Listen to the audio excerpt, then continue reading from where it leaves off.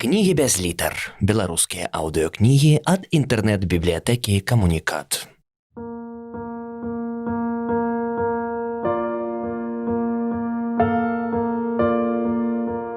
Алесь Бяляцкі, асвечаныя беларушчынай.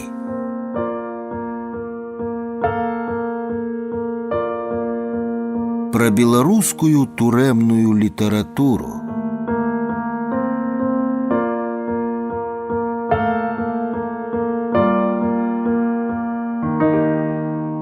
З надзвычай вялікай цікавасцю прачытаў зграбна аздоблены і дыхтоўна выдадзены зборнічак Уладзіміра Някляева «Лісты да волі». Ён даслаў яго мне ў жодзінскую турму. Гэтая кніжачка выклікала ў мяне шэраг роздумаў, успамінаў і асацыяцыяў, якімі хачу падзяліцца. А эпіграфам можна паставіць сцвярджэнне Уладзіміра Някляева з прадмовы эсэ да зборніка. Не ведаю, ці можа зразумець гэта той, хто не мае турэмнага досведу. Сапраўды так, ніхто не можа зразумець вязня лепш за іншага вязня. Здавалася б, неістотныя і часам незразумелыя для шараговага чытача дэталі маюць вялікае значэнне і сэнс для аўтара, і чалавек яго можа зразумець толькі той, хто сам на сваёй скуры і ва ўласнай галаве адчуваў гэта. Што значаць для чытача такія вобразы і гукі, як ляскат кармушкі, скрыгат ключа ў замку тармазоў камерных дзвярэй, віск скрып кратаў, якія перагароджваюць калідор-прадол. Мастацкі вобраз застрашлівае дэталі невядомага турэмнага свету. Гэта, мабыць, можна ўявіць сабе, але нельга адчуць. Усе вязні, незалежна ад іх узаемных стасункаў і прыхільнасцяў, да канца жыцця аб'яднаныя гэтымі ведамі і вопытам існавання і назапашаных пачуццяў, якія ім дала турма. Кажуць, там на волі былыя зняволеныя адразу пазнаюць ранейшых сядзельцаў, па паходцы, па манеры трымацца і рэагаваць на розныя рухі і гукі, па манеры размаўляць, не дагаворваючы, скупа цэдзячы словы, па тоне і інтанацыі ў голасе. Не ведаю яшчэ, мабыць, так яно і ёсць. Я ўжо пару гадоў таму пісаў пра тое, што беларускія тэксты і найперш вершы, напісаныя ў турме, на зоне, ў лагерах, на высылцы, пасля іх, паводле перажытага, маюць даўнюю і багатую гісторыю. Я нават бяру пад увагу вымушаную эміграцыю, якая шматкім з творцаў успрымалася не менш трагічна за зняволенне. Адзіны верш Кастуся Каліноўскага, які дайшоў да нас, напісаны ў турэмных кляшторных мурах Вільні. Эсэ Ядвігіна Ша, адзін з першых празаічных тэкстаў новай беларускай літаратуры, напісаны ім паводле затрымання ў выніку студэнцкіх хваляванняў у Маскве. Затым, як адлітыя з сібірскага золата з'явіліся вершы Алеся Гаруна, створаныя ім на капальнях у Бадайбо. Урэшце, магутны падмурак нашай літаратуры, паэма, напоўненая тугой па свабодзе і любоўю да радзімы, «Новая зямля» Якуба Коласа, была задуманая, вымарылася і пачала стварацца ў Пішчалаўскім замку, дзе месціцца сёння сіза Наваладарскага ў Менску. Затым былі сенсацыйныя на той час салавецкія ўспаміны Францішка Аляхновіча ў кіпцюрох ГПУ і цэлы пласт беларускай моладзевай паэзіі 20-30-х гадоў на чале з найбуйнейшым прадстаўніком Максімам Танкам, вершы якога ствараліся за кратамі віленскіх лукішак. І тужлівыя вершы Сергея Новіка-Піюна, ягоныя знакамітыя зорачкі, і лаканічная геніяльная проза Максіма Гарэцкага, створаная ў безнадзейнай высылцы удалечыні ад Беларусі, і зборнічак вершаў Тодара Лебяды, які рыхтаваўся да выпуску ў акупаваным Менску пра сібірскія лагеры, дзе пад кожнаю шпалаю ляжыць беларус. А затым, пасля вайны, гулагаўскія лірычныя вершы Лявона Случаніна і лагерная вершаваная перапіска паміж Ларысай Геніюш і Васілём Супруном, якую з захапленнем чыталі беларускія беларусы з мужчынскіх і жаночых зонаў. Так у ГУЛАГу на абгортачнай паперы быў створаны пераклад пана Тадэвуша Адама Міцкевіча, ён належыць Пятру Бітэлю, праваслаўнаму святару і настаўніку, які сядзеў пасля вайны за Сталіным. А за 20 гадоў перад гэтым таксама пана Тадэвуша гэтую паэтычную энцыклапедыю беларускага старасветскага шляхецкага жыцця на беларускую мову ў Лукішках у Вільні пераклаў зняволены Браніслаў Тарашкевіч. А яшчэ пасля былі лагерныя ўспаміны пісьменнікаў вязняў Яўгена Калубовіча, Барыса Мікуліча, Вінцука Адважнага, Ларысы Геніюш, Сяргея Грахоўскага ды іншых. І гэта сапраўды мастацкая літаратура высокага маральнага і літаратурнага кшталту. У ёй сапраўдныя трагічныя шляхі беларускага народа і лепшых яго прадстаўнікоў, пісьменнікаў. І вось прыйшла новая эпоха незалежнай беларускай дзяржавы, дзе парадаксальным чынам адрадзілася трагічная традыцыя турэмнага твораскладання. Першай тут варта назваць кніжку Славаміра Адамовіча «Турэмны дзённік», якая з'явілася ў выніку турэмнага зняволення за напісанне вершыка ў 1996 годзе. Затым было некалькі зборнікаў успамінаў вязняў і зусім нядаўняе апавяданне ў дзеяслове Алеся Кіркевіча. Таму кніжка Владзіміра Някляева «Лісты да волі» бачыцца мне лагічным працягам гэтай магутнай турэмнай плыні беларускай літаратуры, створанай дзясяткамі зэкаў-літаратараў, якая амаль не перапынялася ў апошнія 150 гадоў. 13 чэрвеня 2012 года, Бабруйск. Ліст другі. У папярэднім лісце пералічваюцца беларускія пісьменнікі-зэкі і творы турэмнай тэматыкі ў мінулым. Вядома ж, я мусіў згадаць і кніжку мініяцюраў эсэ Павла Северынца, напісаную ім падчас адбывання хіміі. У гэтай кніжцы Павел выступае ўжо як цалкам сфармаваны літаратар са сваім адметным стылем і арыгінальным бачаннем свету. Але вяртаюся да дасланай мне кнігі паэзіі Владзіміра Някляева «Лісты да волі». Кніжка аказалася для мяне вельмі цікавай з некалькіх прычынаў. Першая з іх і самая істотная – гэта тое, што я вельмі высока цаню паэзію Владзіміра Някляева, як урэшце і прозу. Паэт пачаў пісаць і прафесійна выкшталцоўвацца яшчэ за саюзам, і тады пісалася ім шмат чаго, былі і прахадныя надзённыя вершы, ён быў нават напісаў паэму пра БАМ. Думаю, што моладзі сёння гэтая абрэвіятура мала пра што гаворыць, а гэта была такая ўсесаюзная камсамольская будоўля чыгункі, Байкала-Амурскай магістралі, на якую пасылалі энтузіястаў-камсамольцаў і зэкаў.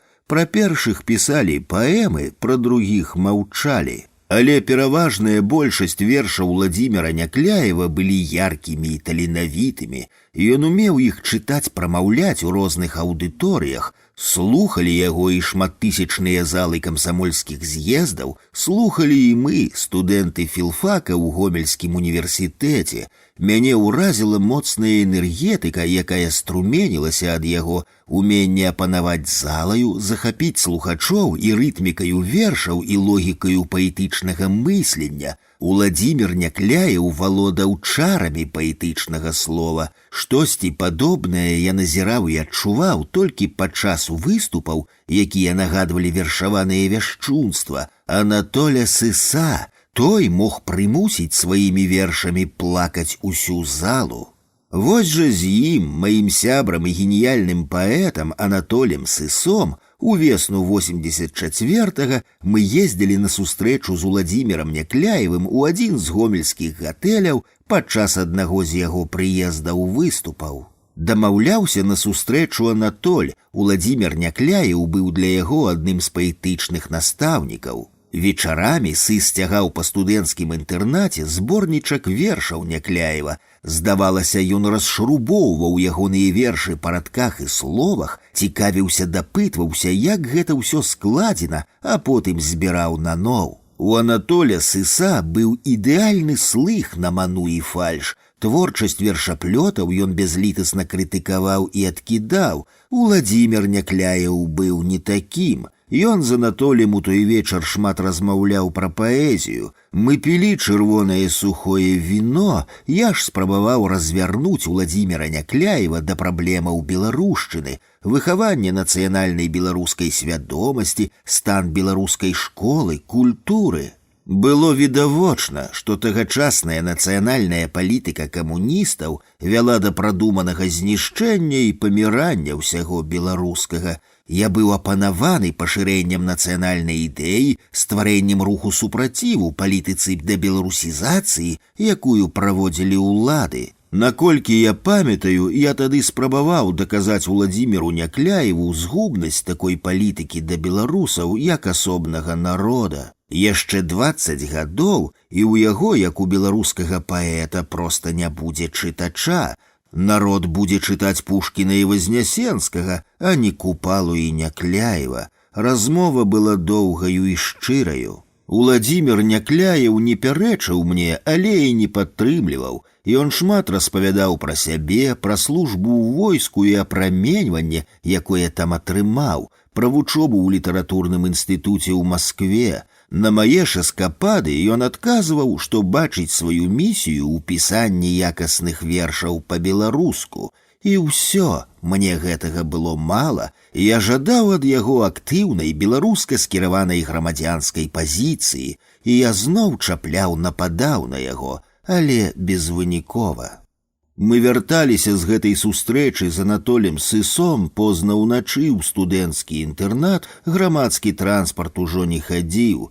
Мы ішлі пешкі па асветленай доўгай савецкай вуліцы. Было цёпла-цёпла. У мяне былі супярэчлівыя пачуцці ад гэтай сустрэчы. З аднаго боку, я быў рады і задаволены, бо гэта была сустрэча з сапраўдным мэтрам у паэзіі, з якім мы вось так проста сядзелі, размаўлялі, спрачаліся, слухалі яго, пілі віно. З іншага боку, я быў незадаволены сваёй агітацыйнай працай і, адпаведна, аб'ектам маёй агітацыі Уладзімірам Някляевым. Ён не паддаўся, пераканаць яго больш актыўна дзейнічаць на карысць беларушчыны мне не ўдалося. У канцы 80-х гадоў Уладзімір Някляеў застаецца ў творчасці па-за палітыкай. Яго не было ні ў арганізацыйным камітэце Беларускага народнага фронту, яго не было чутна і на сходзе творчай інтэлігенцыі беларускага актыву ў 88-м годзе ў Доме кіно, калі ўтварыўся антысталінскі мартыралог Беларусі. Але ўжо ніякія ідэалагічныя каноны не стрымлівалі ягонага таленту. Уся гэтая камсамольская наменклатурнасць абсыпалася з яго, як старая фальшывая пазалота. Хіба што засталіся сувязі і знаёмствы, і я добра памятаю вочы Уладзіміра Някляева на дзядах у 88-м годзе, калі мяне, плачучага ад слезатечнага газу, цягнулі ў міліцэйскі уазік. Мяне закідвалі ў задні закратаваны аддзел сабачнік, а ён разам з пісьменнікам і філолагам Аляксандрам Станютам, сынам артысткі Стэфаніі Станюты, стаяў і глядзеў, суперажываў. 14 чэрвеня 2012 года, Бабруйск. Ліст 3. І зноў вяртаюся да Уладзіміра Някляева. У першай палове 90-х ён быў рэдактарам часопіса «Крыніца». Пра гэты перыяд ягонага жыцця добра, каб напісаў хтосьці той, хто тады працаваў разам з ім. А хто ў «Крыніцы» толькі не працаваў, і Павел Якубович, і Леонід Галубович, і Валянціна Кудович, і Уладзімір Арлоў, і Алеся Сташонак, і Алесь Разанаў, і Анатоль Сідарэвіч, і Адам Глёбус. Наколькі гэтыя асобы былі неардынарнымі і цікавымі, і як потым лёс, выпрабоўваючы і спакушаючы іх, развядзе ў розныя бакі. Хтосьці з іх потым ужо пазней атрымае ордэн з рук Лукашэнкі, а хтосьці інкогніта ўцячэ з Беларусі, будзе збіраць пляшкі па сметніках і скончыць жыццё самагубствам. Пэўна адно, што часопіс «Крыніца» рэдактарства Владзіміра Някляева быў адметнаю і вартаю з'яваю ў беларускай культурнай і літаратурнай прасторы. Я некалі любіў чытаць гэты часопіс. У другой палове 90-х гадоў Владзімір Някляеў быў ва ўладаў па нейкіх прычынах на добрым рахунку, і, мабыць, таму паралельна з рэдактарствам у «Крыніцы» яго прызначылі рэдактарам у газету «Штотыднёвік беларускіх пісьменнікаў, літаратура і мастацтва». Падчас ягонага рэдактарства да ягонага гонару газета не змяніла свой ранейшы нацыянальна-дэмакратычны накірунак і мела прыстойны літаратурна-мастацкі ўзровень. Рэальна газету рабіў намеснік рэдактара Барыс Пятровіч, а рэдактар Владзімір Някляеў з'яўляўся ў газеце нячаста, нічога не навязваў, асабліва не перашкаджаў і спраўна прыкрываў выданне ад злога вока. І некалькі гадоў яму гэта ўдавалася рабіць. Падчас ягонага рэдактарства ў Ліме выходзіла мая штотыднёвая калонка, у адзін год прысвечаная бягучым грамадскім і палітычным падзеям, а ў другі навінкам беларускай літаратуры, і ніводзін з маіх тэкстаў тады не быў адхілены. Затым пэўны час Владзімір Някляеў быў у эміграцыі ў Польшчы і Фінляндыі, а калі вярнуўся, як старшыня беларускага пэн-цэнтра, браў удзел у заснаванні беларускага дома правоў чалавека ў Вільні, адным з заснавальнікаў якога быў і праваабарончы цэнтр «Вясна». Відавочна, што жыццё ў Еўропе неяк ачалавечыла, спрасціла яго, змяніла ў лепшы бок, яшчэ больш умацавала ягоныя дэмакратычныя погляды. Даволі часта сустракаючыся з Владзімірам Някляевым па справах дома правоў чалавека, чытаючы ягоныя новыя вершы і празаічныя тэксты, я заўсёды адчуваў да яго вялікую павагу, як да аднаго з найвыдатнейшых беларускіх і еўрапейскіх паэтаў сучаснасці. Праўда, адкрыю табе адную невялікую таямніцу. У нас у Беларусі шмат выдатных паэтаў. Я не магу патлумачыць і зразумець, чаму так. Але іх, арыгінальных, выбітных, віртуозаў беларускага слова, мысляроў, лірыкаў і казнадзеяў на дзіва шмат, як для такой літаратуры, якая існуе на мове, што гібее ў бядотным крытычным стане. Іх сапраўды шмат, як для народа, інтэлектуальная думка і культура якога выпальвалася на працягу стагоддзяў раскаленым жалезам. Я не магу зразумець, адкуль у беларусаў гэтае магутнае і неспыняльнае жаданне выказацца ў мастацкім слове. Можа, з ціхмянай паэтычнай сузіральнай натуры беларуса, ці ж тая ўнутраная інтэлектуальная энергія, якая не можа рэалізавацца ў грамадскім ды палітычным жыцці, сублімуецца ў творчасці за пісьмовым сталом, у мастацкім асэнсаванні плыні жыцця. Іх, беларускіх выдатных творцаў, шмат, як для прафесіяналаў, чыя дзейнасць і занятак не дае дастатковага матэрыяльнага набытку, за якім можна было б пражыць. Калі разважаць, сыходзячы з меркаванняў здаровага сэнсу і жыццёвай логікі, то іх не павінна было б быць. Дык вось жа, у гэтай кагорце выдатных і лепшых адно з відных цэнтральных і высокіх месцаў займае Владзімір Някляеў. Я не бяруся ацэньваць ягоныя здольнасці, дасягненні і пралікі як грамадскага дзеяча і палітыка, але ў выніку ягонага зняволення і з'явілася гэтая кніжачка «Лісты да волі», як развіццё ягонай літаратурнай творчасці і як працяг турэмнай плыні ў беларускай літаратуры. 18 чэрвеня 2012 года, Бабруйск. Ліст 4. Кніжачка «Лісты да волі» Владзіміра Някляева, хоць і невялікая па памеры і сціслая па змесце, дзеліцца на 4 лагічныя часткі. Гэта прадмова, затым 30 вершаў, 20 з якіх былі напісаны ў СІЗАК КГБ, так званыя амерыканцы, І апошні 30-й, калі паэт знаходзіўся пад хатнім арыштам, паэма «Турма», напісаная ў калядны тыдзень 2010 года таксама ў «Амерыканцы», і апошняе слова Владзіміра Някляева. Вось жа прадмова паэтычнага зборніка, напісаная ў форме эсэ. Яна важкая і самадастатковая частка кнігі. У беларускай паэзіі вось такія аўтарскія прадмовы да вершаваных зборнікаў з'ява рэдкая. З апошніх кніг можна згадаць стрэмку Сергея Сыса.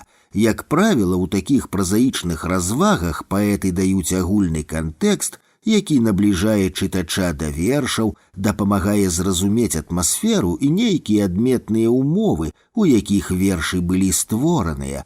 Такую ж ролю выконвае і прадмова Владзіміра Някляева да свайго зборніка. У ёй паэт лаканічна апісвае ў прозе тое, пра што не сказаў у вершах, перадае свой псіхалагічны стан падчас зняволення. Магу пацвердзіць, што пачатак зняволення ва ўсіх упершыню арыштаваных, мабыць, аднолькавы. Чалавека апаноўваюць мацнейшы стрэс, псіхалагічны шок, з'яўляецца пэўная затарможанасць, часам нелагічныя паводзіны, аслабляюцца напрацаваныя рэфлексы. Узгадайце, калі памятаеце відэа, якое паказвала БТ пасля затрымання пасла і міністра Міхаіла Марыніча. Многія тады, паглядзеўшы гэты сюжэт, казалі, што выглядаў ён як не ў сабе, як пад уздзеяннем наркотыкаў. Насамрэч, менавіта псіхалагічны шок, звязаны з арыштам, уводзіць чалавека ў такі неадэкватны стан. Пасля арышту яркая і выразная мяжа падзяляе тваё жыццё, тое, што было да арышту, і зусім іншае, што адбываецца з табой зараз. Галавою ты разумееш, што гэта ўсё па-сапраўднаму, але ў першыя гадзіны і дні пасля арышту ты паглядаеш на самога сябе як бы збоку, і табе здаецца, што ўсе дзеянні, размовы, дыялогі падчас вобшуку, допытаў — гэта штосьці рэальнае, гэта ўсё не з табой. Штосьці падобнае перажыў і я, хоць быў маральна і практычна падрыхтаваны значна лепей, бо не раз арыштоўваўся і сядзеў на сутках па адміністратыўных працэсах. Ва Владзіміра Някляева было значна горш. Яго арыштоўвалі другі раз у жыцці і забралі-пацягнулі збітага з бальніцы ў невядомасць. Таму шок арышту ўзрастаў праз страх, а страх яшчэ болей абвастрыў пачуцці, усялякая логіка, што робіцца і што будзе рабіцца далей, страціла сэнс. Урэшце яго прывозяць у турму КГБ і паведамляюць урэшце, дзе ён, але ж ці зрабіла гэта палёгку яму, абазнанаму ў трагічнай гісторыі гэтай турмы. У прадмове ён дакументальна з лічбамі і датамі напіша: у так званай «Американцы» унутранай турме КГБ у ноч з 29 на 30 кастрычніка 1937 года былі забітыя 22 беларускія паэты, у наступную яшчэ 4 недзе ў гэтых сутарэннях. Шлях на Галгофу ва ўяўленні паэта працягваецца. Вядуць сутарэннямі, канвойныя не ў чорным у вайсковай форме, спыняюць, ставяць тварам да сцяны, на сцяне шчарбіны, нібы сляды куль, халадзее патыліца. Парадаксальна, але ад смяротнай невядомасці ратуе паэта камера, і дзверы зачыняюцца. Як толькі яны зачыніліся, страх адпусціў, я адчуў сябе абароненым. Штосьці падобнае адчуваў і я, калі пасля напружаных дзён у судзе вяртаўся на валадарку ў сваю 15-ю камеру. Я заходзіў у яе эмацыйна спустошаны, як у свой родны дом. Дзверы за мною захлопваліся, лязгаў замок, і я, акурат як Владзімір Някляеў, адчуваў сябе абароненым. Што тычыцца гістарычных успамінаў, то ў мяне яны былі, праўда, не такія трагічныя, як у паэта, бо тут на валадарцы яшчэ за царом сядзелі Вінцук Дунін Марцінкевіч, Якуб Колас, Алесь Гарун, Карусь Каганец. Праўда, яны выйшлі з яе муроў жывымі. Бясспрэчна, сюжэтнай вяршыняю ў эсэ прадмове з'яўляецца гісторыя аб тым, як Уладзімір Някляеў выносіў з камеры смецце. Менавіта так яго называлі ахоўнікі ў жодзінскім СІЗА, недалюбліваючы слова «мусар». Занёсшы смецце ў прыбіральню, паэт убачыў там газетны шматок з радком «Держись, Володя, твой брат Евгений Евтушенко». Можна ўявіць, што перажыў у гэтую хвіліну паэт, цалкам адрэзаны ў тыя дні-тыдні ад усялякай інфармацыі. Адзін толькі прачытаны газетны радок з ліста расейскага паэта Евгена Евтушэнкі да яго прыводзіць паэта да глыбокіх высноваў. У людзях нельга вынішчыць чалавечае, яно незнішчальнае, яго не вытравіць, не спаскудзіць ні брудам, ні лайном. З-пад бруду, з-пад лайна яно прарываецца хараством. І калі ў чым-небудзь на зямлі ёсць паэзія, дык у гэтым. Думка паэта перагукаецца з тым, што ў свой час пісаў Максім Богданович, захапляючыся хараством лілеяў, якія ўзраслі смярдзючай твані балота. Чалавечыя ўчынкі ва ўяўленні Уладзіміра Някляева звязаныя з хараством, якое ў сваю чаргу з'яўляецца паэзіяй жыцця. І вось праз тыдзень пасля арышту шок мінае, і тады ў паэта адбываецца выкід унутранай энергіі. Я зноў адчуў неверагодную моц жыцця, якая вулканічна можа вырвацца з самай, здавалася б, слабой, але яшчэ не сканалай клетачкі. І гэтак жа ж няўстынна, падобна на тыгра ў клетцы, кідаецца, б'ецца думка паэта. І ўвесь спектр ягоных перажыванняў, мараў, расчараванняў, уяўленняў адбіваецца ў вершах. 24 чэрвеня 2012 года, Бабруйск. Ліст 5. Няўдзячная справа каментаваць вершы такога высокага ўзроўню і кшталту. Мае заўвагі зусім не вартыя саміх вершаў, але ж я адважваюся на іх, бо ўсё ж сам праходзіў праз турму, і гэтымі каментарамі можа заахвочу чытача прачытаць самі вершы.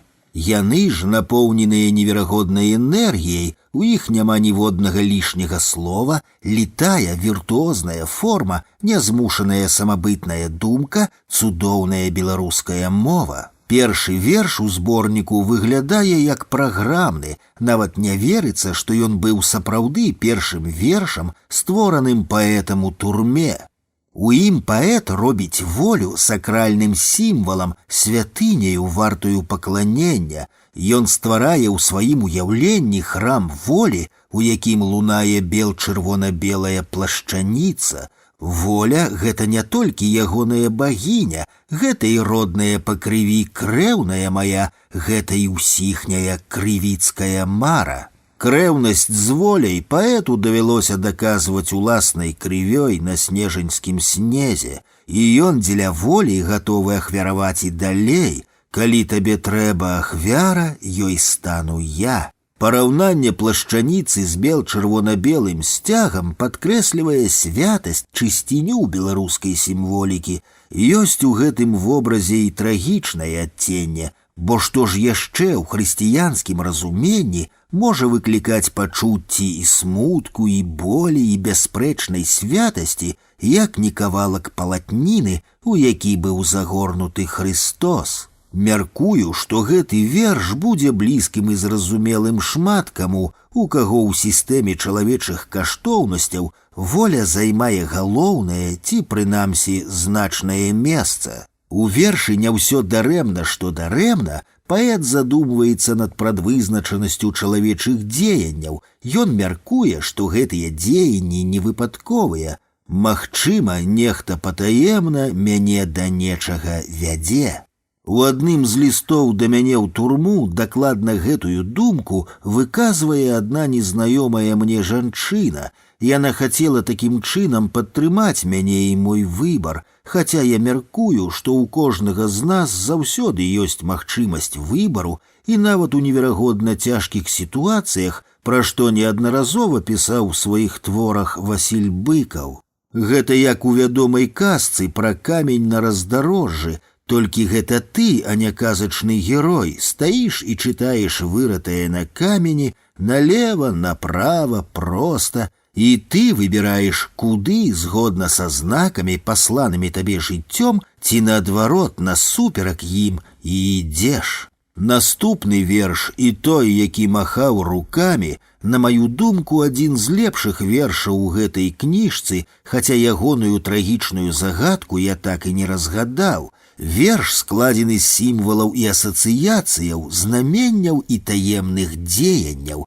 Ён і пра трагічную смерць, і пра трагічнае каханне. Сімвалізм гэтага верша перагукаецца сімвалізмам у паэзіі Янкі Купалы. У вершы праз краты, праз калючыя драты адбываецца мінімум дзеяння. Лірычны герой, якога можна атаясаміць з аўтарам, у вершы засынае, і прыснёная усмешка каханай робіць яго вольным. Яна дае яму крылы, і ён разам з усмешкаю паляцеў да хаты. Верш падказвае мне і мае высненыя ці вымараныя ў камеры думкі. У турме пачынаеш цаніць гэтую найкаштоўнейшую магчымасць, якую і там у цябе нельга адняць, магчымасць марыць. Але сны бываюць вельмі розныя, часам гэта дзіўныя сны. Прыснілася, што я ў турме адзін на 18 камер з прыбіральняй.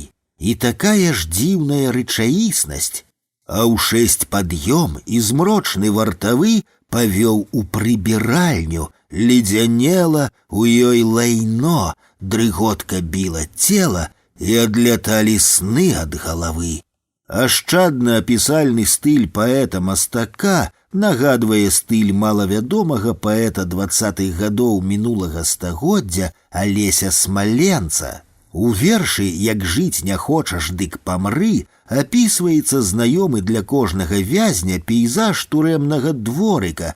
Турэмны дворык 2×3, у ім 5 нас. Рытміка верша, трывожна перарывістая, перадае сухое клацанне турэмных замкоў і дзвярэй. Пляц, кляц, клець. Апаноўваюць паэта і думкі пра сутнасць чалавечага жыцця. А каго ж не наведвалі ў турме гэтыя думкі? З узростам асабліва адчуваеш, што не паспяваеш жыць. Не хопіць на жыццё твайго жыцця, і рэшту будзеш дажываць на сконе. Гэтыя ж матывы гучаць у вершы «Толькі снег» і «На снезе сляды». У вершы «Калі я выйду з турмы на волю» ізноў жа развіваецца думка, якую перадумаў кожны ў зняволенні, мары пра тое, што ён будзе рабіць на волі. У паэта перамагаюць думкі ўсё даравання і лагоды. І калі сядзе на ветце воран, і калі каркне, што ён мой вораг, не стану у Бога вымольваць кары, на тое і воран, каб жыць ды каркаць. Пазіцыя паэта глыбока гуманістычная, хаця мяне, вось мае мары, выносяць да ідэі справядлівага правасуддзя. І зноў жа ў наступным вершы «Падышоў да возера і лёг» паэт задумваецца над сэнсам існавання чалавека, над такім цудоўным, але ж не вечным жыццём. Прабіваецца ў паэта часам турэмны гумар, заўважны ў вершах «З нябожчыкамі параіся», «Спіш яшчэ, мая сплюшка». У апошнім вершы паэт просіць жонку волю. Да мяне прыйдзі ты ночкай, на мяне зірні ты ў вочка і кармушку адчыні.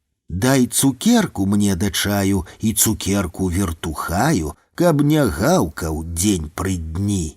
Напоўнены трывогаю, змрочнымі ўспамінамі і ўнутранымі перажываннямі, верш паўзе па шкле, што раптам пачарнела.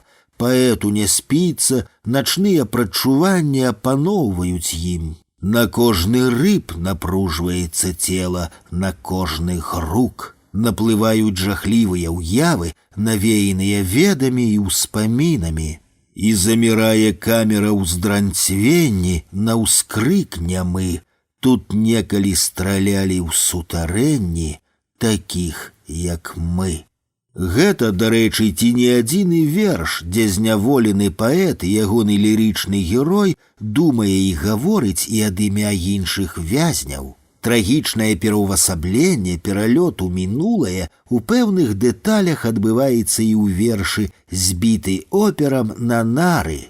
Галоўнае пытанне, ў якім датычыць жыцця і смерці. Калі ты каля парашы ніцма лёг, толькі б выжыць, зубы сцяўшы, даў бы Бог. Напоўнены трагічным сімвалізмам, дзе мільгацяць, як у вар'яцкай каруселі, змрочныя трывожныя словы: турма, ноч, кат, вязень, ветер, вяроўка, пятля. Сімволіка з беларускіх замоваў гучыць у вершы «5 крокаў па камеры ўздоўж». Перадаецца яна праз лічбы: 5 крокаў ступаю праз дождж і 3 праз вятры. Гэта, дарэчы, улюбёны прыём у паэзіі Анатоля Сыса. Апошні верш «Нечакана легла карта» быў напісаны Владзімірам Някляевым ужо дома, калі ён знаходзіўся пад хатнім арыштам. Гэты стан існавання невядомы мне, але з апошнімі радкамі верша цяжка не пагадзіцца. Бо ўсё ж хата – гэта хата, не турма. Прачытаныя вершы ствараюць цэльную і завяршальную карціну, але і яна не спатоліла прагу паэта да самарэалізацыі. Як пісаў Владзімір Някляеў у прадмове, з турмой у мяне ўзніклі нечаканыя адносіны. У выніку гэтых адносінаў і нарадзілася паэма «Турма». 25 чэрвеня 2012 года, Бабруйск. Ліст 6. Працягваю далей дзяліцца сваімі ўражаннямі ад кнігі Владзіміра Някляева «Лісты да волі». Паэма «Турма» была напісана імкліва за тыдзень ад калядаў да Новага года. У паэта нібы ў момант прарваліся нахлынулыя эмоцыі, ўражанні, пачуцці, выкліканыя нядаўна перажытым магутным стрэсам. У гэтым глыбока экспрэсіўным і эмацыйным творы, як мне падаецца, не так істотная сюжэтная лінія. Зразумела, што сюжэт паэмы вымысліўся без папярэдняй падрыхтоўкі і доўгага роздуму, як кажуць, сходу. У паэме ўражвае ўзровень унутранай энергіі, нейкага поўнага роспачы і жарсці, яраснага енку, рыку, які вырваўся са збітага скалечанага цела паэта і які ўліўся, перадаўся ў паэтычныя радкі і строфы. Выглядае, што надзвычайная небяспечная і трагічная сітуацыя амаладзіла і розум, і думку, і пачуцці паэта. Ёсць упэўненае адчуванне, што ён скінуў з душы чвэрць пражытага стагоддзя, а разам з гадамі і ўсю накопленую за пражытае жыццё і за выбарчую кампанію стомленасць. З энергетыкі паэмы Владзіміра Някляева зусім не адчуваецца, што яшчэ за якіх 10 дзён перад гэтым ён быў цалкам пагружаны ў выбарчую кампанію, падчас якой, хутчэй за ўсё, яму было зусім не да творчасці. І вось трагічна перарвалася выбарчая кампанія. Усе планы грамадскай і палітычнай дзейнасці былі перакрэсленыя, паэт быў брутальна збіты, патрапіў у бальніцу, затым апынуўся ў амерыканцы. Ці мог ён прадбачыць такое развіццё падзей? І знікае Владзімір Някляеў палітык, а з'яўляецца, устае на ўвесь рост Някляеў паэт. Ён не піша пра цяжкую выбарчую кампанію, не піша пра тое, што адбылося 19 снежня ў Менску каля дома ўрада. Ён нічога не піша пра свой лёс роўна да гэтай мяжы, велічэзнага мура, які падзяліў ягонае жыццё. На волі засталася ягоная каханая жонка Воля, змрочным і нявызначаным выглядае будучыня народа. Гэтыя два найважнейшыя для паэта вобразы завастраюцца ягонай ізаляванасцю, і хочаш не хочаш, у думках паэта з'яўляецца і пачынае існаваць трэці важны вобраз – турма. Лірычнага героя паэмы ў сне ахоплівае трызненне, ён марыць пра сустрэчу з любімай жонкаю Воляй, але яе месца падступова займае турма. Цяпер, калі ты не са мной, не на плячы маім, не побач, з турмой я засынаю ў поўнач і прачынаюся з турмой. Я цалаваўся з ёю ў сне, яна ў маіх абдымках спала. Ты закахаешся ў мяне, турма мне горача шаптала. Сон некантралюемы і бездапаможны стан, у якім знаходзіцца чалавек. Кожнаму з нас за жыццё сніліся розныя страхі і жахі, дык чаму б не паверыць паэту ў гэтае пераўвасабленне, у якім імкненне да волі прыводзіць лірычнага героя да турмы, як да жывой, у нечым пачварна чароўнай і распуснай амаральнай істоты. Ва ўсім падманка і падменка, яна спяшала ў сон, хутчэй, і падала твая сукенка з яе аголеных плячэй. Каб мне табой да ранку сніцца, яна пярсцёнак залаты і залатыя завушніцы здымала, як здымаеш ты. Турма водзіць лірычнага героя паэмы па сваіх спратах і лёхах, у якіх ён сустракаецца са зданямі закатаваных тут людзей. Сексот ён, здраднік ці герой? Пыталі здані, наш ён, твой? А што паэт, дык нам не дзіва. Турма казала, ён са мной, і здані ўкленчвалі пачціва. Паступова, нягледзячы на супраціўленне, турма спакушае і прываблівае лірычнага героя. У яго губляецца, знікае патрэба і адчуванне мэты. Бязволле лірычнага героя прыводзіць да наступных зменаў. Не знаючы спатолі, кахаўся я з турмой і воляй, і ўжо не помніў, дзе я, з кім. Далей у паэме існуе лірычнае адступленне, дзе паэт вельмі шкадуе, што так мала ў жыцці пеставаў сваю жонку. Як мала мела ты дарункаў і нават абяцанкаў іх, як мала ласкаў, пацалункаў, абдымкаў дзённых і начных. Гэты маналог кахання, пранізаны горыччу расстання і сусветным жалем, ён належыць не толькі герою паэмы, але ж і самому паэту, які апынуўся ў такой незайздроснай трагічнай сітуацыі.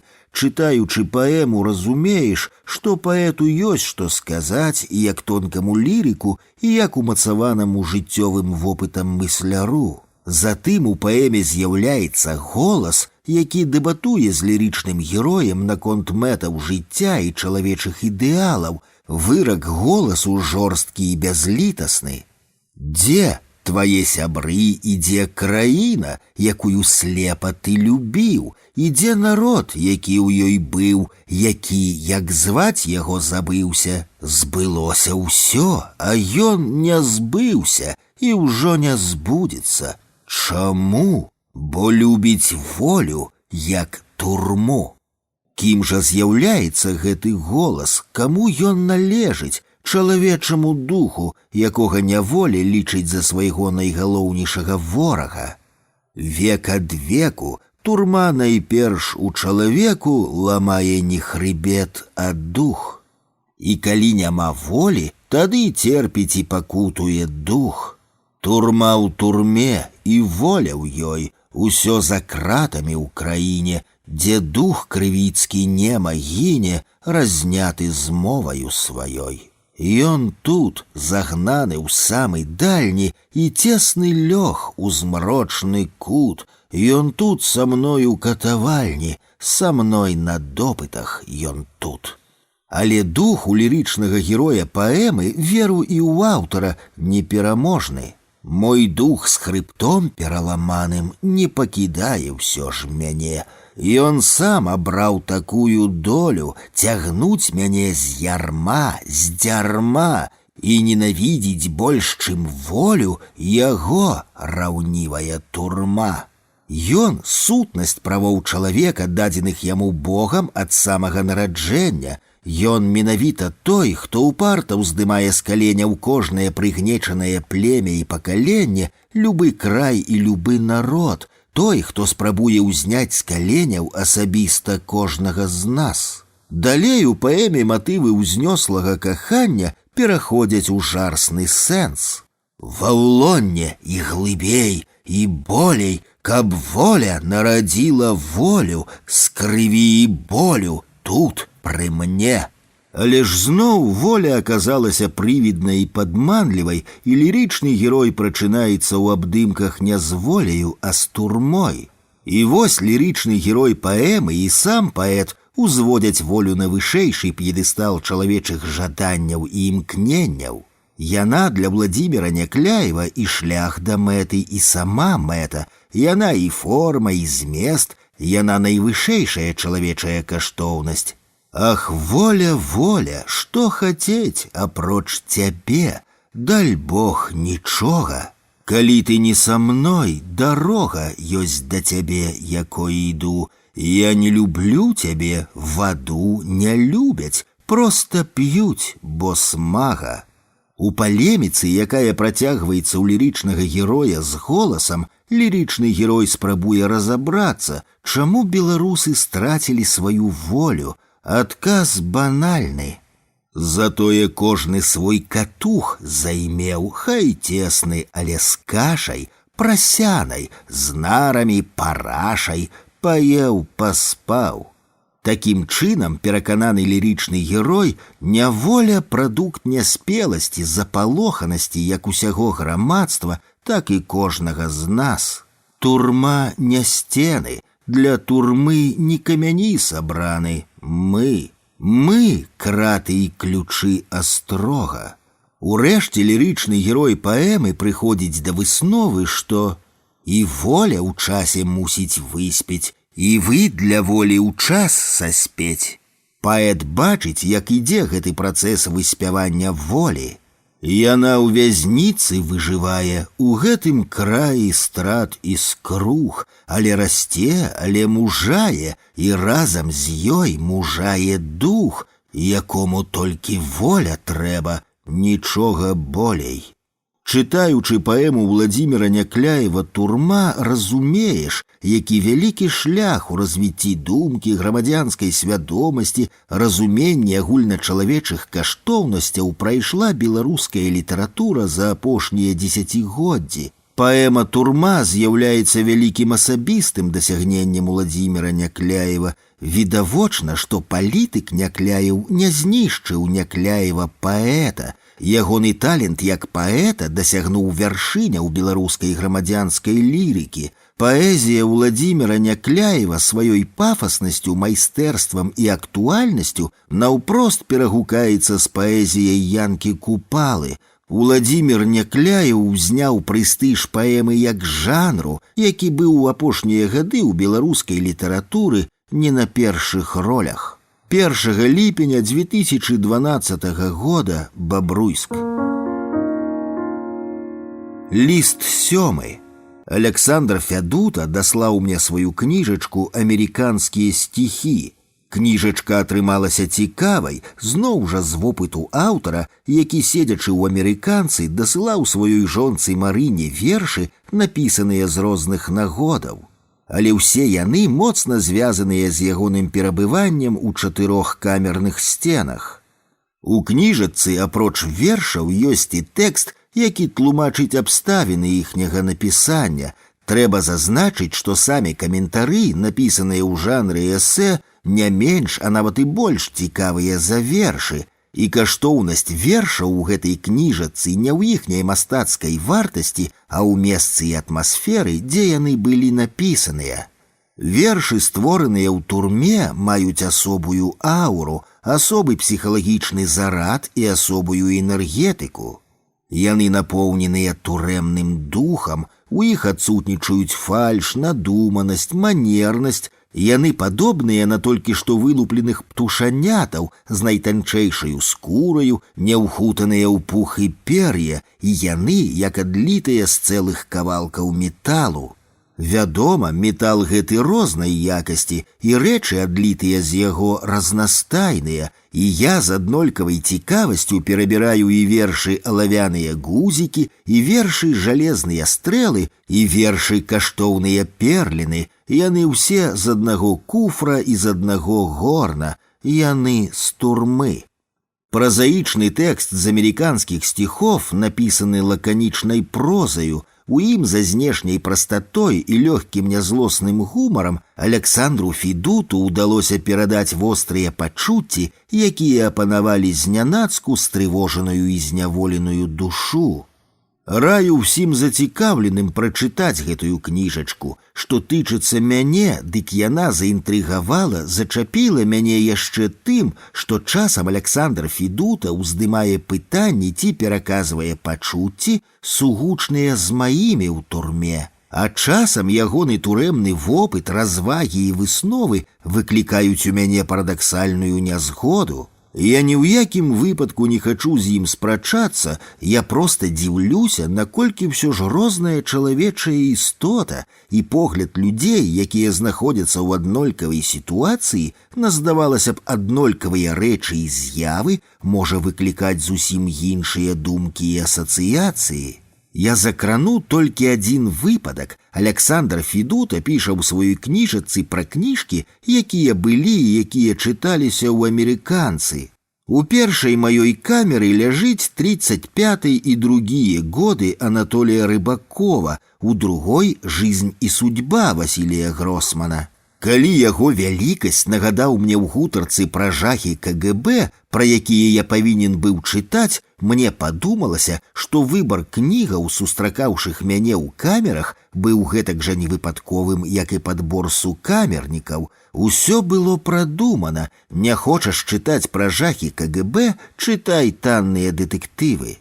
Затым у размове Аляксандра Федуты з супрацоўнікам КГБ ізноў згадваюцца гэтыя кнігі. КГБіст гаворыць Александру Федуту: «Вы там у камеры, пэўна, што начыталіся ўсялякай лухты пра жахі КГБ, не чытайце лішняга.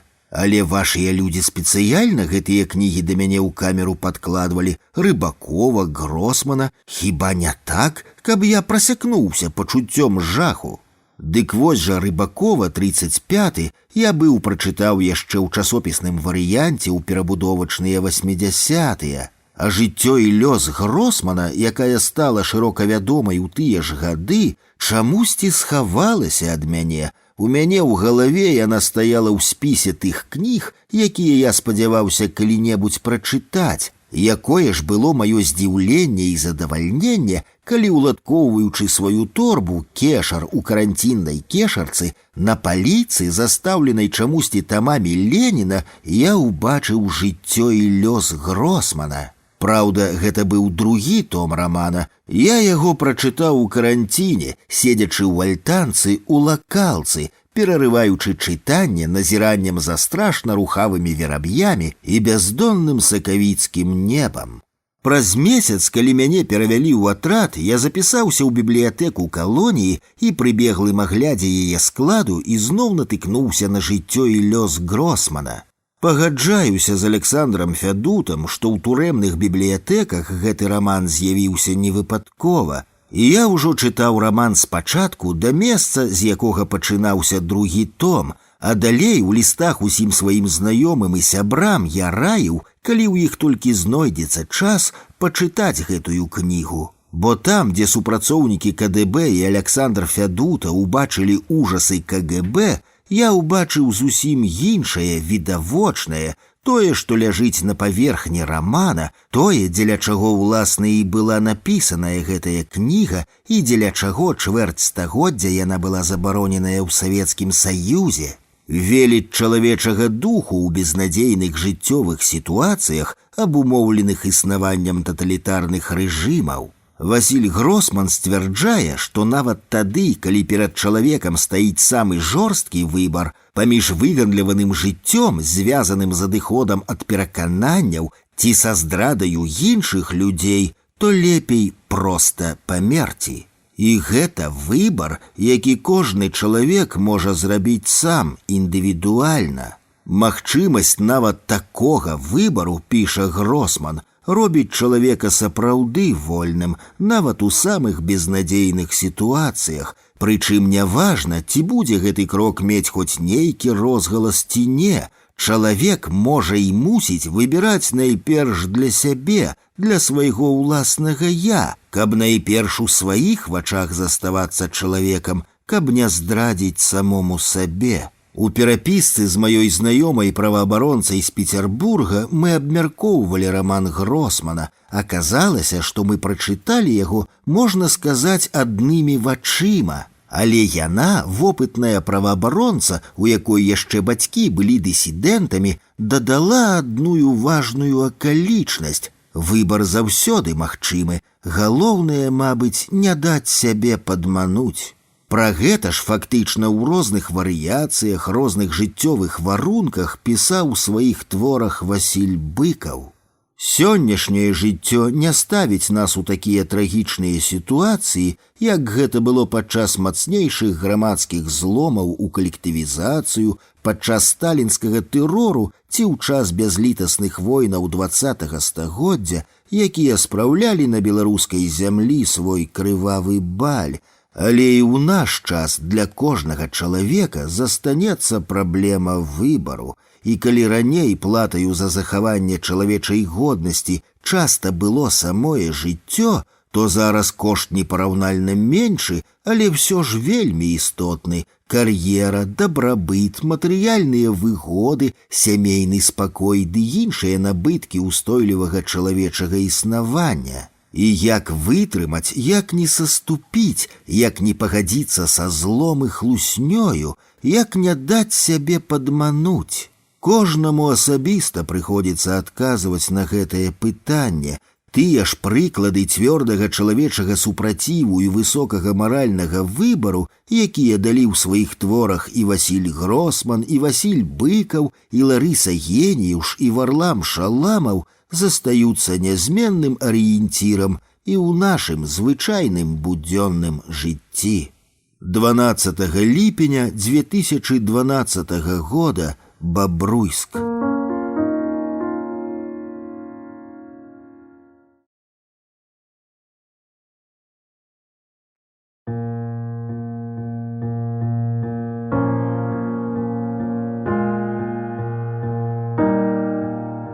Подзвіг Хвядоса Шынклера.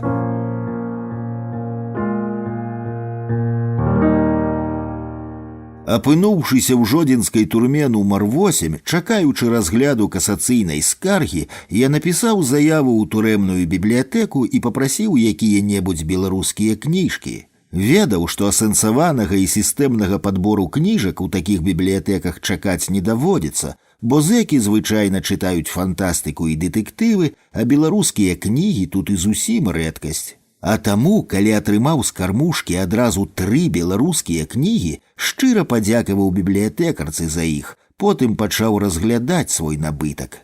Гэта былі першая справа Мегрэ ў перакладзе Ніны Мацяш, агні хат Адольфа Варановіча і апошні рэйс Хвядоса Шынклера. З кнігі Шынклера я і пачаў сваё чытанне, яно навеяла на мяне некалькі думак, якія я вырашыў занатаваць. Зборнік выбранага Хвядоса Шынклера выйшаў у 44-м годзе ў серыі кніг пісьменнікаў-франтавікоў, якія не вярнуліся з вайны. Прадмову і каментары напісаў Лысенка. Нарадзіўся Хвядос Шынклер 22 верасня 1903 года на станцыі Ізяслаўль. Цяпер гэта станцыя Беларусь у Заслаўі. У кніжцы падаецца здымак гэтай станцыі тых часоў. Паглядзеўшы на гэты тыповы будынак з 3 ганкамі і 6 вокнамі, драўляным фасадам з невялікім падстрэшкам, уваходам і 4 комінамі на даху, я адразу згадаў, дзе бачыў падобны вакзал. У гэтым жа маладзечанскім накірунку давялося мне не раз сыходзіць на станцыі Уша пры мястэчку Краснае, а далей я ішоў першу кіламетры 2 ў Ракуцёўшчыну. Музей Максіма Богдановича, дырэктарам якога я быў, аднаўляў там невялічкую шляхецкую сядзібу, у якой улетку 1911 года адпачываў і пісаў зусім малады Максім. Дык там вось на станцыі Уша, побач з новым цагляным будынкам вакзала, Стаяў пэўны час стары, але дагледжаны, абшаляваны дарэвалюцыйны станцыйны будынак, які ў адзін момант разабралі, пранумаравалі бярвёны і перавезлі ў музей архітэктуры і побыту ў Строчыцы. Не ведаю нават, склалі яго ў Строчыцах, ці так і ляжыць ды гніе ён у штабелі, але візырунак гэтага старасвецкага вакзала стаіць у мяне ўваччу, бо менавіта ён некалькі разоў сустракаў і праводзіў Максіма Богдановича. Людзі, якія ў той час служылі на чыгунцы, лічыліся ды і былі людзьмі адукаванымі і забяспечанымі. Яны складалі своеасаблівую касту, тэхнічную эліту, бо на ўшчыльную з чыгункаю, рухавіком тэхнічнага прагрэсу, былі гэтаксама звязаныя і іншыя цуды цывілізацыі, тэлеграф і электрычнасць. Дамы, у якіх жылі чыгуначнікі, зазвычай будаваліся недалёка ад чыгункі і вылучаліся дабротнасцю. У адным дамку ранейшых чыгуначнікаў у рабкораўскім завулку ў Менску цяпер месціцца філія музея Максіма Богдановича. Можна меркаваць, што прыкладна ў такой хаце колісь і нарадзіўся Феадосій Шынклер. Адразу ж прыцягваюць увагу імя і прозвішча будучага беларускага пісьменніка. Пра імя Феадосій, якое затым перарабілася ў беларускае Хвядос, піша сястра Феадосія Марыя. Маці і бацька неяк сустрэлі вельмі прыгожага і ветлівага хлапчука па імені Феадосій і па мянушцы Дзюка. І вырашылі, што калі ў іх народзіцца сын, то назавуць яго толькі так. Так і адбылося. Нарадзіўся хлопчык, і ўсё жыццё родныя звалі яго Дзюка, і сам Хвядос прыватныя лісты да родных і сваякоў падпісываў менавіта так. Што тычыцца прозвішча Шынклер, то тут цяжэй. Ва ўспамінах сястры і пляменніцы Шынклера, змешчаных у кнізе, нічога не гаворыцца пра паходжанне гэтага прозвішча, якое мае яўна не беларускія карані. Хутчэй за ўсё, нейкі продак Хвядоса па мячы, бацькавай лініі, быў немцам. На жаль, таксама нічога не гаворыцца пра нацыянальнае самавызначэнне бацькоў Хвядоса. Кім сябе лічыў ягоны бацька Сергей Константинович Шынклер, нашчадкам абруселых ці апалячаных немцаў, палякам, а можа тутэйшым беларусам. У 80-е 90-е гады Ян Неслухоўскі таксама пэўны час працаваў на чыгунцы, дык вось ён лічыў сябе беларусам, пісаў вершы па-беларуску пад псеўданімам Янка Лучына. Можна сабе ўявіць, што бацька Хвядоса, Сергей Шынклер, быў з ім знаёмы і, можа, нават чытаў тыя беларускія вершы.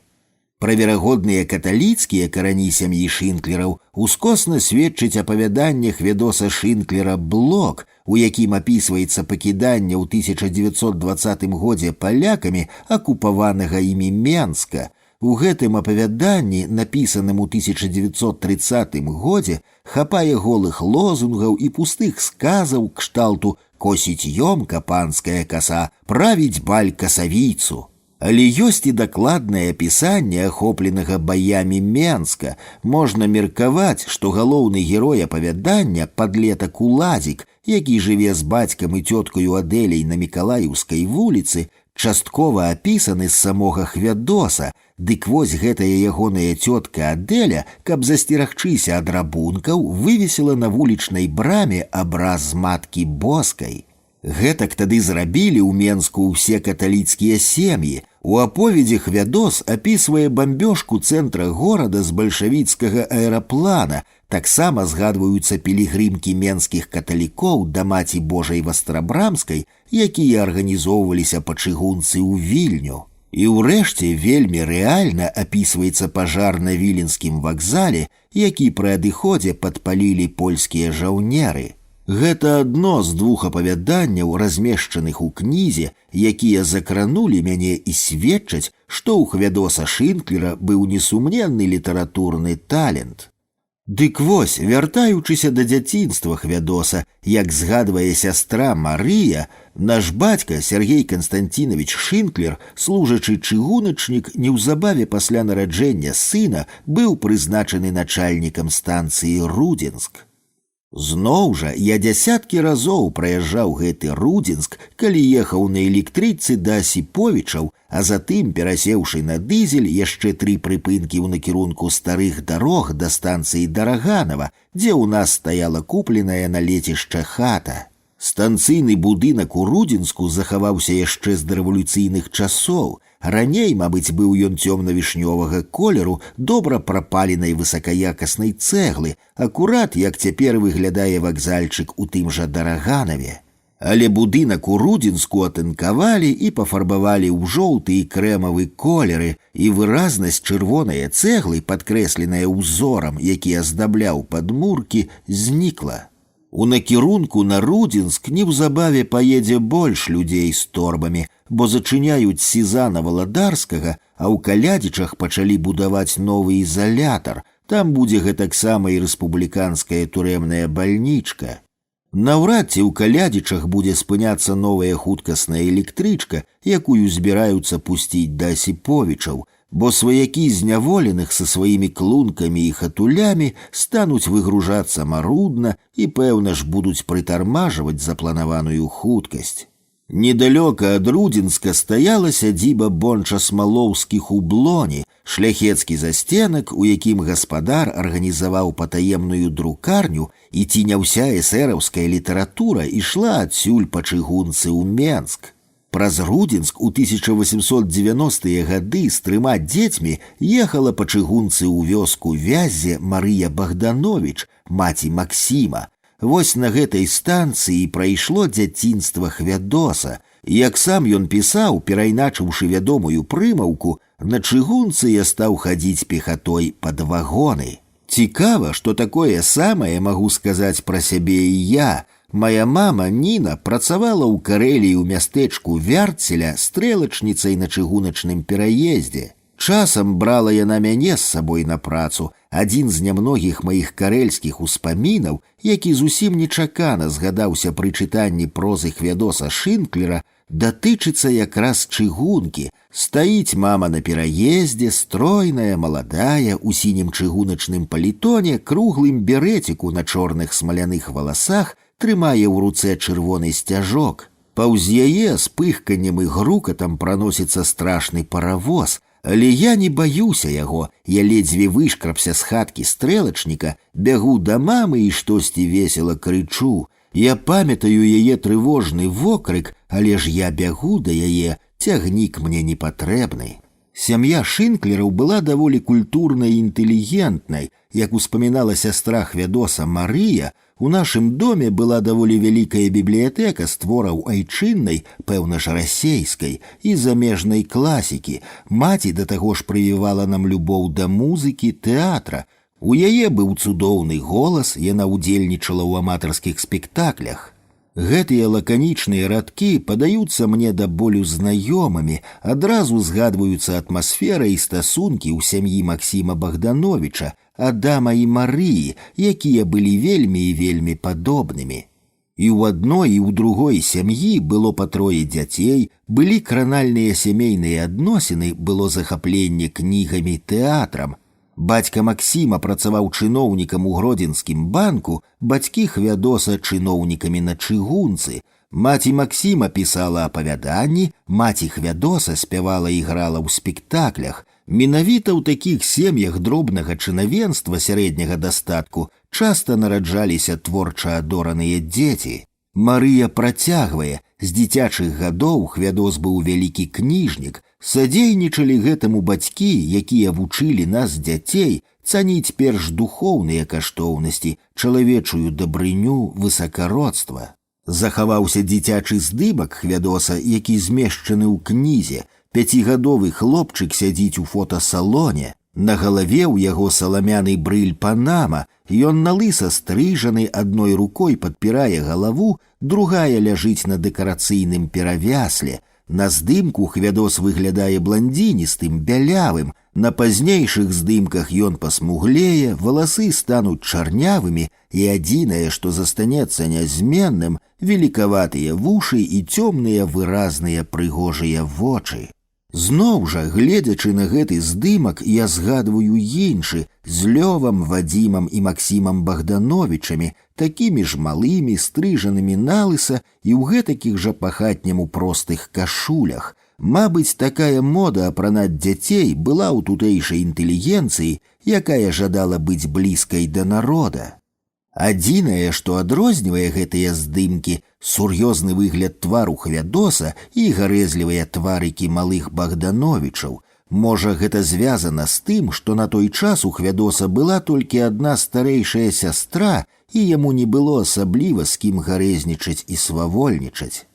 А якія могуць быць забавы ў станцыйных дзяцей? Малы Хвядос хадзіў слухаць, як гудуць тэлеграфныя слупы. У маленстве трывожна білася сэрца, калі слухаў гудзенне тэлеграфных дратоў, таямнічае, незразумелае, яно здавалася грозным. Я бег дадому, ратуючыся ад гэтай няўмольнай, нямоўкнучай і бязлітаснай сілы. Крыху старэйшы і больш упэўнены ў сабе, я доўга стаяў, прываліўшыся да гэтага тэлеграфнага слупа. Я ўслухоўваўся ў невыразныя шумы, што струменелі ў ім. Я намагаўся адгадаць у гэтых шумах чалавечую мову, словы, складзеныя з іх тэлеграмы. Марна. І я ў свой час слухаў шум слупоў. У 60-х гадах яны былі адначасова электрычнымі і тэлефоннымі. Тэлефонныя драты ішлі ніжэйшым радам і былі танчэйшымі. Я кажу менавіта пра прычыгуначныя слупы. У Светлагорску, куды мы пераехалі, калі мне было ўсяго 2 гады, мая маці ўжо не працавала на чыгунцы. Яна пайшла на завод штучнага валакна прадзільшчыцай. У свае 18 гадоў у 53-м годзе па вярбоўцы яна з'ехала ў лясную Карэлію, а ў 64-м з бацькам, маім братам і мною вярнулася на радзіму. Тут пачалі будаваць заводы, з'явілася праца, і яны выбралі Светлагорск, новоназваны горад на месцы мястэчка Шацілкі, найбліжэйшай да бацькавай Рагачоўшчыны і матчынай Нараўляншчыны. Першым улетку ў Светлагорск перабраўся бацька, збудаваў са смалістых дошак пакрытую чорным толем урамянку, светлую жоўтую хацінку майго дзяцінства з аднаго пакоя з печчу і халоднымі сенцамі. Падваліны былі засыпаныя пяском, дзіўныя, злепленыя з разнастайных матэрыялаў, негабляваных дошак, абабітыя толем і ржавай бляхай, раскіданыя без асаблівага парадку ў лесе паміж чыгункаю і новымі мікрараёнамі. Урамянкі былі своеасаблівымі беларускімі індустрыйнымі фавэламі, у якіх перабіваліся беларускія працоўныя, цярпліва чакаючы ў чарзе кватэру ў хрушчоўках. У такім курані мы пражылі 5 гадоў. Я раблю такое доўгае адступленне, каб найперш самому прыгадаць, якім чынам атрымалася, што і маё дзяцінства прайшло каля чыгункі.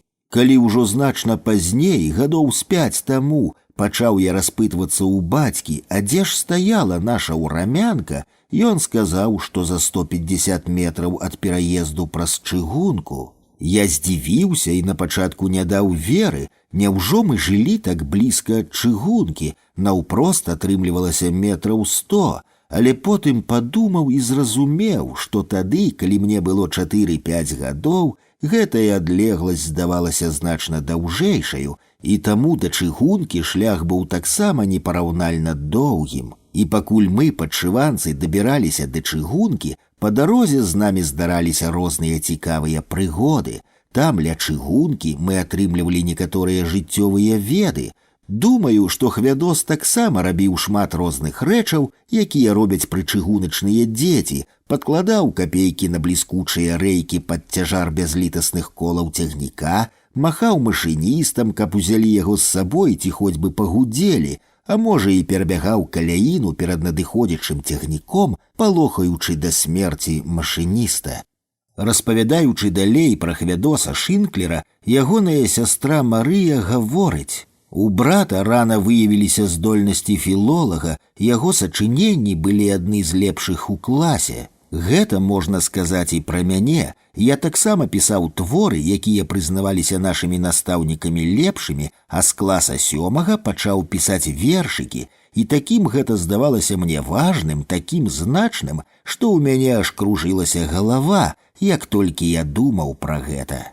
Пасля школы я паступіў вучыцца ва ўніверсітэт на філфак, а вось Хвядос пайшоў іншым шляхам. Мяркую, прычынаю гэтага была вайна, якая змушае людзей быць больш практычнымі і глядзець на жыццё цвярозымі вачыма. Бацькі Хвядоса аддалі хлопца працягваць вучобу ў менскую рэальную вучэльню.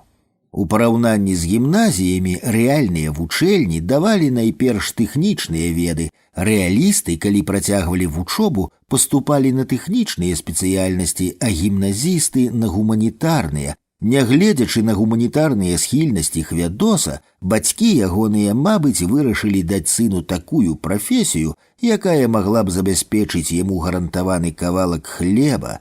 Там жа ў Менску, вучачыся, ён атрымаў спецыяльнасць тэлеграфіста. Нагадаю, што з такіх жа меркаванняў сыходзіў і Адам Богданович, бацька Максіма, калі адрадзіў яму паступаць на філалагічны факультэт Петербургскага універсітэта, і Максім пасля заканчэння гімназіі вымушаны быў вучыцца ў Яраслаўскім ліцэі на юрыста.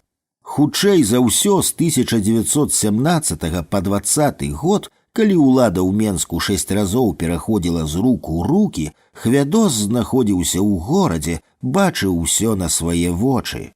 Напісалі пра бачанае ў гэты час у Менску і ваколіцах Сергей Пясецкі, Вацлаў Мацкевіч, Мельхіёр Ваньковіч. На жаль, усё па-польску. Ваньковіцкую аповесць «Шчанячыя гады» я прачытаў, а вось найцікавейшыя, пэўна ж, аповесці Пясецкага і Мацкевіча пакуль не змог. У Хвядоса Шынклера пра гэты час трагедыі для беларускага народа, падзеленага рэлігійна і па станах, будзе толькі адно апавяданне «Блок». А трагедыя ж, якая была неперадавальная, якія часы, у пакутах вайны, у бежанстве, у тыфозных кашарах і залітых вадою смярдзючых акопах, распаласаваная фронтам на дзве часткі, харкаючы сухотнай крывёю і паміраючы ў гарачцы ад іспанкі, зненавіджаная суседзямі і прададзеная зняважаная моцнымі гэтага свету ў Брэсце і Рызе, нараджалася новая Беларусь. І адвальвалася ад яе, адрывалася з крывёю і жыламі, мяса ад мяса, костка ад косткі, беларуская, ды каб жа беларуская, шляхта. Збівалася ў корпус Доўбар-Мусніцкага, у віленскія атрады добраахвотнікаў, у іншыя часці войска польскага, і сыходзіла адсюль назаўсёды, кінуўшы свой народ, паступова стаўшы яму чужаніцаю, моўна, рэлігійна, культурна. Не напісаў Хвядос Шынклер сваёй белай гвардыі, як зрабіў гэта Міхаіл Булгакаў, перажыўшы ліхалецце ў недалёкім Кіеве, не напісаў. Чытаў жа ён купалаўскія тутэйшыя, у якіх акурат апісваецца тагачасны Менск, але не натхніў яго Купала, не натхніў, а шкада. Жыццё між тым пайшло далей, неяк усталявалася мяжа паміж Саветамі і Польшчай, а Хвядос Шынклер урэшце апынуўся тэлеграфістам на чыгуначнай станцыі ў Осіповічах. Мой бацька Віктар таксама быў сувязістам і тэлеграфістам. Дарэчы, перад вайной яго сям'я перасялілася ў Карэлію, і яны жылі на хутары, спешна кінутым фінамі, як згадывала бабуля Марыя, быў раі. А калі ў 41-м годзе пачалася вайна, яны эвакуяваліся ў Архангельскую вобласць, дзе бацька пайшоў вучыцца ў фабрычна-заводскую вучэльню, фабзу, як тады казалі, на сувязіста. Вярнуўшыся назад у Карэлію з эвакуацыі, ён падлеткам яшчэ лазіў па тэлефонных слупах, наладжваў тэлеграфную і тэлефонную сувязь, а затым служыў у войску сувязістам. Ёсць у мяне здымак, дзе бацька ў форме сядзіць за рацыяй, рука на ключы, ліхі такі сувязіст. Яны, сувязісты, ў 1953 годзе першыя пачулі пра смерць Сталіна, а затым пра тое, што Берыя вораг народа. У 20-тыя гады Осіповічы былі невялікім мястэчкам, не нашмат большым за той самы Рудзінск, дзе прайшло дзяцінства Хвядоса. Усё жыццё ягонае круцілася вакол чыгуначнага вузла, Хвядос адначасова з працаю на грамадскіх пачатках загадвае бібліятэкаю і клубам. Такім чынам праявілася ягоная прывязанасць да кнігі, да асветнай працы. І вельмі рана, з 19 гадоў, ён пачынае пісаць як карэспандэнт і рэпарцёр у розныя літаратурныя выданні.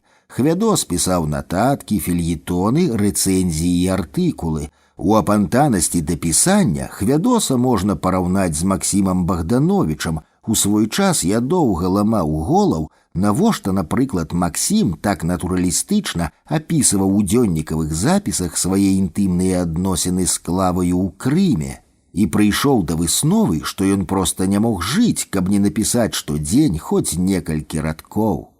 Пэўна, магу меркаваць, што і тэлеграфічная кар'ера мала вабіла Хвядоса Шынклера. Ён быў пры чыгунцы, працаваў на чыгуначным тэлеграфе, але самарэалізоўваўся ў пісанні. Прыблізна ў той час умацоўвалася і вызначалася беларуская свядомасць маладога творцы. Цікава, што паўплывала на яго ўсведамленне, ці незалежніцкія беларускія газеты 1919-20 гадоў, ці сустрэча з беларусамі-незалежнікамі на якой-небудзь вечарыне ці мітынгу, ці імпрэзы ў беларускай хатцы, а можа, беларуская мова ўпершыню працяла яго на беларускіх спектаклях трупы Фларыяна Ждановіча, ці ўсё ж ён быў з пакалення ўжо савецкай і беларускай моладзі 1921 і наступных гадоў. Гэтая мяжа да 20-го і пасля 20-го года выразна адбітая на творчасці беларускіх пісьменнікаў. Не нашмат старэйшы за Хвядоса Шынклера Максім Гарэцкі, які выдаў да рэвалюцыі адзін празаічны зборнік, ужо ніколі так і не стане савецкім пісьменнікам. І нават равеснікі Хвядоса Уладзімір Дубоўка, Уладзімір Жылка, якія хапанулі беларушчыну яшчэ да канчатковага ўсталявання ў Менску савецкай улады, былі ўжо інакшымі, асвячонымі гэтай беларушчынай і нічым іншым аж да смерці. Але ж у выніку 23-гадовы юнак шчыра вітае выданне двухтыднёвай беларускай старонкі на Беларусі у рускамоўнай газеце чыгуначнікаў «Гудок». Наш беларускі чыгуначнік часта не ведае беларускай мовы, бо палітыка царскай улады зрусіфікавала яго, а ў вывучэнні роднай мовы вялікае значэнне мае друк, і старонка на Беларусі бярэцца за яе выкананне. Вялікі атрад беларускага пралетарыяту будзе мець сваю беларускую газету, якая азнаёміць з жыццём, культураю роднага краю. У гэты перыяд Хвядоса Шынклера можна лічыць болей культурным работнікам, які браўся за асветніцкую задачу і адначасова пісаў. На жаль, у выбраным няма публікацыяў за гэтыя гады. Паглядзець бы наноў свежым вокам на ягоныя публікацыі. Пэўна, што знайшлося б штосьці вартае і цікавае, што магло б болей распавесці пра самога пісьменніка, а таксама перадаць атмасферу таго часу. Уздым беларусізацыі прыпадае на 1926-1928 гады. Беларуская работа лічылася пакуль яшчэ пачэснай і важнай. Яе рыхтавалі і цягнулі старыя беларусы, якія паверылі ў тое, што тут, у савецкай Беларусі, можна пабудаваць беларускі дом. З-за мяжы вярнуліся Гарэцкі, Жылка, Цвікевіч, Ластоўскі ды іншыя, прайшлі ўзбуйненні і да Беларусі далучылі Віцебск, Магілёў, Гомель і рыхтавалі Смаленск. Актыўна працаваў інстытут беларускай культуры, правобраз акадэміі навук, станавілася на ногі беларускае школьніцтва, беларускі друк. І ў гэтай шырокай плыні, куды прыйшлі новабранцамі сотні і тысячы працаўнікоў, меў сваё месца і сціплы тэлеграфіст са станцыі Асіповічы Хвядос Шынклер. 4 гады беларусізацыі далі моцны штуршок беларушчыне, яе далейшым праявам у самых разнастайных галінах грамадзянскага жыцця. Міжволі просіцца паралель з апошнім адраджэнскім уздымам з 91 па 94, і зноў тыя ж 4 гады. На сярэдзіну 20-х прыпадае і шлюб Хвядоса Шынклера з асіповіцкай, можна меркаваць, тэлеграфісткаю Ксеняй. Яна была на 2 гады старэйшая за яго, была слыхачкаю, лавіла і расчытвала гукі азбукі Морзе на слых. Як пісаў Хвядос пазней, працаваў я ў свой час на чыгуначным тэлеграфе, і там шмат ёсць слыхачоў, якія прымаюць на слых па больш слабому гуку магнітнага якара апарата. Я таксама спрабаваў браць на слых, але гэта было нібы балаўство. Я не авалодаў гэтым вышэйшым класам мастацтва тэлеграфіста. Вось жа ў сваю калегу-слыхачку і закахаўся малады Хвядос. Іхні сын Юрка нарадзіўся ў 26-м годзе. Значыць, хутчэй за ўсё, шлюбам маладыя пабраліся ў 25-м ці яшчэ раней. Фота Ксені ёсць у кніжцы. Паўнаватая шатэнка з акруглым тварам, гладка прычасанымі валасамі на прабор і выразным поглядам вачэй.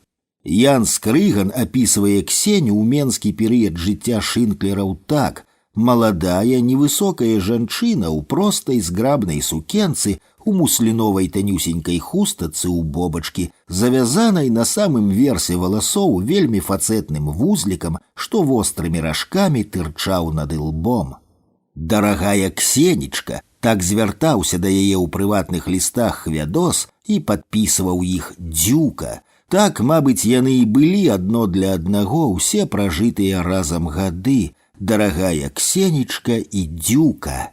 У кнізе ёсць і фотаздымак Хвядоса Шынклера 1927 года. Яму 24, у яго акуратны пінжак, кашуля пад гальштукам, на штрыфелі пінжака круглы значок з зоркаю ўсярэдзіне. На галаве акуратны прабор, пад носам невялікія вусікі, круглыя цёмныя вочы глядзяць даверліва, з цікаўнасцю да будучага жыцця, якое, здавалася, толькі адкрывалася перад ім. Пра культурныя і літаратурныя зацікаўленні Хвядоса ў той час сведчыць ягоная рэцэнзія «400-летце беларускага друку». Грунтоўны зборнік даследаванняў беларускіх навукоўцаў быў прысвечаны дзейнасці Францішка Скарыны і эпосе беларускага рэнесансу. Залаты век беларускай дзяржаўнасці і культуры ў 16 стагоддзі быў гістарычным абгрунтаваннем спеласці беларускага народу. Гэтыя веды здымалі пачуццё непаўнавартасці беларусаў, разбуралі нападкі шавіністаў і беларусафобаў, якія сцвярджалі, што самыя паняцці беларускі народ і ягоная адметная мова штучныя ўтварэнні, якія не маюць права на жыццё і перспектываў для далейшага існавання. Неўзабаве гэтыя ідэі будуць абвешчаныя шкодніцкімі, а падобныя кнігі будуць спаленыя ці патрапяць на паліцы спецсховаў. Але яшчэ ў 1927 годзе Шынклер пісаў, выдаючы кнігі людзям простым, паспалітым к пажытку на іх роднай мове, бо чалавек просты і паспаліты, чытучы іх или слухаючы, может паразумець. Скарына адлюстроўваў той нацыянальна-культурны рух, які ахапіў беларускую шляхту і гандлёвую буржуазію ў 16 стагоддзі. Ён з'явіўся пачынальнікам беларускай літаратуры, яго выданні даюць пачатак беларускай літаратурнай мове. Гэтая рэцэнзія з'явілася ў першым нумары часопіса «Узвышша» ў 1928 годзе. Сама тэма рэцэнзіі мела на ўвазе адпаведную культурную падрыхтоўку і веды яе аўтара. Літаратурнае аб'яднанне «Узвышша», якое нарадзілася з маладняка, ставіла на мэце аб'яднаць прафесійных пісьменнікаў. Верагодна, што змяшчаючы гэтую рэцэнзію ў першым нумары часопіса, кіраўнікі літаб'яднання хацелі бліжэй прыцягнуць маладога і здольнага літаратара з правінцыі да супрацы. Пра маладнякоўскі перыяд у творчасці Хвядоса Шынклера сведчыць паметка пад першым ягоным апавяданнем, змешчаным у выбраным. Пас зачапіў асіповіцкі літгурток імя маладняка.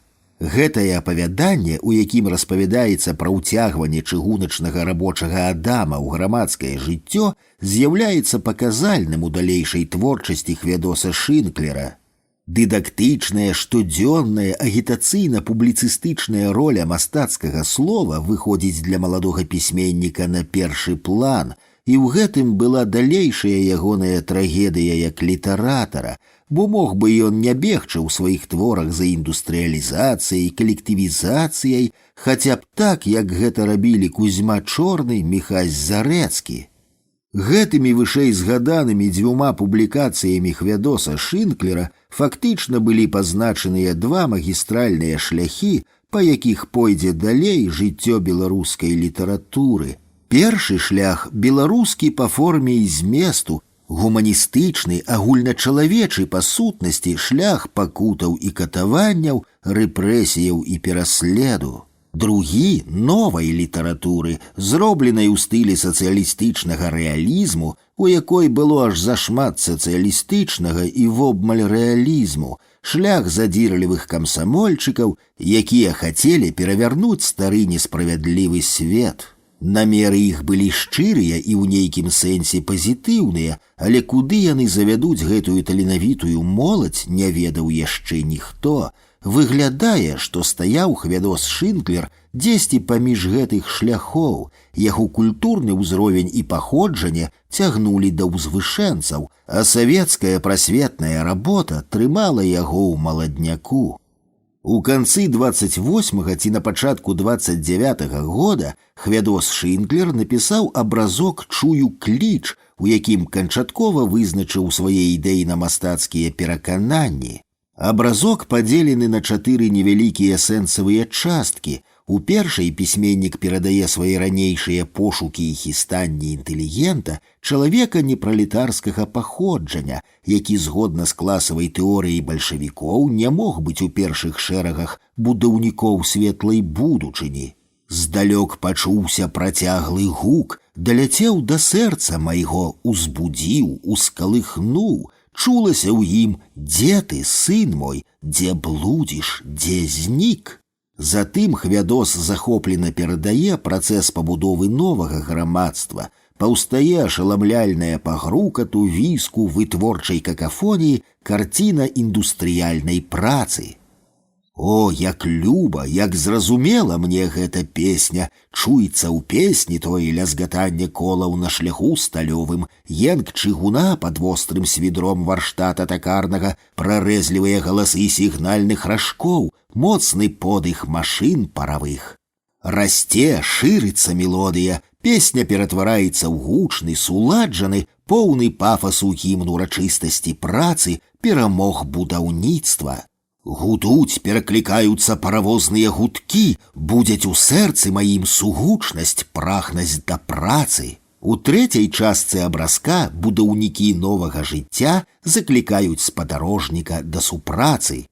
Адчуўся настойлівы валадарны заклік: «Ідзі, сын наш, да нас, ідзі, будуй з намі, змагайся, працуй». І што ж адказаў асіповіцкі тэлеграфіст з літаратурнымі здольнасцямі і прыстойным выхаваннем? У чацвёртай частцы абразка ён піша: «Гудуць паравозныя гудкі, чую, іду». Праз пару гадоў, ужо ў 1930-м, будзе Хвядос у артыкуле «Шлях паэта», напісаным да 25годдзя творчасці Янкі Купалы, патрабаваўча звяртацца да паэта ад імя працоўных Беларусі з вераю, што напэўна і прызыўна будуць гучаць жалейка і гуслі песняровы, складаючы незабыўныя бадзёрыя песні працы і перамог сацыялістычнага будаўніцтва. Янка Купала адкажа на зварот Хвядоса Шынклера спробай самазабойства. Тое, да чаго яго не здолелі давесці царскія ўлады, давялі свае бальшавікі. Першаму прэзідэнту Акадэміі навук Беларусі, гісторыку і грамадскаму дзеячу Всеваладу Ігнатоўскаму, абвінавачанаму ў антысавецкай дзейнасці, самагубства ўдалося. Янку Купалу адратавалі, ён застаўся жыць, але псіхалагічна зламаўся. Хвядоса Шынклера шыламаць не трэба было. У песню працы і перамог ператворыцца ўся ягоная далейшая творчасць. Але ці ж была ў гэтым толькі ягоная віна, і ці быў ягоны творчы шлях абраны свядома?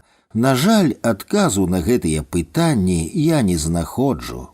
Неўзабаве Хвядос Шынклер па запрашэнні Міхася Лынькова пераязджае ў Бабруйск на працу ў газету «Камуніст». Асіповічыш у 30 кіламетрах ад Бабруйска, і першае яго апавяданне «Пас зачапіў» і вышэй згаданы абразок «Чую кліч» былі надрукаваныя ў дадатку да газеты «Камуніст», які называўся «Вясна». Так, «Вясна». Была ўжо бабруйская вясна, сапраўднае апірышча маладой беларускай літаратуры, вакол якой у 28-30-х гадах аб'ядналася ладная грамада маладых беларускіх пісьменнікаў. Прачытаўшы цяпер «Апошні рэйс», кнігу выбранага Хвядоса Шынклера, і даведаўшыся ўпершыню пра бабруйскую тагачасную вясну, я яшчэ раз пераканаўся, якім літаратурна-традыцыйным у сваёй фантазіі аказаўся некалі, прыдумляючы ў 1996 годзе назву для новай праваабарончай арганізацыі. Хацелася, каб у назве быў пазітыў і спадзеў на лепшае, а што ж такога мог прыдумаць літаратуразнаўца, штосьці лірычнае, простае і трывіяльнае, вось і атрымалася «Вясна». Вясна, пра якую некалі спявалі і якую заклікалі Янка Купала і Якуб Колас, якую чакалі, не маглі дачакацца беларускія сыны і дочкі, а яшчэ была «Вясна» Олега Мінкіна, гімн новага беларускага адраджэння 80-х гадоў.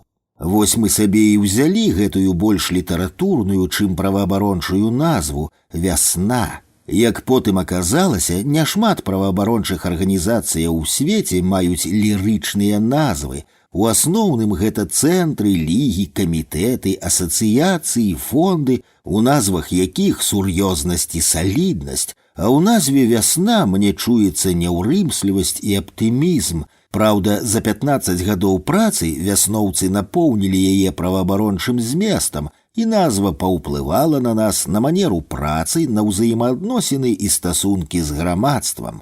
Вось гэтаксама і бабруйская вясна 20-х гадоў вызначыла таму-сяму з пачаткоўцаў літаратараў іхняе далейшае жыццё.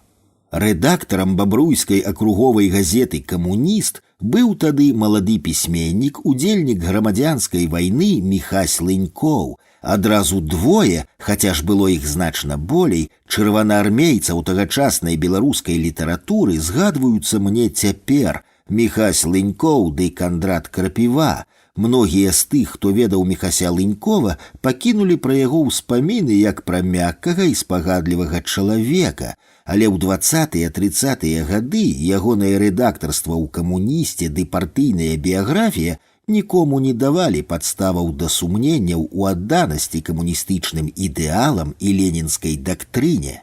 Хвядос Шынклер пісаў пра Лынькова. Ён сваімі чулымі таварыскімі лістамі, парадамі прымусіў мяне падумаць і аб літаратурным шляху. Праз яго рукі прайшлі ўсе мае творы, яго заўвагі памагалі мне ў працы, в вучобе.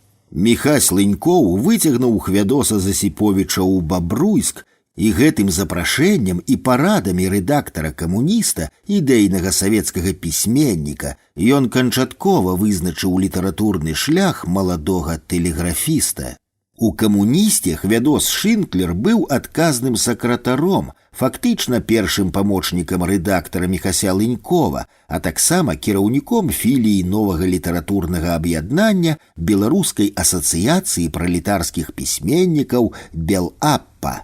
Сама назва гэтага аб'яднання ўжо гаворыць пра творчы і ідэйны напрамак пісьменнікаў, што згуртаваліся з ім. Па ўспамінах Сяргея Грахоўскага менавіта Хвядос Шынклер рэдагаваў «Вясну». Імя Шынклера я добра ведаў па апавяданні, па навелах у бабруйскіх выданнях, а цяпер убачу і самога. Вось хто выходзіць робіць «Вясну». Яна і зімой, і летам была сапраўднаю вясною для кожнага аматара літаратуры, для кожнага пачаткоўца на Бабруйшчыне. З вясны пачынаўся шлях у літаратуру многіх маіх аднагодкаў. Апроч Міхася Лынькова і Хвядоса Шынклера, у «Камунісце» працавалі яшчэ Рыгор Лынькоў, суніца, родны брат Міхася, а таксама Цімох Крысько, Васіль Вітка.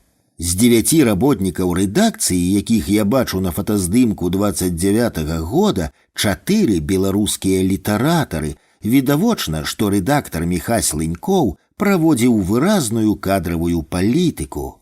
Да літаратурнай бабруйскай грамады гэтаксама адносіліся празаік Барыс Мікуліч, паэты Яўхім Кохан, Сергей Гарахоўскі і Алексей Зарыцкі, літаратары Казека, Рудзько, Уласюк, Жукоўскі, Замерфельд. Мне было б цяпер цікава пагартаць старонкі тае вясны.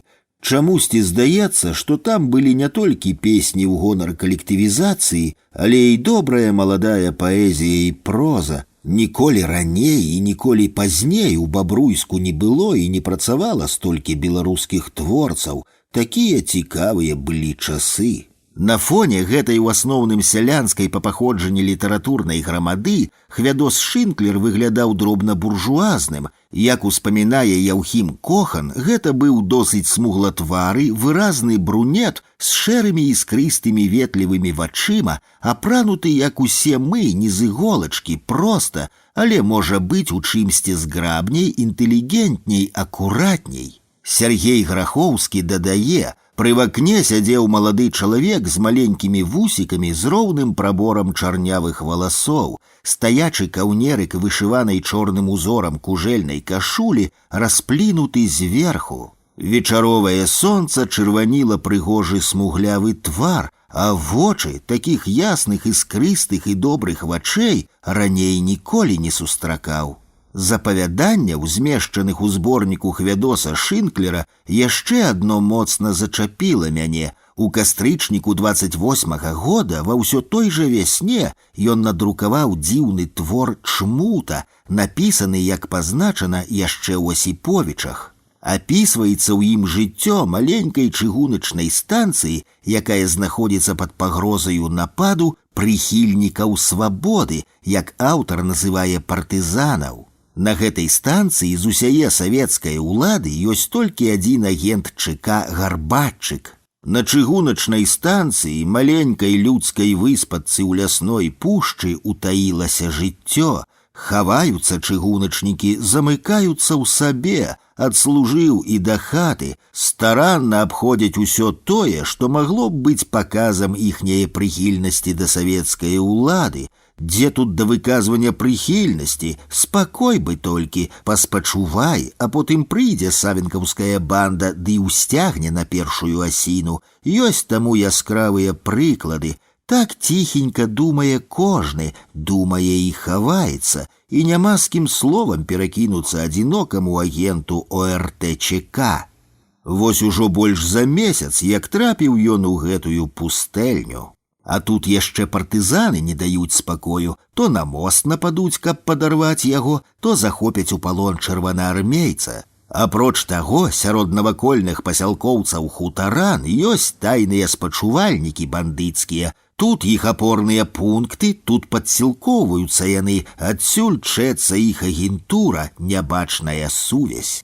Задача чэкіста Гарбатчыка ў тым, каб падмеціць кожны рух, сачыць за ўсім, што робіцца наўкола, выяўляць бандыцкую агентуру, своечасова паведамляць, куды трэба.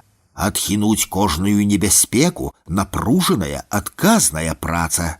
А сітуацыя тым не менш пагаршаецца. Штодзень то больш неспакойна, штодзень то больш трывожна. Гэтая атмасфера паступова даводзіць чэкіста Гарбатчыка да нервовага вычарпання. Нейкая з'явілася хваравітая падазронасць да ўсяго і ўсіх. Здаецца, на твары кожнага чыгуначніка нейкая патаемная ухмылка, нахабная быццам нейкая. І вось ужо калі сустракае чэкіст чыгуначніка, дык здаецца яму, што той думае, дабяруцца і да тваёй скуры, пачакай. А калі стала вядома, што партызаны напалі на суседняе мястэчка, і зусім у чэкіста сон знік. Не спіць Гарбатчык, ходзіць, блукае, кожны гук ловяць чулыя нервы, ад кожнага ледзь прыкметнага шолаху ўздрыгвае напружанае, паданае ўперад цела. Вочы імкнуцца зрабіць немагчымае, прарэзаць чорную цемру. Гарбатчык змораны да рэшты. Гарачая цягучая кроў стукае ў скроні, залівае мазгі, галава гарыць полымем. Урэшце гарбатчык засынае ў сваім станцыйным пакоі і праз сон чуе, як да станцыі пад'язджаюць партызаны. Апошнія рэшткі сну скідае з сябе гарбатчык, паміраць дык паміраць з трэскам. А раней бандытам нашкодзіць, схапіў гранату, скінуў колца, выпрастаўся і з сілай кінуў у акно. Страшэнны, працяглы грукат выбух устрос будынак, узняўся слуп пяску, камення, павыляталі шыбы, скінулася з акна газета. Аказалася, што кінуў гранату гарбатчык у свайго начальніка ЧК. На пад'ездзе, абціраючы кроў з параненага пальца і дакорліва ківаючы галавой, стаіць начальнік ОРТ ЧК. Адзін з двух ягоных спадарожнікаў аглядае прабіты асколкам гранаты шинель. І што кажа змучаны чэкіст у сваё апраўданне? «Сон, чмута!» – мармытаў збянтэжаны змяшаны гарбатчык. Вось такое апавяданне, якое мае прыкметы сюррэалізму і звышнатуральнасці, у ім Хвядосу Шынклеру удалося перадаць малавядомую нам атмасферу 20-х гадоў. Мяркую, што ён напісаў праўдзівую гісторыю, якая магла здарыцца на слуцка-асіповіцкай чыгуначнай каляіне. Тут ёсць і ачмурэлы чэкіст, і згадваюцца партызаны з густых старадарожскіх лясоў, і бой за мост, і знявечаны палонны чырвонаармеец, і ўрэшце таямнічая і неадольная, разлітая над усёй Беларуссю чмута. Я лёгка сабе ўяўляю псіхалагічны трылер, зняты па сюжэту гэтага апавядання. Колькі яшчэ такіх сюжэтаў роілася ў галаве маладога пісьменніка, можна толькі здагадвацца.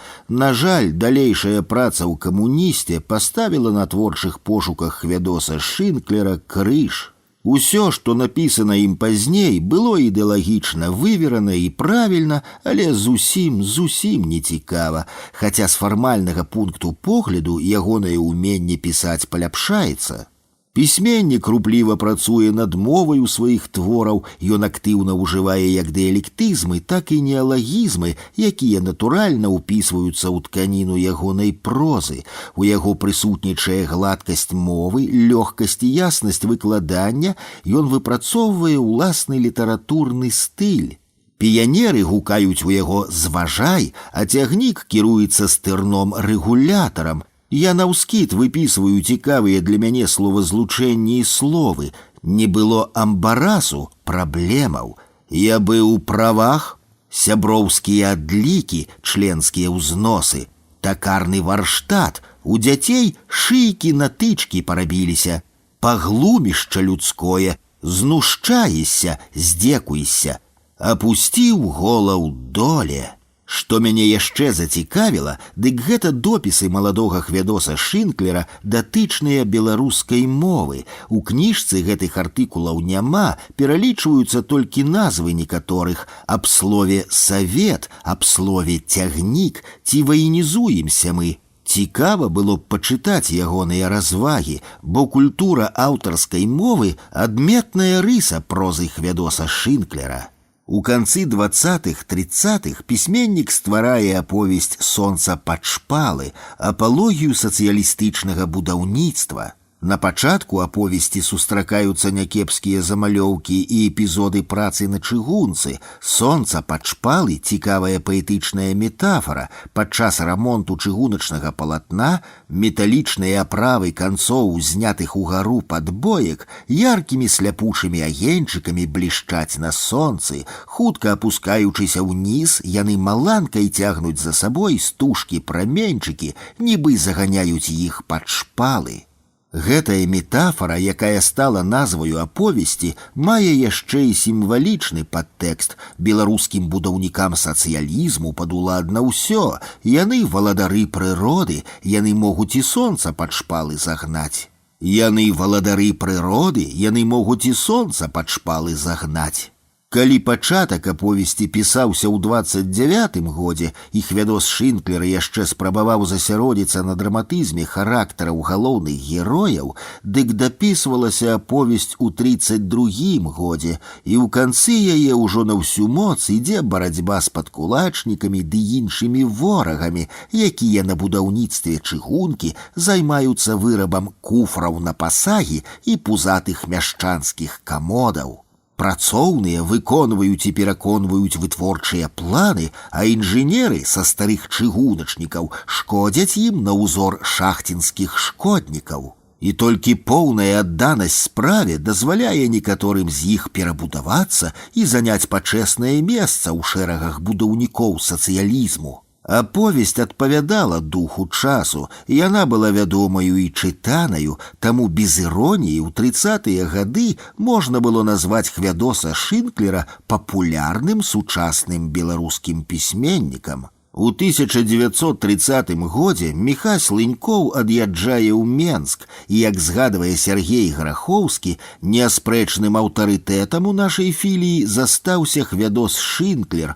Ён тонка адчуваў нават непрыкметны фальш у апавяданні і ў вершаваным радку, моўныя і стылістычныя грэхі лавіў на слых, не цярпеў штукарства і ненатуральнасці, але гаварыў пра іх далікатна, мякка, каб дапамагчы, каб не зняважыць маладзейшага таварышча, а як ён радаваўся самай маленечкай удачы, жывому радку, трапнаму слову, нечаканаму павароту думкі.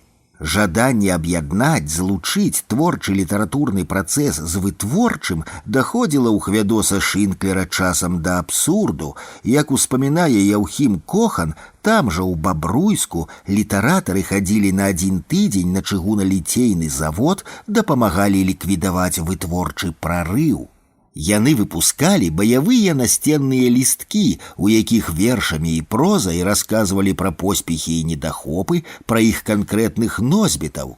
Арганізатарам і душой рэйдаў быў Хвядос. Такім чынам беларускія тагачасныя літаратары выступалі наватарамі, спевакамі індустрыялізацыі, літаральнымі песнярамі сацыялістычнага будаўніцтва. Яны ладзілі своеасаблівыя літаратурныя індустрыяльныя перформансы, але гэтыя навацыі не далі ніякага плёну. Літаратура любіць індывідуалізм, цішыню і спакой. У асабістым жыцці Хвядос Шынклер заставаўся інтэлігентным і мілым дзюкам. Сергей Грахоўскі ўспамінае: «Аднойчы пасярод вуліцы я ўбачыў, як стары з'езджаны конь ледзьве цягне воз грабавых дроваў. Вазак папіхвае, упіраючыся ў пярэдняе біла, не крычыць, не хвошча лейцамі, прыгледзеўся і пазнаў Шынклера. У гэтай бытавой замалёўцы увесь Хвядос, які нават каня не мог шлёгнуць і гатовы быў сам за яго цягнуць воз». Ёсць ва ўспамінах Сергея Грахоўскага і хвалюючы для мяне падтэкст, бо я быў знаёмы з ім асабіста.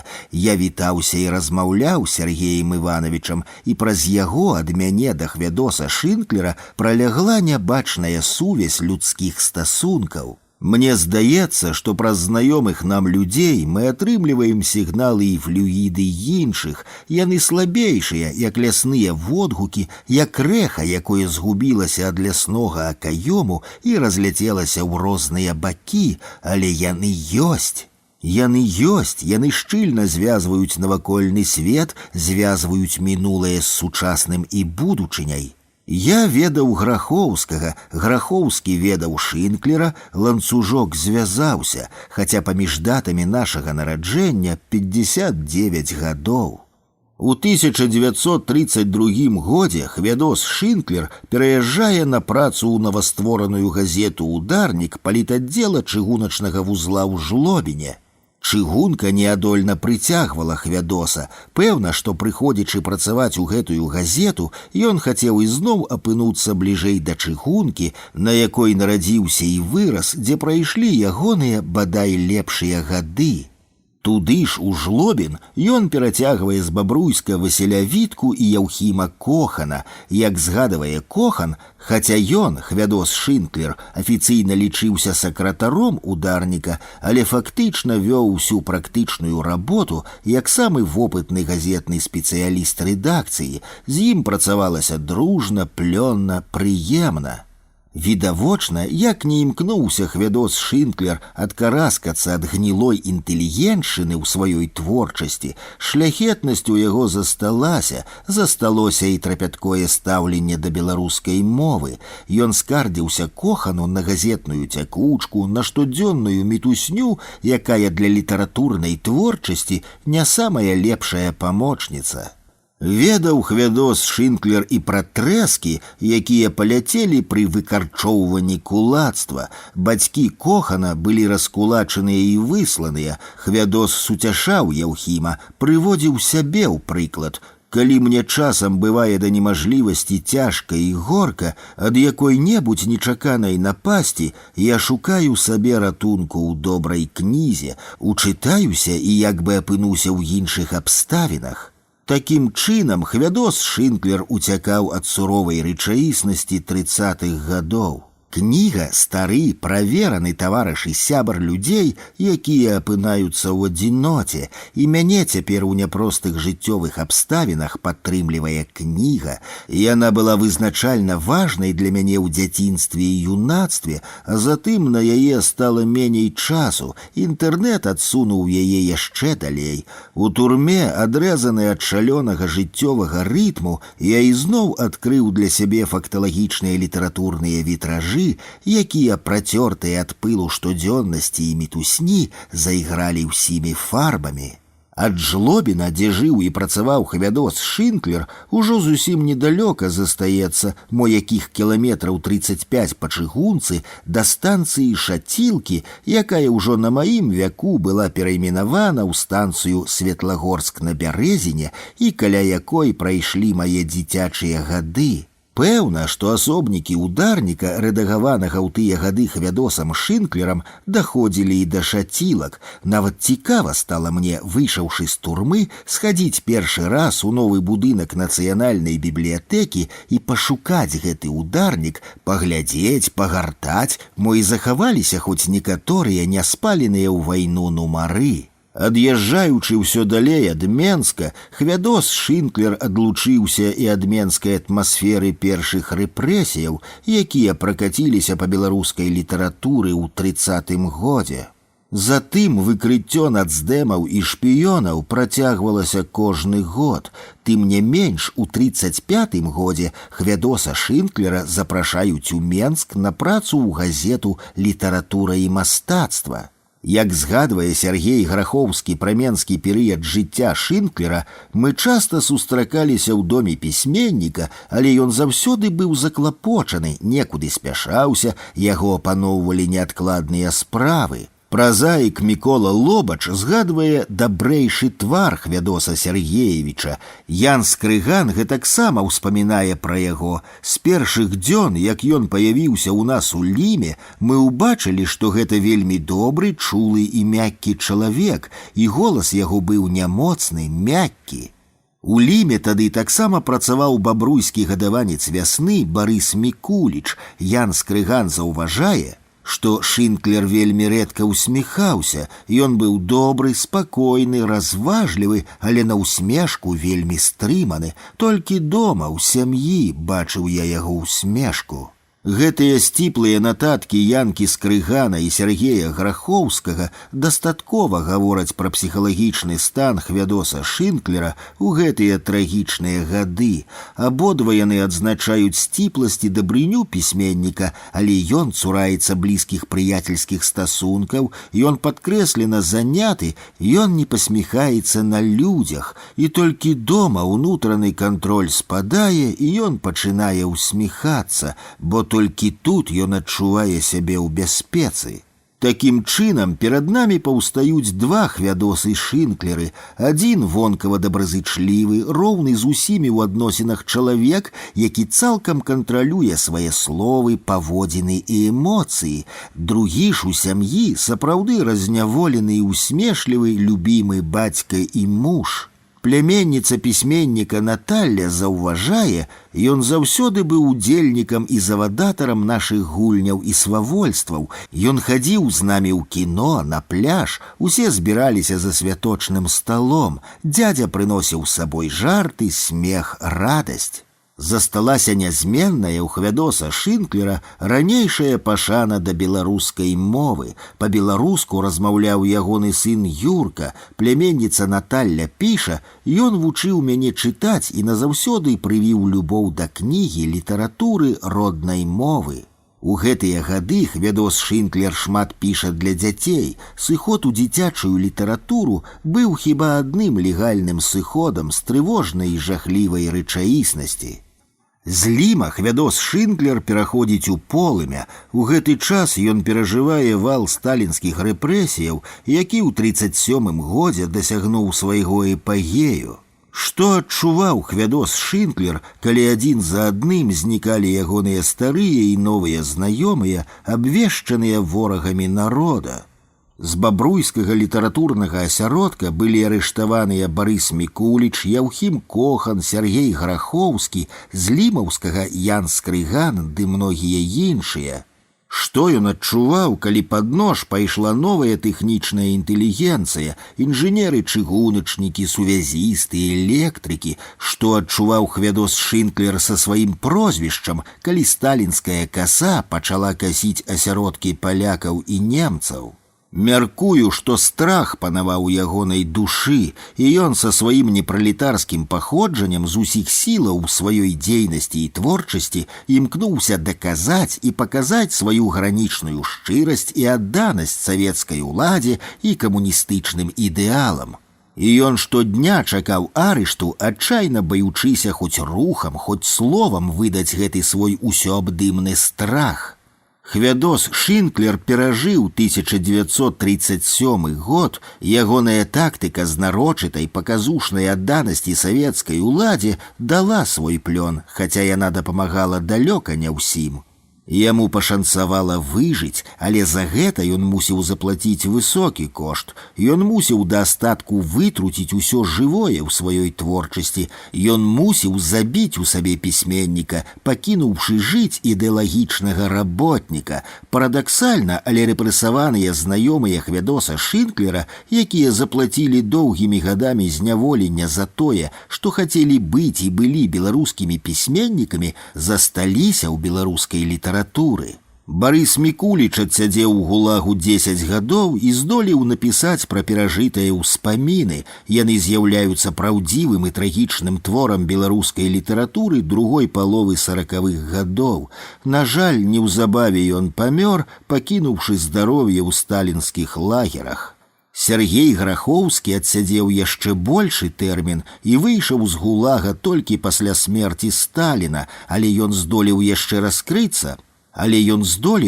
раскрыцца і рэалізавацца як цудоўны паэт і празаік, і ягоныя ўспаміны пра пакутніцкі шлях з'яўляюцца набыткам нашай літаратуры. Стаў добрым празаікам пасля шматгадовага зняволення і Ян Скрыган. Лаканічны і ашчадны ў словах і фарбах, ён не дазваляў сабе ніводнай фальшывай ноты ў напісанай прозе, але гэта будзе пазней.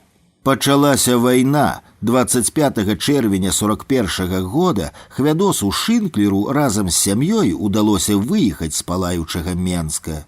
Спыніліся яны на Урале ў Свярдлоўску. З беларускіх знаёмых там нікога не было. 2 кастрычніка 41 года Шынклер пісаў: «Я тут адзін, працую на тэлеграфе», узгадаў старую, кінутую 14 гадоў таму спецыяльнасць. Быў пару дзён маўр, не затрымаўся, накіроўваўся ў Алма-Ату.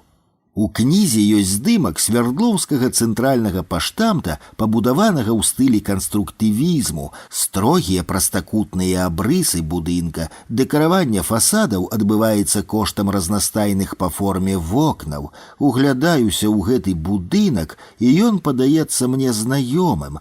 Амаль увесь 1986 год я служыў у савецкім войску ў артылерыйскай часці, якая стаяла на ўскраіне Свердлоўска.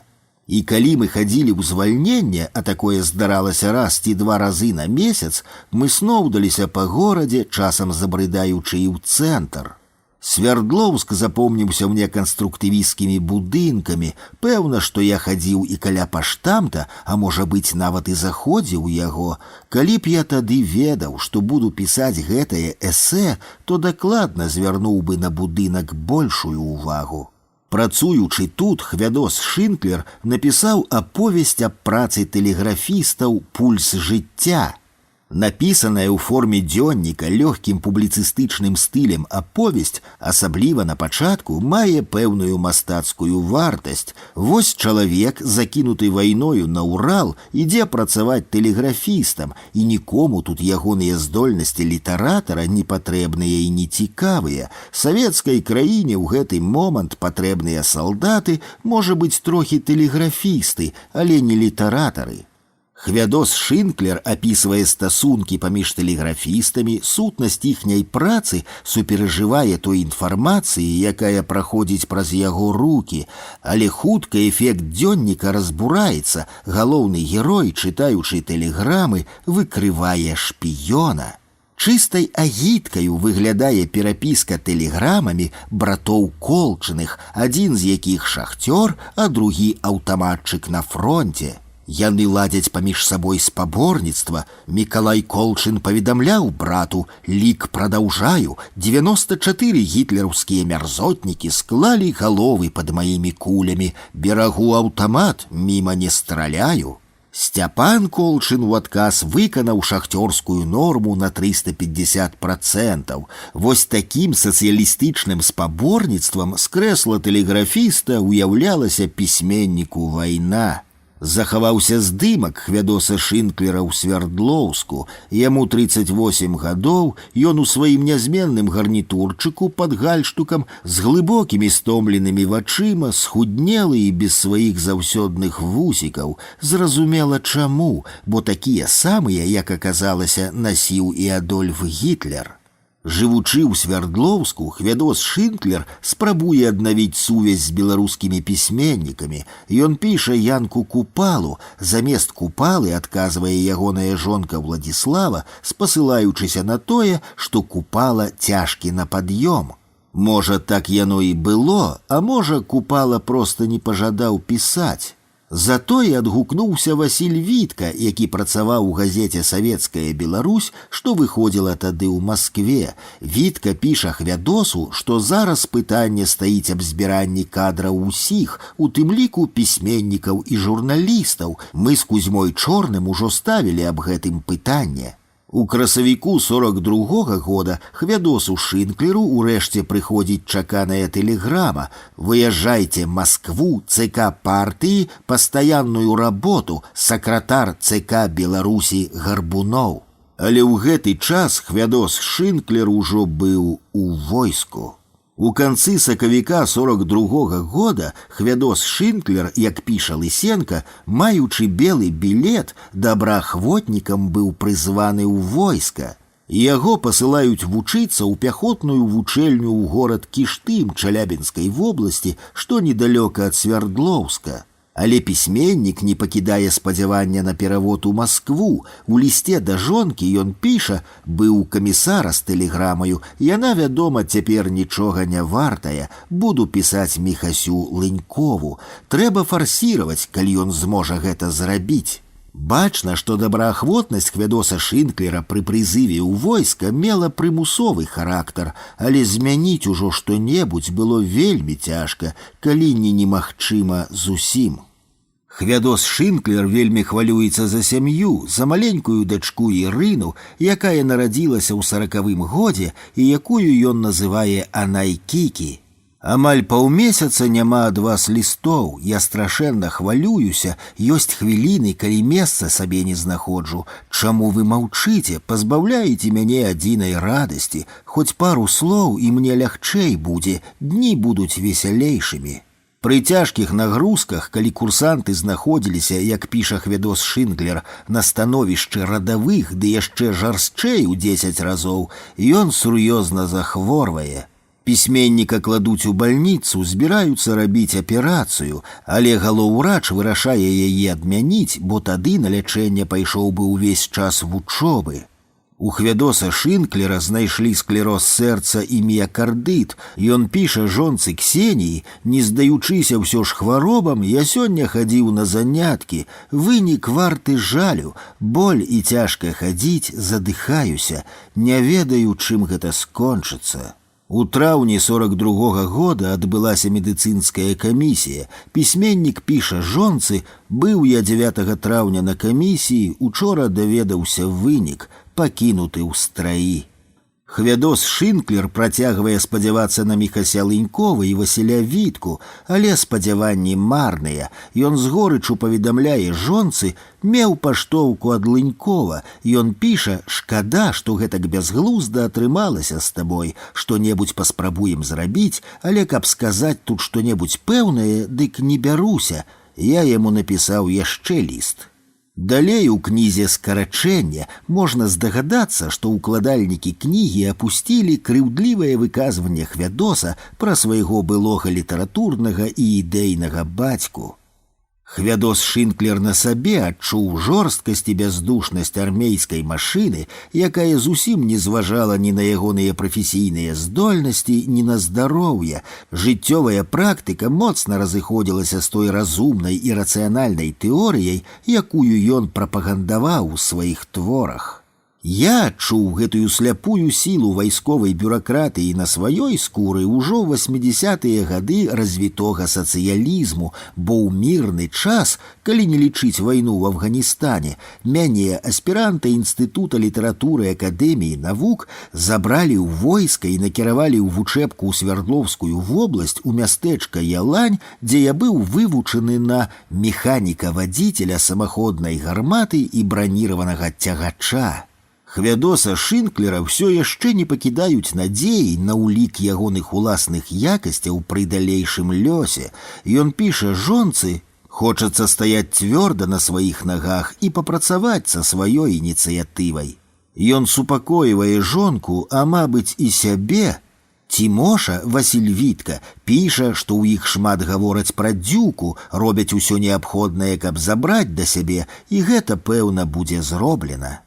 Пасля заканчэння 4-месячных курсаў вайсковай вучэльні малодшы лейтэнант Хведос Шинклер у верасні 42-го года быў накіраваны ў лінейную часць, якая фармавалася тут жа на Урале ў вёсцы Кур'я. Здароўе ў яго гэткае ж благое, ён скардзіцца жонцы: «Хадзіць цяжка, пайду на днях да хірурга, няхай дасць бандаж ці дапаможа чым іншым». І зноў паўстае пытанне пра аперацыю і пра камісаванне Хведоса Шинклера з войска, але лёсы камандзіры распарадзіліся па-іншаму. 30 верасня 1942 года ягоная часць выехала на захад. Цягнік без супынку праязджае Свердлоўск. Хведос піша з дарогі жонцы: «Крыўдна, так шкада, што не пабачыўся з вамі». Гэта было апошняе падарожжа Хведоса Шинклера па чыгунцы, якую ён так любіў. Лёс напаследак падараваў яму гэтае 1000-кіламетровае падарожжа праз лясы, палі і масты насустрач непазбежнай смерці. 13 кастрычніка ён дасылае апошнюю паштоўку жонцы, у якой паведамляе: «Усё яшчэ ў паходзе, цяжка мне без вас, і ўвесь час у думках я з вамі. Беражыце маіх рабятак, нагадвайце ім пра татку, і яму будзе лягчэй». Вайсковая часть Хвядоса Шынклера была накіравана пад Сталінград. У гэты час там ішла адна з найбольш крывавых бітваў Другой сусветнай вайны. Я не ведаю, ці паспеў малодшы лейтенант, беларускі пісьменнік Хвядос Шынклер, паваяваць хоць 2-3 дні, ці ён быў забіты ў першы ж дзень у першым жа баі. Урэшце, гэта не мае ніякага значэння. З усіх здольнасцяў Хвядоса Шынклера ў гэтыя дні спатрэбілася толькі адно – пайсці па загадзе і памерці. Гэты хворы, немалады ўжо інтэлігентны чалавек, пісьменнік, які так аддана даказваў савецкай уладзе сваю патрэбнасць, які гэтак актыўна ўдзельнічаў у фармаванні чалавека новага тыпу, апантанага савецкім патрыятызмам, павінен быў пакласці на алтар уласнае жыццё. 25 кастрычніка 1942 года камандзір узвода першай роты 93-й асобнай стралковай дывізіі малодшы лейтенант Хвядос Шынклер загінуў пад Сталінградам на вышыні 95,9 каля пасёлка Бекетаўка. Постскрыптум. Праз год, 15 верасня 1943 года, загіне 17-гадовы сын Хвядоса Шынклера Юры, які добраахвотнікам пайшоў на фронт. Жодзіна, турма нумар 8.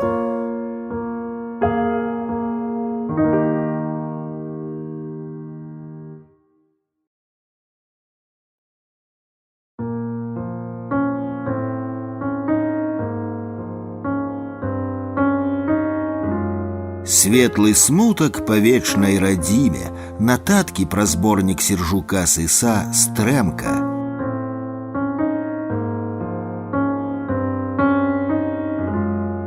«50 гадоў – зеніт чалавечага жыцця, час падводзіць вынікі, хаця ў кожнага чалавека па-рознаму, 1,5 стагоддзі таму паўвека чалавечага жыцця былі ўжо старасцю». Так вось Яна Баршчэўскага, аўтара «Шляхціца Завальні», Рамуальд Падбярэзкі называе дзядком, і Янка Купала, якому не было яшчэ і 45 гадоў, перадае паходню беларускасці наступнаму маладому пакаленню.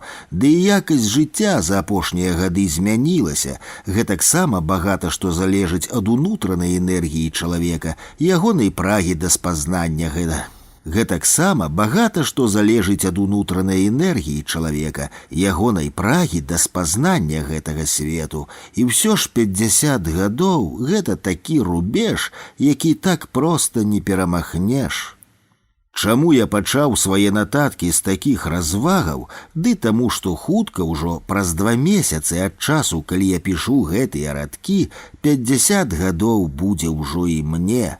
Мае сябрукі і прыяцелі, мае аднагодкі, маё пакаленне адзін за другім бяруць гэты рубеж. Сергей Дубавец, Віктор Івашкевіч, Барыс Пятровіч, Язэп Янушкевіч, Вінцук Вячорка, Славамір Адамовіч, Анатолій Васіль Дэбішы і іншыя. У гэтым 2012 годзе 50-гадовы юбілей адзначыў і мой стары, можна сказаць, старажытны сябра Сяржук Сыс. Да ягонага юбілею выйшла першая кніжка ягонай паэзіі «Стрэмка», якая ўвабрала ў сябе выбраныя вершы. Ішоў да гэтай кніжкі ён доўга. Дасюль у яго магло быць ужо і некалькі кніжак, прынамсі напісаных Сержуком вершаў хапіла б на іх, але магло быць і так, што і гэтая кніжка не з'явілася б. Чаму? Дзеля гэтага трэба ведаць характар, натуру майго сябра Сержука, а натура і тэмперамент у яго, ого-го, яшчэ тыя. Пазнаёміліся мы з ім тады, калі паступалі на гісторыка-філалагічны факультэт Гомельскага універсітэта. Лета далёкага 1979 года было гарачым. Мы пасля 10 класаў, ён Заспінскай вясковай школы, я Светлагорскай гарадской. Нам па 17 гадоў, мы абодва кучаравыя з даўгаватымі валасамі па тагачаснай моладзевай модзе. Ён чарнавалосы, смуглявы, каравокі, як цыган, я блакітнавокі, беласкуры з попельнымі кудзерамі. Была яшчэ і трэцяя шатэністая галава сярод абітурыентаў, Едруся Акуліна. Мы, кучаравыя, сябравалі ўтрох. Пісаць пра сябра, з якім мы сябруем з 17 гадоў, гэта ў значнай ступені пісаць пра самога сябе. І яшчэ адное, што апрача ўзросту, кучаравых галоваў і паступлення аб'ядноўвала нас любоў да прыгожага пісьменства.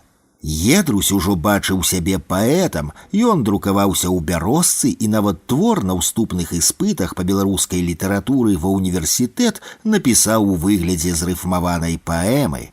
Сяржук і я таксама пісалі вершы, ён ужо па-беларуску, я яшчэ па-расейску, але з цвёрдым намерам перайсці на беларускую. Дзеля беларускай мовы, якую я хацеў дасканала вывучыць, уласна я і паступаў на беларускую філалогію. У хлопцаў з гэтым было лепей, яны з дзяцінства размаўлялі па-беларуску і вучыліся ў беларускіх школах. Я ж у апошніх класах у школе з прычыны адсутнасці беларусіста ў маёй светлагорскай школе нумар 5 урокі беларускай мовы пераважна прагуляў у футбол. Таму я паехаў паступаць у Гомель, а не ў Менск, бо тут у Гомелі конкурс быў меншым, усяго 2 чалавекі на месца.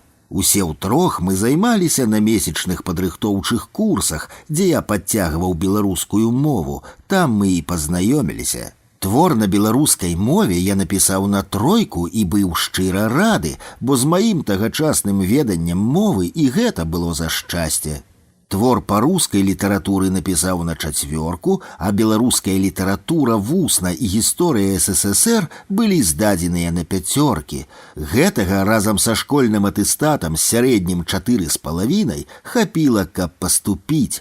Дзесьці прыкладна гэтаксама паздавалі і хлопцы. Быў моцна расчараваны Едрусь, якому за памылкі па пунктуацыі ў ягоным вершаваным творы уляпілі трайбана.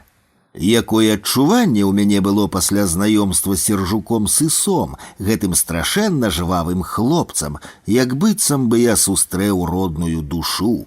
Гэта было звязана і з тым, што ў школе апошнія 2 гады, калі я вызначыўся ў філалагічным накірунку майго далейшага развіцця і адукацыі, я пачуваўся самотным.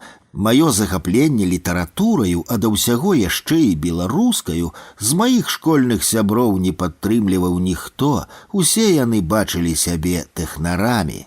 Я, у якога дакладныя прадметы ішлі вельмі няблага, пры ўсёй патрабавальнасці нашага матэматыка Владзіміра Аліферчына, яшчэ ў 9 па алгебры і геаметрыі меў 5, ужо ў 10 класе перастаў іх вучыць і захапляўся Богдановичам і Караткевічам. Мы вельмі добра сябравалі ў апошнія школьныя гады, хадзілі разам танчыць на дыскатэкі, купацца на бярэзіну, піць чарніла ў недалёкія сасоннікі, але адчуць узаемную радасць ад спазнання магіі слова, узаемнае захапленне я змог толькі тут.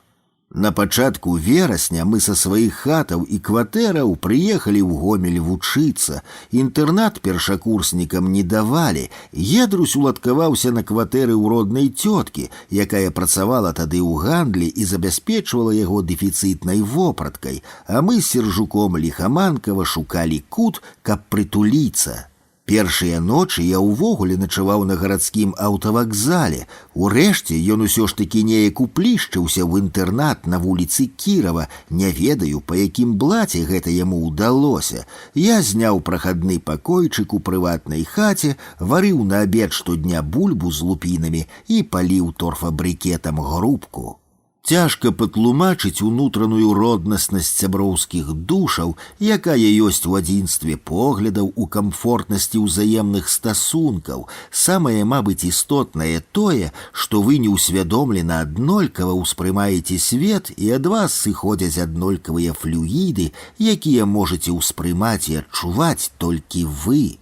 Вы жывяце на адной хвалі, нягледзячы на вашу, здавалася б, істотную розніцу ў характарах. Я б не сказаў, што нашыя стасункі былі заўсёды роўнымі. Сяржук быў неверагодным жэўжыкам, энергія з яго валіла праз край. Яму ні хвіліны не сядзелася на месцы, ён увесь час шукаў нейкіх прыгодаў, а часта і самі прыгоды знаходзілі яго. З ім немагчыма было штосьці планаваць напэўна, сустракацца штодня і размаўляць на гарачыя тэмы ці абмяркоўваць прачытаныя кніжкі. Ён то з'яўляўся, і тады можна было размаўляць гадзінамі, то знікаў на дні ці нават на тыдні па нейкіх сваіх пільных справах, з'яўляючыся толькі на вучобу. Тым не менш, менавіта з ім мы здзейснілі свой першы грамадзянскі ўчынак, першы свой вопыт спазнання беларушчыны.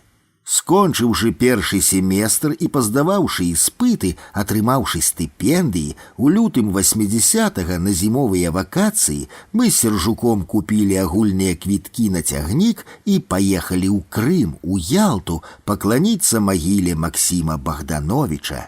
Мы былі ў захапленні ад ягонай паэзіі, нам было страшэнна шкада яго, памерлага такім маладым. Туды мы ехалі, лежачы на трэціх паліцах, гаманілі з маладымі дзяўчатамі, ды так і прагаманілі ўсю дарогу. Дабраўшыся з Сімферополя да Ялты па горнай дарозе на тралейбусе, мы пайшлі ў першы гатэль, які трапіўся нам на вочы, Крым. Было ўжо цёмна, ім жыла, на дзіва былі вольныя месцы, мабыць таму, што ўсё ж гэта быў далёка не сезон. Мы засяліліся, заплацілі не такія ўжо вялікія грошы, выйшлі ў бліжэйшую краму, купілі па маленькай 200-грамовай пляшачцы салодкага марачнага какуру, вярнуліся ў нумар і пілі яго маленькімі каўткамі. Пасля беларускага пладова-ягаднага папулярнага чарніла какур здаваўся райскім напоем. Памятаю гэтае ўнутранае задавальненне, што вось задумалі і зрабілі. А назаўтра быў сум, навеяны старымі могілкамі, шэрым сутонлівым надвор'ем, расшуканую намі сціплаю магілкай паэта з невялікай шэрай пірамідкай з пабітага імхом і часам пясчаніку, з надпісам на ім, зробленым няправільнаю тарашкевіцаю. І высокія чорныя змрочныя кіпарысы, і дзіўныя пальмы на гарбатых вуліцах Ялты, і царква, дзе адпявалі Максіма Богдановича, і набярэжная, дзе няспешна прагульваліся адпачывальцы. Мы сквапна разглядалі ды імкнуліся запомніць убачанае. Першы раз у жыцці бачыў я мора. Стаялі ля берага прычаленыя драўляныя шхуны з голымі мачтамі. На адной з іх быў рэстаран. Мы ўзняліся на яе, выпілі па кілішку віна. Мы прабылі ў Ялце 2 ці 3 сутак. Грошы сканчаліся. Мы пайшлі на вакзал, адстаялі вялізную чаргу, і нам пашанцавала адразу купіць зваротныя квіткі. Ехалі мы назад ізноў у агульным вагоне, набітым як селядцамі, марачкамі-дэмбелямі. Сярод іх было багата латышоў, якіх чамусьці паслалі служыць са свайго балтыйскага на чужое Чорнае мора. Мяркую, што нашая паездка ў Ялту была вынаходкаю Сержука Сыса для ўсведамлення сваёй індывідуальнасці, для станаўлення свайго асабістага творчага «я». Улетку 80-го года пасля летняй сесіі зборнай камандаю гісторыкаў, філолагаў і матэматыкаў паехалі ў Будатрат у Хойніцкі раён у вёску Бабчын будаваць цагляныя дамкі. З гэтага будатрада захаваўся ў мяне адзін памятны фотаздымак, дзе мы ўтрох, Толік Сыс, Едрусь Акулін і я, нахілілі жалезную бочку і выліваем з яе бетонны раствор у падмурак аднаго з гэтых дамкоў, дзесьці побач працаваў і Сяржук Сыс. Мы жылі ў актавай зале сярэдняй школы, на якой вісела шыльда ў гонар Станкевіча Палескага, партыйнага чыноўніка і пісьменніка, які быў родам з Бабчына і хутчэй за ўсё дапамагаў пабудаваць гэтую школу. Побач стаяў будынак старой, яшчэ дарэвалюцыйнай школкі з чырвонае цэглы, у якім месціўся вучнёўскі інтэрнат, а каля асфальтавай дарогі раслі вялікія нічые вішні.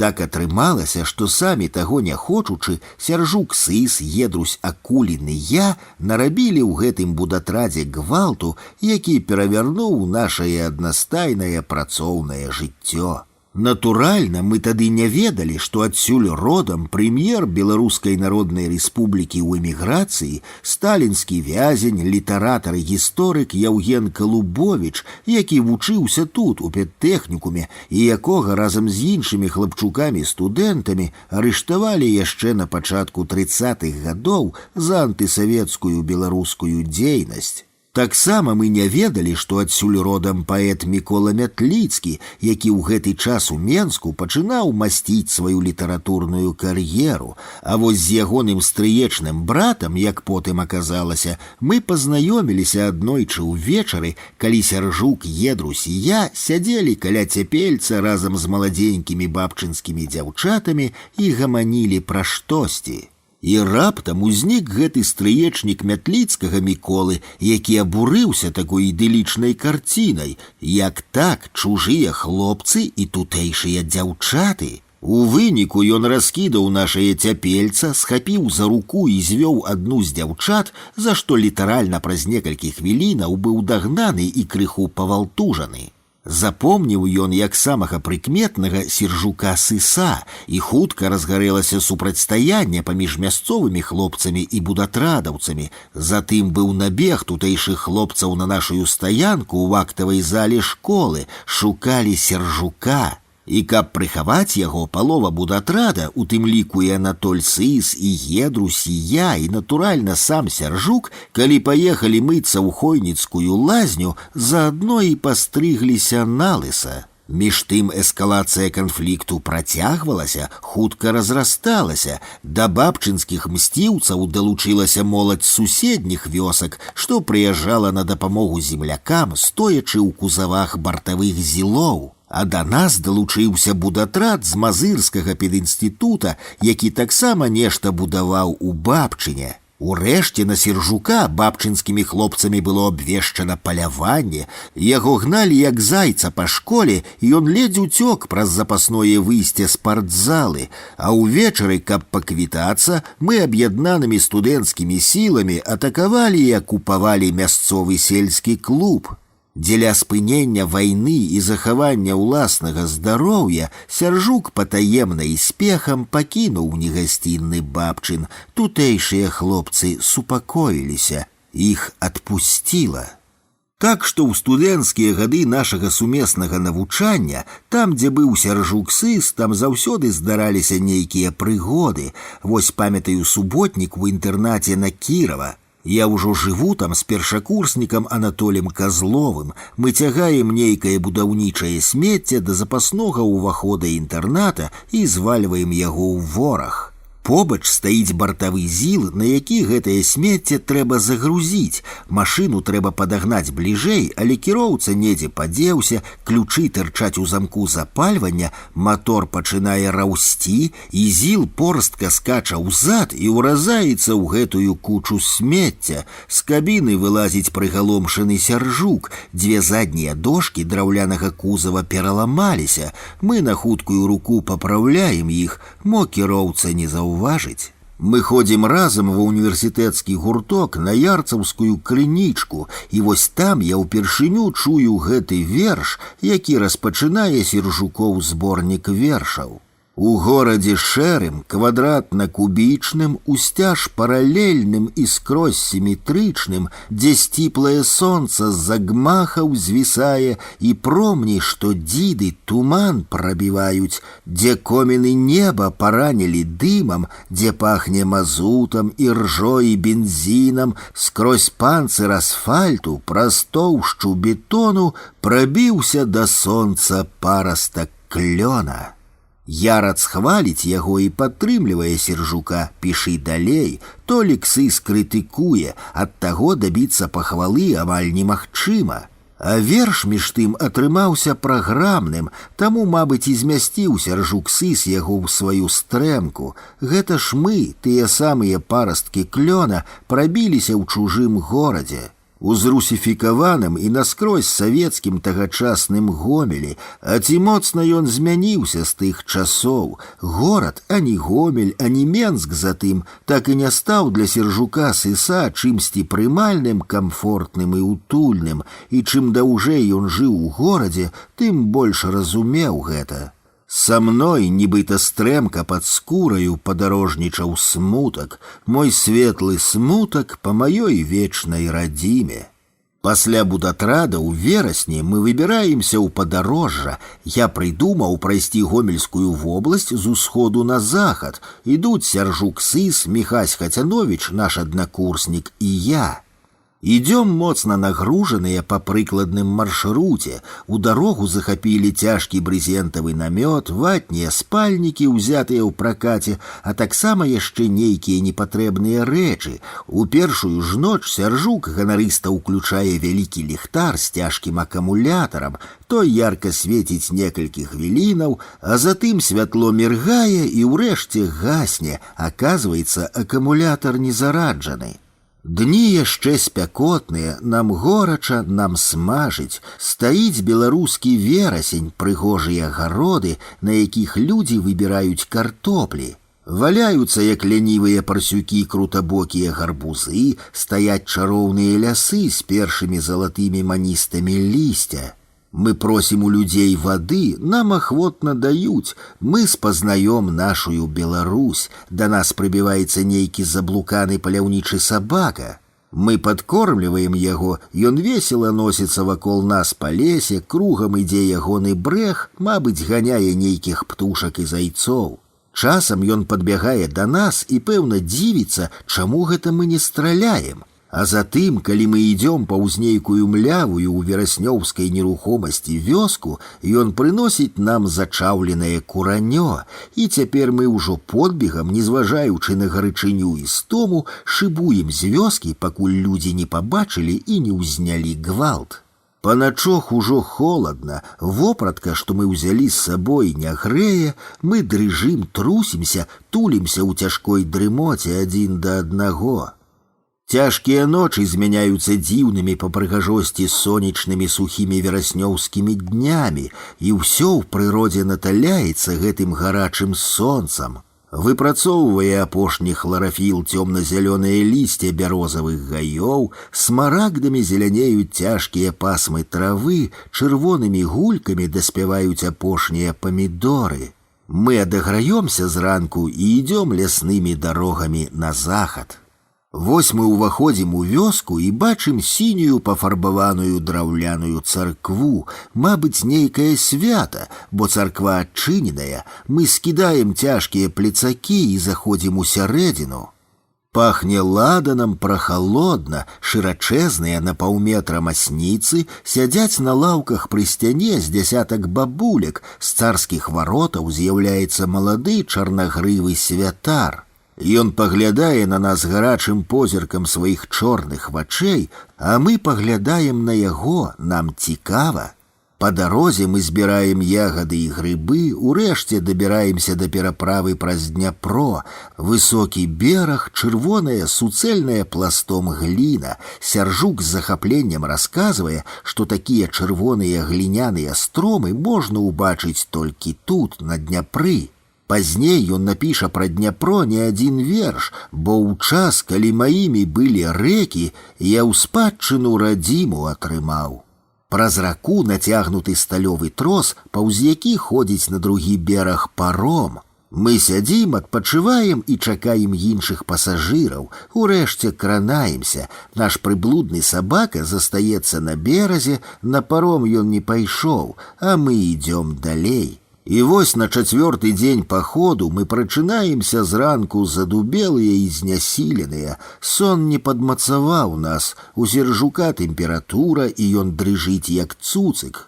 Міхась нацёр скуру паміж ног, і кожны крок даецца яму з болем, ён ідзе раскаракаю. Мы вырашаем спыніць паход, ловім на шашы грузавую машыну з брызентавай будкаю, якая едзе да Гомеля, закідаем туды транты, залазім самі і валімся на пляцакі зняможаныя. І вось неўзабаве мы ўжо в Гомелі, можам вымыцца, пад'есці, паляжаць у чыстых ложках. Мы прайшлі недзе траціну вызначанага маршруту, але ж ці быў гэты паход няўдалым і дарэмным? Думаю, што не, бо мы ж самі на свой розум і капыл, як умелі, спазнавалі Беларусь і нашае асабістае месца ў ёй.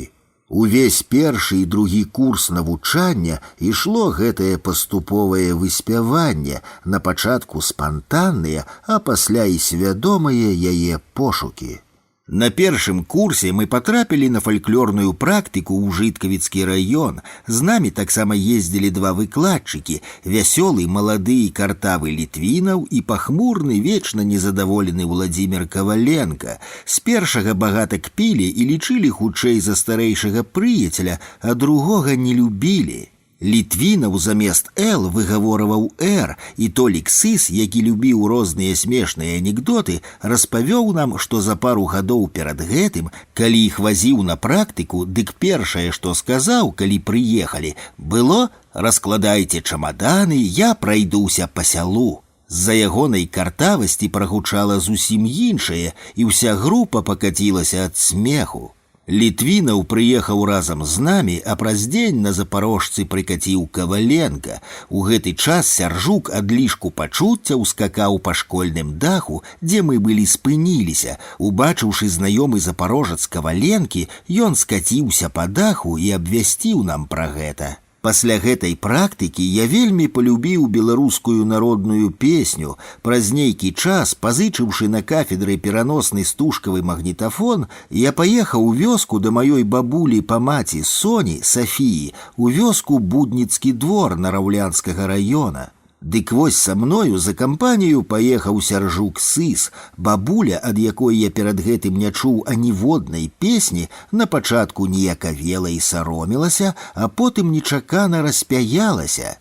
На песні ў яе была вельмі добрая памяць, і яна спявала нам з невялікімі перапынкамі 2 дні. Прыходзіла да яе баба Аляксандра, яе родная сястра, і таксама дапамагала ёй узгадаць яшчэ некалькі песень.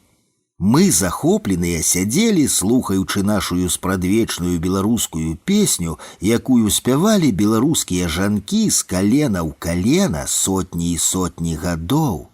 Тады бабуля Соня праспявала нам болей за 100 песень. Мы вярталіся з гэтага незвычайнага канцэрта, зладжанага толькі для нас дваіх, уражаныя і ўзвышаныя. Мы ясна адчувалі, што дакрануліся да залатога беларускага слова, адшліфаванага вякамі, да старажытных славянскіх і праславянскіх яшчэ мелодыяў, водгукі і напевы якіх я буду пазней лавіць у розных кропках славянскага свету. Мяркую, што рытмы гэтых песень, спрадвечны беларускі светапогляд не маглі не адбіцца на вершах майго сябра Сяржука Сыса. Не было чалавека на той час, з кім бы мне было так проста і лёгка, як з Сяржуком. Я таксама моцна сябраваў з Едрусем Акуліным, але Едрусь заўсёды захоўваў сваю адметнасць. Ён заўсёды быў іншым, а вось з Сяржуком мне часам здавалася, што мы аднолькавыя. Хаця знешне мы жылі розным жыццём. Я багата чытаў, самаадукоўваўся, адным словам, найперш быў кніжным хлопцам, і толькі затым на другім месцы былі для мяне розныя радасці жыцця. Для Сяржука кніжка таксама не была чужою, рэгулярна і ён трымаў яе ў руках, але ягоная фантастычная жыццёвая энергія, радасная неўтаймоўная халерычнасць выклікала бясконцы ланцуг розных гісторый і падзеяў, у большасці сваёй захапляльных і бессэнсоўных. Я ў жыцці не бачыў такога чалавека, які гэтак спяшаўся жыць. Эмоцыі і пачуцці часта кіравалі ягонымі ўчынкамі. У тыя часы ён заўсёды быў закаханым, і часта прадметам яго абагаўлення была не адна пасія, а некалькі, і не было ніводнай хвіліны, каб месца ў ягоным сэрцы, якое займала зямная муза, было пустым. Пазрываныя з неба ружы, адшуканыя ў полі зоры, і амаль звар'яцелае сонца, быццам дар пакладу ля ног. Разарвуцца сталёвыя нельга, сутыкнуцца дрыготкія пальцы, і амаль звар'яцелае сонца спаліць ветах нашых трывог. На пачатку не хопіць слова, потым яго нават замнога, і амаль звар'яцеламу сонцу не спазнаць глыбінь нематы. Ці такая, даль Бог, нязбытнасць, твоя згода і кветкава зорна, і амаль звар'яцелае сонца, калі недзе ёсць я і ты. Хоць гэты вершы напісаны, відаць, пазней, але вось гэтае звар'яцелае сонца я часта бачыў у Сержуковых вачах. Урэшце адна з гісторый кахання прывяла яго да ўтрапення, калі ў інтэрнаце Гомельскага універсітэта голымі рукамі ён, плачучы ад унутраных пакутаў, разбіў ушчэнт некалькі вялікіх калідорных шыбаў. Я памятаю гэтую карціну, вялікія вострыя аскепкі шкла, якія грудаю валяліся на розных паверхах інтэрната, з празрыстымі рагамі крыві і Сержука з рукамі па локаць у крыві. Бррр! Такое мог утварыць, мабыць, толькі ён. У гэтым інтэрнаце на Кірава рабілася ўсялякае і рознае, але... І няўмольная проза жыцця ў выглядзе дэкана змусіла яго прыпыніць вучобу і ўвесну 81-го года сысці ў войска.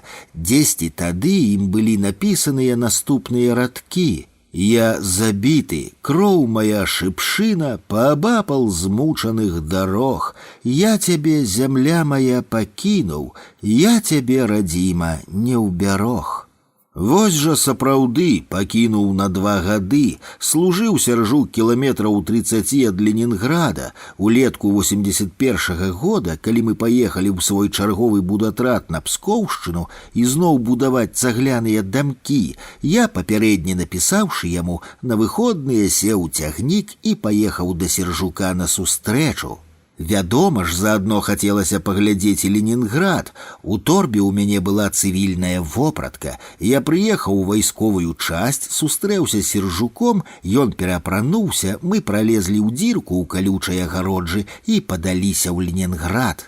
Хадзілі па ўзбярэжжы Нявы, былі каля зімняга палаца, бегалі яшчэ багата дзе, елі лёды, размаўлялі, былі шчаслівымі. Увечары я прывёз яго ў вайсковую часць і ўначы паехаў назад на Пскоўшчыну. Як пісаў пазней мне Сяржук, на такія самаволкі і стараслужачыя не адважваліся, бо кара за іх была суровая, а ён толькі быў 3 месяцы адслужыў. Пасля вяртання Сержука сыса з войска ўвесну 83-го года мы з Едрусем Акуліным жылі тады ў інтэрнаце кватэрнага тыпу на вуліцы Савецкай. Сяржук часова пайшоў працаваць на цукерачную і шакаладную фабрыку «Спартак», якая месцілася трохі наўскасяк на другім баку вуліцы. Часта, калі вецер дзьмуў з фабрыкі ў бок нашага інтэрната, нам апетытна пахла цукерачнай памадкаю і ванільным шакаладам.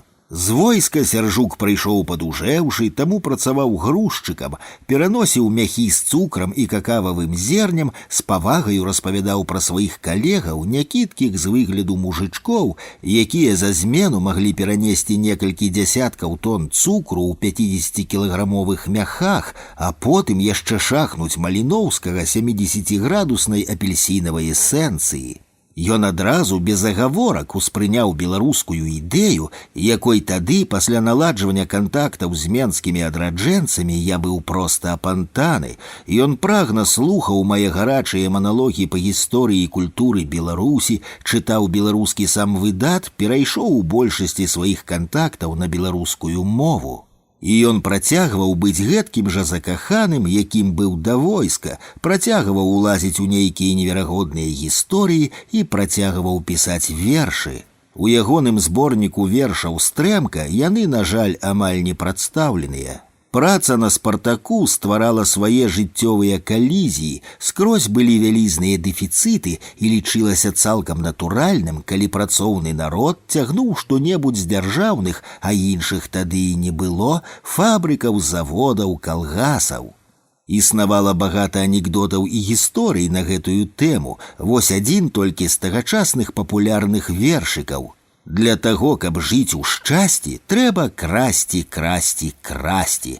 Наколькі гэта адрознівалася і пярэчыла народнай традыцыі, у якой крадзеж лічыўся за найвялікшы грэх і сорам, гэта адна са шматлікіх заслугаў савецкай улады.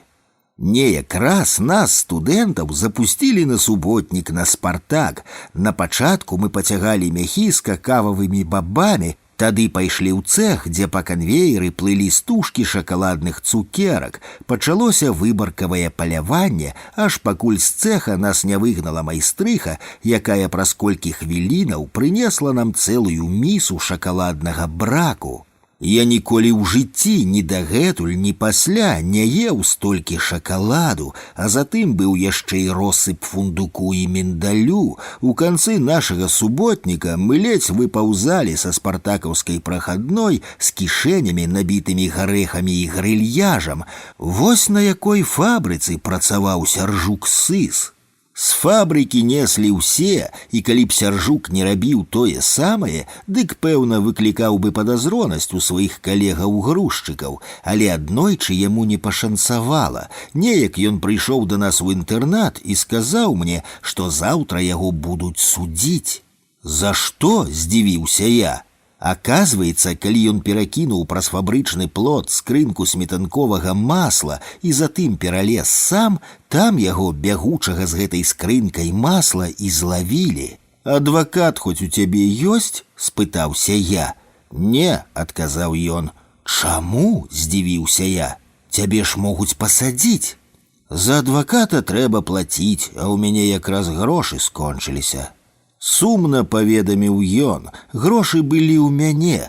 Мы пабеглі ў адвакатуру, заключылі дамову, я заплаціў 25 рублёў. Столькі каштавала ягоная свабода. Назаўтра на судзе адвакатка адбараніла Сяржука, і ён абышоўся адно штрафам. Дзіўнае гэтае жыццё, бо бадай ніводзін з беларускіх паэтаў не прысвяціў столькі вершаў Гомелю, як Сяржук-сыс. Ён урэшце звыкнецца з гэтым паўмільённым горадам і стане яго паэтычным голасам. Афішы змываючы з твараў вітрынаў, людзей заганяючы з боем пад дахі, ліпень залеву на Гомель абрынуў, водар лазы ды аерныя пахі. Стома сплывае з праспектаў руплівых, перапыняюцца пульсы артэрый і выбягаюць пад дождж нецярпліва людзі пасля навальнічнае эры. Бурбалкі ўспеньваюць гладзь тратуараў, кроплі гаючыя лашчаць лістоту, і ў гамяльцоў прабягае па тварах лёгкая ўсмешка дзіцячай пяшчоты. Гэта, можа, не лепшы вершык Сяржука-сыса, прысвечаны Гомелю, але ён такі свойскі, усё абдымны. Ён з такіх вершаў, якія мусяць быць у гомельскіх вітрынах і змяшчацца ў любых зборніках і кніжках, прысвечаных Гомелю. І ў зборніку ёсць у яго больш моцныя гомельскія вершы, такія як «Святы вечар», «Мясцовы час». І калі паэт прызнаў урэшце горад за свой, то горад пакуль што ніяк не адрэагаваў на гэта, ды і ці адгукнецца ўвогуле гэты зрусіфікаваны ўшчэнт Гомель, любімы горад майго юнацтва. А вось наступныя мае нататкі будуць прысвечаныя кранальнаму перыяду ў жыцці Сяржука і маім жыцці. Сталася так, што Сяржукова беганіна за дзяўчатамі прыпынілася, прынамсі пасля таго, як ён сустрэў у нашым інтэрнаце Валю і раззнаёміўся з ёй, то яна набыла больш уцямны і мэтанакіраваны характар. Валя вучылася на рускай філалогіі на пару курсаў ніжэй за мяне, была родам з Чачэршчыны, з сям'і кіраўніка калгаса. Шатэнка з сінімі, як васількі, вачыма і прывабліваю усмешкаю радзімецкіх крывей, танклявая Валя глядзелася эфектна і была разумнаю дзяўчынаю. У нашай кампаніі яна хутка вярнулася да беларускай мовы. Гэтых сінявокіх і шэравокіх радзімецкіх дзяўчат з прысожжа, урэшце як і хлапцоў, можна лёгка навучыцца пазнаваць, калі пабываць у іх мястэчках, гарадках і вёсках і прыглядзецца да іх. Згадайце хаця б Аляксея Пысіна, Алеся Пісьмянкова, Едруся Акуліна, і тут, у бабруйскай калоніі, я іх пазнаю адразу і па характары, і па абліччы. Дык вось Сяржук гэтым разам закахаўся не на жарт і пачаў настойліва улягаць за Валяю. На вясну 84-га ў іх прыпаў перыяд жаніхоўства. Пяшчотнай, кранальнай, незабывальнай пары дваіх маладых людзей, якіх нястрымна цягне адно да аднаго невытлумачальная прага кахання і жыцця. Гэта была незабыўная вясна, бо ў гэты самы час я быў згубіўшы галаву ад маёй будучай жонкі Наталлі. Яна ў 83-м годзе паступіла на гістарычнае аддзяленне нашага факультэта, ужо год, як мы былі знаёмыя дагэтуль. Нашае знаёмства — гэта асобная гісторыя, а зараз скажу толькі, што ў тую вясну мы ўчатырох разам часта бавілі свой вольны час, і гэта былі цудоўныя дні, якія ўжо ніколі не паўторацца. Ранняй вясной, як толькі зазеленелі косы бярозаў, у балотцах і нізінах на паплавах яшчэ стаіць вада, а зямля яшчэ цёмная ад талай вады, мы едзем на прыгарадным пазіку, маленькім аўтобусіку, у Чачэрск глядзець царкву пачатку 19 стагоддзя, пабудаваную ў класічным стылі. Мы ходили вакол царквы, параспраналіся да маек, а світкі павесілі на пояс, бо горача, фатаграфуем царкву і фатаграфуемся самі. Назад едем стоячы, месцаў няма, смажыць веснавое яркае сонца, цёплы ветер завявае ў адчыненыя форткі, дзяўчаты расчырванеліся, як вясновыя макі, ветер варушыць далікатныя пасмы дзявочых валасоў. Нават кіроўца часам не глядзіць на дарогу, а паглядае на нашых дзяўчат. Я крыху раўную і адначасова ганаруся, я імкнуся запомніць гэтую карціну натуральнай дзявочай прыгажосці. Мне здаецца, што я ўжо ніколі такога не пабачу ў жыцці і ніколі не буду такім напоўненым да краёў каханнем. Мы прыязджаем у інтэрнат, бяжым з Сяржуком у гастраном, купляем там пельмені і 2-літровыя бутэлькі славацкага лёгкага віна. Гэтае віно таксама усмешка свайго часу. Пры татальным дэфіцыце ў крамах тым не менш заўсёды ёсць сухое віно. Малдаўская алігаté і фіцяска валам наваленае ляжыць у драцяных ёмістасцях. Крыху даражэйшыя віны з Чэхаславакіі і Венгрыі стаяць выстаўленыя на палічках. У кіёсках прадаецца балгарская зубная паста, кубінскі ром і цыгары. Затым мы сядзім учатырох у інтэрнатаўскім пакоі, ямо пельмені і запіваем іх проста з рыльца літровай бутэлькі саладкаватым віном. Я ніколі не забудуся на пах і смак пасля пунцовых Наталліных вуснаў. Побач сядзяць Сяржук з Валяй і таксама наўперамен цягнуць віно, і бачу я ў вачах у Сяржука стан набліжаны да найвялікшае асалоды і шчасця. А вось у іншы дзень мы кідаем у торбу выпадковую ежу, кладзём пляшку чырвонага балгарскага сухога віна і едзем у чонкі на пікнік. Гэтыя прыгожыя мясціны знаходзяцца непадалёк ад Гомеля на Сажы. Гомельцы здаўна аблюбавалі іх для адпачынку. Некалі яшчэ да вайны маляваў чонкаўскія пейзажы кіраўнік беларускага тэатра, пісьменнік і драматург Уладзіслаў Галубок. По дарозе мы смяёмся і дурэем, ідём па краі паляны, паўз невялікае футбольнае поле, дзе стаяць футбольныя брамы, зробленыя з гнутых трубаў. Сяржук бяжыць да адной з іх, падскоквае, імкліва хапаецца за перакладзіну і спрабуе зрабіць пад'ём з пераваротам. Мы з жахам глядзім, як незамацаваная брама, расхістаная ягоным скачком, хіліцца і падае. Перакладзіна б'е яго па грудзях, і ён ляжыць нерухома, прычаўлены гэтай брамаю. Мы кідаемся ўражаныя да яго, ён стогне і смяецца адначасова. Я падымаю браму, дзяўчаты дапамагаюць яму прыўзняцца, ён мацае грудзі і рэбры, здаецца, ўсё цэлае, мы рагочам як шалёныя. У вачах карціна сагнутага ў круг Сяржука і брама, якая адрываецца і ляціць. Затым мы раскладаем цяпельца, рассцілаем посцілку, ставім ежу і зноў нястрымна смяёмся, бо з торбы дастаецца вялікі будильнік, які нехта з нас туды закінуў, збіраючыся спехам. Адной пляшкі сухога віна на 4 нам дастаткова. Мы і так п'яныя ад маладосці, току жыцця, ад кахання. У парку пустэльным каханне жыве, яму тут хораша жыць, схавалася недзе ў мокрай траве, дзе слёзкі крыштальнай імжы. Падобна нацятай тугой цеціве жаданне лістотай дрыжыць, чаруе яно за сабою заве у восеньскія вітражы.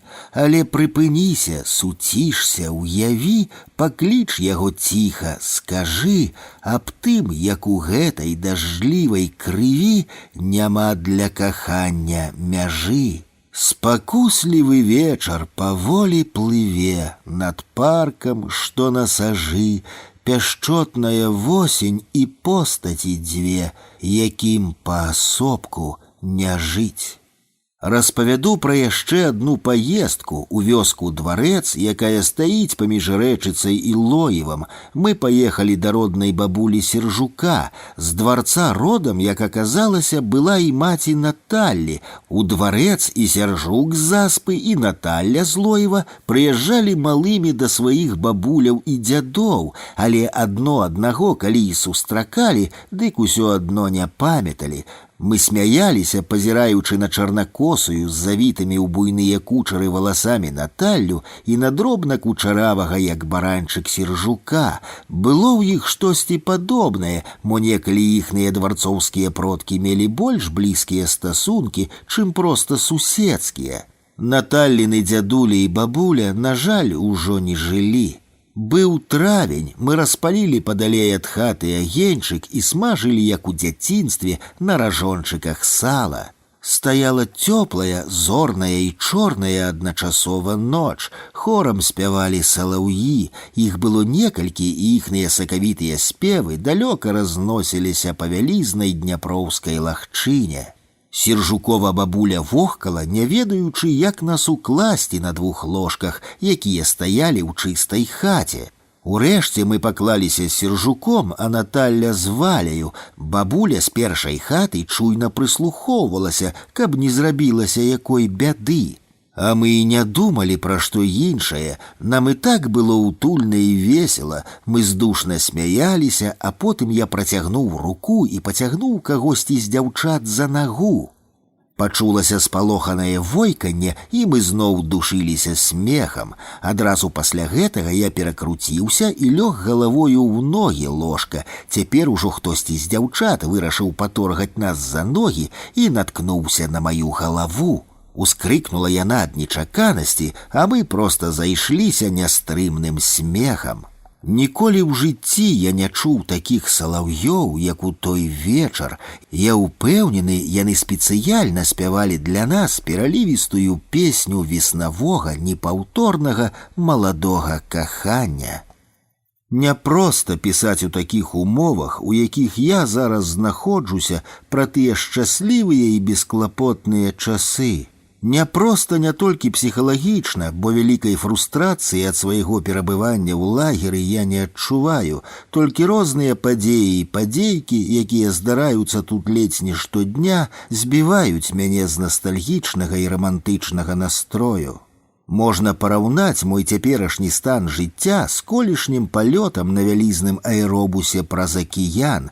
Мы ляцелі на вышыні бліжэй да 13 кіламетраў, і наш вялікі і цяжкі самалёт трэсла як ліпку на ветры. Мы ўсю дарогу сядзелі прышпіленыя рамянямі бяспекі, і нам усю дарогу падлівалі шампанскае не шкадуючы. Вось такая ж турбуленцыя віхурыць зараз вакол мяне. Але ж цягам усяго жыцця нешта замінала мне цалкам аддавацца пісанню, а можа, гэта і я сам дапамагаю майму лёсу адштурхнуцца ад супакою і цішы пісьмовага стала. Можа, гэта мая няўрымслівая натура ўвесь час цягне мяне ў пошуку свайго адметнага шляху, які ёсць сапраўды мне наканаваннем. Хто ведае, мо і так. Улетку 84-го Сяржук з Валяй узялі шлюб, вяселле гулялі на Чачэршчыне ў валеных бацькоў. Я на тым вяселлі быў за шафера ў Сяржука і ставіў свой подпіс у ЗАГСе аб іхнім шлюбе. Бедныя і неўладкаваныя яшчэ ў жыцці, што мы маглі даць нашым каханым? Адное — абяцанкі-цацанкі, расплывістыя перспектывы ды шчырае палкае каханне. Затым я паступіў у аспірантуру ў Менск і адтуль быў забраны на 1,5 гады ў войска. Перапісваліся мы неяк мала, значна больш ліставаўся з Едрусем, але ведаючы характар Сяржука, я не здзівіўся, калі ў гэты час ён скончыў дзеля чагосьці гандлёвы тэхнікум, працаваў на тым самым «Спартаку», ездзіў, як ён сам пазней распавядаў, у Рагачоў на малочна-кансервавы завод, па радыяцыйнае згушчонае малако і завочна аднавіўся ва ўніверсітэце. Затым Валю размеркавалі настаўніцай у Жлобінскі раён, у вёску. Сяржук паехаў туды разам з ёй і выкладаў у школе беларускую мову і літаратуру. Пасля нашага вяселля з Наталляй у 87-м годзе мы прыязджалі да іх у госці, жылі ў іх, можа, з тыдзень. Зранку Сяржук і Валя сыходзілі на працу ў школу, што ж, сельскія настаўнікі, а мы з Наталлю высыпаліся ў іх невялікай кватэрцы. Затым я пісаў сваю кандыдацкую працу, а Наталля чытала кнігі. Пасля абеду мы хадзілі ўсе разам гуляць па наваколлі, у хваёвы бор, які пачынаўся за вёскай, на недалёкую чыгунку. Удалечыні за Бярэзінай былі бачныя высокія коміны Светлагорскага хімзавода. Мы шмат размаўлялі пра надыходзячыя змены, бо тады, у другой палове 80-х, Менск ужо пачынаў віраваць, актыўнічалі беларуска-арыентаваныя моладзевыя дэмакратычныя ініцыятывы, разгортвалася праца таварыства маладых літаратараў тутэйшыя, прэзідэнтам якога абралі мяне. Мы размаўлялі і пра беларушчыну, і пра літаратуру. Потым Сяржук паказваў свае грады непадалёк ад дома, зарослыя, як ён пераконваў, смачным і карысным тапінамбурам. А ўвечары мы ізноў гаварылі, гаварылі і гаварылі. Праз нейкі час Сяржук пайшоў працаваць у Жлобінскую раёнку і атрымаў у Жлобіне кватэру. Ён вучыўся на завочным і працаваў на вельмі няўдзячнай для творчага чалавека працы раённага журналіста. Усе, пэўна, бачылі нашыя беларускія раёнкі. Гэта казённы стыль і казённая душа, пародыя на газету, дзе на першым месцы надой, жніво, сяўба і перадавікі з ударнікамі разам. Месца для творчасці там няма, а газетныя штампы і газетнае мысленне загубілі не аднаго празаіка і паэта. Усе памятаюць, у што ператварыўся Лім, калі ў крэсла галоўнага рэдактара туды прыйшоў яшчэ адзін гадаванец Гомельскага універсітэта Анатоль Казлоў.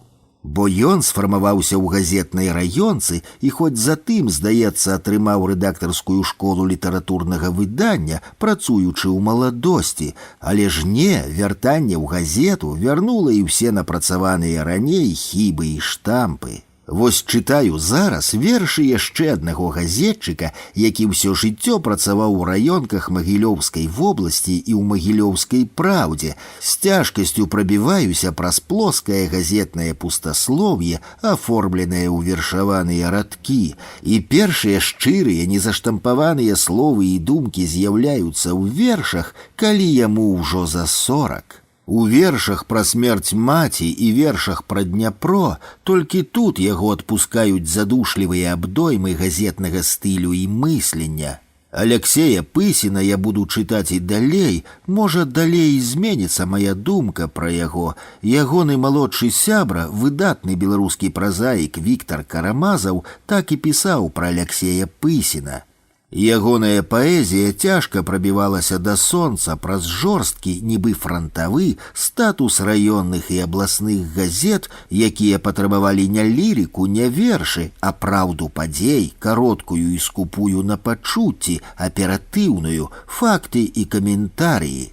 Вось жа зразумела, якой была праўда ў газетных радках у савецкія пасляваенныя асабліва часы, але сутнасць сумяшчэння працы ў газеце і паэзіі ён перадаў даволі трапна. Тым не менш газетнай працай Сяржук Сыс не баяўся. Трэба сказаць, што нашыя кантакты тады паслабелі, жыццё неяк запрэгла нас у розныя вазы, паставіла ў аглоблі і ўсунула ў хамуты. Я высільваўся ў музеі Максіма Богдановича, дырэктарам якога я стаў і які кроў з носу трэба было адчыніць да 100-й гадавіны паэта, а яшчэ ж грамадская праца, якая забірала ўвесь астатні час. А Сяржук праз пару гадоў перабраўся ў абласную газету «Гомельская праўда», куды яго перацягнуў Барыс Пятровіч, атрымаў там кватэру і мусіў адпрацоўваць яе. Няпростае жыццё творчага чалавека ў правінцыі, а Гомель, на жаль, так і не стаў самадастатковым культурным цэнтрам. Менск высмоктвае ўсё творчае і цікавае, як пыласос, і толькі гародня ў змозе супрацьстаяць яму. Калі ж няма дастатковага кола аднадумцаў і разнастайных творчых кантактаў, людзей, якія натхняюць твае творчыя пошукі і падштурхоўваюць твоё творчае «я», можа наступіць крызіс. Відавочна, як у час жыцця ў Гомелі ў вершах Сяржука Сыса прабіваюцца ноткі песімізму, боязі ўгрузнуць у балота, адчування незадаволенасці і марнасці свайго жыцця. Аднастайнасць правінцыйнага жыцця ператвараецца ў сапраўдны экзамен для яго як для творцы. Мясцовы час, няспешны плёскат сожа, спагада позіркаў, што ловіш незнарок, на скрыжаванні выцвілы ларок, язмін ды бэс за кожнай агароджай. Жанчына размаўляе з галубамі, Пятра і Паўла ціхі перазвон, пах ежы з незачыненых акон. Мясцовы час, ці вытрымаць экзамен. Мясцовы час, ці я ўжо не мясцовы, па свеце натаптаўшыся як след, дымяць патроны танных цыгарэт, каля піўной плятуць карункі словы. На ровары падлетак круглатвары, педаль ногой кранаючы ледзь-ледзь, мне за табою болей не паспець. Мясцовы час, стрыножаныя мары. Пры пераездзе ў Гомель Сяржуку Сысу, можна сказаць, моцна пашанцавала на той час, бо ў Гомельскай праўдзе працаваў Барыс Пятровіч, які і стаў для Сяржука тым інтэлектуальным апірышчам, які не даў яму апусціць творчыя крылы, патануць у дрыгве будзённасці і побыту. Потым, хоць Барыс Пятровіч і пераехаў у Менск, іхняе сяброўства і кантакты і надалей падтрымлівалі паэтычную натуру Сяржука Сыса. Вось так у розных клопатах і справах праляцела 15 наступных гадоў. Сустрэчы нашыя былі цёплыя, але рэдкія. Ці я быў у Гомелі і заходзіў да яго ў госці, ці ён з'яўляўся наездамі ў Менск і прыходзіў да нас. Гадоў 8 таму паехалі мы ў вандроўку ў чарнобыльскую зону, у той самы Бабчын, дзе колісь мы працавалі ў будатрадзе. Паехалі ў адной машыне: Барыс Пятровіч, Сергей Дубавец, Едрусь Акулін, я і былы аднакурснік Барыса па журфаку. А па дарозе заехалі ў Вялікія Нямкі, вёску на Веткаўшчыне на беразе Бесядзі, адкуль родам Едрусь. Спыніліся там у ягонай хаце, хлопцы паплылі на чаўне лавіць у Бесядзе рыбу, а мы з Едрусем засталіся. І вось апоўначы ў хату ўваліўся Сяржук Сыс, якому затэлефанавалі ў Гомель і папрасілі далучыцца на ноч да нашай кампаніі. Сяржук тады працаваў у нейкім рэкламным аддзеле, дзень правёў на выставе і яго прывёз на машыне швагер. Мы выпілі і доўга гаманілі пра творчасць, літаратуру і пра тое, куды коціцца гэты свет. Так я даведаўся, што Сяржук разводзіцца з Валяю, сумеснае жыццё трэснула, і склеіць яго ні ён, ні яна не давалі рады. Кожнае каханне, як і кожнае чалавечае жыццё, індывідуальнае, і яно мае свой век. І часам людзі паміраюць у каханні, а часам памірае каханне, а людзі жывуць. Мне было прыкра і вусцішна. Вядома, яны былі дарослымі людзьмі і самі вырашалі, як ім жыць, але ж зачынялася шчымлівая старонка майго жыцця, маёй маладосці. Потым, далёка за поўнач, мы леглі спаць, але вярнуліся з рыбалкі Барыс з Дубаўцом, і іхнія размовы з Сержуком працягнуліся. Калі зранку я прачнуўся, Сяржук спаў на кінутым на дол матрасе ў тым самым касцюме, у якім прыехаў, і пад гальштукам. Неўзабаве мы раз'ехаліся, мы далей праз Лоеў на Хойнікі, а ён вярнуўся ў Гомель. У траўні 2005 года памёр наш сябра, геніяльны паэт Анатоль Сыс. Хтосьці можа засумнявацца, ці можна вось так запроста нашага равесніка, чалавека з далёка неідэальнымі паводзінамі, называць геніем. Я ўпэўнены, што можна, бо хто ж, як не ён, у 80-тыя 90-тыя гады 20-го стагоддзя праз паэтычнае слова выявіў духоўную і нацыянальную сутнасць беларускага народа. Ён, як той Янка Купала на пачатку 20-го стагоддзя, думаў за ўсіх беларусаў, здолеў акумуляваць усю горыч і ўвесь боль беларусаў, усе паразы і перамогі беларускага духу, усе надзеі і спадзяванні на лепшую будучыню. Няма такога іншага паэта ў нашай сучаснасці. Вось жа здольнасць да трансфармацыі духоўнай сутнасці беларусаў у магію і чары паэтычнага слова і робіць паэзію Анатоля Сыса геніяльнай. На пахаванні Анатоля Сыса я не быў, у той час мяне не было ў Беларусі. На 40 дзён у чэрвені 2005 года мы выехалі з Менска на мікрааўтобусе ў Гарошкаў, каб адзначыць 40-віны на радзіме паэта. Перад ад'ездам Кася Камоцкая выперла з аўтобуса 2 п'яных хлапцоў, былых знаёмых Сыса, якія гучна вохкалі і прычыталі за Толіка і збіраліся ехаць разам з намі. Астатнія ж пасажыры былі збольшага знаёмыя паміж сабой. Разам з намі ехала і Галя Дубянецкая, паэтка, мая даўняя знаёмая, з якой разам мы некалі вучыліся ў аспірантуры Інстытута літаратуры Акадэміі навук. Галя, мілая, сціплая, усмешлівая дачка Міхала Дубянецкага, беларускага дзеяча, аднаго з інтэлектуалаў і заснавальнікаў Беларускага народнага фронту. Бог даў ёй ціхі, вытанчаны высокаінтэлектуальны талент, выхаваная ў рэчышчы еўрапейскай літаратуры, яна сваім паэтычным голасам нагадвае мне расійскую паэтку Марыну Цвятаеву, вельмі няпростую для ўспрымання шараговага чытача. Паэзія такога кшталту, элітарная паэзія, зразумелая далёка не ўсім. Яе тэксты насычаныя тонкімі асацыяцыямі, падтэкстам, з заглыбленасцю ў свой свет, у выбудаваную унікальную сістэму каардынат. Але калі такі талент з'яўляецца ў літаратуры, дык гэта разглядаецца як вялікая ўдача і гонар для гэтай літаратуры, бо тады ўжо немагчыма не заўважыць і проста пераскочыць праз творчасць паэта ці паэткі такога кшталту. Але неверагодна сціплая Галя ніколі адмыслова не прыцягвала ўвагі да сваёй паэзіі. Яе вершы, здавалася, раслі самапасам, як далікатныя кветкі на лузе, і толькі зрэдку з'яўляліся ў друку. І вось мы прыехалі ў Гарошкаў, дзе нас сустрэлі гасцінныя сёстры Анатоля. На сядзібу Анатоля Сыса з'ехаліся таксама і былыя сябры, і прыхільнікі таленту паэта з Гомеля, Рэчыцы, Светлагорска. Прыехаў з Гомеля і Сяржук Сыс, мы мелі крыху часу і пад'ехалі з ім у суседнюю заспу да ягонай маці, выйшлі паглядзець на Дняпро, трохі паразмаўлялі. Сяржук сказаў, што жыве цяпер у Гомелі сам, здымае жытло. Затым мы вярнуліся, наведалі могілкі і пасля памінальнага стала і выступаў паэтаў і бардаў пайшлі на ўлюбёнае месца Анатоля Сыса, Гарошкаўскае гарадзішча.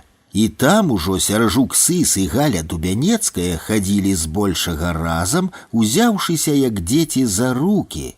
Аказваецца, яны таксама былі ўжо даўно знаёмыя, бо разам удзельнічалі ў семінары маладых літаратараў у пісьменніцкім доме творчасці ў Іслачы і неяк падчас выступу сяброў калегаў у Дзяржынску пайшлі ўдваіх разглядаць заснежаныя могілкі.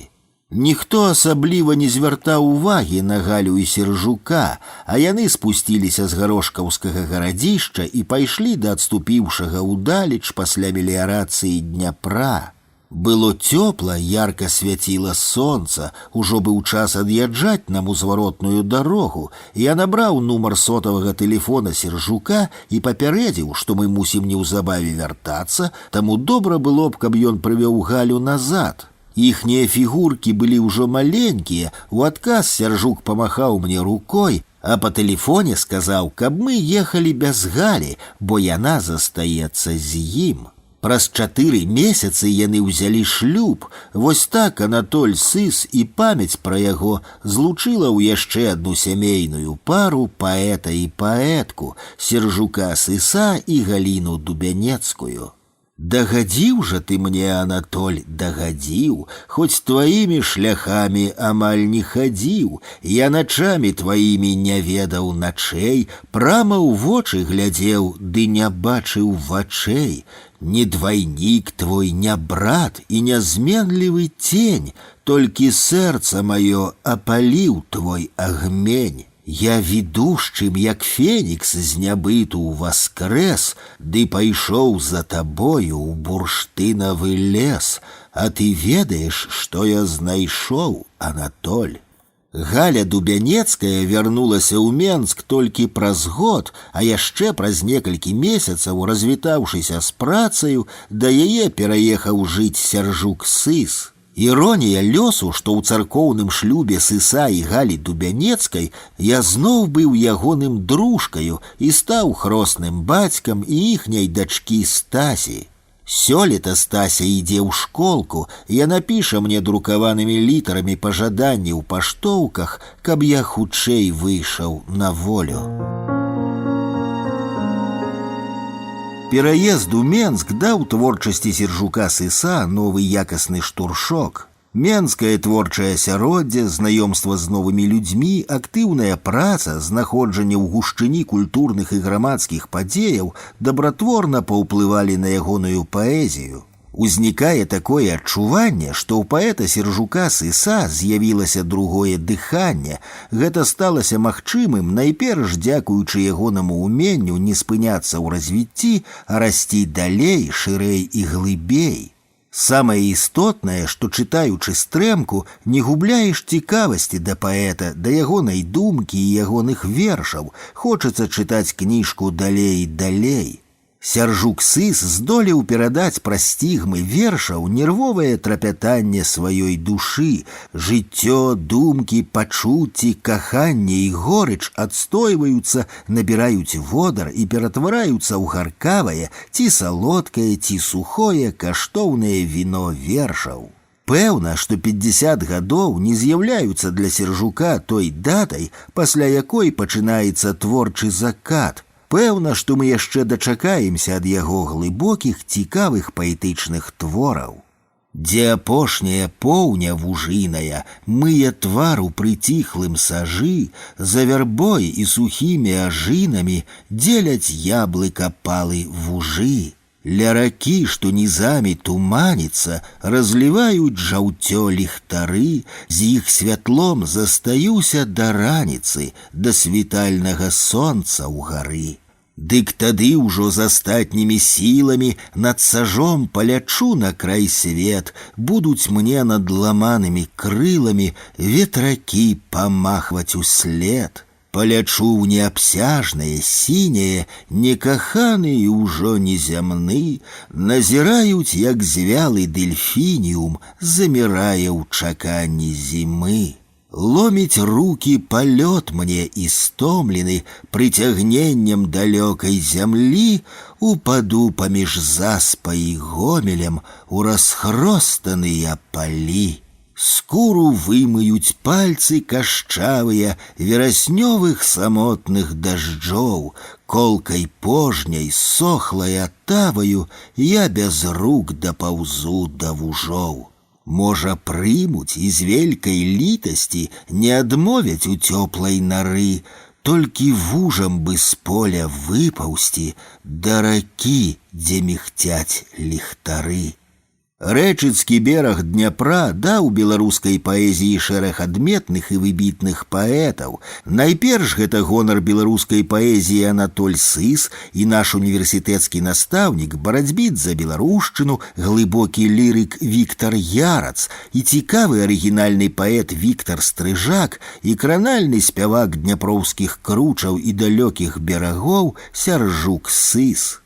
Крыўдна, але яны не ацэненыя, не ўшанаваныя належным чынам, так, як яны заслугоўваюць, так, як было б у любога іншага народа, які паважае сябе. Няма прарока ў сваёй айчыне, пакуль што няма, нядоўгі час яшчэ няма, яшчэ крыху, яшчэ трохі. Жнівень 2012 года, Бабруйская калонія.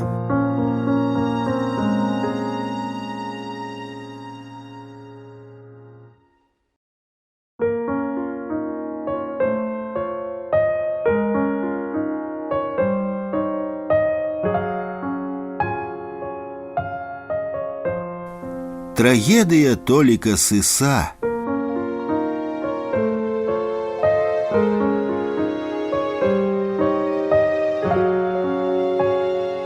Упершыню мы пазнаёміліся з Анатолем Сысом, калі вучыліся на першым курсе гомельскага філфака. Чаму я кажу «мы», бо на адным потоку са мной вучыліся Едруся Кулін і Сяржук Сыс. Апошні хоць і меў такое ж прозвішча, як у Анатоля, але паходзіў з Заспы, з суседняй з Гарошкавым вёскі. Памятаю, як да нас у аўдыторыю зазірнуў малады хлопец са светлымі валасамі, шырока раскрытымі вачыма і безапеляцыйна абвясціў: «Я паэт Анатоль Сыс. Калі сярод вас ёсць паэты ці празаікі, сёння ўвечары прыходзьце на паседжанне літаратурнага гуртка «Крынічка». Натуральна, што мы ўтрох туды і пайшлі, там і пазнаёміліся. Сыс вучыўся на трэцім курсе і быў вядомым на ўвесь філфак паэтам, хаця добрых настаўнікаў ці паплечнікаў у яго не было.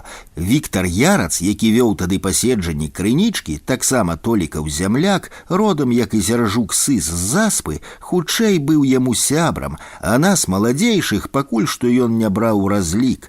Пазней ужо ў Менску, убачыўшы нас з Едрусем, заўсёды ганарова абвяшчаў усім: «Глядзіце, гэта мае дзеці». І сапраўды, першыя пару гадоў ва ўніверсітэце мы, як кажуць, глядзелі яму ў рот. Толік сам шукаў і выбіраў сабе паэтычных настаўнікаў. Не памятаю, каго хваліў з расейскіх паэтаў, а пра беларускіх ганарова абвяшчаў: «У маладой беларускай літаратуры ёсць 3 сапраўдныя паэты: Разанаў, Някляеў і Пашкоў». І трэба сказаць, што ён амаль не памыліўся, прынамсі першыя 2 дакладна застануцца ў беларускай літаратуры.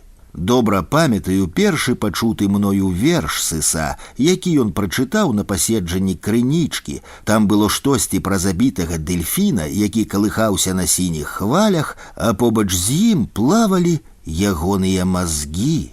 Пэўная саматужнасць, аддаленасць ад літаратурнага Менска наклала адбітак на ўсё ягонае далейшае жыццё і літаратурны шлях, які ён церабіў выключна сам. Адсутнасць аўтарытэтаў – небяспечная рэч. Яна дазваляе бясстрашна ісці наперад, захаваць прыродную чысціню і дасягаць неймаверных вышыняў, але часам даводзіць жыццё да поўнага анархізму і робіць яго проста бессэнсоўным.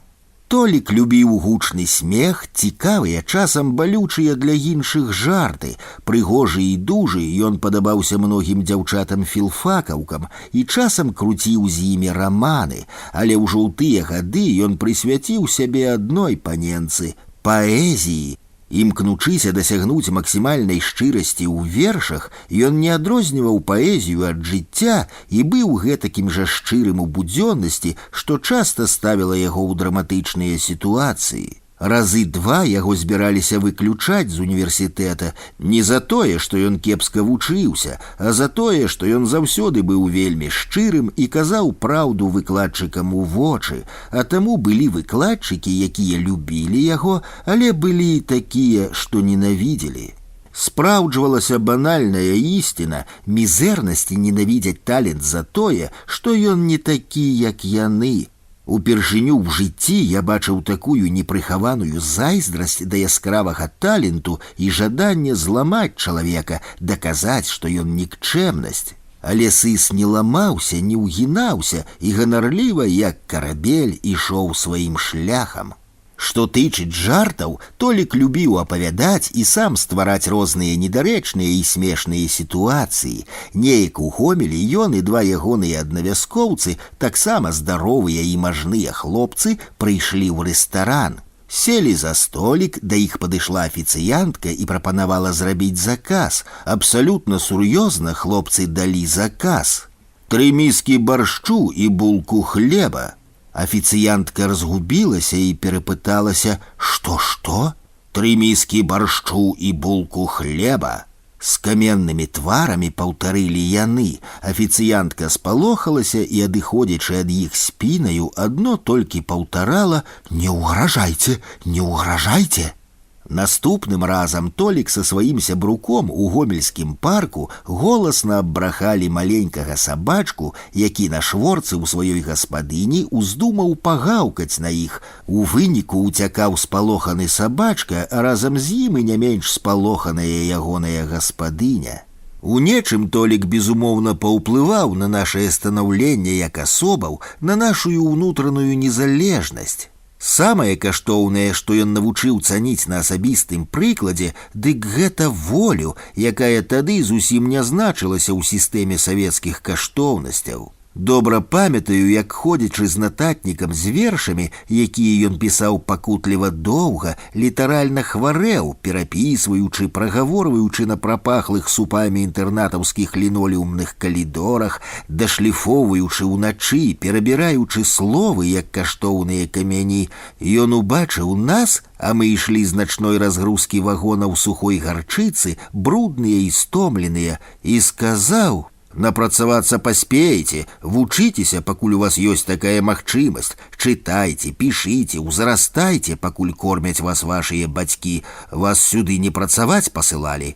Гэта ўразіла мяне, я падумаў: і праўда, і болей на начныя разгрузкі не хадзіў. Аднак была яшчэ адна начная разгрузка, на якую мы патрапілі ў будатрадзе, дзе былі разам з Едрусем і Толікам. Разгрузка калійных угнаенняў на станцыі. Грошай у будатрадзе на хойнічыне плацілі мала. Дарэчы, мы будавалі дамы ў Бабчыне, якія зараз стаяць пустымі, бо там радыяцыйная зона. І вось нашыя камандзіры дамовіліся на шабашку, па 2 чалавекі на вагон. Цэлую ноч мы кідалі шуфлямі гэтае ўгнаенне, а Толік час ад часу запяваў магутным голасам штосьці з Доны Самар. Была такая папулярная на дыскатэках у тыя часы амерыканская спявачка.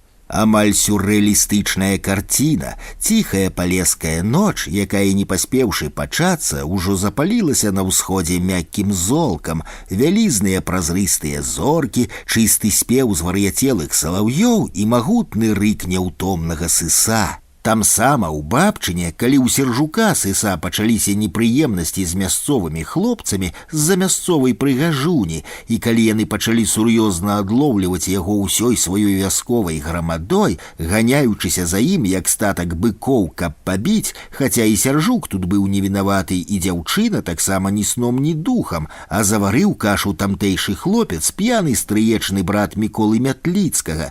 Тады Толік прапанаваў нечаканы ход — усім хлопцам з будатрада пастрыгшыся нагала, каб было немагчыма пазнаць Сержука па прычосцы. Паехаўшы ў лазню ў Хойнікі, мы, чалавек 12, салідарна гэтак і зрабілі. Памятаю выраз на тварах у хойніцкіх яўрэйскіх хлопцаў, якія тады яшчэ жылі ў Хойніках і тусаваліся каля лазні, калі яны ўбачылі цэлую купу лысых будатрадаўцаў. Сержука ўжо было немагчыма вылучыць сярод нас, хаця вечна п'яны Мятліцкі са сваімі быкамі і прыходзіў на апазнанне, ды дзе там. Першыя мае спробы ў 81 годзе ўцягнуць Толіка Сыса ў моладзевы нацыянальны рух, які тады распачалі менскія студэнты Вінцук Вячорка, Сяржук Сокалаў, Сергей Дубавец, ён успрыняў насцярожана, казаў, што ў Менску нацыяналісты і што ўсё гэта скончыцца турмой, а ён хоча пісаць вершы і нічога болей. Хоць і з праблемамі, але універсітэт ён, дзякуючы дэкану, скончыў і пайшоў служыць у войска на 1,5 гады. Служыў у Польшчы, у Лігніцы, у пантонным батальёне. У Польшчы разгортваўся незалежніцкі рух, і, як ён распавядаў, на плоце вакол вайсковай часці палякі часта малявалі тое, што думалі пра іх савецкіх вайскоўцаў. За гэты час падраслі і мы, перайшлі на беларускую літаратурную мову, паглыбілі свае веды ў беларушчыне, пашырылі кола аднадумцаў. І гэта моцна ўразіла Толіка пасля прыходу з войска. Ягоная шыкоўная трасянка, якой ён вечна фарсіў падчас вучобы, выглядала ўжо анахранізмам, і ён адразу ж перайшоў на літаратурную мову, на якой размаўляў да канца жыцця. Ён і да нас пачаў ставіцца як да роўных. Працуючы ў Веткаўскай раёнцы, часта бываў у нас у інтэрнаце, браў пачытаць кніжкі, слухаў мае гарачыя аповеды па гісторыі Беларусі. Тое, што я здолеў накапаць па перыёдыцы, чытаў Ермаловіча, Абдзіраловіча, Калоссе і студэнцкую думку, якія на фотаздымках хадзілі тады ў нас па руках. І не такія страшныя ўжо былі для яго нацыяналісты. Неўпрыкмет, атрымаўшы патрэбныя веды, ён і сам стаў носьбітам беларускай нацыянальнай ідэі.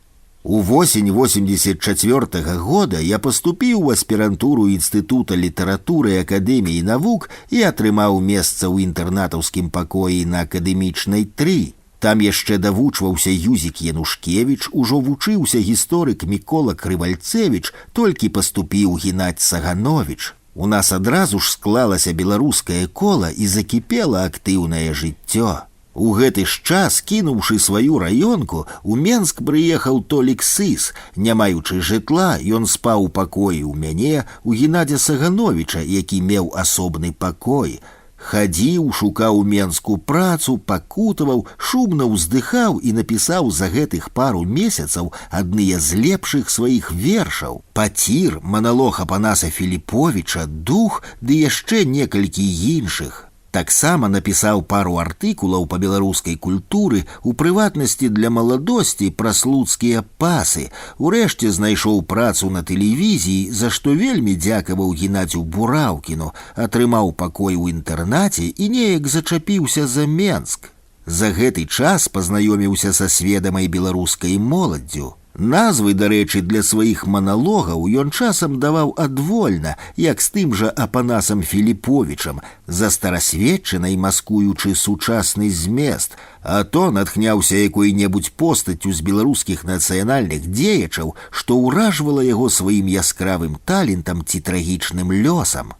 Так, крыху пазней, перабіраючы старую беларускую перыёдыку, я прачытаў пра беларускага артыста Рамуальда Жакоўскага, які скончыў жыццё самагубствам, перапісаў гэтую інфармацыю і паказаў Толіку. Той схапіўся за яе і напісаў маналог Рамуальда Жакоўскага. У весну 85-го года на радуніцу на ўсходніх могілках сведамая моладзь і старэйшыя наладзілі ўскладанне кветак на магілу Владзіміра Караткевіча. Прыйшлі і мы, былі прамовы і выступы, Толік таксама выступіў і прачытаў свой верш «Дух». Як ён чытаў вершы, гэта асобная гаворка. Ён зачароўваў людзей, кожнае слова клалася ў сэрца і душу, гонячы мурашоў па целе і выбіваючы слязу.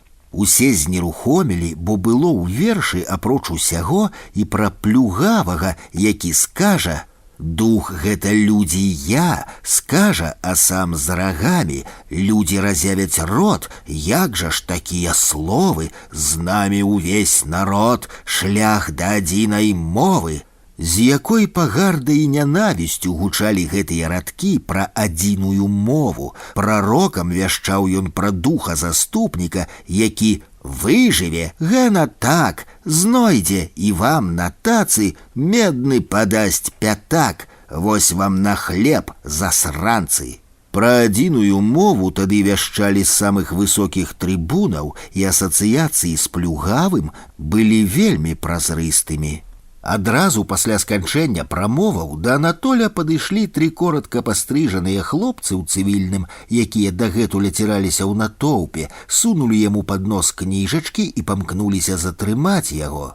У мяне было пачуванне роспачы, як, мабыць, і ва ўсіх, хто там быў, бо што на той час азначала такое затрыманне, не ведаў яшчэ ніхто.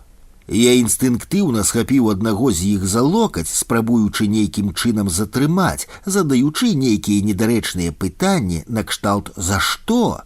Адзіны, хто не разгубіўся, дык гэта быў Анатоль, які рэзка развярнуўся і пабег. Гэтага не чакалі і ціхуны, якія запознена кінуліся за ім. Толік з'явіўся ўвечары да нас у інтэрнат і распавёў, што ўцёк ад іх добра на могілках на Радуніцу тады было шмат людзей, і ён, перасядзеўшы за адной з магілаў, выбраўся незаўважаным. Увесну 85-га прыйшла мая чарга ісці ў войска на 1,5 гады. Вярнуўшыся ў Менску восень 86-га, я ўбачыў Толіка, ужо асвойтаўшымся ў Менску, знаёмым шмат з кім з беларускіх культурных дзеячаў, фатографаў, мастакоў, моладзевых нацыянальных актывістаў. Олег Бембель, Олег Мінкін, Анатоль Кляшчук, Алексей Марачкін – гэты шэраг неардынарных асобаў можна было б працягваць і працягваць. Знаёмствам спрыяла ягоная праца, цягаючы драты, іншага яму не прапаноўвалі. За камерамі і асвятляльнымі лямпамі ён меў шмат часу, каб пагаманіць і пазнаёміцца з цікавымі для яго людзьмі. Сітуацыя ў грамадстве пачала мяняцца, гарбачоўская перабудова надала нам рэальнага імпэту і аптымізму, з'явілася магчымасць для легальнай працы, прапаганды беларускіх ідэяў, пачала пераглядацца ў аб'ектыўны бок беларуская гісторыя, з'явіліся ў друку забароненыя доўгія гады літаратурныя творы.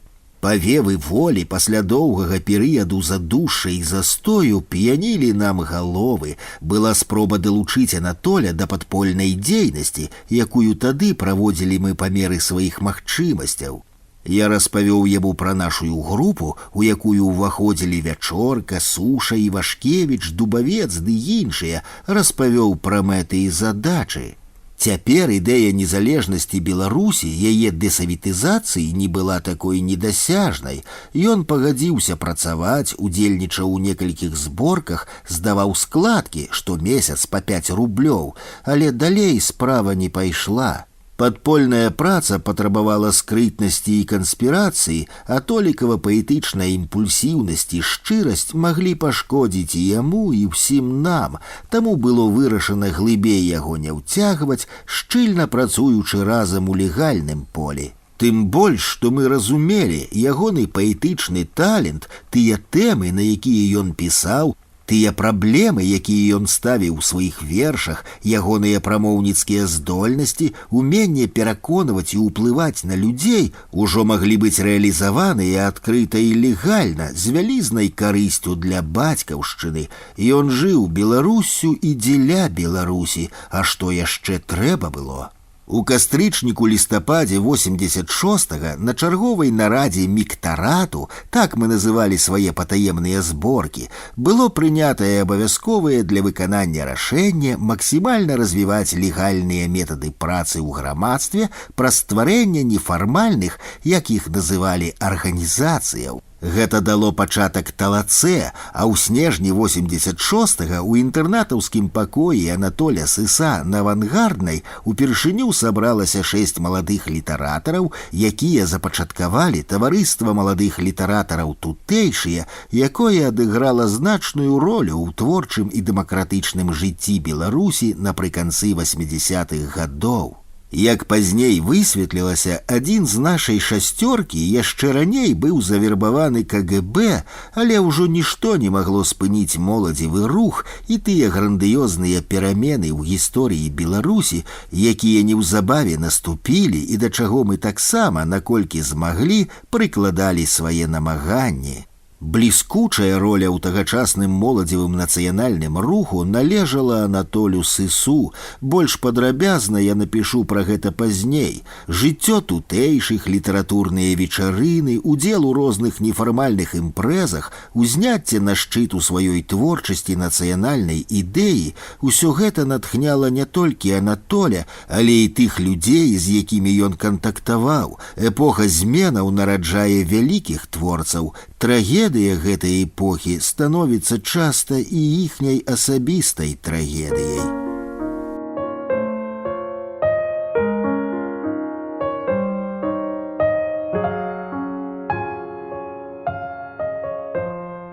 Я сын Купалы.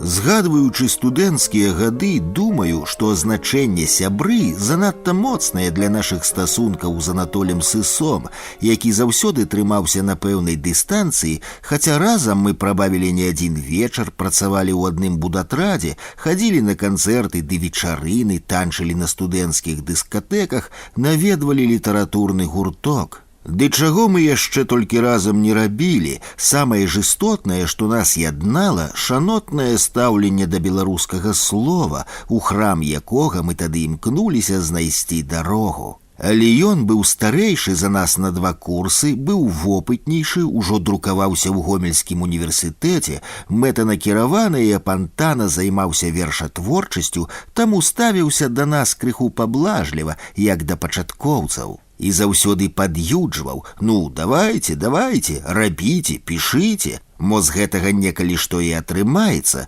Здавалася б, на першы погляд, таварыскі і падманліва наіўны, з якім так лёгка і весела было бавіць час у кампаніі, Анатоль практычна нікога не дапускаў у свой унутраны свет. Усе 3 гады сумеснай вучобы мы былі слухачамі ягоных вершаў і на творчых вечарынах, і на паседжаннях гуртка «Крынічка», і ў інтэрнаце на вуліцы Кірава. Ужо тады юнацкія вершы Анатоля Сыса захаплялі нас сваёй унутранай энергіяй і самабытнасцю. Для нас відавочна было, што побач з намі на нашых вачах кшталтуецца і шліфуецца вялікі талент. Анатоль вельмі патрабавальна і нават жорстка ставіўся да сваіх твораў, і таму не дзіва, што большасць ягоных студэнцкіх вершаў так і не былі ім аддадзеныя ў друк. Ён хацеў прыйсці ў літаратуру ўжо сфармаваным і завершаным творцам. Ягоныя студэнцкія вершы засталіся ў нашай памяці асобнымі назвамі, вобразамі ці радкамі. Толькі ў апошнія гады некалькі анатолевых вершаў гомельскага перыяду з лістоў сяброў і з альбомных запісаў аднакурсніц былі надрукаваныя. Якім жа было наша з Сержуком Сысом здзіўленне, калі на свяце паэзіі ў Гарошкаве сястра Анатоля Тамара Тихановна дастала з шафы 100 машынапісных аркушаў і працягнула нам з пытаннем, ці гэта вершы Анатоля, ці друкаваліся яны і ці вартыя яны друку наогул. Некаторыя вершы адразу падаліся знаёмымі. Калі ж я ўбачыў яшчэ і сшытак, спісаны рукою Анатоля з чарнавікамі вершаў, дык не засталося ніякіх сумневаў, што перад намі студэнцкія творы Анатоля Сыса, а многія гады лічылася, што яны страчаны назаўжды, ды і сам Анатоль падтрымліваў гэты міф, сцвярджаючы, што ён іх спаліў.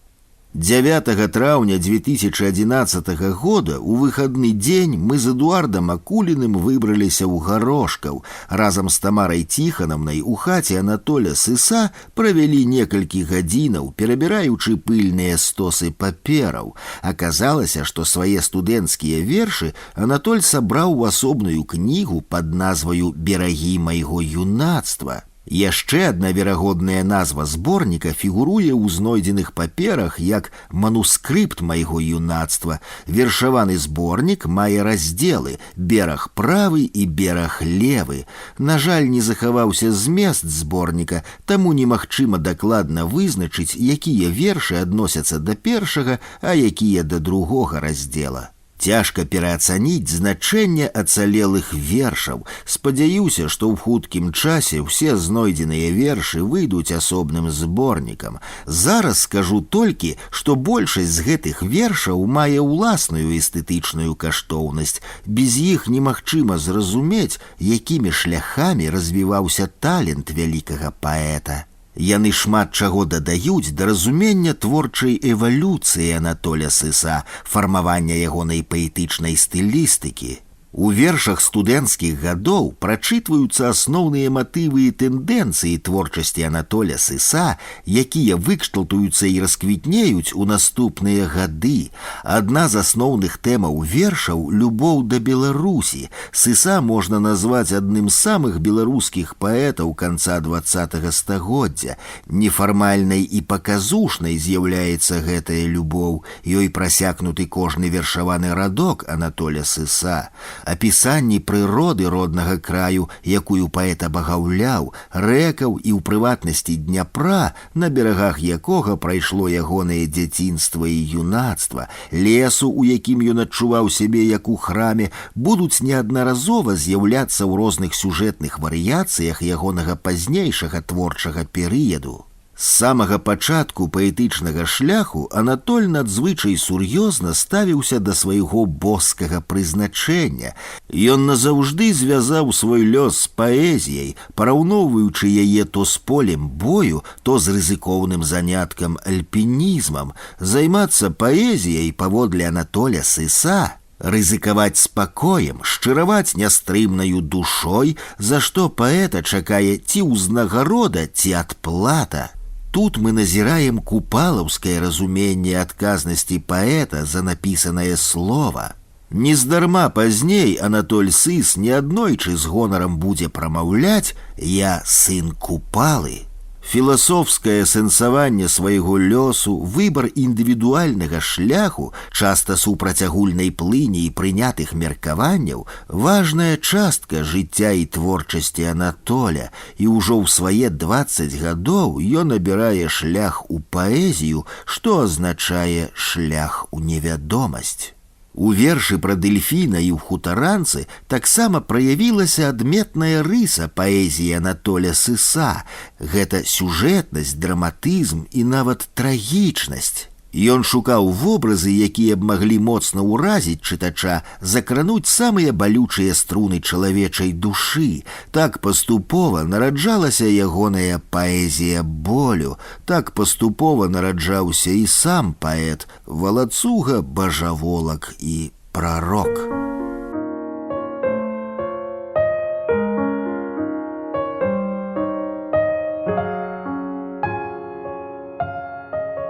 Прарок свабоды і незалежнасці. Ёсць горкая іронія ў тым, што пісаць пра невядомыя вершы Анатоля Сыса, майго сябра і геніяльнага беларускага паэта канца 20-го стагоддзя, які ў сваім жыцці найбольш цаніў свабоду, прыходзіцца седзячы ў камеры. Жалезныя дзверы і аконныя краты густа захіснутыя жалезнымі гарызантальнымі палосамі, якія тут ласкава называюць раснічкамі. За імі ў шчыліны праглядаецца распілаванае бяздоннае вераснёўскае неба і белыя ватныя аблокі. Колькі разоў ужо, стоячы ля акна і углядаючыся ў заманлівую сінечу неба, я паўтараў сам сабе: вось воблака, сяду і ў свет палячу. Калі не целам, дык думкамі і душою. І ёсць у гэтым маім пісанні вышэйшы сэнс, бо душа моя зараз дакладна наладжаная ва ўнісон Анатолевым вершам. І хто ж, як не ён, навучыў мяне некалі шанаваць свабоду і даражыць ёй. Гэтае ягонае ўнутранае і вонкавае разняволенне, незалежнасць, якія праяўляліся і ў штодзённых паводзінах, і ў стасунках з людзьмі, натуральна пераходзілі ў ягоны вершы. За гэта мы шанавалі Анатоля, за гэта яго не любілі людзі абмежаваныя і залежныя.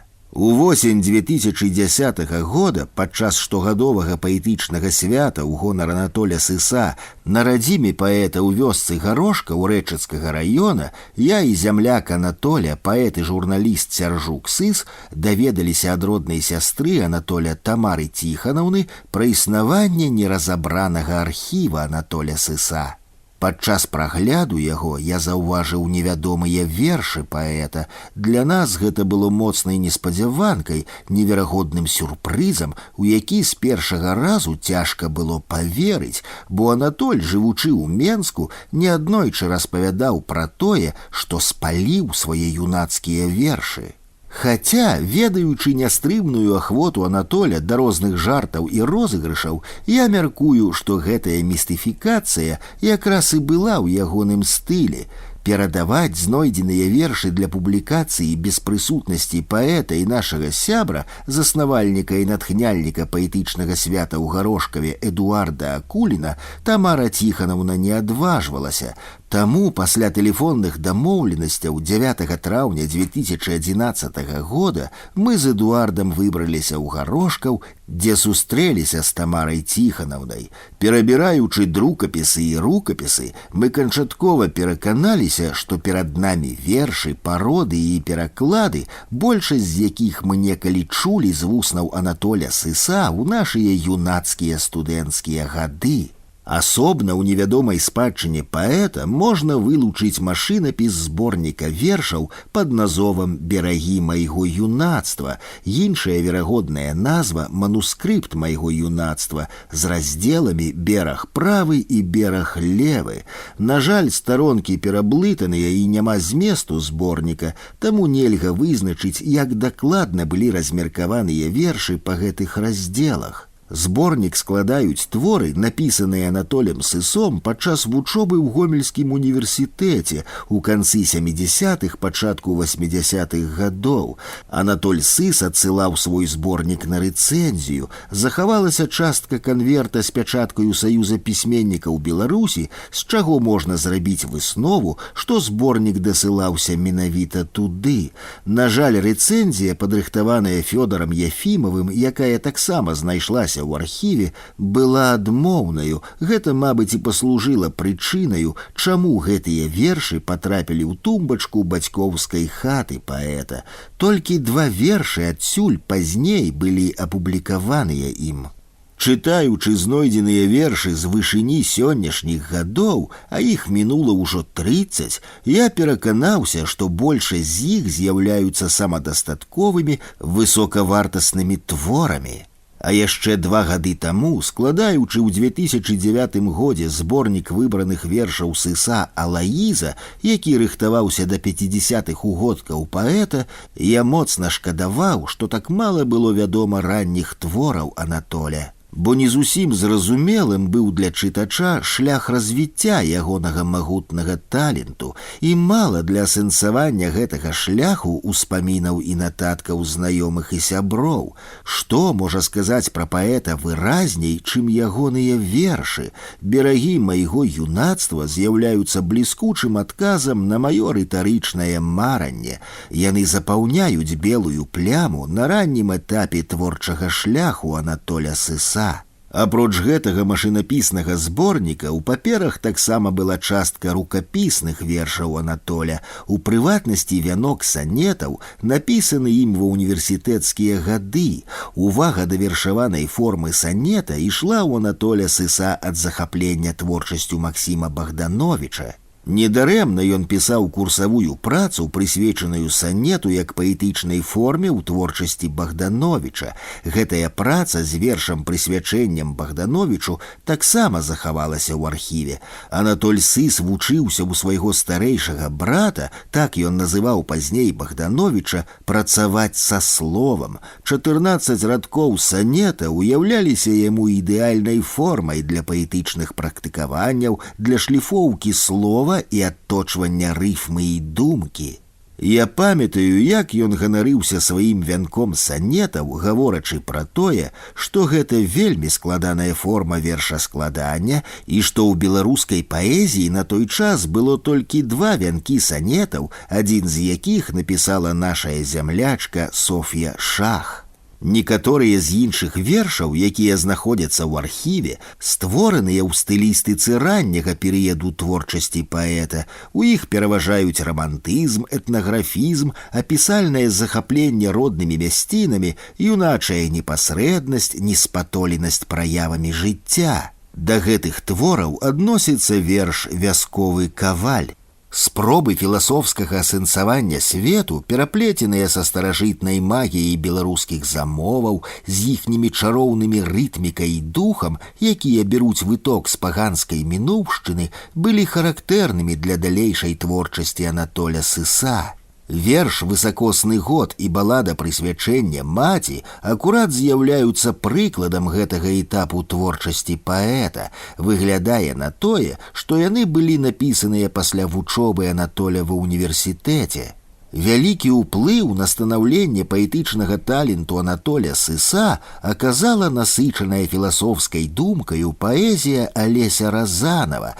Недарэмна бліскучая балада «Прысвячэння маці» пачынаецца з эпіграфа, радка з верша Разанова «Да гарызонту даляцела птушка». Гэты радок паслужыў штуршком і асноўнай супярэчлівай ідэяй балады. Зыходзячы з рацыянальнага асэнсавання свету, немагчыма дапяць да гарызонту, і калі гэта ўсё ж удаецца, тады адбываецца цуд. Менавіта там, за гарызонтам, па ўяўленні паэта, птушка ператвараецца ў чалавека. Птушка-чалавек, гэты паганскі, родавы, татэмны вобраз заўжды прыцягваў паэта. Вобраз птушкі ўяўляецца яму абсалютным вобразам свабоды. Там у небе крылы і музыка нябеснага прастору, а тут на зямлі немач рук і прыцягненне вечнае зямлі. Вобраз маці з'яўляецца культавым вобразам, які праходзіць праз усю творчасць Анатоля Сыса. Вось і ў баладзе птушка ператвараецца ў маці. Такім чынам паэт назваў сябе сынам жанчыны-птушкі, уяўныя будучыя дзеці якога таксама будуць дзецьмі-птушкамі. Гэтаксама ў архіве паэта захаваўся сцэнар радыёперадачы, прысвечанай ягонай творчасці, падрыхтаваны ўвесну 84-го года для гомельскага радыё пасля ягонага вяртання з войска. У друкапісе з рукапіснымі праўкамі паэта ёсць і невядомыя вершы. Можна меркаваць, што яны былі напісаныя ў 83-84 годах падчас службы. Да невядомых вершаў адносіцца «А мне не трэба шлях, дзе скрозь падковы». Аптымістычны твор, у першым радку якога выказваецца жыццёвае крэда паэта. Радкі мяняў я коней стомленых дарогай, быў я ў сябрах, як брыганціна ў чайках, даюць уяўленне пра характар героя верша, якога можна атаясамліваць з асобай паэта. Верш маці існуе ў 2 варыянтах, надрукаваны на асобным аркушы і ў тэксце радыёсцэнара. Мне ўяўляецца, што Анатоль вымушаны быў перарабіць першапачатковы варыянт верша для радыёэфіру з прычыны ягоных рэлігійных матываў. Паэт параўноўвае сваю маці з жывой Божай маці. У ягоных вачах такое падабенства з'яўляецца вышэйшай адзнакай. Рукою Анатоля Сыса ў сцэнары зробленыя праўкі, у якіх ён акцэнтуе ўвагу на тым, што вобразы маці і радзімы для яго з'яўляюцца непадзельнымі. Такімі ж яны існуюць і ў ягонай паэзіі. Анатоль ніяк не ўспрымаў ідэалагічна правільную паэзію. Ён грэбаваў і здзекваўся з рыфмаваных траскучых радкоў у гонар Леніна, партыі, рэвалюцыі ды розных іншых камуністычных святаў і падзеяў. Нават пішучы на прахадныя на той час тэмы, да прыкладу пра вялікую айчынную вайну, ён асэнсоўваў яе праз канкрэтны цяжкі лёс свайго прыйшоўшага з той вайны бацькі. І ядерную бомбардзіроўку Хірасімы, якую савецкія ідэолагі падавалі выключна ў антыамерыканскім ключы, ён успрымаў з агульначалавечых пацыфійскіх пазіцыяў. У вершы «А мне білет да Хірасімы» ён абыгрывае факт, які найбольш уразіў яго. На самалёце, што скінуў атамную бомбу, лётчыкам было напісанае імя ягонай маці, і менавіта да яе звяртаецца паэт, спрабуючы асэнсаваць тую трагедыю. У вершы «Верлібр» першай сустрэчы з морам можна адзначыць знаёмы нам па іншых вершах паэта вобраз адзінокага пілігрыма. Такім адзінокім пілігрымам і сам паэт пройдзе па гэтым зямным жыцці. Ёсць у архіве некалькі вершаў, напісаных Анатолем Сысом у пазнейшыя часы, у 90-е гады, у пачатку 2000-х. Іх лёгка распазнаць па правапісе Тарашкевіцы, на якую паэт перайшоў у другой палове 80-х гадоў пасля пераезду ў Менск і далучэння да моладзевага нацыянальнага руху. Тады пераход на Тарашкевіцу азначаў выразную грамадзянскую пазіцыю, арыентаваную на пераемнасць нацыянальных каштоўнасцяў і ідэалаў, якія бязлітасна знішчалі камуністы і за якія пераследавалі творцаў. Адзін з гэтых вершаў мае дачыненне і да часопіса «Дзеяслоў». У лісце, напісаным у пачатку ліпеня 2002 года, Эдуард Акулін прасіў Анатоля Сыса даць у першы нумар «Дзеяслова», які тады рыхтаваўся да друку, нізку вершаў. Да гэтага ў Анатоля рукі не дайшлі, але на канверце ягонай рукою быў запісаны сціплы верш сапраўднаму паэту. Выдрукаваны таксама Тарашкевіцай, захаваўся ў архіве і пераклад твора расейскага паэта Нікалая Гнедзіча «Маім вершам».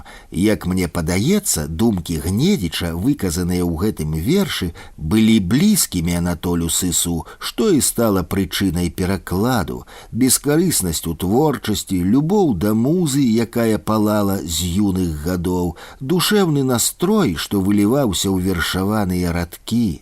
Анатоль Сыс пагаджаецца з Гнедзічам, які гаворыць пра тое, што ён не гандляваў душою дзеля ўцехаў, што часта трымаў я іспыты на гонар і годнасць, і з тых вопытаў выйшаў я чыстым, што ён ахвяр не паліў патрахвіць каб ідэалам свету. Нікалай Гнедзіч, а праз пераклад і Анатоль Сыс жадае, каб людзі адшукалі ў ягоных вершах сардэчную мову нябёсаў. Спадзяюся, што неўзабаве невядомыя вершы Анатоля Сыса выйдуць асобным зборнікам, так як некалі і планаваў паэт. Несумненна, што гэтыя вершы сур'ёзна дапоўняць творчую спадчыну паэта, нашага прарока свабоды і незалежнасці. 8 верасня 2011 года.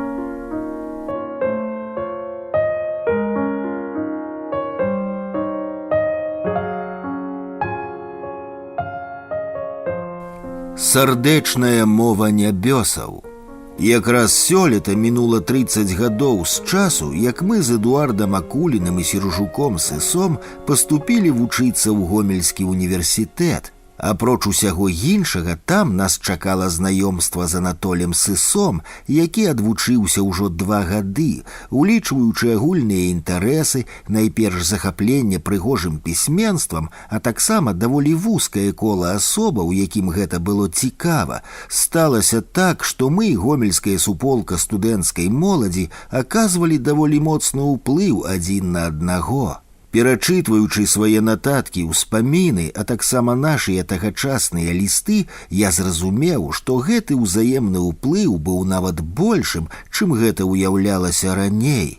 І адбівалася тое як на фармаванні творчасці, так і на коле нашых грамадскіх інтарэсаў, агульных уяўленняў пра сучаснасць і будучыню Беларусі. У вайсковых лістах Анатоля Сыса да нас, а ён амаль заўсёды пісаў лісты мне і Акуліну разам, бачна, якое значэнне ён надаваў сяброўству з намі. Як не дзіўна, але самыя дарагія лісты для мяне вельмі рэдка прыходзяць ад вас, піша Сыс. У іншым лісце ад 10 студзеня 84 года ён паўтарае: Весткі ад вас для мяне заўсёды асаблівыя. Трэба сказаць, што мы таксама моцна даражылі сяброўствам з Анатолем, і ягоны ўплыў на станаўленне нас як асобаў цяжка пераацаніць. Пры перачытванні лістоў сыса з войска становіцца зразумелым, як ён працуе над вершам, наколькі яго захапляе працэс вершастварэння, колькі адбірае гэтай энергіі і сілаў. Бачна агульнае незадавальненне сваёй творчасцю, жаданне ўдасканальваць вершы да бясконцасці. У лісце ад 16 ліпеня 83 года ён паведамляе: «Пішу я ў месяц 3-4 вершы, і толькі тады, калі мяне разрывае на кавалкі, я кідаю ўсю службу і пішу дзень, 2-3, магу тыдзень, у выніку гатова радкоў 10. Яны мне здаюцца залатымі, але не маімі». Дастаткова параўнаць чарнавік верша «Мама, вышый мяне на падушцы сваёй», які падаецца далей, з тэкстам, надрукаваным сысом пазней. У 6 строфах нязмененымі засталіся толькі 2 радкі. Анатоль Сыс неаднаразова просіць у нас даваць заўвагі да сваіх вершаў і да паэмы «Алаіза». Атрымаўшы заўвагі, вельмі сур'ёзна і ўдумліва ставіцца да іх. Захаваўся чыставы машынапісны варыянт паэмы «Алаіза», дасланы ім з войска. Перачытваючы паэму, пазней папраўленую ім ужо для друку ў першым зборніку вершаў «Агмень», бачу, што некаторыя мае парады па мове паэмы былі ім улічаны, але таксама лаўлю сябе на думцы, што гэты яшчэ не прыгладжаны, не перагледжаны ім пазней у Менску вайсковы варыянт «Алаізы» не менш моцны і арганічны. Некаторыя праўкі нават здаюцца больш слабымі, чым было напісана спачатку. Таму ёсць сэнс разглядаць гэты варыянт паэмы не як чарнавы, а як другі, больш ранні. Кранальнымі выглядаюць ягоныя адносіны ў войску да беларускай мовы. Тут нехаця прыходзіцца размаўляць па-руску. Я з усіх сілаў стараюся падтрымліваць у сабе памяць роднай мовы, і калі земляка сустрэну, і кніжкі дастаю, даю, нават прымушаю іх чытаць беларусаў. Вось тут мяне лічаць дзіваком. Вы не ведаеце, што такое плакаць па роднай мове, а я плакаў горкімі слязьмі. О, якая гэта асалода! Я часта думаю, прыйду да вас і будзе сорамна за сваю мову, бо я не толькі застаўся на ранейшым узроўні, але і скаціўся ўніз. Напісаць верш у моўных адносінах для мяне мука. Піша Анатоль у лісце ад 10 студзеня 84 года. У войску Сыс даволі шмат чытаў, прачытанае затым часта адбівалася ў ягонай творчасці. Цікавым кур'ёзным фактам у нашай перапісцы можа падацца ліст Сыса, напісаны на лісце Шніпа. Але такіх кур'ёзаў, перабіраючы свае юнацкія архівы, я знайшоў не адзін. Так, у 84 годзе, блазнуючы, Анатолій і Эдуард падпісалі мне зборнікі Алеся Разанова ад імя аўтара. Анатоль напісаў мне на зборніку Разанова «Шлях 360» «Шаноўнаму Алесю ад Алеся ў знак шчырага сяброўства і прыемных сустрэч. Не Беларусь для нас, а мы для Беларусі».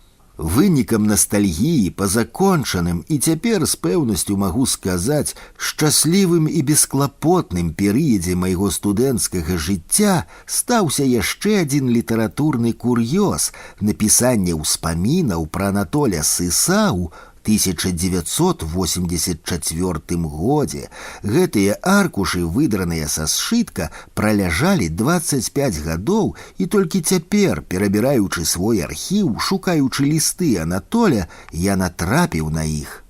Тыя запісы, якія я тады яшчэ назваў «Успаміны пра Анатоля Сыса», мне падаецца, павінны стаць фактам беларускай літаратурнай крытыкі не толькі таму, што ў іх прыводзяцца малавядомыя факты з жыцця Сыса, але і таму, што ў іх ці не ўпершыню Анатоль Сыс быў названы вялікім паэтам. У гэтым я ні кроплі не сумняваюся і цяпер. Магутны і фенаменальны паэтычны талент сыса, як у часы беларускага адраджэння векавой даўнасці ярка заззялі зоркі Янкі Купалы, Максіма Богдановича, Якуба Коласа, так і чарговае адраджэнне 80-х-90-х гадоў дало беларускай літаратуры і беларускаму народу некалькі творцаў першакласнай велічыні, сярод якіх ці не першае месца займае паэтычны талент Анатоля Сыса. Недрукаваныя вершы Сыса складаюць найкаштоўнейшую частку гэтай публікацыі. Вершы «Мама, вышый мяне на падушцы сваёй» і «Таварыш донар» адносяцца да перыяду творчасці Сыса ў войску і маюць яшчэ пэўныя вобразныя калькі, ад якіх паэт карэнным чынам ужо адыходзіць у паэме «Алаіза». Яны цікавыя для разумення, якім шляхам ішло выспяванне творчай думкі і паэтычнага прафесіяналізму паэта, але і ў іх ужо бачныя яскравыя праявы паэтычнага таленту Сыса, якія ў хуткім часе выбухнуць грандыёзным паэтычным феерверкам. Важнымі для асэнсавання развіцця творчасці паэта з'яўляюцца вершы, напісаныя Сысом неўзабаве пасля войска. Паэты-мастакі і з нагоды выхаду ў свет зборніка Мятліцкага, Міклухі Маклая «Мой дзень зямны». Верагодней за ўсё, вершы былі напісаныя ў 85-м ці першай палове 86-го года. У іх бачна, якую грамадскую пазіцыю займае Сыс і якім чынам гэта ўплывае на ягоную творчасць. Пазіцыя нонканфармізму, нязгода з існуючай афіцыйнай палітыкай уціску ўсяго беларускага ў БССР, кшталтаванне ўласных поглядаў па вышэйшым стандарце, недарэмна пазней ён будзе не раз казаць, я брат Богдановича і сын Купалы. Нежаданне падладкоўвацца пад пануючыя стандарты сацыялістычнага рэалізму, усё гэта знайшло месца ў глыбока народнай па сваёй сутнасці творчасці Сыса. Нават у няўдалых, на погляд аўтара, вершах, такіх як «Апошні з ненароджаных сыноў», ёсць строфы, якія ўражваюць дасканаласцю формы і глыбінёй зместу. Насычанае грамадскае жыццё ў Менску ў другой палове 80-х гадоў, актыўнасць Анатоля надалі ягонаму таленту неабходны імпэт агульнабеларускага маштабу. У сваім лісце ад 10 студзеня 84-го года ён сумняваецца: «Алесь, я нават не ведаю, ці змагу я ўліцца ў беларусы. Я эгоіст, а для гэтай вялікай справы трэба, ну ты сам ведаеш». Але з 85-го года ён становіцца адным з лідараў менскай нацыянальна-сведамай моладзі. Ці не ў кожным лісце да мяне пра Сыса згадвае Эдуард Акулін, які тады настаўнічаў у вёсцы Дуброва Рэчыцкага раёна. 28 студзеня 85-го года ён піша: «Далягляды пакуль не набыў, дзень паэзіі да нас яшчэ не дайшоў.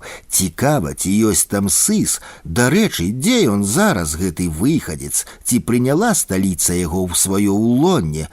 Перадавай усім прывітанне, абдымі бацьку Сыса, пішы Ж.Б.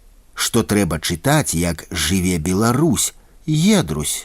У лістах да мяне ў войска ў 85-86 годах мае сябры ды сяброўкі, пішучы пра свае клопаты ды розныя падзеі, часта пісалі і пра Анатоля Сыса. Я, будучы ў войску, атрымаў няшмат лістоў ад яго, але добра ведаў, што робіць Анатоль Сыс. 6 кастрычніка 85-го года Едрусь Акулін піша мне: «Гляджу зараз на твою жыццярадасную усмешку на здымку і думаю, што нечым яна нагадвае мне блазнавата хітрую усмешку Цішкі». Вясковая мянушка бацькі Анатоля Сыса Ціхана Сыса, якой мы часам называлі і Анатоля. У ёй усё. Днямі адбылося паседжанне прэзідыума праўлення Саюзу пісьменнікаў БССР. Абмяркоўвалася творчасць маладых. Нарэшце спамянулі Цішку побач з Глёбусам. Пра мяне нічога. Сумненні, расчараванні. 27 снежня 85-го года Едрусь Акулін паведамляе: Днямі пачнуцца вакацыі, не ведаю, што рабіць, прасіў сыса Анатоля разведаць наконт тэрміну здачы рукапісу пасля дапрацоўкі, а ён маўчыць, як мойвы аб'еўшыся. Літаратурнай з'яваю 85-го года быў для нас выхад зборніка паэзіі Олега Мінкіна «Сурма». Першая кніжка паэта паказвала, што ў беларускую літаратуру прыйшоў выдатнейшы паэт, неардынарны таленавіты творца, прыхільнік класічных формаў вершаў, паслядоўнік Богдановічавай школы чыстае красы ў паэзіі. Кніжка Мінкіна моцна ўразіла мяне, і я ў войску напісаў на яе адназначна станоўчую, калі не сказаць, што хвалебна захопленую, рэцэнзію ў адрозненне ад увогуле станоўчай, але даволі прыдзірлівай рэцэнзіі на «Сурму» ў Ліме Анатоля Сідарэвіча. Затым я пераслаў яе Акуліну і папрасіў, каб ён перадаў яе ў маладосць. У працэсе ўладкавання рэцэнзіі браў удзел і Анатоль Сыс. Едрусь так апісвае гэтыя падзеі ў лісце за 1 лютага 86-го года, а заадно і апісвае свае ўзаемадачыненні з Анатолем. Прабач, што доўга маўчаў, не хацеў пісаць, пакуль не высветлю лёс твайго рукапісу. Поштай я яго не дасылаў, а адвёз сам у Менск. Заходзілі ў маладосць разам з Цішкам, да Лідовіча не было. Гаварылі з Сіпаковым, сказаў, што ў іх артыкул на Мінкуса, так мы тады называлі Мінкіна, ужо ёсць, яны самі камусьці заказвалі. Так што я пакінуў яго ў Цішкі, хай паспрабуе занесці ў полымя, і он пасля табе напіша. Па меншай меры абяцаў, па Менску хадзіў з Сысом разам, ён выходзіць у людзі, вельмі сябе хваліць. Прасіў у Сыса вершаў пачытаць, не дае, ці пераслаць у лісце не хоча, ці то баіцца, што перайму манеру, я ж вялікі плагіятар да ўсяго. Увогуле я ім вельмі незадаволены, як быў аднаасобнікам-кар'ерістам, так і застаўся, проста маскіруецца словамі. Дарэчы, я вельмі, і гэта шчыра, рады, што нарэшце яго вершы павінны пайсці. У маладосці яго дэбют вершаў будзе ў 4-м нумары, абяцаюць надрукаваць у Полымі і Ліме. Казаў, што ў Полымі быў мо 20 разоў, пакуль нарэшце прынялі вершы. Вось табе і незацікаўленая асоба. Крыўдзіць не гэта, а тое, што ён не хоча дапамагчы сябру. Кажа, што ён адзін такі ў Беларусі і сам да гэтага дайшоў. Толькі мне здаецца, што наўрад ці, каб сядзеў і зараз у сваёй ветцы. Рукапіс мне раіць знішчыць і пісаць новы. Што пісаць новыя вершы трэба і на іншым узроўні, я згодны, але і адмаўляцца цалкам ад сябе ўчарашняга не збіраюся. А што ты думаеш? Не дачакаюся, пакуль ты вернешся з войска. Поўная ізаляцыя. А ты сапраўдны сябра і дарадчык. У Гомелі не быў, пра Сыса Сяржука нічога не чуў. Цішка бачыў у Менску Кавалёва, той вельмі прасіў тваю адрэсу. Ці варта даваць? Жыве Беларусь, пішы аб сабе, да пабачэння, Едрусь. Дарэчы, падобныя звышпатрабавальныя ацэнкі да ўласнай паэзіі давялося на працягу наступных гадоў выслухаць ад Анатоля не аднаму маладому беларускаму паэту. Кагосьці гэта злавала, хтосьці крыўдзіўся, хтосьці пагаджаўся, а хтосьці не. Але ў любым выпадку гэта прымушала маладых паэтаў больш патрабавальна ставіцца да сваёй творчасці. У лісце ад 27 сакавіка 86-го года Геннадзь Саганович распавядае мне пра далейшыя клопаты Анатоля Сыса наконт маёй рэцэнзіі. Анатоль, прывітанне шле, рэцэнзія твая на Мінкуса пакуль не ўладкаваная, у маладосці ўжо напісаная, здадзеная, у Лім, здаецца, не бяруць. 4 красавіка 86-го года Едрусь паведамляе: у аглядзе паэзіі за год нарэшце згадалі і маё імя. На думку Каржанеўскай, нягледзячы на пэўныя фармальныя здабыткі, мае вершы носяць эскізны характар. Мажліва, гэта стыль, але ёй, як чытачцы, не хапае паўнаважкасці зместу. Паэткай першай велічыні Каржанеўская высунула Соф'ю Шах, спамянула і сыса Анатоля, маўляў, яго вершы чакаюць сваёй чаргі.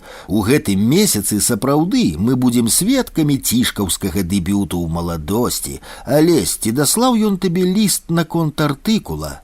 Праз месяц 4 траўня 86 года Геннадзь Саганович піша драматычны ліст, у якім апісвае разгон студэнтаў, якія збіраліся святкаваць на траецкім прадмесці гуканне вясны, і зноў згадвае Анатоля Сыса. Дазволю сабе прывесці гэты ліст больш падрабязна, бо ён перадае грамадскую атмасферу тых гадоў. Я таксама перакананы, што падзеі, апісаныя ў лісце, аказалі ўплыў і на актыўнасць пазіцыі Анатоля Сыса, які быў тыя месяцы частым госцем у аспіранцкім пакоі Геннадзя Сагановича. Спачатку аб дробязях, бо забудуся, а потым галоўнае. Вольны паэта на старым месцы, шле прывітанне, у 4-й маладосці яго нізка. Ну, а цяпер галоўнае. 20 красавіка стала чорнай нядзеляй у гісторыі Беларусі. Той самы гурток, аб якім ты пытаеш, гэта школьнікі з рэспубліканскай мастацкай школы-інтэрната імя Хрэмчыка. Я вяду іх са снежня 85-го года па даручэнню камсамола. У нядзельку 20 красавіка у Менску афіцыйна праводзілася свята выстава аднаго дня разам з гуканнем вясны на Траецкім. Вось і прыйшлі гэтыя дзеткі арганізавана, каб узяць удзел у гуканні, як і мае быць, са стужкамі з беларускім арнаментам, з птушачкамі і іншае. Толькі яны сталі вадзіць карагоды на тым жа месцы, дзе і мы летась. Як на іх накінулася група малойчыкаў, што аднекуль з'явілася, чалавек 50. Частка была добра п'янай, у чорных пальчатках, з кастэтамі. Яны пачалі крычаць дзецям, каб тыя спыніліся, зрывалі з галоў стужкі, адбіралі ўсё і білі кулакамі. Нават дзяўчат. У паветры луналі пагрозы. «Перестань разговаривать по-белорусски! Сволочь, не притворяйся! Не разговаривать по-белорусски, а не то убьем!» Шмат хто з гэтых малойчыкаў хваліўся медалямі, атрыманымі за службу ў Афгане. Сярод іх быў кіраўнік, якому яны зносілі ўсё, што адбіралі ў дзяцей. Потым афганскія штурмавікі сказалі, што іх напярэдадні свята сабралі ў гаркаме камсамола і сказалі, што 20-го на Траецкім будуць пераапранутыя ў беларускі строй фашысты, якія, магчыма, будуць прыкрывацца беларускай мовай і беларускімі песнямі. Словам, біць усіх, хто размаўляе па-беларуску і спявае. У момант гэтага пагрому на мосце стаяла шмат міліцыі, якая спакойна назірала за збіваннем дзяцей. Калі да яе падбягалі прасіць дапамогі, адказ быў кароткі: «Ідзіце домой, не то вам здесь достанецца». На другі ж дзень, калі ўжо і я прыехаў у Менск, бо 20-го быў у камандзіроўцы, кінуліся ў органы, каб знайсці злачынцаў і штурмавікоў і іх арганізатараў, але ўсё аказалася не такім простым. Міліцыя замінае, па ўсіх афіцыйных каналах чорная прапаганда накшталт «Да, это были действительно фашисты с крестами и свастикой». Гэта ўсё, што я магу табе напісаць, але інцыдэнт гэты упершыню ў гісторыі. Людзі ўсё робяць, каб яго раскруціць, не даць замяць. Лецка асмеліўся прямым тэкстам сказаць аб гэтым на з'ездзе Саюзу пісьменнікаў, дзе прысутнічалі дэлегаты ўсіх рэспублік. Але без Масквы, здаецца, шукаць злачынцаў ніхто не будзе, каму б не падавалі тут скаргу. Вось, Алесік, як у нас усё паварочваецца. Ты можаш шмат аб чым здагадацца і сам, падумаўшы над чорнай нядзеляй. Усё яшчэ добра абышлося, і дзеці не пакалечаныя. Пішы, чакаю, Генусь, Христос уваскрос. Анатоль Сыс прысутнічае на розных грамадскіх ды культурніцкіх імпрэзах, з галавою акунаецца ў беларускае моладзевае жыццё. Паліна Качаткова паведамляе мне, 18 траўня я паехала ў Ракуцёўшчыну на свята песні і паэзіі. Барадулін пра пагоню ў мікрафон чытаў верш. Я сядзела на траве мураве на нейкім пагорку, па мне бегалі павукі, а за мною сядзеў Анатоль Сыс, калі я правільна зразумела, з хлопцамі. Пра маладосцеўскую падборку вершаў Сыса 11 чэрвеня 86 года піша Эдуард Акулін. Сысова падборка нічогая, улічваючы 27гадовы ўзрост, магла быць і лепшай, шмат сысаўскіх «У чым жа соль санета».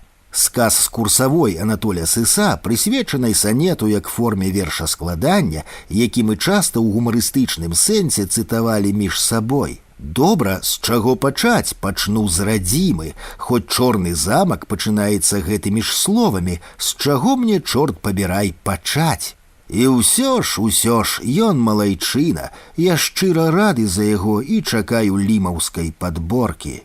Улетку 86-го года Наталья Пінчук піша мне: «Я ведаю, цябе цікавіць талака, яна зараз існуе і ў Гомелі. Нас са Светай, Святлана Ткач, туды прывялі хлопцы, з якімі мы пазнаёміліся на камуністычным суботніку. Я як з глузду з'ехала, калі пачула беларускую мову. У той жа вечар я напрасілася і паехала з адным з іх у Менск на свята выстава аднаго дня. Бачыла Вінцука, індзейца, Алесь Сімакоў. Толіка Сыса ледзь яго пазнала. Потым усё закруцілася. Нядаўна мы прыехалі з Ленінграда, дзе былі на злёце падобных аб'яднанняў. Пазнаёміліся з мінчанамі, ты іх павінен ведаць. Вітушка Сяржук і яшчэ адзін Сергей, прозвішча запамятавала, таксама быў там і Суша.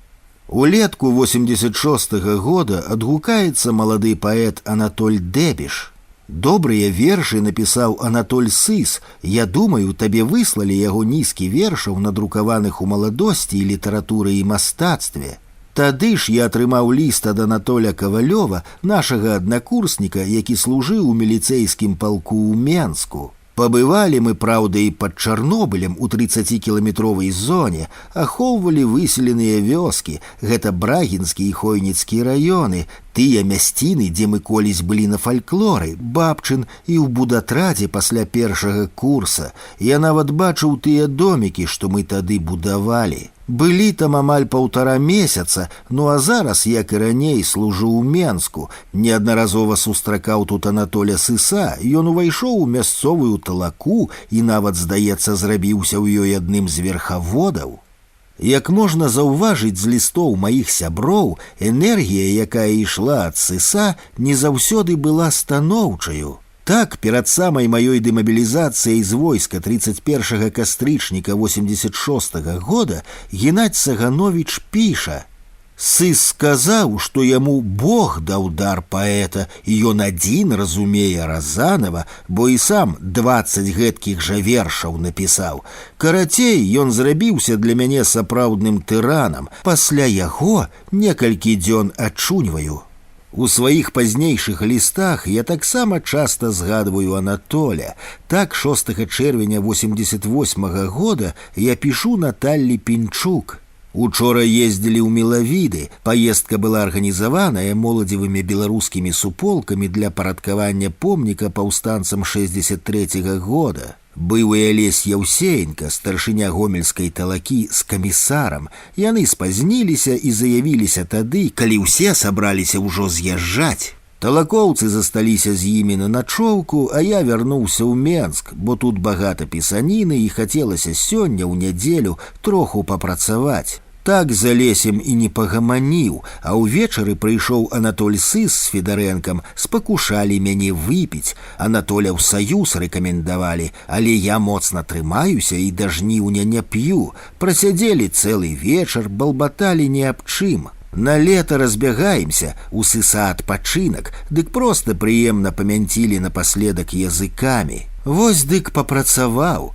Учора быў мацнейшы лім, у якім проста фенаменальны матэрыял Зянона Пазняка. Гэта нейкі жах, дасюль не магу адысці. Увогуле прэса разбарзелася, як перад сконам.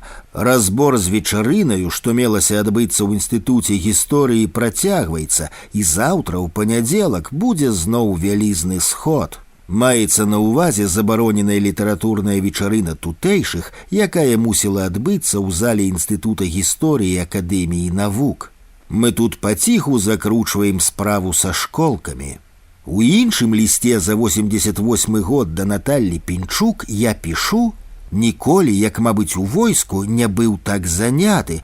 Вось і зараз гадзіна ўжо амаль, але працы паспяваю зрабіць шмат, і таму ёсць нейкае задавальненне. Справы ідуць паціху. У нас у Менску зараз вельмі неспакойна, крызіс вярхоў, так бы мовіць. Атэстацыю першую частку я прайшоў, у аўторак зацвярджэнне на навуковым савеце. ССА 22-го будуць у саюз прымаць, а Глобуса і Мінкіна пракінулі, затое набралі нейкіх графаманаў. Саюз дэградуе. Мы вельмі абурыліся, таму што рэкамендавалі ад тутэйшых усіх траіх.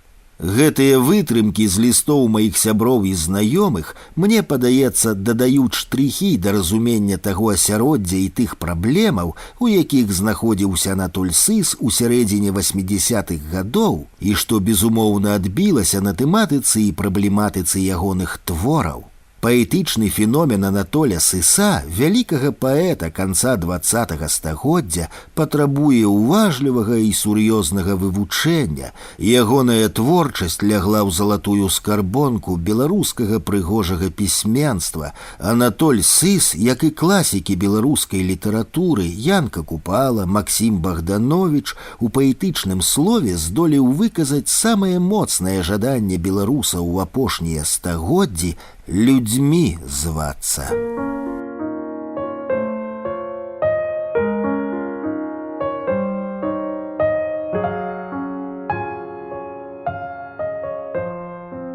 Успаміны пра Анатоля Сыса. Запісы 1984-85 гадоў.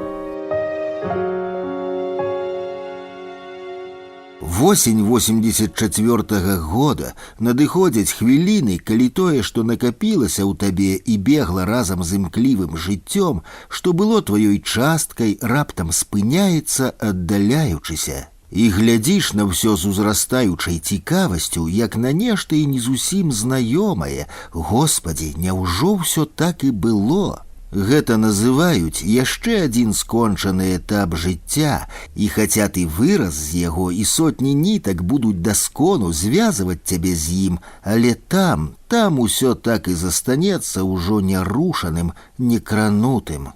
Гады студэнцкага жыцця майго з мудрасцю глядзіць на мяне Купала, падпёршыся рукою, так, як глядзіць на мяне ўжо 3-й год, і нязвыклы сум падкочвае да сэрца.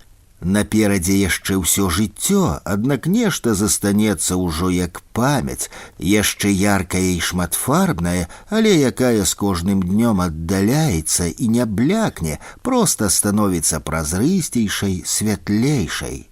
Я хачу апісаць сваіх сяброў такімі, якімі яны былі. Магчыма, потым у творах вобразы іх будуць падпарадкаваны нейкай мэце, нешта будзе знята, нешта дабаўлена, нешта спрошчана, нешта ускладнёна, а зараз хай яны застануцца самімі сабой. Анатоль Сыс. Упершыню я ўбачыў яго на пачатку першага курса. На перапынку да нас зайшоў нейкі светлы хлопец у сінім летніку і, гледзячы трохі вырачанымі вачыма, здаецца, некуды па-за нас, павольна гэтак акцэнтуючы кожнае слова, аб'явіў аб тым, што некалі там адбудзецца крынічка і што ўсе паэты запрашаюцца на яе. Вершы на рускай мове я кінуў пісаць у канцы ліпеня яшчэ перад паступленнем, зрабіўшы для сябе 2 высновы: пісаць буду па-беларуску і прозу. Таму такі заклік мяне трохі пакрыўдзіў, але ў падсвядомасці ўвесь гэты час цягнула на вершы, перашкаджала дрэннае валоданне мовы, баяўся. Сядзелі мы побач з едрусем, хлопец той нам падаўся смешным, але на крынічку мы вырашылі пайсці, тым больш, што туды ж запрашаў нас і Ярац. На першым курсе, а Анатоль быў тады на 3-м, у нас былі толькі асобныя сустрэчы. Я жыў на кватэры і ў інтэрнат не хадзіў, сустракаліся звычайна на крыніцы. Памятаю, ці не на першым пасяджэнні абмяркоўвалі яго вершы, і тады, на мой неўмацаваны густ, вершы падаліся мне нейкімі дзіўнымі, хваравітымі ці што. Зараз я разумею, ішоў пошук на ўзроўні свайго развіцця, пачварна няроўнага, дзе некаторыя эстэтычныя крытэрыі былі сунутыя, але гэта асобная тэма. Запомніўся верш пра забітага чалавекам дэльфіна, мазгі якога плылі па хвалях. Да ўсяго даходзяць інтуітыўна ў параўнанні з вопытам, але і тады я разумеў, мазгі на хвалях у гэтым месцы антыэстэтычна не для гэтага верша, і ў той жа час выкінуць іх з верша амаль немагчыма, тое ж, што адпілаваць у нованароджанага уразлівую руку ці нагу. Зараз я магу сказаць, перарабляемасць твора над пры яго недасканаласці прыкмета таленту, уедруся прыроднае інтуітыўнае адчуванне верша, але канкрэтнае, без уяўлення яго перспектывы, развіцця. Але тады, хаця як і ў 90 выпадках са 100 і потым, характарыстыкі нашыя супалі.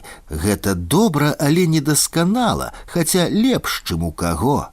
Потым быў яго вянок санетаў, зноў на наш з Едрусем погляд не вельмі ўдалы, над мы проста не ведалі, што і сказаць. Але ўражвала агромністая праца, зробленая ім. Ён першы даваў нам прыклад адказных адносінаў да літаратуры, паказваючы, што пісанне – гэта ў першую чаргу праца. Добра запомнілася яшчэ адна сустрэча. Недзе пад вясну я сядзеў на падваконні на другім паверсе, чытаў падборку квантэмаў Алеся Разанова ў маладосці. Падышоў ён, на мае захопленыя словы на адрас Алеся, прачытанага і зведанага мною ўпершыню, адказаў, што піша па Някляеву, Пашкову і Разанаву курсавую, даследуе іх наватворы. Ён лічыў іх тады самымі перспектыўнымі з маладых. Наконт першага і трэцяга словы яго збыліся. Зараз згадваю і не магу дакладна згадаць, магчыма, што з творчасцю Разанова ён пазнаёміў нас і раней, бо каардынаты быцця дайшлі да нас, мяне і Едруся, праз яго рукі. Разанаў быў для яго доўгі час богам. Вялікі ўплыў паэзія Алеся аказала і на нас, на мяне сваім выпраменьваннем энергіі. Багата чытаць яго я проста не магу, а зараз літаральна баюся браць у рукі. Два апошнія яго зборнікі моцна ўздзейнічаюць на мяне, хаця да канца я яго не разумею і не хачу зразумець. Таямнічая загадкавасць паэзіі. Вось тады мы размаўлялі пра паэзію Алеся Разанова і яшчэ пра нешта. У мяне было імкненне выказацца, паказаць самастойнасць думкі, што характэрна для 17 гадоў, надкаліты і рэзкі і бескампрамісны ў меркаваннях. Манера чытаць вершы ў яго захавалася. Ужо тады было адчувальна, што вершы для яго жыццё, і ўжо тады я адчуў, што расце вялікі паэт, па магчымасцях сваіх, па таленце, а як ён іх скарыстае, як здолее развіць, гэта яго справа.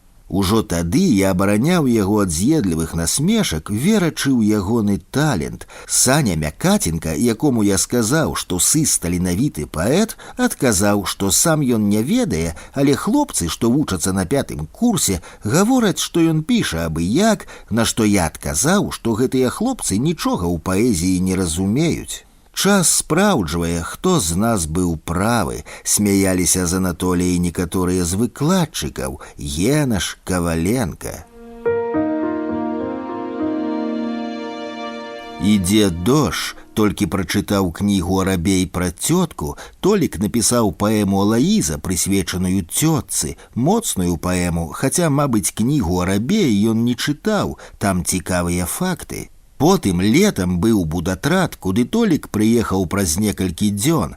Трэба сказаць, што ўжо тады яго асоба мела прыцягальную сілу. Людзей проста цягнула да гэтага чалавека. Абсалютна спакойны, добразычлівы, аматар хохмаў і кпінаў. Ён любіў тых, што любілі яго. З жанчынамі было па-іншаму. З жанчынамі ён быў жорсткім, хаця яны аддана кахалі яго і ляцелі да яго бы матылькі на агеньчык. І зноў у акне, які ўжо раз скрыпячы ляціць клін журавлёў, вяселікаў, як тут у грабянях кажуць, восень. Там, у будатрадзе, мы і пазнаёміліся па-сапраўднаму, сышліся, хаця гады розніца ў іх была адчувальнай. Ён быў старэйшым, вопытнейшым, зведаў багата такога, да чаго мы яшчэ не падышлі. Добра запомніліся некалькі эпізодаў. Мы працуем, заліваем фундаменты пад дамы і размаўляем пра паэзію. Спрэчка зайшла аб паэтычных канонах і правамернасці розных эстэтычных кірункаў паэзіі. У прыватнасці плыні ў паэзіі ў 19-м пачатку 20-га стагоддзя я абараняў збачэнцаў, налягаючы на свабоду слова і выказвання. Яны з Эдуардам былі супраць. Спрэчка насіла юнацкі характар, і хутка мы пачалі абзываць адзін аднаго. Яны мяне дэкадэнтам, я іх рабакамі, што далей свайго носа не бачаць. У асноўным я прытрымліваюся тагачаснай думкі і цяпер, хаця тыя канцэпцыі багата ў чым выглядаюць смешнымі. З часам перанёсся і акцэнт на найбольшае ўздзеянне любымі слоўнымі і графічнымі сродкамі паэзіі. Увогуле ёсць некалькі праблемаў паэзіі: змест і форма, графіка і сэнс, прыгажосць і інфармацыйнасць, грамадзянская паэзія і эстэтычная, па якіх мне хацелася б выказацца, і я гэта калі-небудзь зраблю. І творчасць хлопцаў зрабіла карэктывы ў іх выказваннях. Як казаў Толік, вярнуўшыся з Каралішчавічаў, мне сказалі: «Вельмі смела пішаш, цяжка будзе што-небудзь надрукаваць». Я скажу больш, у апошніх лепшых творах ён больш, чым рэаліст. Пра гэта можна многа гаварыць і да канца яшчэ не асэнсавана, але калі адным словам, сюррэалізм, і ў яго ён ужо ярка індывідуальны.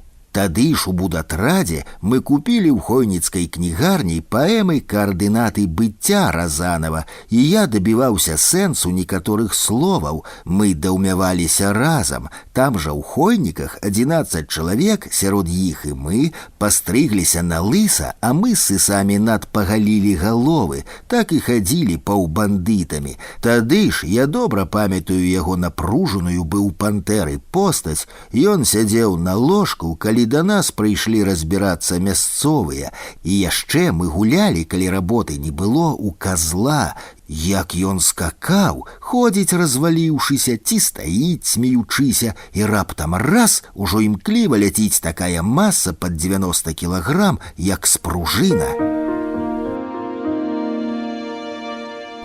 І цяпер і тады Толік вельмі любіў мыцца. У інтэрнаце сыходзіў у душ на гадзіну. Там жа ў Будатрадзе ён вельмі лаяўся на нас з Едрусем, калі мы гулялі ў храпа, крычаў, што нас абдураць, а мы выйгралі.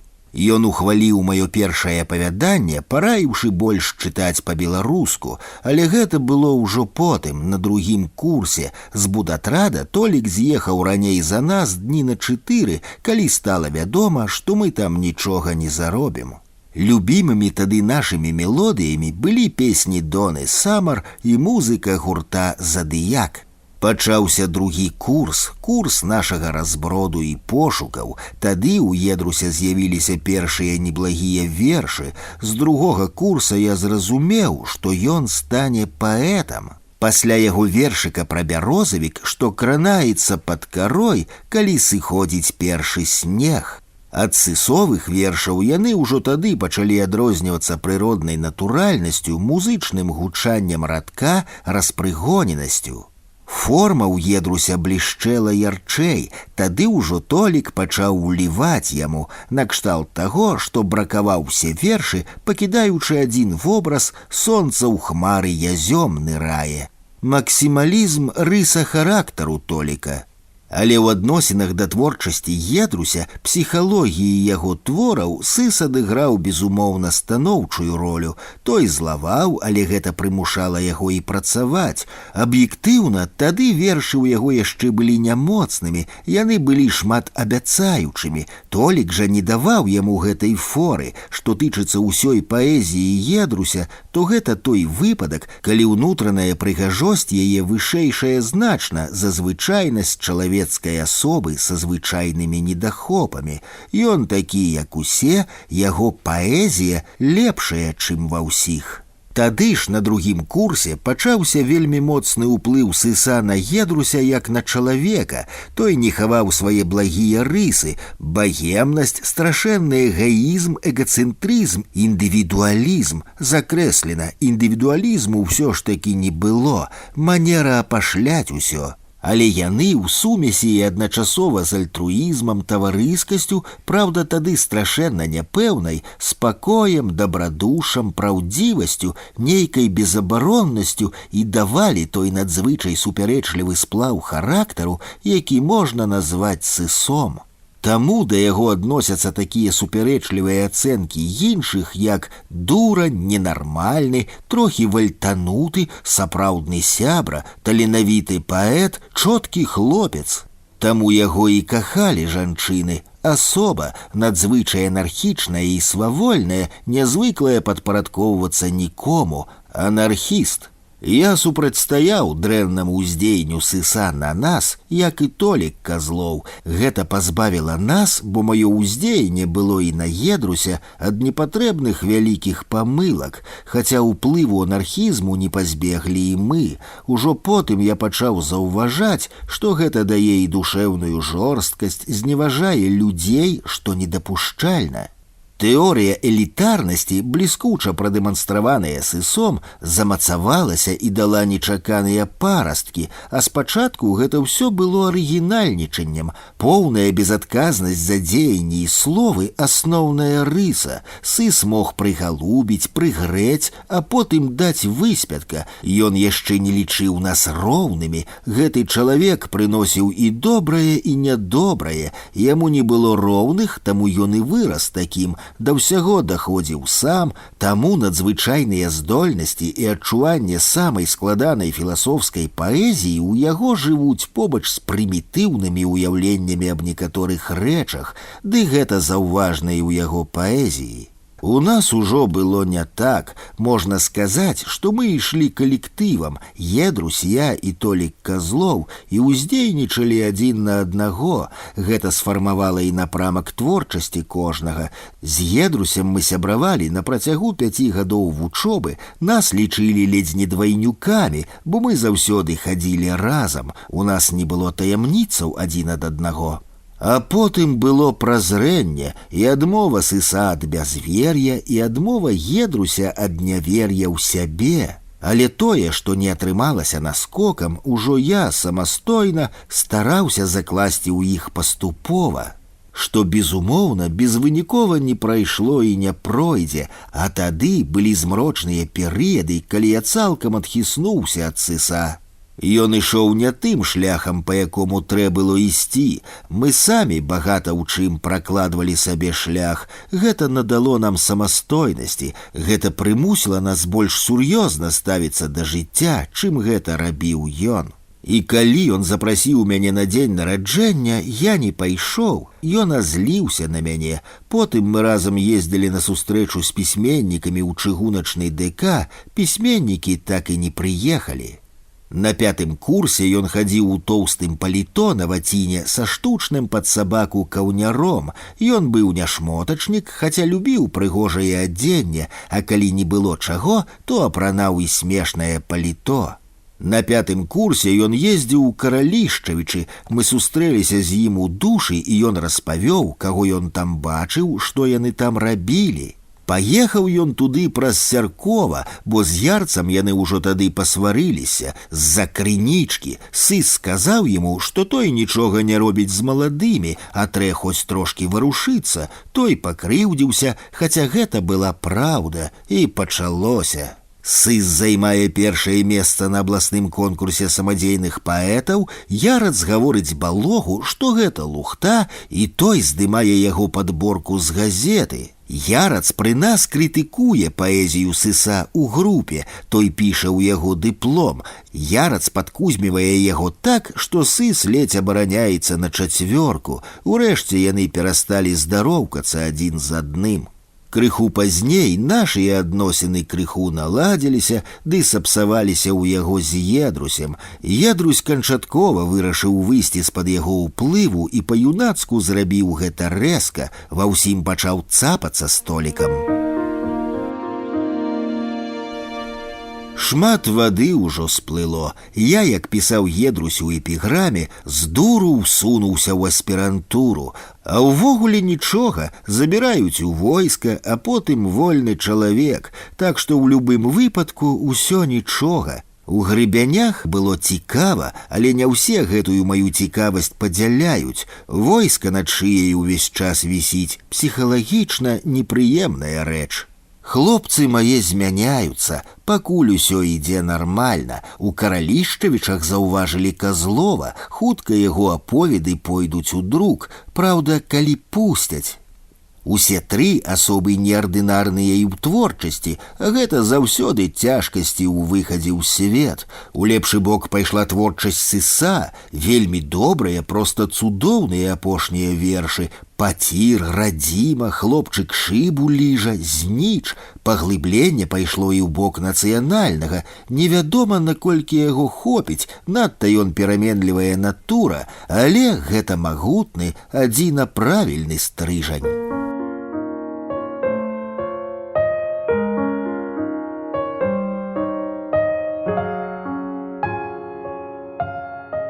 Гісторыя аднаго фотаздымка.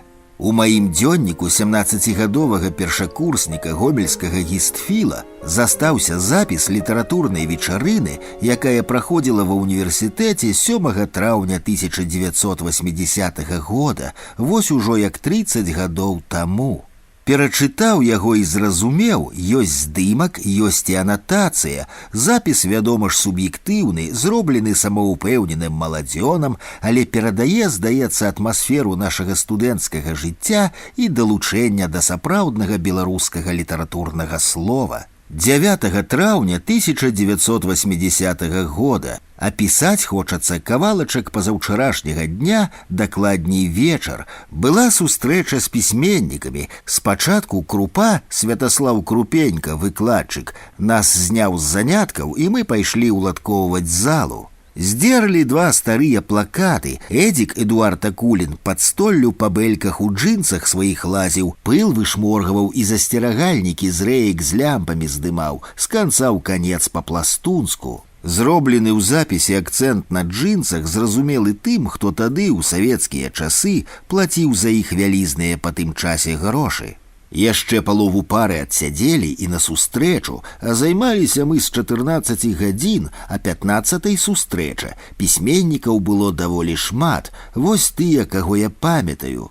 Мікола Лобан, Пётр Місько, Сергей Грахоўскі, Артур Вольскі, Уладзімір Някляеў, Нелі Тулупава, Браніслаў Спрынчан, Уладзімір Верамейчык, Міхась Башлакоў, Віктар Ярац. Першыя два празаікі, астатнія паэты. Першым выпусцілі Грахоўскага. Уражанні, чыстая мелагучная беларуская мова, умее гаварыць на публіку, вершы змястоўныя, добрыя. Я думаў, ён старэйшы, такі яшчэ рухавы дзядзька з лысінай і шэрым венчыкам валасоў, разумныя вочы. Вывад, найбуйнейшы з гэтых паэтаў, яшчэ не здаецца. Мікола Лобан – гэта ўжо стары сівы дзед у гарнітуры і з маршчыністай праваленай скурай шчок. Як гаварыў, мне яго шкада стала, небагата яму ўжо ліпець, хутка адыдзе. Але ж справу сваю галоўную скончыў, Шэметаў дапісаў.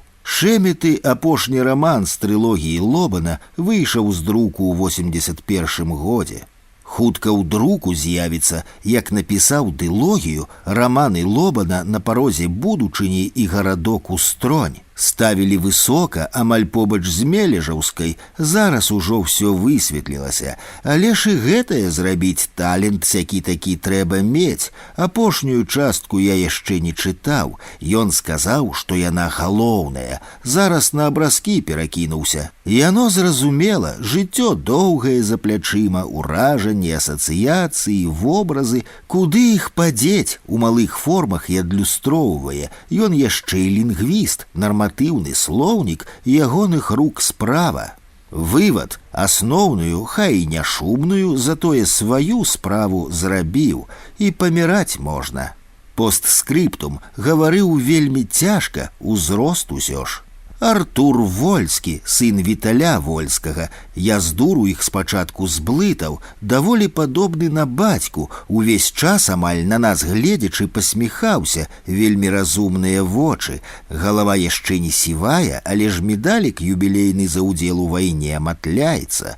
Урэзаўся ў памяць адзін яго верш пра аднакласнікаў, пералічыў іх кожнага, хто загінуў, багата каго налічыў, і дзяўчынкі былі таксама. А перад ім яшчэ Нелі Тулупава выступала, жанчына з маладым яшчэ тварам, гадоў 35, з моцным целам і развітым бюстам, чытаць умее патлумачыць свой верш, сам прачытаў бы, зразумеў бы далёка не ўсё, а так падала добра. Вывад: не ўсе жанкі дурніцы, але ж у вершы жаночая псіхалогія свеціцца, мужик бы так не напісаў. Вось потым Вольскі, пасля Місько, яму ўжо гадоў 45, а выглядае на 35, адзін з нашых сярэдніх пісьменнікаў, што падмурак прозы закладваюць. Багата не робіць, але ж тое, што робіць, сумленна. Я асабіста з яго нічога не чытаў, яшчэ пацікаўлюся. Вывад: здаецца, лепш, чым такім быць, на ўлонні прыроды жыць. Гульня, жыццё ж адное, свечак не вартая. Затым спрынчан, адзіны рускі паэт сярод усіх, у Нёмане загадчык аддзела паэзіі. Ну, у рускай паэзіі, якое ён слова мае і якую вагу, не ведаю, здаецца, невялікую. Але чытаў без мікрафона і ў саматканай кашулі з васількамі. Мы спачатку думалі, што ён беларус заядлы. Сам ён калісь на гамсельмашы працаваў, чытаў добра, але ж забыўся адзін верш на сярэдзіне, другі пачаў чытаць, а той яму Грахоўскі адшукаў. Ён і той потым скончыў. Вывад: рускім паэтам у Беларусі няма чаго рабіць, ходу няма, іх і ў Расеі хапае. Далей Верамейчык выйшаў, здаровы такі дзядзька, мы ўсё за Куліным смяяліся, як на яго фізіяномію паглядзім. Комік нейкі, штангіст, ён у вёсцы працуе, дырэктар школы. Я Эдзіку: мабуць, багато гарэлкі п'е. Эдзік: а няўжо ж не п'е? Вершы яго не тое, каб вельмі, але што ж ты зробіш, і ў вёсцы багата сядзець, мне здаецца, шкодна, карысці не прыносіць. Здаецца, ён у сваёй стыхіі, некалькі ягоных цытат, каштоўныя даволі. Першая, як казаў Пушкін: «Москва — это девичья, Питер — гостиная, а деревня — рабочий кабинет». Другая — припевка на всю Россию: «Все писатели в столице, один Шолохов в станице». Ну і яшчэ колькі, я ўжо не памятаю. Вывад: Дыягену і ў бодцы добра жыць мелася.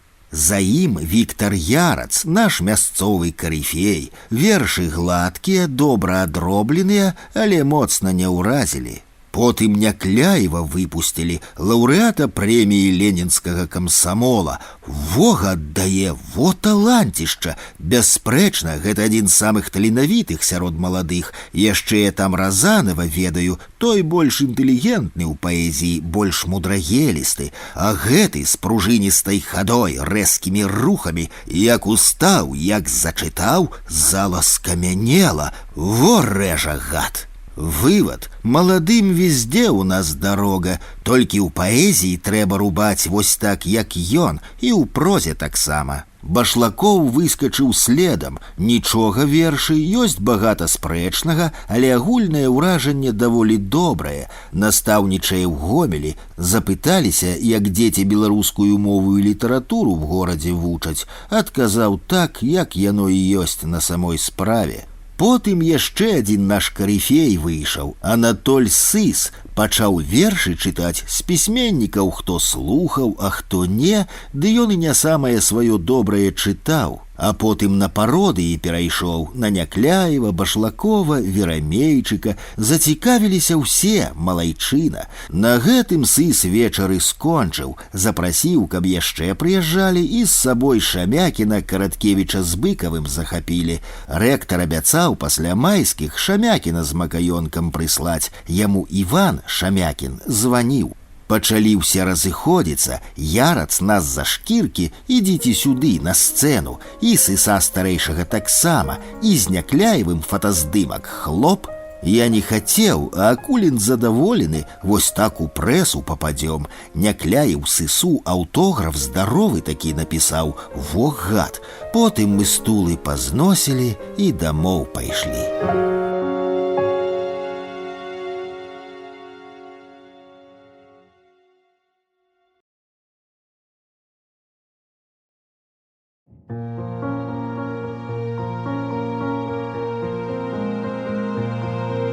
Тыпалагічны аналіз беларускай літаратуры 19-20 стагоддзяў.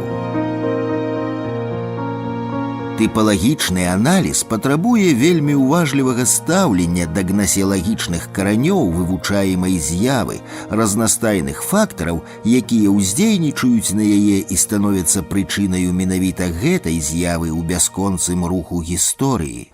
Мы не прэтэндуем на всеабдымнасць і дасканаласць, паколькі самое вызначэнне беларуская культура, што гэта такое, яшчэ не акрэслена пэўна па форме і змесце, таксама як і ў прасторы і часе. Паняцце беларускай культуры пачатку 19 стагоддзя, пачатку 20 стагоддзя і сённяшняга дня даволі адрозныя. Развіццё нацыянальнай культуры заўсёды самым шчыльным чынам звязана з ідэяй нацыянальнай дзяржаўнасці, з рэальнасцю існавання гэтай культуры ў пэўнай дзяржаўнай і палітычнай сістэме. Нягледзячы на ўсю складаную для ўяўлення трансфармацыю ў паняцці беларуская культура, якая адбылася за 2 стагоддзі, тым не менш яе падняволены, апазіцыйны, пакутніцкі, недзяржаўны стан, стан культуры, якая ў залежных умовах заўсёды мусіла супрацьстаяць дзяржаўна-адміністрацыйнаму апарату, магутным хвалям пальшчызны і рассейшчыны, дазваляе вызначыць некаторыя тыпалагічныя рысы яе развіцця за гэты час. Мы засяродзімся на беларускай літаратуры, як квінтэсэнцыі ўсяе нацыянальныя культуры, як фактары, які гаворыць пра канчатковую сфармаванасць культуры, бясспрэчнага яе прафесійнага існавання, усведамлення свайго адметнага «я» ў полікультурным свеце. Нацыянальная літаратура ў сілу свайго існавання з'яўляецца аб'ектыўным носьбітам нацыянальнай ідэі. Ніякі іншы чыннік культуры народа так эластычна і чуйна не звязаны з гісторыяй. Развіццё беларускай літаратуры, яе абсягі і правілы самым непасрэдным чынам пацвярджаюць гэту аксіёму. Спынім свой погляд на найвялікшых узрушаннях у гісторыі нашага народа, так бы мовіць, яе паваротах і паспрабуем паназіраць, якім чынам яны ўздзейнічалі на працэс развіцця нашай літаратуры. Першая вялікая гістарычная падзея ў 19 стагоддзі, якая ўскалыхнула Беларусь, вайна 1812 года, не аказала непасрэднага ўплыву на новую беларускую літаратуру па той простай прычыне, што яна тады яшчэ толькі нараджалася. Адзначым толькі вершаванае апавяданне Яна Баршчэўскага «Рабункі мужикоў», прысвечанае падзеям 1812 года. У той самы час вайна аказала вялікі ўплыў на фармаванне светапогляду пакалення так званых філаматаў-філарэтаў. Паход на Маскву праз Беларусь французскага войска пахаваў канчаткова праект Міхала Агінскага аб стварэнні Вялікага княства Літоўскага як асобнай дзяржаўнай адзінкі на мапе Еўропы. У той самы час імгненна разбурыў адладжаны ўжо механізм царскай адміністрацыі на гэтых захопленых Расеяй землях, адрадзіў мясцовы патрыятызм, выклікаў энтузіязм, спадзяванне на лепшую гістарычную будучыню. Напалеон, дарэчы, таксама правёў пэўныя захады да адраджэння Вялікага княства Літоўскага. Ідэі асветніцтва, дэмакратыі, роўнасці і братэрства не згінулі разам з разбітым французскім войскам. Ужо праз 5 гадоў, у 1817-20 годах, у Вільні дзейнічае тайнае таварыства філаматаў-філарэтаў, славутае сваёй пільнай увагаю да вывучэння беларускай культуры, фальклору і гісторыі. Менавіта з шэрагаў гэтага таварыства выйшаў геніяльны пісьменнік Адам Міцкевіч, творчасць якога проста набрынялася беларускім фальклорам, традыцыямі, звычаямі нашага народа, на чым узгадаваўся і вырас ягоны талент. Значэнне творчасці Міцкевіча, таксама як і ягоных сяброў Тамаша Зана, Яна Чачота, да канца яшчэ не асэнсаванае ў нашай культуры, хаця б на такім узроўні, як творчасць Гогаля для украінскай культуры ў ягоных, так бы мовіць, украінскіх творах. Фармальна далей за ўсіх пайшоў Ян Чачот, які выдрукаваў свае творы, як ён пісаў, у крывіцкай мове, але па духу творчасць Міцкевіча, Зана з'яўляецца не менш беларускай і з поўным правам можа быць уведзена ў кантэкст літаратуры.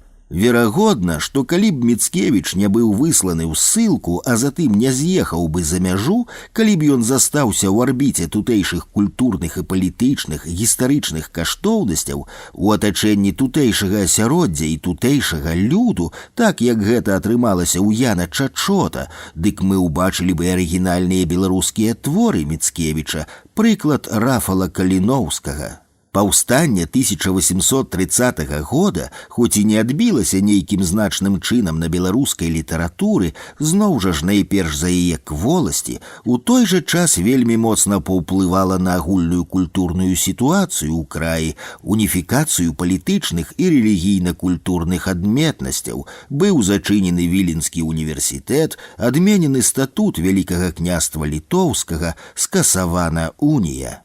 Непрысутнасць беларускага культурнага элемента ў паўстанні тлумачыцца хутчэй за ўсё нявывучанасцю гэтага пытання менавіта ў такім аспекце, і тым не менш нам вядомая творчасць Аляксандра Рыпінскага, паўстанца 1830 года, які эміграваў на захад і там выдрукаваў сваю беларускую баладу «Нячысцік». Паўстанне 1848 года ў Венгрыі прамым чынам не дакранулася Беларусі, аднак яно стала прычынаю напісання аднаго з нямногіх захаваных беларускіх твораў вясковага лірніка Уладзіслава Сыракомлі, верша «Добрыя весці». Студзеньскае паўстанне 1863 года канчаткова усталявала тую тэндэнцыю развіцця беларускай літаратуры, якая пачала складацца падчас пераломных момантаў у нашай гісторыі. Нагадаем, што да паўстання на беларускай літаратурнай ніве працаваў ужо не адзін чалавек. Гэта і Вінцэнт Дунін-Марцінкевіч, і Арцём Вярыга-Дарэўскі, і Вінцэнт Каратынскі, і той самы Уладзіслаў Сыракомля, ды іншыя паэты рознай велічыні і значнасці, якія, тым не менш, ужо складалі літаратурную плынь. Вяршыняю ўзаемадачынення ў беларускай літаратуры і студзеньскага паўстання можна лічыць ліст з падшыбеніцы Кастуся Каліноўскага, а таксама ягоную мужыцкую праўду. Менавіта паўстанне сфарміравала Кастуся Каліноўскага як літаратара. Верш, змешчаны ў лісце з падшыбеніцы, бясспрэчна з'яўляецца таленавітым творам. Вынікі студзеньскага паўстання для беларускай культуры і літаратуры, у прыватнасці, мелі некалькі аспектаў, якія зноў-такі былі характэрнымі для папярэдніх падзеяў, ужо адзначаных намі. Па-першае, гэта быў магутны ўдар па беларускай культуры, адукацыі, нацыянальнай свядомасці і гэтак далей, які выразіўся найперш у дзясятках тысяч сасланых і рассеяных з краю шляхты ды інтэлігенцыі, менавіта таго асяроддзя, якое было найбольш перадавым і грамадска актыўным, дзе і фарміравалася беларуская прафесійная культура, літаратура, вывучалася гісторыя і гэтак далей. Для прыкладу нагадаем, што амаль усе вядомыя нам дагэтуль беларускія пісьменнікі таго часу тым ці іншым чынам бралі ўдзел у паўстанні і моцна пацярпелі за гэта. Каля года адсядзеў у астрозе Вінцэнт Дунін-Марцінкевіч, на 8 гадоў быў сасланы ў Сібір Арцём Вярыга-Дарэўскі, быў арыштаваны Фелікс Тапчэўскі і гэтак далей. Значная частка працаваўшых у беларускай культуры людзей больш ужо ніколі не вернецца да гэтае працы. Ёсць пачуццё разгрому пасля ацэнкі вынікаў паўстання для беларускай культуры, который раз ужо пацвярджаецца афіцыйная забарона беларускай мовы, зачыняецца інстытут у Горках, пачынаецца планавая русіфікацыя краю праз расейскую адміністрацыю ды адукацыю. Але праходзіць трохі часу і аказваецца, што менавіта паўстанне нарадзіла наступнае пакаленне беларускіх літаратараў. Гэта ягоныя ўдзельнікі Аляксандр Ельскі і Альгерт Абуховіч, гэта бацька новай беларускай літаратуры Францішак Багушевіч. Спынены, прыглушаны на нейкі час літаратурны працэс адрадзіўся і ажыў ужо на іншым узроўні. Можна меркаваць, што ў паўстанні ўдзельнічалі лепшыя, найбольш чуйныя і дзейсныя асобы, якія любілі краіну, свой народ, якія жадалі яму добра. Менавіта таму такі высокі працэнт удзелу ў ім абмужычыўшайся шляхты, якая працавала для беларускага народа і па-беларуску. Іхняя беларуская праца была арганічнаю часткаю ў гэтым паўстанні. Студзеньскае паўстанне было для іх выйсцем у далейшым адраджэнні і станаўленні беларускай культуры, але таксама можна меркаваць, што менавіта паўстанне таго-сяго назаўсёды звязала з беларускай культурай, канчаткова вызначыла для іх галоўныя нацыянальныя прыярытэты. Паказальны ў гэтым плане лёс Францішка Багушевіча, які юнаком вымушаны быў пакінуць Беларусь і 20 гадоў пражыць на чужыне. За гэты час ён здолеў не распляскаць сваіх пачуццяў да Беларусі, да мужыцкае мовы. Паспрыяла гэтаму, верагодна, і ўкраінскае адраджэнне, якое таксама паўставала і развівалася насуперак расейскаму молату і польскаму кавадлу. Здаецца, што без удзелу ў студзеньскім паўстанні і далейшага лёсу паэта, звязанага з ім, нам наўрад ці прыйшлося б весці гаворку сёння пра такую выбітную асобу ў нашай літаратуры, як Францішак Багушевіч, які ўзроўнем сваёй творчасці, сваёй ідэалогіяй, выкладзенай ім у вершах і прадмовах да сваіх зборнікаў, аказаў вялізнае ўздзеянне на далейшае фарміраванне літаратурнага працэсу ў нашай культуры.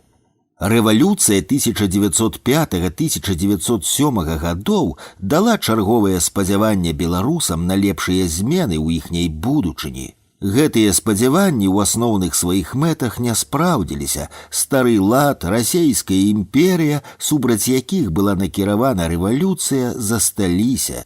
Была разгромлена фактычна адзіная на той час нацыянальная партыя, беларуская сацыялістычная грамада. Сотні і тысячы беларусаў пераследаваліся царскімі ўладамі. Саступкі царызму былі мізэрнымі і прывялі адно толькі да выдання нашай Нівы і трохі пазней каталіцкага штотыднёвіка «Беларус».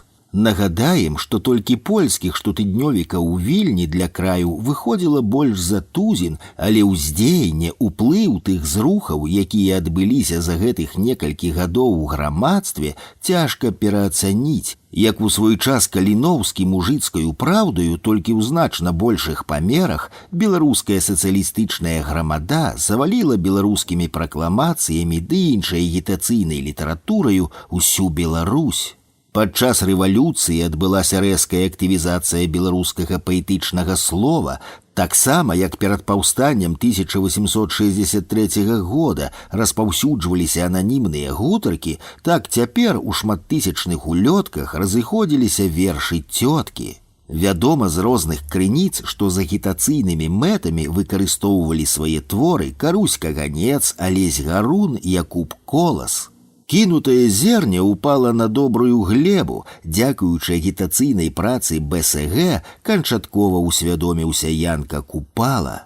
Прыгадаем, што і наша Ніва пачала выходзіць па рашэнні, прынятым на з'ездзе БСГ, і фактычна з'яўлялася легальнай партыйнай газетаю, а затым па разгроме БСГ цэнтрам усяе свядомае беларушчыны, якая толькі і чакала спрыяльнага моманту для аднаўлення пэўных палітычных структураў. Амаль усе беларускія творцы пачатку 20-го стагоддзя бралі ўдзел у антыцарскай барацьбе, амаль усе і пацярпелі, сядзелі ў турмах, былі сасланыя, вымушаныя былі хавацца, але нягледзячы на ўсё гэта, менавіта яны стварылі залатое беларускае адраджэнне ў нашай літаратуры і вывелі яе на іншы ўзровень. Рэвалюцыя 1905 года выклікала фенаменальны выбух у беларускай літаратуры, заклала пэўныя традыцыі, якія вызначылі яе далейшае развіццё. Вельмі падобныя зрухі адбываліся ў нашай літаратуры падчас чарговай рэвалюцыі і далейшага вызначэння лёсу Беларусі ў 1917 годзе. Вялізныя страты прыносіць яна, ахвярамі падаюць Максім Богданович і Алесь Гарун, Ядвігін Ша і Андрэй Зязюля, прыпыняецца выданне нашай Нівы ды іншых беларускіх перыядычных выданняў, але ўздым нацыянальнай грамадскай актыўнасці паклікае да творчасці, можна сказаць, нараджае Уладзіміра Жылку, Уладзіміра Дубоўку, Наталлю Арсеньеву і Кузьму Чорнага.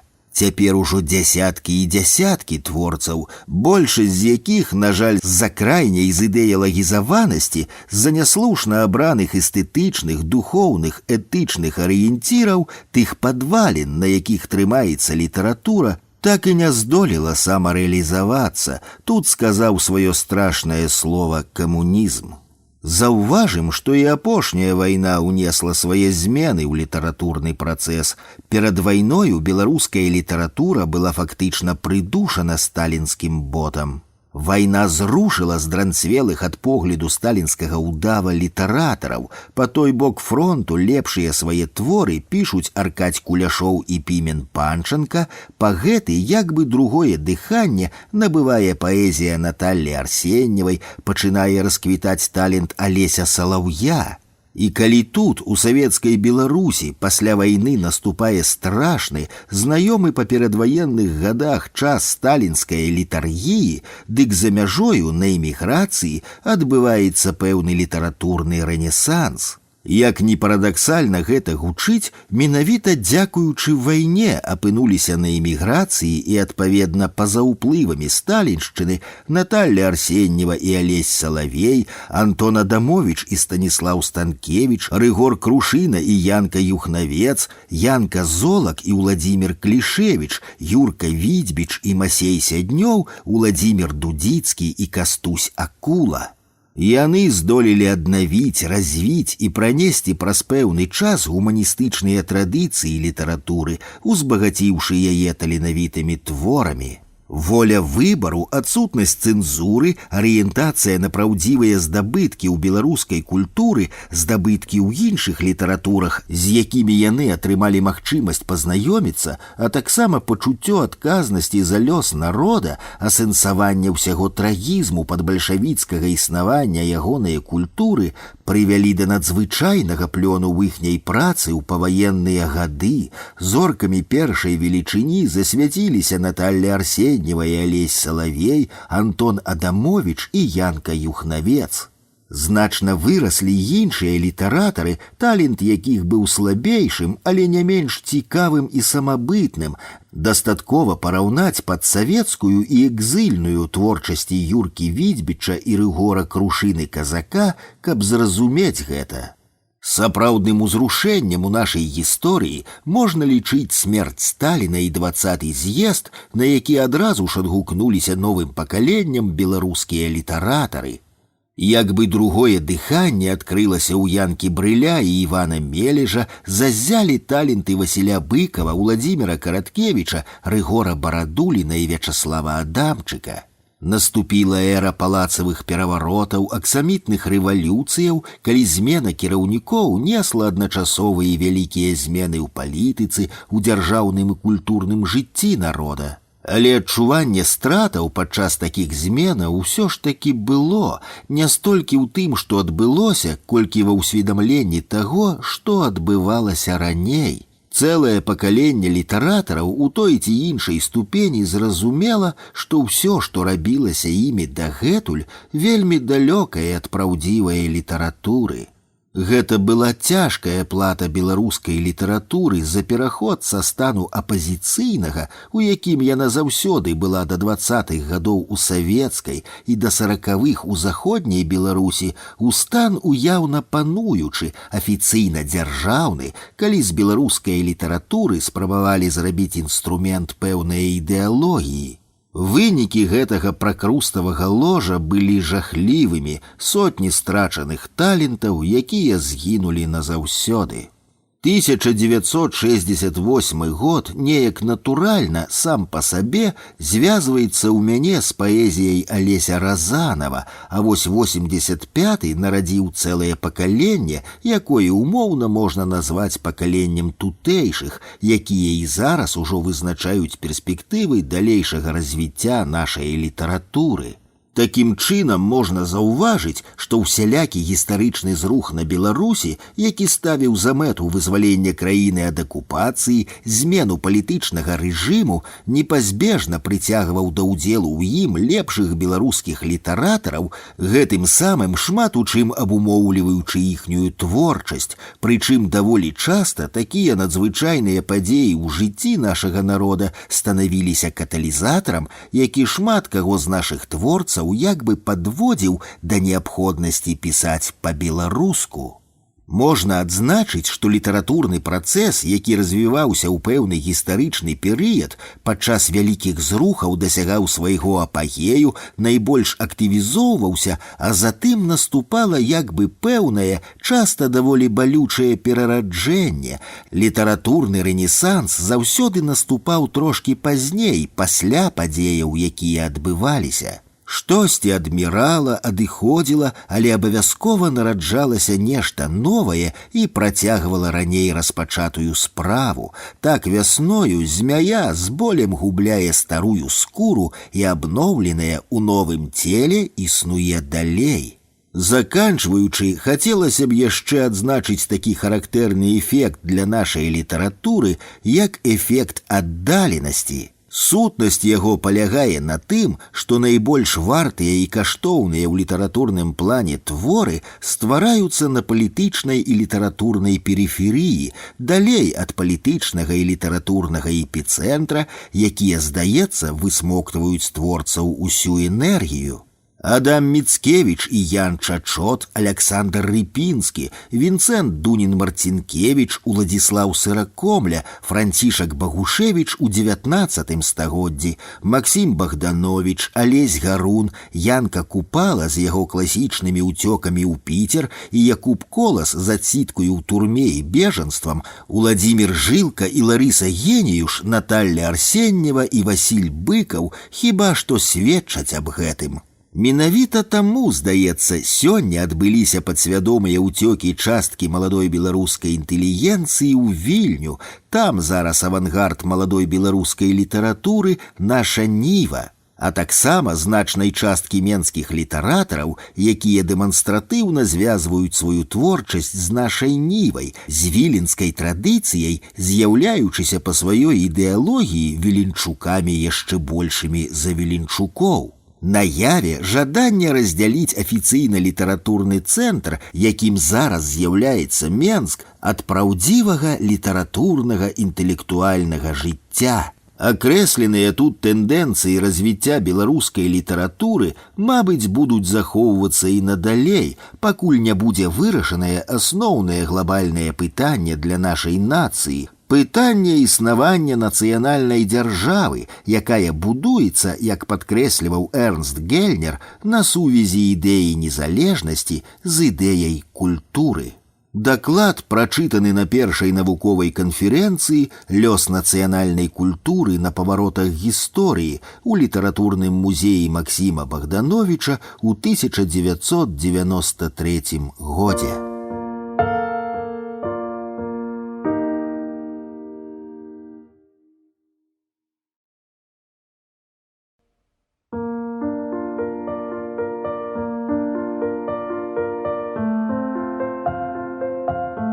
Умольнасці прыгаства.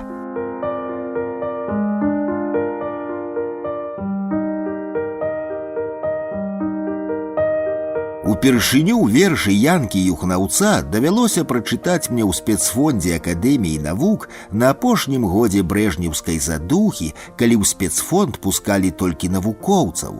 Нічога небяспечнага ў іх для камуністычнай ідэалогіі не было, апроч таго, што выдадзены яны ў Нью-Йорку беларускім эмігрантам ваеннага часу. Але калі я прачытаў вершы, дык зразумеў не асэнсаваную, мабыць, але адчутую камуністычнай цэнзураю небяспеку. Гэта былі таленавітыя творы. А ці ж мог творца-эмігрант нешта значыць у нашай літаратуры? Тым нечаканей для мяне было адкрыццё зоркі першай велічыні ў беларускай паэзіі Янкі Юхнаўца. Неўзабаве завязаліся кантакты з самім дзядзькам Янкам, які даслаў колькі сваіх новых кніжак, якія канчаткова пераканалі мяне, небывалы паэт узгадаваўся на чужыне. І дзякуй Богу, што ён не пачаў рабіць вялікія грошы і не закінуў свае амаль нікому не патрэбныя тады беларускія вершаваныя практыкаванні. Адзінага хацелася мне, каб не толькі я ведаў, што жыве ў Нью-Йорку вялікі беларускі паэт. Вось жа прыйшлі такія часы. Янка Юхнавец нарадзіўся на Віцебшчыне ў сялянскай сям'і, у вайну страціў родных, вынішчаных літоўскімі фашыстамі. Вершы пачаў пісаць за мяжою ўжо ў Нямецчыне, друкаваўся ў шматлікіх эмігранцкіх перыядычных выданнях, адначасова спасцігаючы глыбіні беларускага славатворства. Пераехаўшы на стала ў Амерыку, Янка Юхнавец выдае наступныя кнігі: «Шорах моўкнасці», «Нью-Йорк, 1955 год», «Новая элегія», «Мюнхен, 1961 год», «Колюмбы», «Нью-Йорк, 1967 год». На паэзію Янкі Юхнаўца вялікае ўздзеянне аказваюць вершы заходнееўрапейскіх і амерыканскіх сучасных паэтаў, а таксама філасофскія працы Ніцшэ і Сартра. Ён засвойвае найбагацейшы сусветны культурны здабытак, але ў сваіх творах грунтуецца на беларускім фальклоры, беларускай псіхалогіі, ментальнасці нашага народа. Атрымаўся нечаканы, нетрадыцыйны для нашай паэзіі сінтэз. У Амерыцы Янка Юхнавец атрымаў адукацыю юрыста і працаваў у сферы камп'ютарнага бізнесу, гэтым зарабляючы на хлеб. З творчага набытку Янкі Юхнаўца адабраны вершы з цыкла «Вецер песняй падмовіў», змешчаныя ў першым томе яго твораў. Магічнае ўздзеянне маюць гэтыя вершы. Чытаючы іх, чуеш, як звініць дрот на слупах, напоўнены ветрам, як хінуцца дрэвы, шасцяць травы, увесь свет наліваецца гэтым дзіўным спевам. Чалавек нараджаецца і памірае пад гул ветру, ветрам працяты ўсе рэчы і з'явы, існасці быццё, ад раніцы да ночы, ад лета і да зімы. Дзіўная паэзія, яна існуе на ўзроўні замовы, яна чаруе падсвядомасць і цягне ў нязведаныя вышыні, прымушае падпарадкоўвацца толькі ёй вядомай рытміцы і цыклічнасці. Паэзію Янкі Юхнаўца можна чытаць і перачытваць бясконца, бо ўсё ў ёй шматмернае і нестатычнае, як прырода, якую ніколі чалавеку не спасцігнуць да рэшты. Янка Юхнавец нарадзіўся ў 1921 годзе на Бягомольшчыне. Як згадвае сам паэт, шчаслівы выпадак быць народжаным між паэтычных мясцінаў. Я толькі пазней апамятаваўся іх любіць, а для гэтага была прычына – другая вайна. Сталенне беларускай моладзі ў 20-тыя і нават 30-тыя гады адбывалася сярод беларускай рэчаіснасці. Паэт на пытанне аб вытоках сваёй літаратурнай творчасці адказвае: «Я ўспомніў казкі ад мае цёткі Куліны, яна была хадлівай вясковай энцыклапедыяй, хоць і не пісьменнай». Народная беларуская стыхія дапаўнялася нацыянальным выхаваннем, адукацыяй. Апынуўся юнаком у нацыянальным жыцці, якое потым было прыдушана. Здарылася эгаістычнасць чытаць і шанаваць Максіма Богдановича, а потым Янку Купалу. У асабістых нататках паэт згадвае і такі эпізод. Калісьці быў у 4 класе, нацдэмаўшчына была ўсюды, выпрасіў у бацькі грошы і купіў зборнік «Вянок». Пазней, пакуль не быў дома, хаваў яго разам з гісторыяй Максіма Гарэцкага і Евангеліяй ад прадзеда ў падстрэшшы хлява. У маленстве і раннім юнацтве у большасці з нас закладаюцца рысы характару, якія дазваляюць вызначыць стан чалавечай асобы на ўсё далейшае жыццё. І шчаслівы той чалавек, які гадаваўся ў шчыльнай лучнасці з прыродаю, на сваім родным нацыянальным фальклоры, на традыцыях свайго народа, праз адукацыю атрымліваючы лепшае з ягонае спадчыны. Такія людзі, як правіла, здатныя на далейшае творчае жыццё, і зглуміць гэтыя пачаткі, вырваць з чалавечай свядомасці зусім няпроста. Згадаем хоць бы земляка Янкі Юхнаўца Васіля Быкова, якога з 17 гадоў лёс кідаў па свеце, не раз ставячы на мяжу гібелі, але талент ягоны, закансерваваны на доўгі час, пры больш-менш спрыяльных умовах ажыў, прабудзіўся і паказаў нам вяршыні беларускага нацыянальнага характару ў нашай літаратуры. Аснова для творчасці ў Васіля Быкова была закладзеная яшчэ ў тыя перадваенныя беларускія гады. Гэтаксама адбывалася і ў Янкі Юхнаўца, і для яго час маленства і юнацтва, час выраблення характару стаўся грунтам усяе ягонае далейшае творчасці, якая пасля пэўнага анабіёзу прабудзілася ўжо ў эміграцыі. Як зазначае аўтар у прыватным лісце, літаратурную творчасць «Паэзія плюс проза» пачаў пасля вайны за межамі айчыны. Першыя творы 48-го года з'яўляліся ў часопісах «Шыпшына», «Сакавік», «Беларуская думка» ды іншых. Але яшчэ перад гэтым была вайна. Янка Юхнавец змагаўся з акупацыйным рэжымам. Менавіта ў вайну ён зацікавіўся багатствам беларускай мовы, вандруючы па Беларусі. Звязаны з ваенным часам і эпізод, прыгаданы Янкам Юхнаўцом падчас ягонага побыту ў Менску. Ён піша пра менскую кальварыю, старыя каталіцкія могілкі з капліцаю. Шкадую, што на менскай кальварыі ў святыні чуваць польскую мову. Калісьці там падчас вайны схаваўся ад нашых сяброў жмудзінаў, літоўцаў. З ліста ад 19 кастрычніка 1989 года. Ужо ў Амерыцы ў 1953 паэт напіша верш «Менская кальварія». Помнікі ўмоўкнасці, што нас хвалюе, бо адзіным выхапам сцяжын кароткіх узняліся ўгару. Іх пэўныя сляды магілы адтокамі старых узрэчаў адышліся. Між імі ў разбудлівым з муравы засцілі весела павеі ветру блукаюць. Бы нядобры рыцар, там святыня дзіду гострую званіцу з неба выцягнула. Там поставили яе жывыя, услед за ёй не надвак, у каменных плітках бяжыць алея, сцвярдзела. Усё трываюць сонцам дні, мальбой пакуль стихаюць каля крыжоў карэнні неба, з тені не прыходзіць мніх у змрок тае святыні. Тополі шэптам прахалоды споду з Богам росцяць шум сваіх вяршалін, з іх найболей заравом у полі адрослі іхныя апынуліся.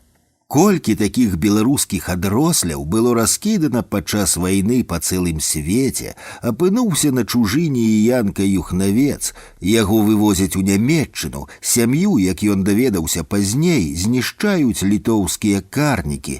Яны кінулі ў падпаленую хату 5 малых братоў і расстралялі бацьку. У вершы, прысвечаным бацьку, паэт самотна прыкмячае: «Загінуў ты, цішыню тваю памерлую не растлумачу анікому». У Нямецчыне пасля вайны Янка Юхнавец вучыцца ў беларускай гімназіі імя Янкі Купалы, дзе пад той час выкладалі Наталля Арсеньева, Яўген Калубовіч ды іншыя. Тады ж пачынаецца ягоная паэтычная творчасць, якая на пачатку мае традыцыйныя рысы.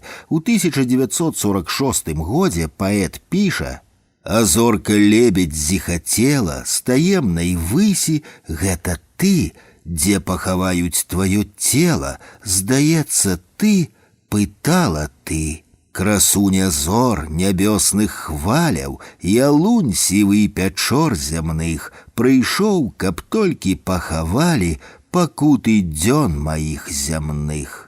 Вельмі хутка паэзія Янкі Юхнаўца набывае непаўторнае арыгінальнае аблічча. Паэтычныя навацыі яго не заўсёды знаходзілі разуменне ў беларускай творчай інтэлігенцыі на эміграцыі, якая больш арыентавалася на традыцыйныя здабыткі ў беларускай літаратуры. У адказе на анкету паэт заўважае, поспехам на эміграцыі паэтычнай ніколі не паважаўся, па-іхняму я абганяў не па-сапраўднаму пакуты айчыны аднадзёнкамі, аформліваў сваё, не падтасоўваўся зразумеласцяй да метадаў пісання на Беларусі.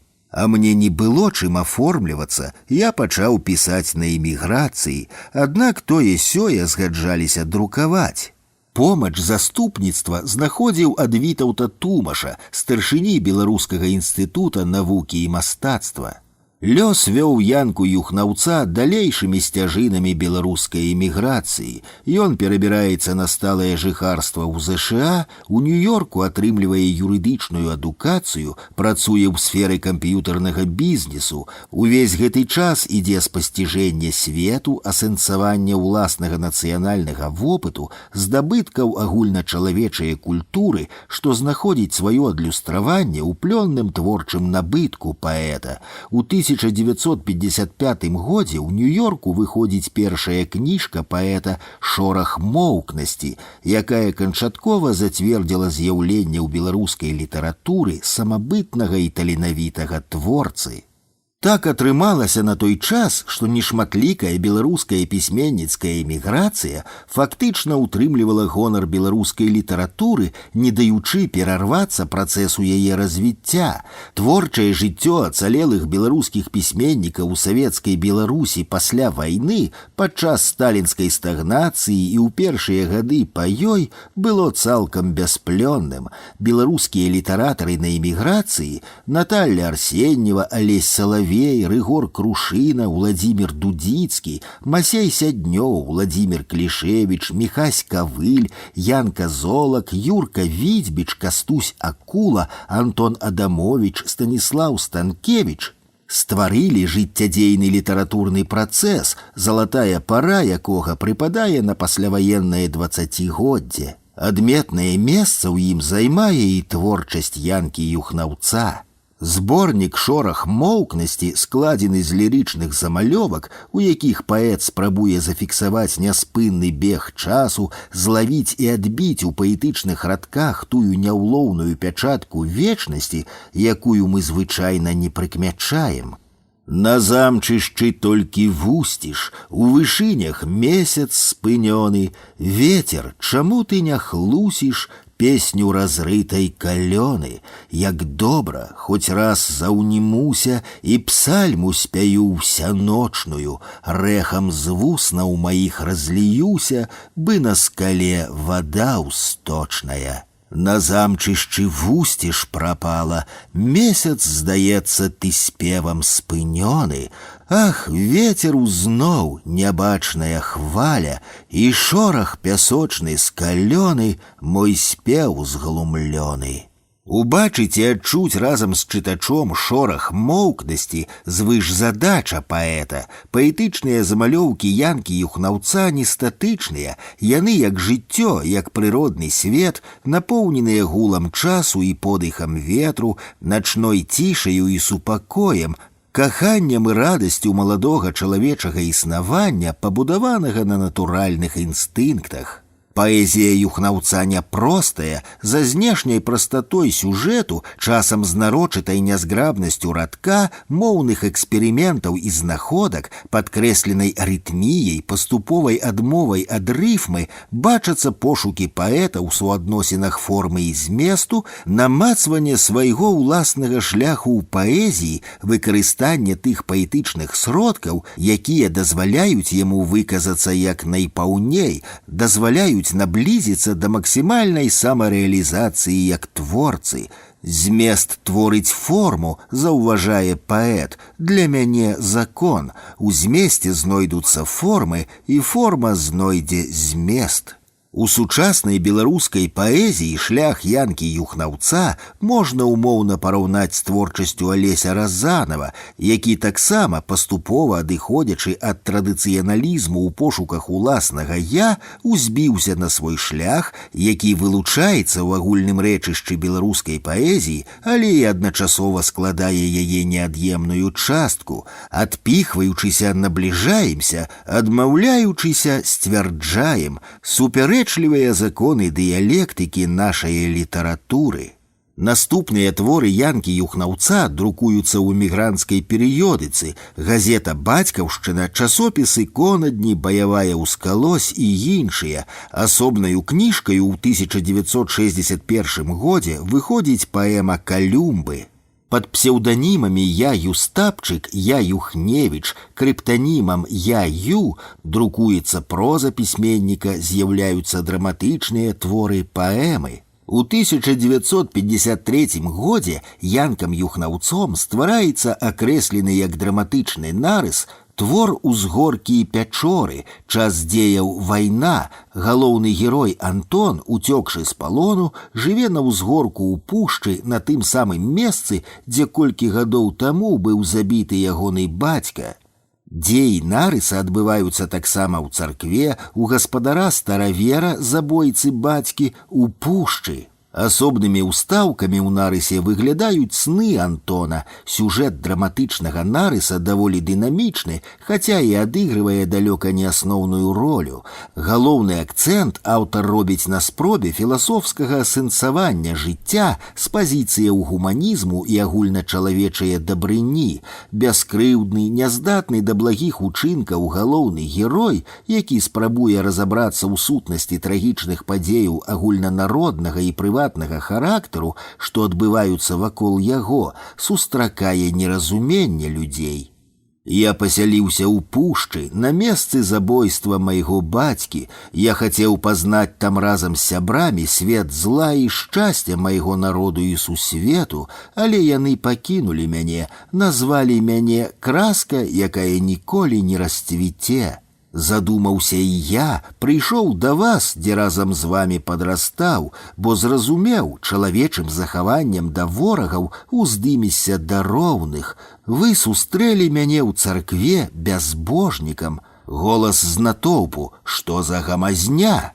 І хаця ў рэшце рэшт праўда становіцца вядомаю для ўсіх, Антон гіне, бо няма месца для іншай жыццёвай платформы там, дзе пануюць толькі два колеры, чорны і белы, дзе змагаюцца дзве сілы, дзве ідэалогіі. У лёсе Антона праглядаецца і лёс беларусаў падчас Другой сусветнай вайны, якія ў любым выпадку цярпелі і заставаліся пераможанымі. Цудоўныя лірычныя адступленні ў нарысе, на якія так шчодры аўтар. Ён не баіцца запавольваць ці нават спыняць дзею, каб агледзецца навокал, падмеціць і даць адчуць нам чароўнасць прыроды, смак чалавечага жыцця, прыгажосць створанага Богам свету.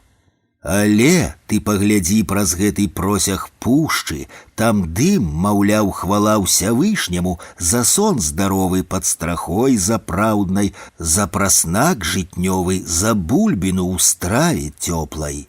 А там далей ядзерніста-мурожны поплаў так разаслаўся, як бы за тоны возера зялёнага. Па ім, напэўна, хвалістасць андарака ўсяння ў карагодзе зліецца цудоўнай расхварбоўкай.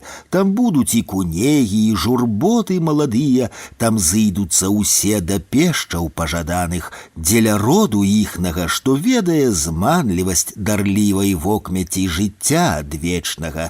Ды што аб ім расказваць, паказваць пальцам зводдалі, калі бачыш сам, яно бы той святар дае малітву і ведаеш, падчас яе, напэўна ж, людзі на калені стануць. Гаворачы пра ўплывы на сваю творчасць, Янка Юхнавец на першае месца ставіць фальклор, які спрадвеку фармаваў у беларусаў эстэтыку ўспрымання навакольнага свету.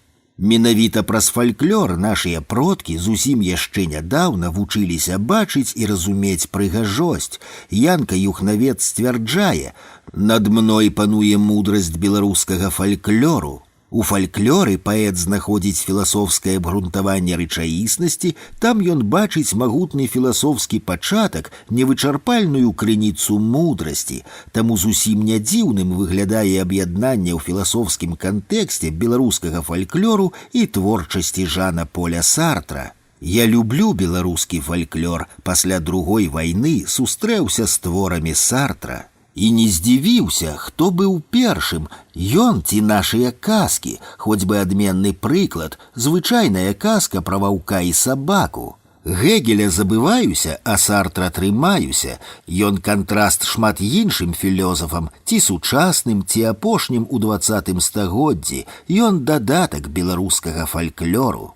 Пэўна, што мы недаацэньваем таго скарбу, які маем. Беларуская вусная народная творчасць без сумненняў дае адказ на любое жыццёвае пытанне, дае класічныя ўзоры маральнасці, прыгажосці, своеасаблівасці беларусаў. Таго, што мы называем нацыянальным менталітэтам. Дзе нам вучыцца беларускасці і агульначалавечнасці, як не ў сваім фальклоры. Эстэтыка, якой паэт удзяляе шмат увагі ў сваіх развагах, якая займае прыкметнае месца ў ягоных паэтычных дачыненнях, мае свае вытокі ў дзіцячых успамінах паэта, бачыць у жыцці штосьці адметнае і прыгожае, радавацца гэтаму жыццю, на жаль, дадзена далёка не кожнаму. І здаецца, з кожным пакаленнем, паддаючыся універсалізацыі ды уніфікацыі, мы губляем гэтыя ўласцівасці, характэрныя для жыцця і дзейнасці ранейшых беларусаў. Нашых продкаў вельмі часта падаюць як абмежаваных і прыбітых жыццём, але ж гэта далёка не так. Беларусы заўсёды ўмелі радавацца жыццю, імкнуліся ўпрыгожыць яго, ужываючы паэтычны вобраз з вядомага твора Максіма Богдановича, імкнуліся заўсёды бачыць у жытнёвых васільках не толькі пустазелле, але і неад'емную частку родных палеткаў. Янка Юхнавец згадвае, асабліва ўразілі ўспаміны бацькі, успамінаў сваіх прашчураў, прабабу, прадзеда, свайго бацьку, якія любілі стаўляць белыя і звычайна высокія камяні каля вясковых дарог, садзілі бярозы, мая сяліба была ў бярозах і ліпах, высякалі з камянёў крыжы помнікі на магіліцы. Прадзед збудаваў з палявых камянёў вадзяную мельніцу, толькі пазней зразумеў, прашчуры родзічы захапляліся прыгаством наваколля. І наступны эпізод з жыцця паэта. Аднойчы на зло майму бацьку вясковыя актывісты звалілі сасну, пасаджаную прадзедам, хараство якой шкадаваў бацька. Яна так ляжала, зваленая гніць, бадай у блізасці ягонай сялібы, аж да другой вайны. Адчувалася хараство, якое шкадаваў бацька. Расстанне з бацькаўшчынаю ўспрымалася юхнаўцом па-рознаму. З аднаго боку яна адарвала яго ад натуральнай беларускай глебы, з другога дала магчымасць грунтоўна пазнаёміцца з літаратураю іншых народаў, што безумоўна паўплывала на ягоны мастацкі густ і літаратурныя арыенціры. Жыццё ўдалечыні ад радзімы для творцаў не заўсёды мае адмоўныя вынікі. Вельмі часта яно стымулюе іхнюю творчасць, у якой яны бачаць чын служэння бацькаўшчыне. Дастаткова згадаць Богдановича ды Гаруна, як сцвярджае сам паэт,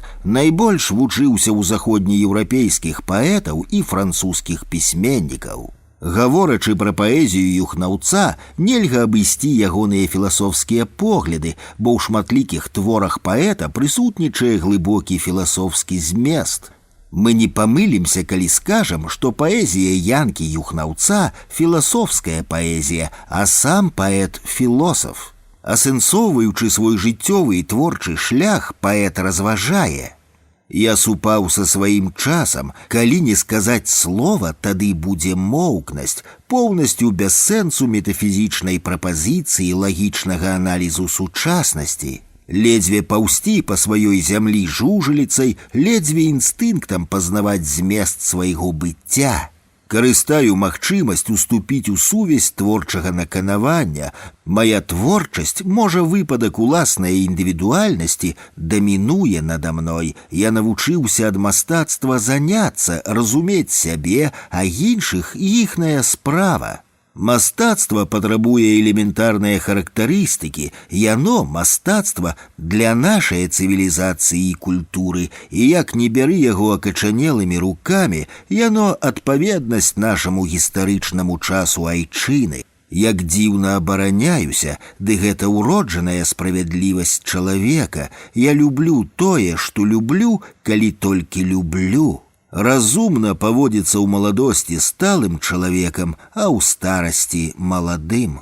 Як адзначае сам паэт, вялікі ўплыў на яго аказалі філасофскія погляды Фрыдрыха Ніцшэ і Жана Поля Сартра. Выклікае вялікую ўвагу і мова твораў Янкі Юхнаўца, дзе сустракаецца шмат неалагізмаў, дыялектных словаў, нават звычайная лексіка ў аўтарскім кантэксце пачынае гучаць па-іншаму. Менавіта арыгінальная аўтарская мова дапамагае вырашыць творчыя, паэтычныя, а таксама філасофскія сэнсавыя задачы, і трэба адзначыць, што гэта яму ўдаецца. Паэт уздымае архаічны пласт дадатковых значэнняў у лексіцы нашае мовы. Цяжка часам зразумець, якое слова, ужытае ім, ужо існавала стагоддзі, а якое наватвор. Галоўнае хіба натуральнасць існавання гэтых словаў, іх стваральная энергія. Аўтар пра сваю мову піша так: можа, і захлынуўся словатворнасцяй, аджа мушу напомніць, я ўвесь ад лексікону паўночна-беларускага, здараецца, сінтэзую, але шмат словаў чуў так, як пішу ў творах. Мова беларуская багатая, мне давялося бачыць старыя слоўнікі ў заходніх бібліятэках, ад іх запазычыў шмат, і яны не дыялект для мяне. Пэўнюся, існуюць і цяпер, але яны чамусьці не прыцягваюць увагу нашых пісьменнікаў і іншую творчую інтэлігенцыю. Гэтыя словы адрозніваюць нашу мову ад суседска-славянскіх моваў нацыяў. Навошта скідваць у гістарычную яму свае родныя дыяменты? Творы Янкі Юхнаўца асэнсоўваюцца не адразу. Таямнічая энергія, закладзеная ў іх, прымушае вяртацца да новага прачытання, кожны раз здзіўляючы нечым новым, незаўважаным раней. Пастаяннае адкрыццё новага ў, здавалася б, знаёмых тэкстах уласцівасць сапраўднага мастацтва. Актам справядлівасці трэба лічыць тое, што ў нашую літаратуру да шматлікага чытача вярнуўся яшчэ адзін праўдзівы творца.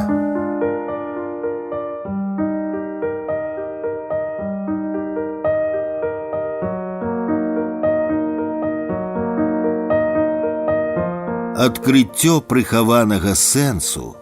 Мы ўжо, здаецца, звыкліся з адкрыццём новых імёнаў у гісторыі нашай літаратуры. Апошнімі гадамі яна пабагацела на Алеся Гаруна і Антона Луцкевіча, Наталлю Арсеньеву і Вацлава Ластоўскага, ды на шмат іншых. Але кожная новая сустрэча, новае адкрыццё прыносяць радасць і захапленне яшчэ адным дыяментам у сузор'і прыгожага пісьменства. Трагічныя супярэчнасці ў нашай культуры пакінула пасля сябе камуністычнае грамадства. Падсавецкая беларуская паэзія пачала ажываць у канцы 50-х гадоў з прыходам у літаратуру Рыгора Барадуліна, Уладзіміра Караткевіча, а потым у вершах маладзейшых Алеся Разанова, Олега Мінкіна, Анатоля Сыса. Пры цяжкіх стратах, якія прынесла для беларускай культуры пануючая камуністычная ідэалогія, тым не менш ішла барацьба паміж унутраным светам творчай асобы і псеўдакаштоўнасцямі, якія навязвалі грамадству. У творчасці кожнага пісьменніка адбывалася антаганістычнае раздваенне мэтаў і магчымасцяў, перамагалі найбольш моцныя, таленавітыя і незалежныя. У жарале гэтага змагання выкрышталізаваліся сапраўдныя вялікія таленты. Можна правесці аналогію з паэтычным выбухам у дзесяцігоддзі перад Першай сусветнай вайною, калі з аднаго боку расейскія акупацыйныя ўлады дазволілі беларускі друк, але з іншага боку ўсё адраджэнне хадзіла пад вязніцаю і трывала выключна на энтузіязме асобных ахвярнікаў. У нацыянальным дэмакратычным грамадстве іншыя прыярытэты. Там існуе нацыянальная культурная плынь. Выспяванне творчых індывідуальнасцяў ідзе ў іншым вымярэнні, тым не менш вельмі часта даючы выключныя вынікі на нейкіх балючых, трагічных сваіх зломах.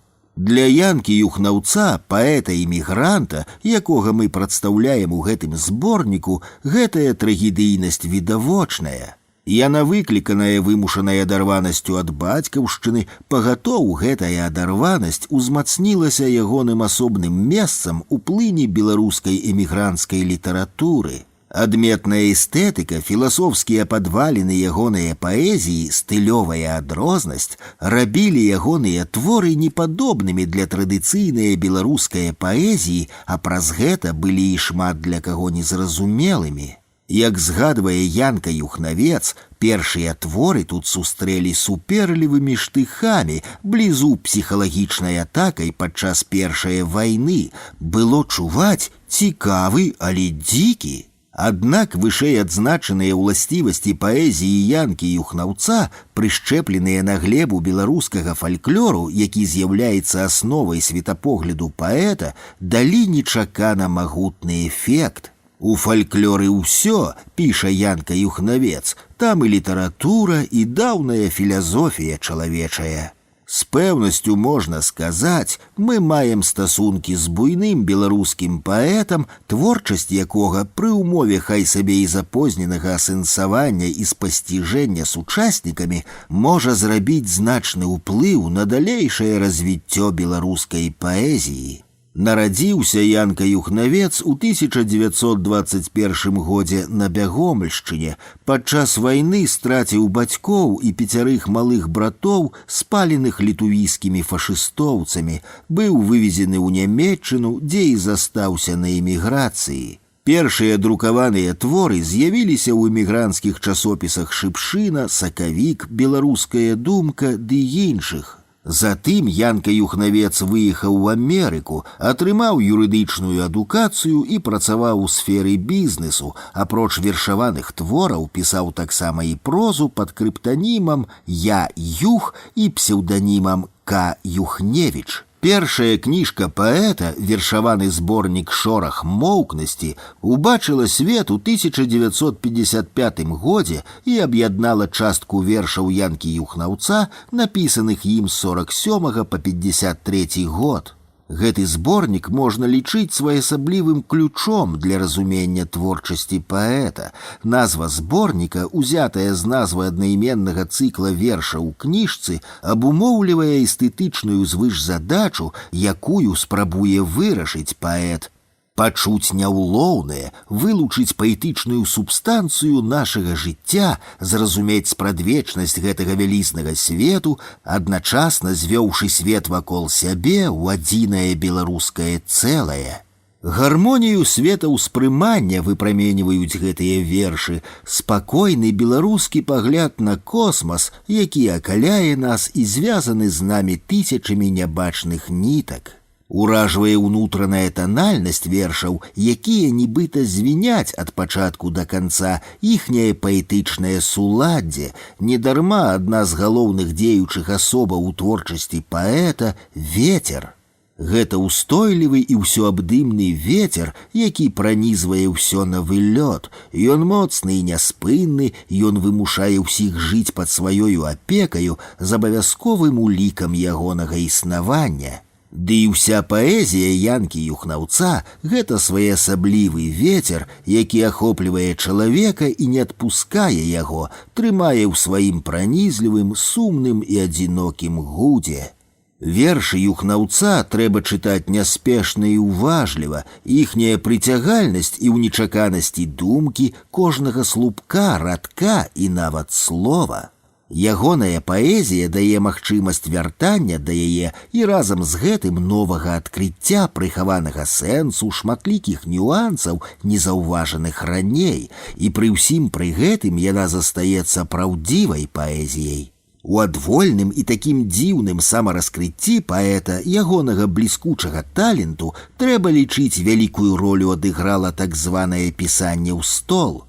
Вершы друкаваліся, але чытацкае кола там за мяжою было вельмі абмежаванае. Янка Юхнавец ці не адзіны беларускі паэт пасля Максіма Богдановича, які ўзгадаваўся і сфармаваўся як творца на чужыне, нездарма ён сцвярджае: «Я наследнік Богдановича». У такіх умовах развіцця творчасць Янкі Юхнаўца была скіраваная на індывідуалізацыю, раскрыццё паэтычных магчымасцяў у самаспазнанні, пераасэнсаванні ўсяго свету праз сваё «я». Ні кроплі фальшу няма ў гэтай паэзіі, бо пісалася яна найперш для сябе, і справаздача трымалася перад сваім уласным унутраным крытыкам. Паэзія Янкі Юхнаўца мае моцны агульналюдскі зарад, агульналюдское значэнне, бо нясе на сабе адбітак спрадвечнага ладу існавання многіх ранейшых беларускіх пакаленняў. Само мысленне Янкі Юхнаўца, адбітае ў ягоных вершах, з'яўляецца, на маю думку, праяваю менавіта беларускага асэнсавання гэтага свету. Выданне «Шораху моўкнасці» ды іншых кніжак літаратараў-эмігрантаў Наталлі Арсеньевай, Алеся Салаўя, Антона Адамовича, Станіслава Станкевіча, Владзіміра Клішевіча, Масея Сяднёва, Рыгора Крушыны ды іншых у другой палове 40-х-50-х гадах фактычна запоўніла тую жахлівую пустку пасля разгрому беларускай літаратуры, якая ўтварылася ў падсавецкай Беларусі, дапаўняюць творчасць беларускай эміграцыі тых гадоў вершы Ларысы Геніюш, Лявона Случаніна, Васіля Супруна, якія знаходзіліся на другім канцы свету, але гэтак жа ўпарта рабілі беларускую літаратуру.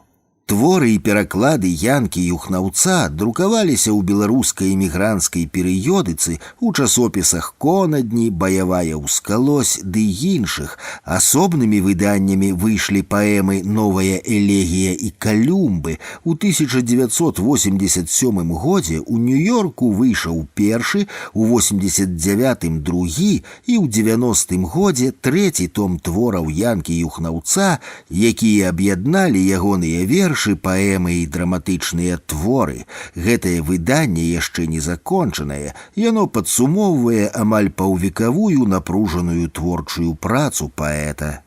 Пры знаёмстве з вершамі Янкі Юхнаўца добра ўсведамляеш, што асэнсаванне ягонай творчасці патрабуе хаця б элементарнага ведання філасофіі, яе сучасных напрамкаў. Філасофскі накірунак паэм, драматычных твораў Янкі Юхнаўца, спробы па-свойму асэнсаваць складаныя пытанні чалавечых стасункаў робяць ягоную творчасць не толькі літаратурнай з'яваю, але і набыткам беларускай філасофіі. У сістэме каардынатаў беларускай літаратуры творчасць Янкі Юхнаўца бліжэй за ўсё, на мой погляд, да творчасці Алеся Разанова, паэзія якога таксама мае вялікі філасофскі падтэкст.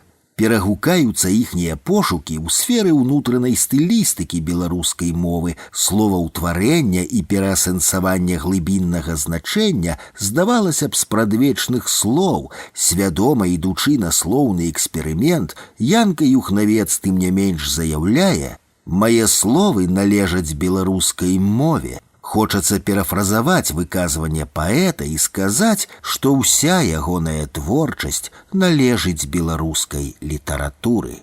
Прадмова да кнігі Янка Юхнавец «Сны на чужыне», Менск, 1994 год.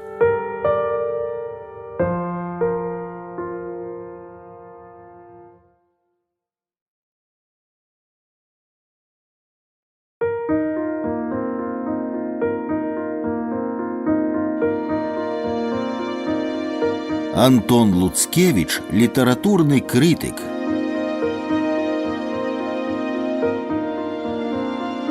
Ёсць пэўная заканамернасць, што падчас адраджэння нацыі з'яўляюцца магутныя асобы, якія волатамі вылучаюцца ў нацыянальным руху, паказваючы не толькі сучаснікам, але і наступнікам шлях наперад. Кола іх дзеяў надзвычай шырокае і плённае, згодна з біблейскай прыпавесцю, яны засяваюць народную раллю, шчодрай жменяю чэрпаючы зерне сваёй душы. Пачэснае месца ў беларускім нацыянальным руху займае палітычны дзеяч і асветнік, гісторык і літаратуразнаўца, публіцыст і мовавед, бібліяфіл і педагог, перакладчык і музейшчык Антон Луцкевіч. Адзін з самых выдатных палітычных і культурных дзеячаў Беларусі Антон Луцкевіч нарадзіўся 17 студзеня па старым стылі 1884 года ў Шаўлях Ковенскай губерні, цяпер горад Шаўляй Літоўскай рэспублікі, у сям'і служачага.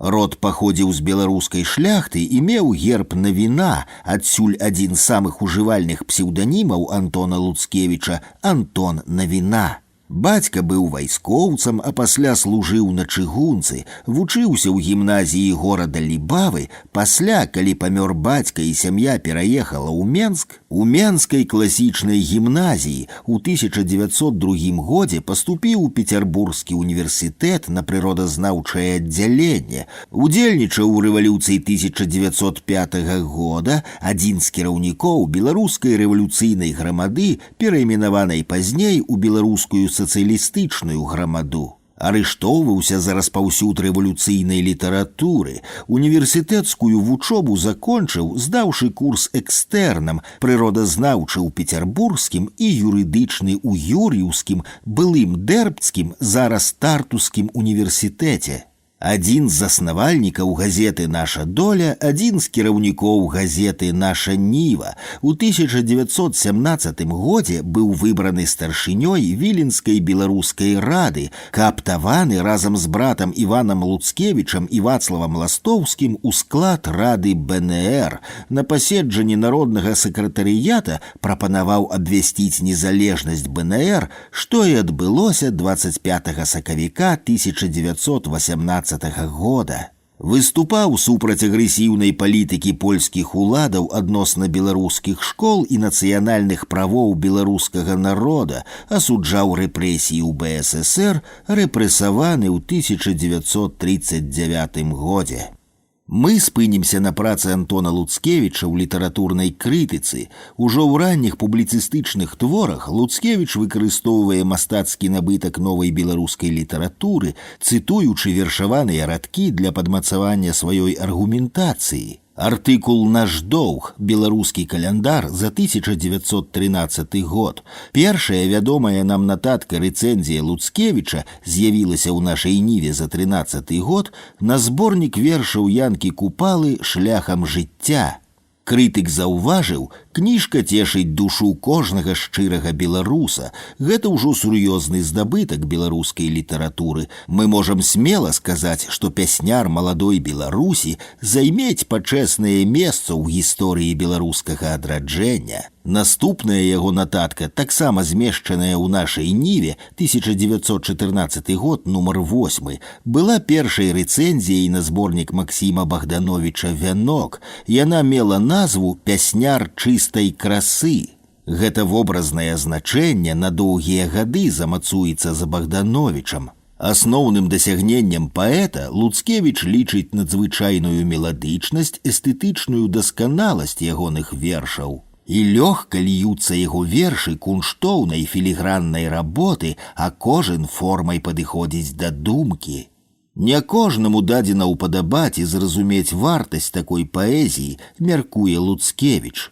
Запраўды, чытаць вершы Богдановича павінны толькі тыя, хто разумее музыку слова, чыя душа бачыць хараство ў чыстай паэзіі. Такое ўспрыманне было не зусім характэрнае для беларускага нацыянальна-свядомага грамадства, якое бачыла ў паэзіі найперш функцыю правадніка ідэй нацыянальнага адраджэння, што і адзначае крытык. Але не грамадскія тэмы займаюць галоўным чынам паэта, ён перш за ўсё шукае чыстай красы. Выснова, вянок – гэта праўдзівая перла ў беларускай паэзіі. Луцкевіч спрабуе і сам праз вобраз перадаць духоўную асалоду, якую прыносяць вершы паэта. І як у летні гарачы дзень у крыстальна чыстай крынічнай вадзе асвяжаецца нашае цела, так асвяжае душу паэзія Максіма Богдановича. Гэты сказ перагукваецца з радкамі Богдановича, які цытуе псалтыр. Вось псальма слічная, як тоя лень шукае крыніцы чыстай, так шукаю Бога я, як вее свежасцю яе краса жывая. Дзве першыя нашаніўскія рэцэнзіі Луцкевіча шмат у чым вызначаюць далейшыя эстэтычныя зацікаўленні крытыка. Значная частка ягоных прац будзе прысвечана асэнсаванню творчасці Янкі Купалы і Максіма Богдановича, якія прадстаўлялі, на думку крытыка, розныя плыні беларускай паэзіі, плынь стыхіі барацьбы і плынь дасканаласці і прыгажосці. Даволі плённа крытык Луцкевіч выступае ў беларускай віленскай газеце «Гоман», якая выдавалася ў 1916-1918 годах. Як і раней, ён друкуецца пад псеўданімам Антон Навіна, крыптанімамі АНА і АЛ, а таксама падпісваючыся ўласным прозвішчам. З'яўляюцца ягоныя трапныя і вывераныя ў ацэнках рэцэнзіі на п'есу «Базылішк» Францішка Ляхновіча, на зборнік вершаў «Матчын дар» Алеся Гаруна, некролагі па Алаізе Пашкевіч Цёцы, Александру Ельскаму, Генрыку Сянкевічу, Максіму Богдановичу. Таксама ён друкуе цыкл крытычных артыкулаў пад рубрыкаю «Нашы песняры». Гэтыя артыкулы стануць асноваю для аднайменнай кніжкі крытыкі, што ўбачыла свет у 1918 годзе ў Вільні. Гонар выдаць першую кніжку крытыкі па-беларуску належыць такім чынам Антону Луцкевічу. Выданне яе абумоўлівала неабходнасць мець дапаможнік па беларускай літаратуры для беларускіх школ, якія ў той час густа пакрылі Віленшчыну. У адпаведнасці з задачамі быў складзены і змест кнігі, як сціпла зазначае аўтар, з груба напісаных літаратурна-сацыяльных нарысаў. Кніжка вылучаецца прадуманай пабудовай, акадэмізмам у добрым сэнсе гэтага слова. Ва ўступным артыкуле «Прадвеснікі адраджэння» Луцкевіч падае беларускае адраджэнне ў кантэксце агульнаеўрапейскіх працэсаў, паказвае яго непазбежнасць і заканамернасць. Тая сила, которая адрадзіла чэхаў, украінцаў, літвіноў, латышоў, эстаў і іншых, у канцы сагнала сон з вачэй беларусаў. І беларускі народ, пераступіўшы парог 20-го сталетия, меў у душы сваёй вялікі запас творчай энергіі, которая ждала толькі адпаведнага моманту, каб выбіцца наверх. Першым песняром маладой Беларусі Луцкевіч лічыў Францішка Багушевіча. Ён знамяніта вывучаў біццё пульсу народнага, балеў яго болем, цешыўся яго радасцямі, усей душой абурываўся з прычыны ганебнага рабства, сляды которага надоўга забілі ў беларускіх сялянах пачуццё чалавечай гордасці. Ён горача зваў наш народ скінуць путы духоўнага рабства, горда падняць галаву і смела на ўвесь свет заявіць, што ён толькі спаў, а цяпер збудзіўся і трэбуе для сябе належнага месца ў сям'і братніх народаў. У ацэнцы значнасці творцы для нацыі Луцкевіч даволі дакладны. Ён адчуваў дыялектыку літаратурнага працэсу, яго сувязь з народным жыццём. Ён валодаў беспамылковым літаратурным чуццём і густам. Наступны артыкул прысвечаны Якубу Коласу, які, на думку Луцкевіча, займае адно з першых месц у беларускай літаратуры часу адраджэння. Крытык заўсёды вылучае ў творчасці адраджэнцаў тое, што робіць кожнага з іх адметным, непадобным да астатніх. Праз апісанне прыроды беларускіх краявідаў, адзначае Луцкевіч, Колас выказвае сваю любоў да бацькаўшчыны. Яго патрыятызм абнімаў увесь родны край і праявы яго, а перш за ўсё родную прыроду. Асноўнаю рысаю ў творчасці Янкі Купалы крытык лічыць спантаннасць, незапраграмаванасць, бо Купала сапраўды пясняр з волі Божай, і вершы яго – гэта адгалоскі ўсяго, што ён бачыць навокал, што перажывае з дня на дзень. Ён падзяляе яго творчасць на два перыяды. Першы, які ахоплівае 1905-6 гады, у которым наш пясняр, седзячы на вёсцы, жыў толькі вельмі вузкім кругам спраў і інтарэсаў, калі ўся яго псіхіка злівалася з псіхікай масы. І другі – жыццё ў Вільні, Пецярбурзе, калі Купала як быў, так і астаўся песняром вёскі, але пры гэтым усё ярчэй пачынае выступаць індывідуальна яго. Адным з найвышэйшых дасягненняў паэта Луцкевіч лічыць паэму «Сон на кургане». Русальчыны песні то чыстая музыка зыкаў, словы слухаюцца думкі песняра і пакорна ўкладваюцца так, каб мыслі форма яе вырашэння захоўвалі поўную гармонію. Нягледзячы на вялікую ўвагу крытыка да ўласна паэтычнай мастацкай значнасці твораў Купалы, як яно і мае быць найперш, Луцкевіч адзначае выключную ролю паэта ў фармаванні ідэалогіі беларускага нацыянальнага руху. Купала – адзін з найбольш яркіх ідэолагаў беларускага адраджэння, і гэта яго «Сказ новых дзён». Душа песняра вывучае той пераварот, які адбываецца ў самай глыбі народных мас. Падводзячы вынікі сваім развагам, Луцкевіч зноў-такі ўпэўнена гаворыць: «Хаця творчасць Купалы толькі нядаўна дайшла свайго расцвету, ужо і цяпер трэба зусім шчыра прызнаць, што Янка Купала мае бясспорнае права насіць імя беларускага нацыянальнага песняра, і ён папраўдзе заслужыў на гэта». Антон Луцкевіч адзначае ролю Купалы ў літаратурным станаўленні беларускай мовы ў словатворчасці, што ён лічыць адной з найбольш сур'ёзных заслуг гэтай бясспорна найвялікшай сілы ў беларускай літаратуры, а таксама яго выдатнае становішча ў грамадскім жыцці беларусаў як рэдактара часопіса «Наша Ніва» ў Вільні.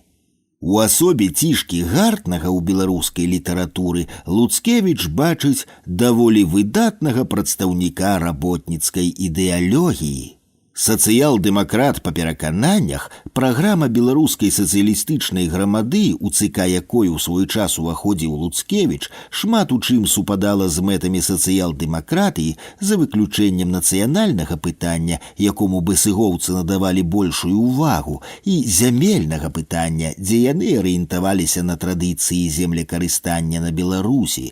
Антон Луцкевіч заўсёды сімпатызаваў прадстаўнікам пралетарскага руху ў беларускай літаратуры. Таму ён так высока цаніў Цішку Гартнага, гэтага, па словах крытыка, песняра працы. Прыслухоўваючыся да работніцкай паэзіі Цішкі Гартнага, крытык заўважае: агульны тон паэзіі яго жывы, бодры, з рытмам, напамінаючым шыбкія ўдары молата ці рух гарбарскага скрэбла. Аддаў Антон Луцкевіч належную ўвагу і свайму улюбёнаму ў беларускай літаратуры паэту Максіму Богдановичу. У артыкуле «Памяць настаўніца жыцця» беларускі крытык Уладзімір Калеснік, характарызуючы Антона Луцкевіча, адзначае: дзеяч, які па прыродзе быў пераважна здольным чалавекам свабоднай прафесіі, ды пакутліва зносіў абавязкі функцыянера, і тым не менш не мог жыць без абавязкаў. Калеснік закрануў вельмі важную дылему свабоды творчай індывідуальнасці і драматычнай неабходнасці свядомага падпарадкавання барацьбе за агульнанацыянальныя ідэалы, хіба што перавялічваючы пакуты Луцкевіча. Буйнейшыя беларускія мастакі слова даволі лёгка пераносілі такі дуалізм быцця. За выключэннем, можа, Сергея Палуяна, постаці цёткі Алеся Гаруна, якія, па словах Цішкі Гартнага, трымаюць у адной руцэ меч, а ў другой пяро, характарызуюць ці не ўсіх прадстаўнікоў беларускай адраджэнскай літаратуры. У Луцкевіча гэтыя знешнія супрацьлегласці яшчэ выразней кідаюцца ў вочы. З аднаго боку сябра ЦК падпольнай партыі, з другога апалагет чыстай красы. Гэтыя два бакі цэльнага па нашых меркаваннях характару Луцкевіча якраз і забяспечвалі яму адчуванне навізны беларускай адраджэнскай творчасці ў кантэксце нацыянальнага руху і цвёрдую арыентацыю крытыка на каштоўнасці класічных літаратураў, сусветных узораў прыгожага пісьменства, што не дае і да сёння састарэць ягоным крытычным даследаванням. Творы Максіма Богдановича для Антона Луцкевіча – гэта чыстая паэзія, без жадання каго-колечы навучаць, без якіх-небудзь сторонніх тэндэнцый. Пясняр самае сваё творчаства ўважае за службу роднаму народу. Выбіраючы беларускія матывы, ён затрымліваецца на іх не за тым, што яны родныя, а за тым, што ў іх ёсць неадкрытыя дагэтуль скарбы хараства. На думку Луцкевіча, агульналюдскі момант у паэзіі Богдановича прымушае яго верш гэтаксама гаварыць беларусу, як і чужынцу. Максім Богданович, заўважае крытык, мае незвычайна сільнае пачуццё красы, гармоніі. Заслугу паэта Луцкевіч бачыць у прысваенні беларусам новых форм верша. Акрамя ўсяго, адзначае ён, Богданович першы між беларусамі пясняр места, которое дае яму натхнення не менш, чым жывая прырода. Між імі на першае месца выбіваюцца вершы аб адвечнай сталіцы зямлі беларускай, старой Вільні, которая зрабіла на песняра незвычайна сильнае ўражанне сваімі памятнікамі старыны, чысленнымі высокай красы касцёламі, вузкімі вулкамі, якія не змяніліся ад 300 гадоў. У Алаізе Спашкевіча-Кійрысавай цётцы Луцкевіч бачыў асобу, фактычна захопленую беларускім адраджэннем. Ён піша, для той невялічкай жмені людзей, которые тварылі беларускую ідэю, справа беларуская станавіла быццам інтэгральную, неаддзялімую часць іх душы. Менавіта беларуская справа і служыла неабходную умовою для росквіту паэтычнага таленту цёткі. Яе жыццё нагадвае яму ахвярнае самаспаленне.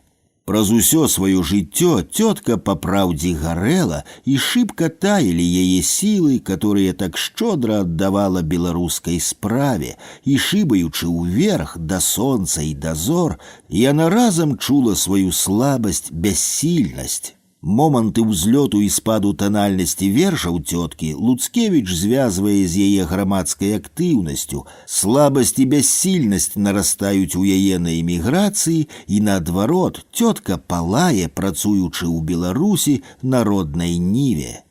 Характэрнай адзнакай для Луцкевіча крытыка з'яўляецца ягоная здольнасць пераўвасабляцца, аналізуючы творчасць розных мастакоў слова. Няма, здаецца, у нашай літаратуры нічога вартаснага, што магло б схавацца ад яго добразычлівага, заклапочанага погляду. У гэтым пераконвайся, чытаючы ягоныя радкі пра Канстанцыю Буйла. Луцкевіч трактуе паэтку як маладую, поўную сілы ахвоты да жыцця дзяўчыну, которая глядзіць на свет такімі вачыма, як павінна глядзець дзяўчына з гарачым сэрцам і чыстай душой, маючы 18-20 гадоў. Буйла ў вачах Луцкевіча супрацьлегласць цётцы ў жыцці, а жыццёвы тон, на думку крытыка, адыгрывае вялізную ролю ў станаўленні творчай асобы. Таму робіць ён выснову, і не дзіва, што на першым месцы ў яе вершах чуюцца гарачыя словы кахання, што яна жджэ той любові, якую бачыць толькі ў марах-снах, якую душою яна прачувае. Тыповай адзнакаю вершаў Буйла крытык называе эратычную інтуіцыю. Менавіта таму мы маглі бы назваць песнямі кахання вершы яе, сабраныя ў томіку пад загалоўкам «Курганная кветка». Гэтыя ж матывы кахання, любові асвятляюць усё, да чаго дакранаецца паэтка. Буйла горача любіць свой край і народ, бо не можа не любіць. Каханнем сагрэта ў яе ўсё, што яна робіць, што піша. У апошнім артыкуле кніжкі «Нашы песняры» праз метрака Бядулю крытык разглядае ролю яўрэяў у сусветнай культуры, дзе яны, нягледзячы на рознасць культураў, у якіх тварылі, здолелі захаваць сваё аблічча. Беларуская культура здолела прывабіць і інтэграваць у значнай ступені змітрака Бядулю, гэтага, па словах Антона Луцкевіча, арыгінальнага маладога песняра. У ягонай творчасці, лічыць крытык, перавіваецца беларуская рэчаіснасць і жыдоўская душа. Апошняя, на думку крытыка, адметная містыцызмам, чуласцю пры гарачым тэмпераменце, а таксама выкарыстаннем старажытных матываў з яўрэйскай гісторыі. Па дзвюх асноўных прычынах можна вылучыць наступныя дзесяцігоддзі з жыцця Луцкевіча крытыка ў асобны перыяд. У 29-м годзе ў Вільні выйдзе новая кніжка ягонае крытыкі «Адбітае жыццё» з падзагалоўкам «Лекцыі і статці з беларускай адраджэнскай літаратуры, кніжка першая», у якую сабраны найбольш значныя, на думку аўтара, артыкулы, напісаныя за гэты час. Акрамя ўсяго, канец 20-х гадоў вызначаецца і рэзкаю зменаю палітычнай сітуацыі. Калі папярэдняе дзесяцігоддзе мела пэўную стабільнасць і нарастанне беларускага руху, ідэі нацыянальнага адраджэння, то канец 20-х гадоў прынёс пагромы нацыянальнай інтэлігенцыі ва ўсходняй Беларусі, а таксама масавыя рэпрэсіі ў заходняй Беларусі, накіраваныя супраць дэмакратычнага беларускага адраджэнскага руху. Давялося пэўны час пасядзець у Лукішках і Луцкевічу. Все гэтыя падзеі не маглі не паўплываць на беларускую літаратуру, якую Луцкевіч паважаў за адбітае жыццё, бо ж літаратура наогул і наша адраджэнская асабліва і ёсць адбітак жыцця. Адметнасць некаторых артыкулаў у адбітым жыцці – агульнатэарэтычныя развагі аўтара. Ужо ў першым артыкуле «Істота літаратуры і яе грамадскае значэнне» крытык вядзе пераважна пра тэорыю літаратуры, пачынаючы ад пачатку чалавечага маўлення. Усе віды мастацтва, разважае Луцкевіч, гэта вынік патрэбы самавыяўлення, літаратура – гэта самавыяўленне ў слове, якое мае мастацкую форму. Слова, на думку крытыка, найбольшы аб'ектыўны спосаб самавыяўлення. Ён разглядае ўзаемадачыненні формы і зместу, зазнаючы, што галоўным пытаннем у літаратуры, калі размова заходзіць пра форму, з'яўляецца рытм, бо ж і ў творах, пісаных прозай, і ў вершаваных творах бачым зусім натуральны падзел мовы і прыпынкі ў ёй, выкліканыя з аднаго боку патрэбай перавесці дух, з другога біццём нашага сэрца, стуль разнароднасць будовы і верша і сказа ў прозе, залежныя ад нашага ўласнага ўзварушэння, ад тэмпу шыбкасці біцця сэрца і дыхання. Найістотнейшым у мастацкім творы Луцкевіч лічыць прыгажосць, красу. Краса ў творах мастацтва – гэта і ёсць тое, што дае нам духовае ўзварушэнне, так званую эстэтычную эмоцыю. Разглядаючы адрозненні паміж прозаю і паэзіяй, празаікамі і паэтамі, Луцкевіч прызнае за апошнімі надзвычайную ролю ў жыцці нацыі. Вялікія паэты – гэта правадыры, прарокі народаў, уяўляючыя сабе шляхі да лепшае будучыні лягчэй, чым кожны звычайны чалавек, маючыя ў сваім творстве элемент прадбачання, яснавіцтва. Літаратура ж, паводле пераканання Луцкевіча, гэта найлепшы праваднік новых ідэй і поступу ў народную гушчу. Крытык прапануе сваю перыядызацыю беларускай літаратуры, падзяляючы яе на дзве часткі – ад пачатку пісьменства да канца 18 стагоддзя і перыяд адраджэння – 19-20 стагоддзі. У наступным артыкуле «Эволюцыя беларускай адраджэнскай ідэалогіі і адбіццё яе ў літаратуры» Луцкевіч разглядае шляхі развіцця нацыянальнага самаўсведамлення беларусаў ад пачатку 19 стагоддзя да рэвалюцыі. Рамантызм пачатку 19 стагоддзя аб'ектыўна зварочваў погляды творцаў на мінуўшчыну свайго народа, але прыналежнасць пісьменнікаў да шляхты, якая і па нацыянальнай свядомасці ўжо шмат у чым адрознівалася ад беларускага сялянства, прывяла да таго, лічыць Луцкевіч, што літаратура 19 стагоддзя страшэнна бедная па сваёй ідэалогіі. Луцкевіч тлумачыць такое становішча ў беларускай літаратуры агульным становішчам у грамадстве, дзе шляхта баіцца актыўнасці масы, і толькі лірнік вясковы Уладзіслаў Сыракомля ды Кастусь Каліноўскі ў сваіх творах, на думку крытыка, сялянства хочуць бачыць як актыўную масу. І жыццёвы і пяснярскі шлях Купалы вызначыўся ўжо хіба да канца.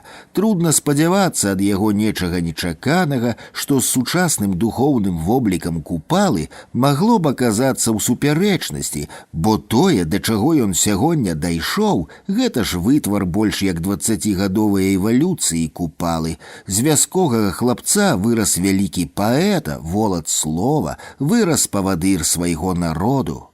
У творчасці Купалы Луцкевіч выдзяляе агульначалавечы момант, праз што паэт размаўляе не толькі са сваім народам, але і з іншымі.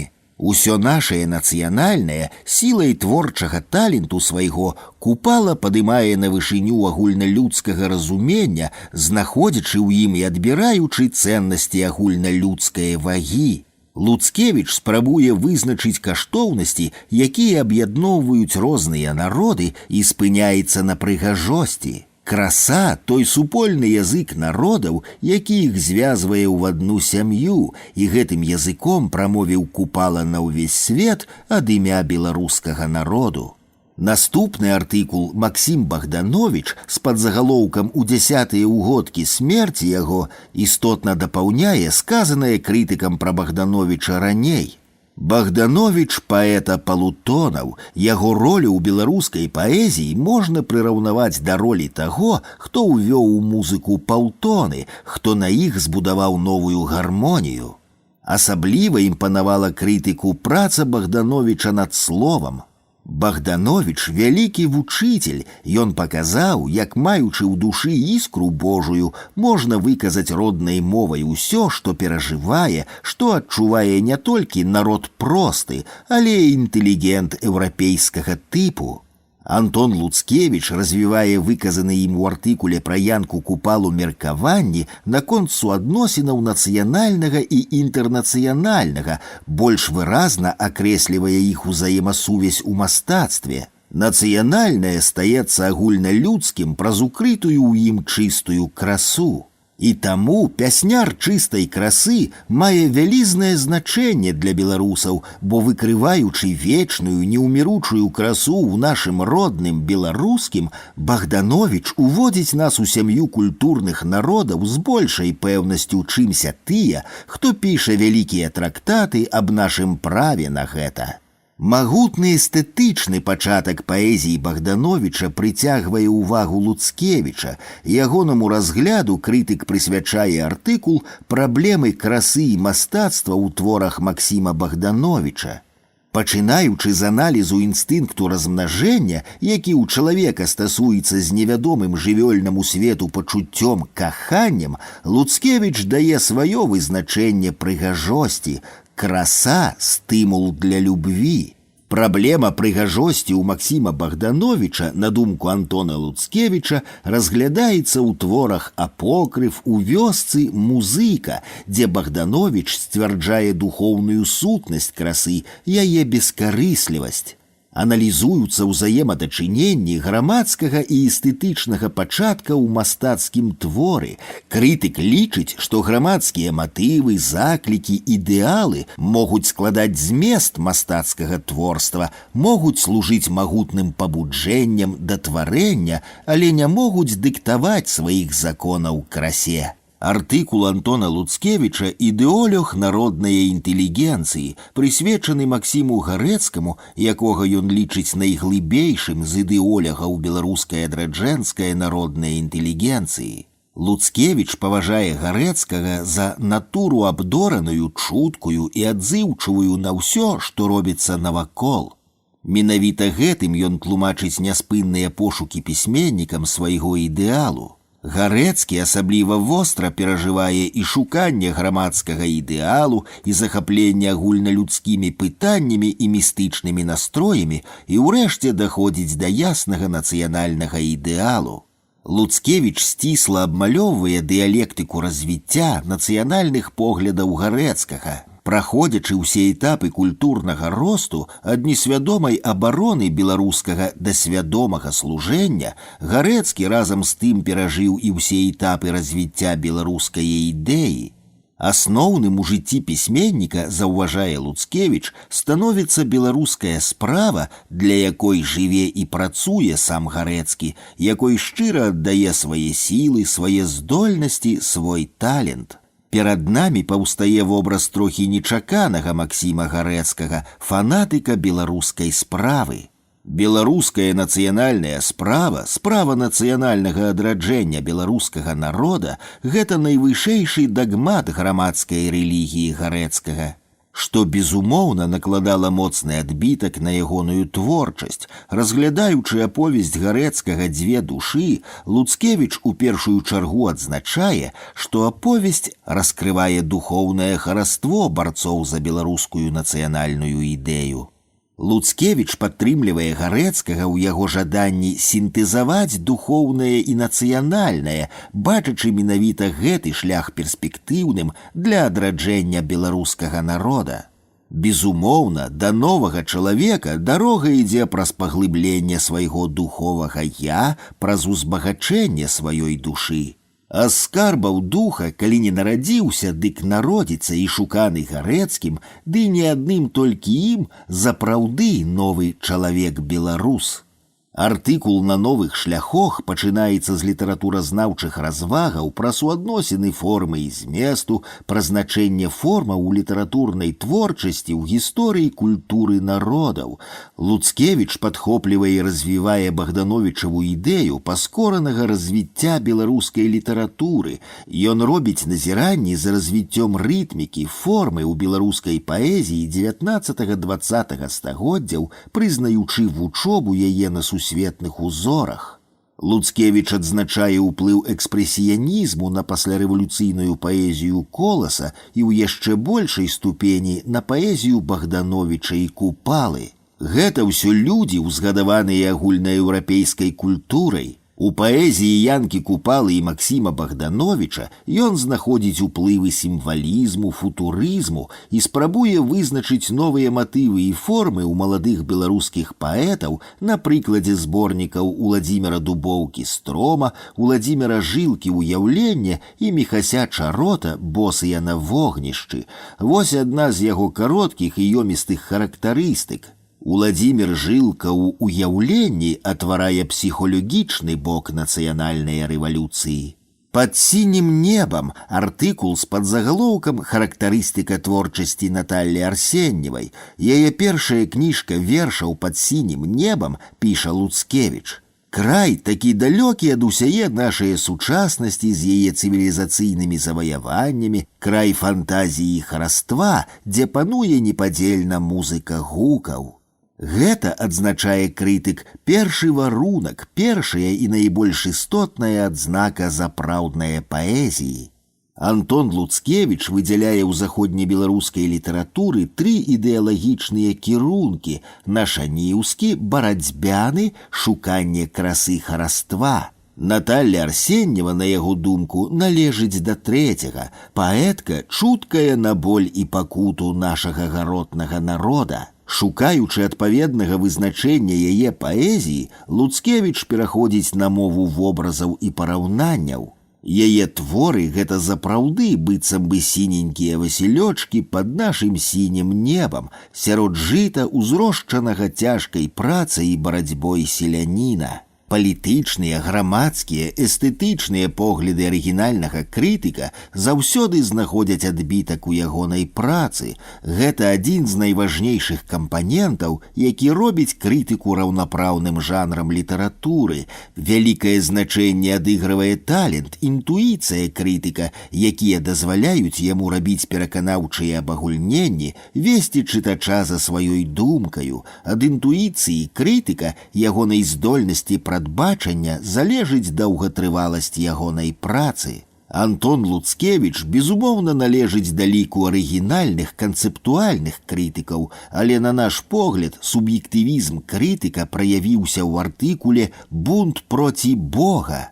Разгледзеўшы бунт проці Бога ў творах Каліноўскага, Багушевіча, Купалы, не заўважыўшы на тое, што Каліноўскі прапагандаваў унію, Багушевіч пісаў в акрэслена каталіцкай традыцыі, а Купала прычыніўся да выдання каталіцкай літаратуры па-беларуску, Луцкевіч знаходзіць бунт і ў вершах паэта-ксяндза Казімера Сваяка.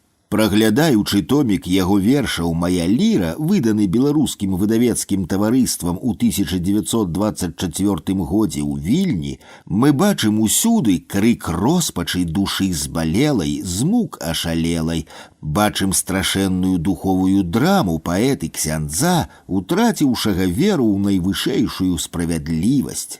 Казімер Сваяк, мяркуе крытык, з рук Божага даўцы ўжо не чакае збаўлення з долі апляванай, бо збаўленне гэтае вымагае барацьбы. А барацьба ў лагічным ланцужку развагаў Луцкевіча супярэчыць веры ў Бога, сутнасцю якой, паводле крытыка, з'яўляецца наканаванасць. Кантрастным вобразам ксяндза-бунтара, які падняў руку на самае святое, Луцкевіч, вядома, прыцягнуў вялікую ўвагу і да творчасці паэта, і да яго па-мастацку трагічнай асобы.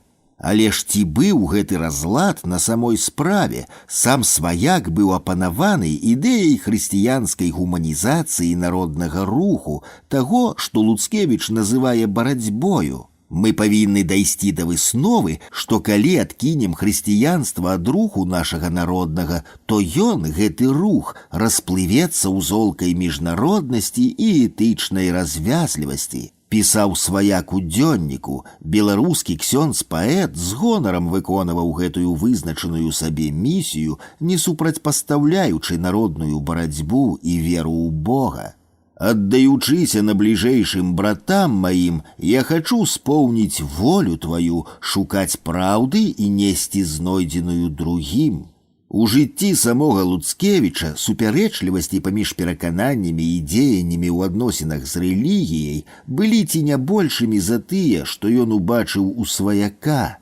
З аднаго боку атэістычны светапогляд і калі незадавальненне, дык прынамсі спакойны тон у апісаннях змагання з царквою ў савецкай Беларусі, а з другога боку актыўны ўдзел у перакладзе новага запавету на беларускую мову, які і да сёння лічыцца адным з найбольш удалых перакладаў Бібліі па-беларуску. 4-е выданне выйшла ў Таронта ў 1991 годзе. Адзін з тэматычных артыкулаў Луцкевіча «Вільня ў беларускай літаратуры». Жыццё горада, адзначае Луцкевіч, займае невялікае месца ў беларускай літаратуры, за выключэннем хіба Вільні, якая мае захаваную як нідзе шматвяковую гісторыю, помнікі, адметную душу. У кожнага з беларускіх творцаў, заўважае крытык, ёсць свая Вільня. У Коласа і Богдановича сучасная Вільня, у Богдановича ў пагоні і ў Купалы ў замкавай гары Вільня мінулая. Для Змітрака Бядулі гэта святое месца. Леапольд Родзівіч ставіць яе ў адзін шэраг з найбольш выдатнымі па яго меркаванні з'явамі ў беларускім адраджэнні. Беларусь, Вільня, Скарына, наша Ніва, Луцкевіч, Іван, брат Антона Луцкевіча, стаяць нераздзельна, шчыльна. Цікавыя адносіны Уладзіміра Жылкі да Вільні, як заўважае Антон Луцкевіч, меккай выдаецца нашаму песняру тая Вільня, з якое сёння беларуская ідэя аказалася прымушанай уцячы ў Медыну, Менск. І, верыць глыбока Жылка, яна, гэтая ідэя, як некалі Магамет у Мекку, вернецца зноў у Вільню ва ўсёй сваёй велічы і славе і залунае тады над адвечным месцам прарокавы сцяг. Ірацыянальнымі здаюцца такія прадбачанні, але нішто вечным лічыцца тут не можа. Варта згадаць яшчэ эпіграф, які ўзяў да свайго артыкула Луцкевіч з паэзіі Уладзіміра Жылкі «О месца роднае, каханае, цябе залье крывіцкі рух». Апошні артыкул у кнізе Луцкевіча «Жыдоўскае пытанне ў нашым пісьменстве» закранае як адносіны паміж беларусамі і яўрэямі, так і адлюстраванне гэтых адносінаў у творчасці беларускіх пісьменнікаў. Луцкевіч адзначае, што беларускі адраджэнскі рух – гэта рух шчыра дэмакратычны, і ўжо з гэтае прычыны ў ім нямашака месца для нацыянальнага шавінізму, для нацыянальнай нянавісці. Гэтым жа, піша Луцкевіч, вылучаліся і адносіны беларускага народа да яўрэяў. Жывучы на адной зямлі на працягу некалькіх сот лет, беларусы ў адносінах да жыдоў мелі магчымасць вытвараць зусім ясны пагляд, абапёрты на жыццёвай практыцы і на нашай нацыянальнай псіхалогіі. Але, удакладняе крытык, гэтыя адносіны не да ўсіх яўрэяў былі менавіта такімі. Стаўшыя неаддзялімай інтэгральнай часткай нашае бацькаўшчыны, жыды, аднак, выдавалі з-паміж сябе і элементы благія, эксплуататарскія, бязбожна карыстаўшыя з народнай цемнаты дзеля свае матэрыяльнай карысці. Менавіта такі вобраз яўрэя, заўважае Луцкевіч, з пункту гледжання эканамічнага, а не нацыянальнага, паказаны ў асноўным у творах Вінцэнта Дунін-Марцінкевіча, Янкі Лучыны, Францішка Багушевіча, Ядвігіна Ша. Беларускія адраджэнцы усімі сіламі змагаліся з дзікім агідным пасевам антысемітызму і з пагромнай агітацыяй. Палітыку раўнапраўя нацыяў, заўважае крытык, праводзіла кіраўніцтва Беларускай Народнай Рэспублікі. Калі пачалося беларускае дзяржаўнае будаўніцтва, Рада Беларускай Народнай Рэспублікі забяспечыла жыдоўскаму народу ўсе нацыянальныя і грамадскія правы ў Беларусі і паклікала жыдоў да супольнае дзяржаўнае працы. У 20-тыя гады ў Луцкевіча выходзіць шмат асобных крытычных артыкулаў і рэцэнзіяў, сярод якіх варта вызначыць Сымона Музыку, рэцэнзіі на гісторыю беларускай літаратуры Максіма Гарэцкага, безназоўныя Янкі Купалы, памяці Ігната Канчэўскага, прысвечаныя творчасці Вінцэнта Дунін-Марцінкевіча, Уладзіміра Дубоўкі, Францішка Аляхновіча, Ядвігіна Ша, Казіміра Сваяка і іншых. Асобнай брашураю выйшаў артыкул «Путяводныя ідэі беларускай літаратуры. Вільня, 1921 год», дзе Луцкевіч разглядае ідэалогію беларускай літаратуры ад канца 19 да пачатку 20 стагоддзя. Істотныя тут высновы крытыка наконт нацыянальнага характару беларускай літаратуры і ідэалаў беларускіх пісьменнікаў 19 стагоддзя. Нацыянальнага элементу ў беларускім разуменні не бачым яшчэ ані ў дэмакратаў, ані тым больш у шляхоцкіх пісьменнікаў. Няма гэтакага свядомага нацыянальнага ідэалу ў іх і адносна да мовы беларускай, у якой усе яны пішуць. Пішуць яны па-беларуску, бо народ так гаворыць. Толькі з прыходам у літаратуру Францішка Багушевіча паэзія абдымае элемент свядома нацыянальны. Луцкевіч так ацэньвае заслугі Багушевіча ў развіцці беларускай ідэалогіі.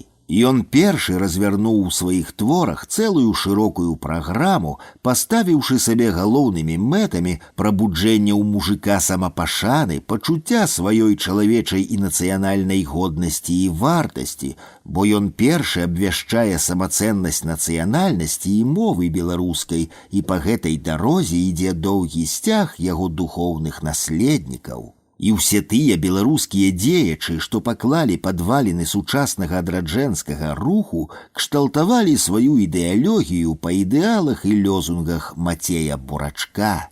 У сучаснай літаратуры, як лічыць Антон Луцкевіч, найбольш прыкметная асоба Янка Купала.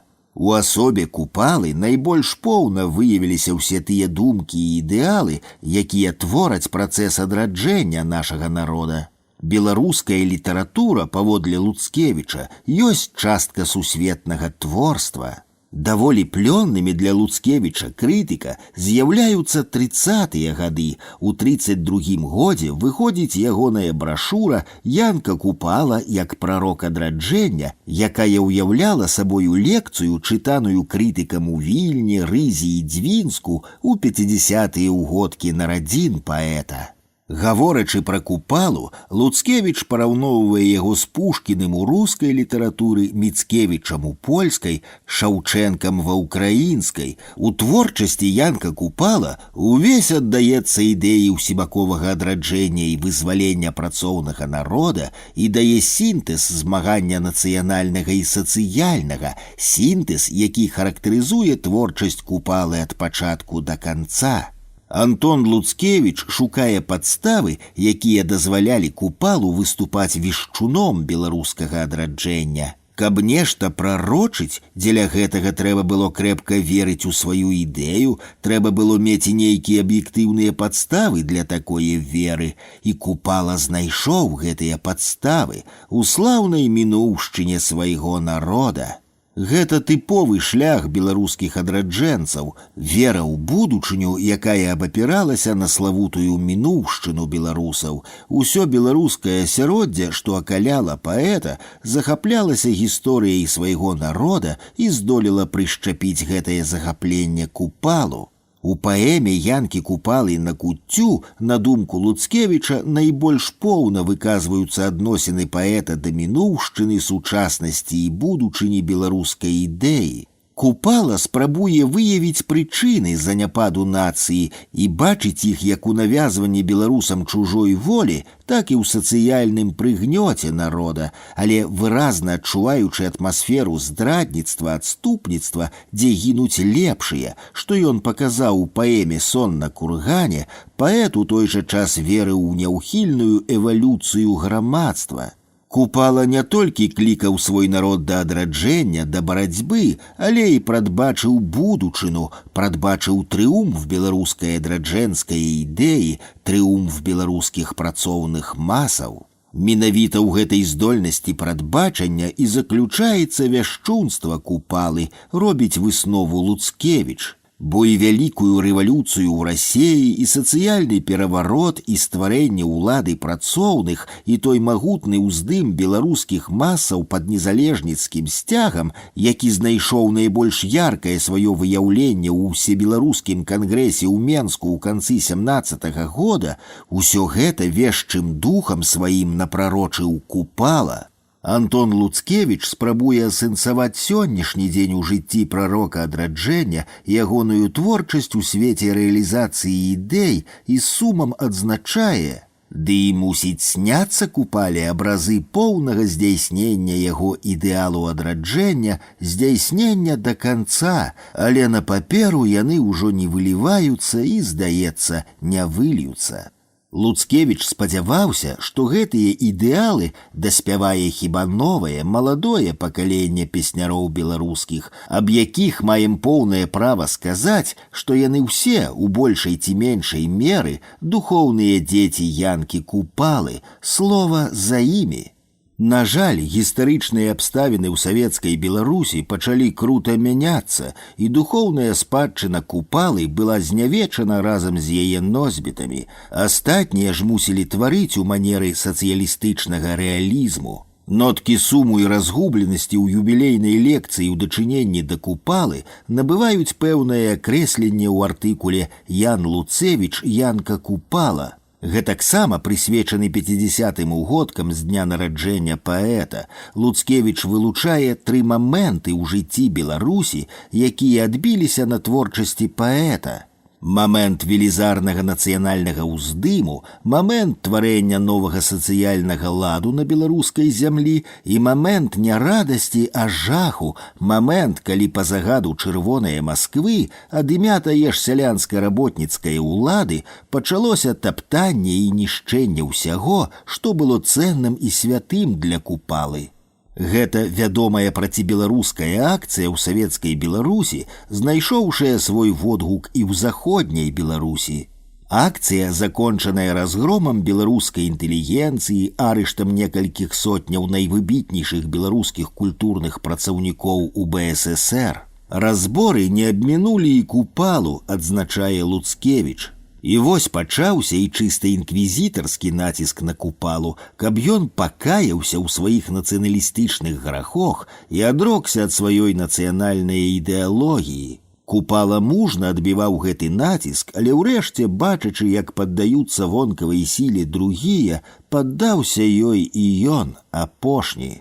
Акт спробы самагубства Купалы, на думку Луцкевіча, быў актам пратэсту супраць навязанага тэрору. Менавіта праз яго Купала сцвердзіў сваю духоўную веліч не толькі як паэта, але і як грамадзянін.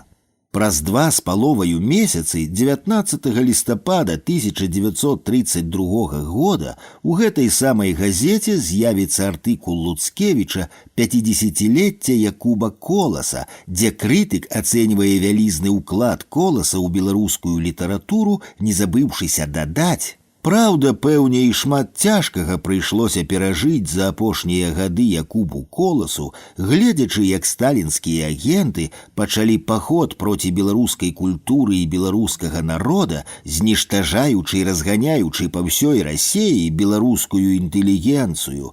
Новы курс Сталіна, з горыччу піша крытык, прыглушыў і ліру Коласа, але не заглушыў». Антонам Луцкевічам, як наспрактыкаваным палітыкам, даецца дакладная характарыстыка грамадскай палітычнай сітуацыі ў савецкай Беларусі. І гэта падчас ружовых ілюзіяў, якія ахапілі некаторых тагачасных вядомых еўрапейскіх пісьменнікаў што да падзеяў у Савецкім Саюзе, падчас захаплення значнай часткі заходнебеларускай моладзі сацыялістычнымі пераўтварэннямі ў БССР. Луцкевіча не напалохала магчымасць падвергнуцца крытыцы ці нават і гвалту з-за крытыкі Сталіна. Хаця раней, падчас беларусізацыі ва ўсходняй Беларусі, ягоныя ацэнкі ўсходнебеларускіх падзеяў былі даволі станоўчымі. Захаваць цвярозую галаву Луцкевічу дапамаглі крытэрыі, якімі ён кіраваўся ўсё сваё жыццё. Наколькі тое, што адбываецца, адпавядае агульначалавечым гуманным прынцыпам справядлівасці і наколькі яно спрыяе беларускаму нацыянальнаму адраджэнню.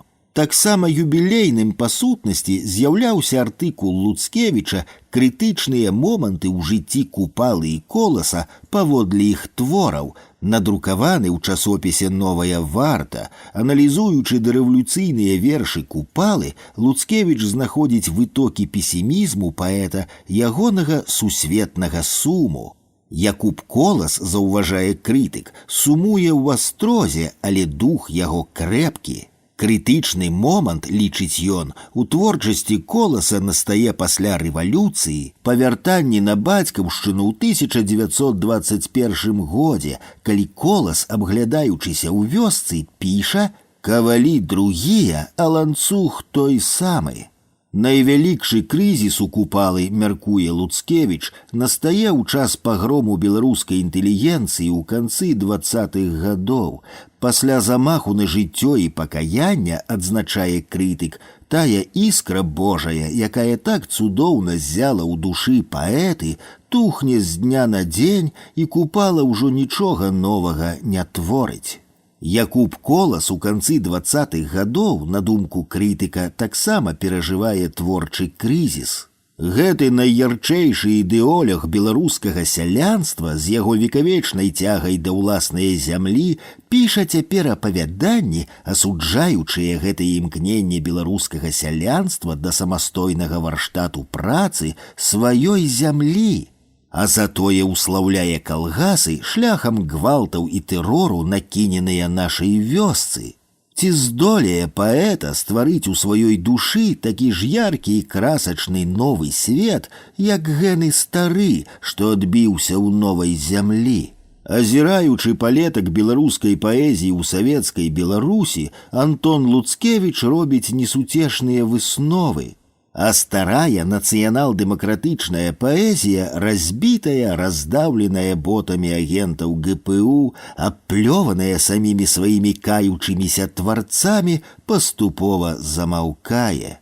Ён спрабуе зірнуць наперад і прарочыць. А тым часам гараскопы беларускай паэзіі ў БССР наогул невясёлыя, яна перажывае вельмі цяжкі крызіс. Ды Луцкевіч не губляе надзеі і верыць усё ж такі ў жыццяздольнасць беларускай паэзіі, падводзячы пад сваю веру тэзу адвечнага імкнення чалавека да прыгожага. Чалавек без паэзіі ніяк жыць не можа і будзе далей тварыць яе, будзе шукаць красы і хараства нават у варунках глыбокага паняволення ягонай індывідуальнасці і свабоднай творчасці.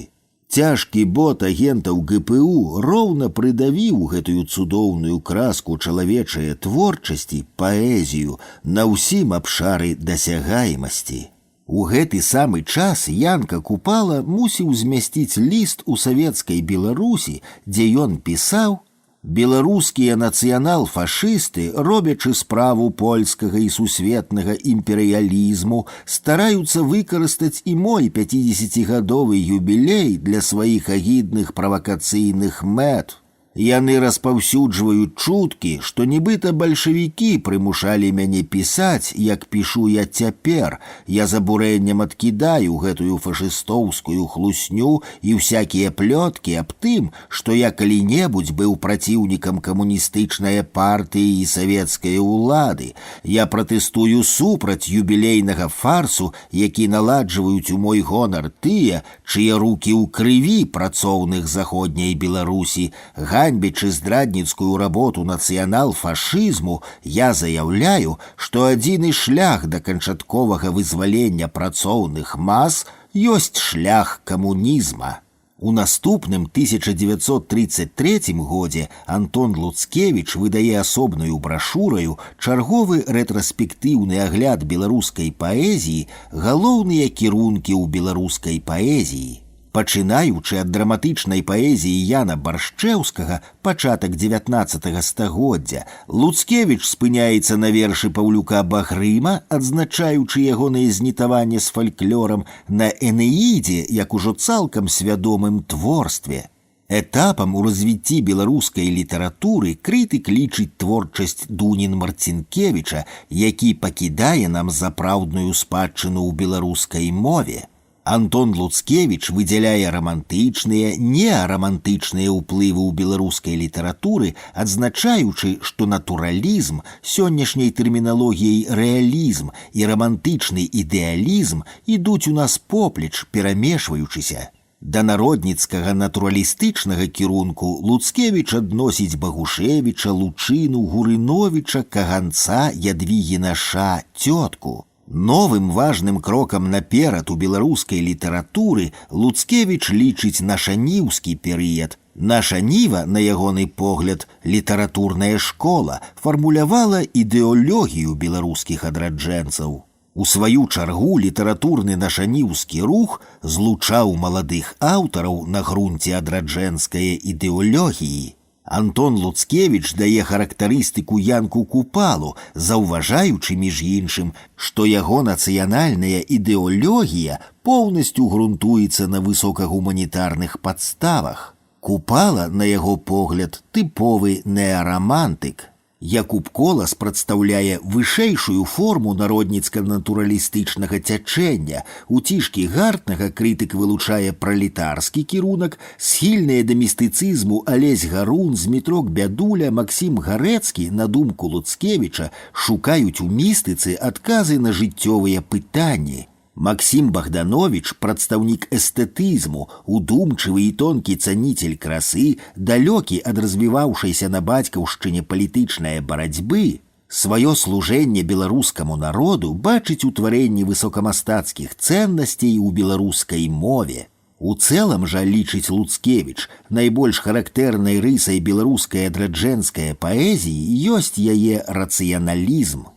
Цікавы погляд Луцкевіча на развіццё літаратурнага працэсу ва ўсходняй Беларусі, у прыватнасці на лёс аб'яднанняў маладняк і ўзвышша. У аснову сваёй дзейнасці маладняк паклаў гэткі прынцып зрабіць літаратуру сродкам прапаганды на карысць рэвалюцыйнай улады і замацавання новага сацыяльнага ладу. Пры аднароднасці ідэалогіі сяброў маладняка гэтае заданне і мусіла б выпаўняцца зусім натуральна, самаходзь, асабліва прымаючы пад увагу агульны ўздым настрояў у рэвалюцыянераў-пераможнікаў. Аднак на деле выйшла інакш. Маладнякоўская асацыяцыя аказалася цалкам падпарадкаванай камуністычнай партыі камсамолу, і апошнія, не задавольваючыся ідэйным кіраўніцтвам, выявілі імкненне ператварыць маладняк у свайго роду рамесніцкі цэх, прабуючы вырашыць пытанні чыста мастацкага характару, у якіх ні партыя, ні камсамол не былі кампетэнтнымі. Гэта выклікала ўнутраны разброд сярод асацыяцыі. Такім чынам вылучалася ўзвышша. Група ўзвышша, як лічыць Луцкевіч, рашуча бараніла інтарэсы мастацтва, даючы адпор імкненням зусім некампетэнтных у галіне мастацтва органаў падчыніць сабе апошняе. Аднак змаганне за мастацтва неспадзеўкі закончылася выступленнем на сцэну грубае фізічнае сілы, сілы савецкай улады і камуністычныя партыі, якія і ўчынілі поўны разгром інакамыслячых. Запраўдныя мастакі слова, шчырыя і чэсныя самі з сабой, аказаліся абвінавачанымі ў рознага роду ўхілах ад сталінаўскай генеральнай лініі, у нацыянал-дэмакратызме і таму падобным, і былі выкінены за борт жыцця. Склад рэдакцыі ў полымя і ўзвышша быў радыкальна ачышчаны ад усіх, хто сваёй музы не хацеў ператварыць у звычайнае рамясло. Уцалелі, праўда, Колас, Янка Купала пасля спробы самагубства, Бядуля. Але іх прымусілі пакаяцца і публічна апляваць усё, што дагэтуль тварылі і ў цэннасць чаго верылі. Перакананы прыхільнік дэмакратыі, справядлівага ўладкавання свету, чалавек, які надзвычай выразна адчуваў і даражыў такімі паняццямі, як воля, незалежнасць, ён востра ненавідзеў гвалт і прыгнёт. У наступныя гады ў Антона Луцкевіча выходзіць яшчэ некалькі крытычных артыкулаў, рэцэнзій, аглядаў беларускай літаратуры па-беларуску і па-польску. З іх варта назваць такія, як «Ідэя неподлеглощова в поэзии белорусской, об белорусской литературы нашаніўская пары, одроdzенёва литература белоруска».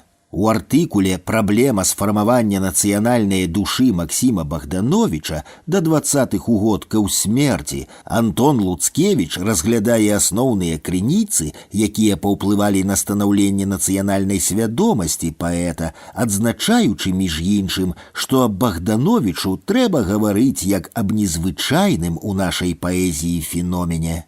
У артыкуле «Абдзіраловіч і Барыка. Літаратурная паралель» крытык праводзіць параўнальны аналіз дзвюх душ Максіма Гарэцкага і «Пшэдвёсня» Стэфана Жаромскага, твораў, якія шмат у чым вельмі падобны да сябе, якія развязваюць тую ж праблему, хоць і ў розным асяроддзі, аналогічна. На працягу ўсяго часу Антон Луцкевіч вядзе вялікую навуковую, літаратуразнаўчую, пошукавую працу, друкуючы такія артыкулы, як «Нязнаныя творы Максіма Богдановича», «Успаміны аб Мацею Бурачку», «Абмылкі ў выданнях твораў Багушевіча», «Подсвядомы і свядомы в душы беларускай сырокомлі», «Праўда аб мужыцкай праўдзе», «Палітычны працэс Якуба Коласа» і шмат іншага. Інтэнсіўная праца Антона Луцкевіча, крытыка, літаратуразнаўцы, была спынена неўзабаве пасля далучэння заходняй Беларусі. У 1939 годзе Антон Луцкевіч яшчэ ў самым росквіце сіл быў рэпрэсаваны і ліквідаваны.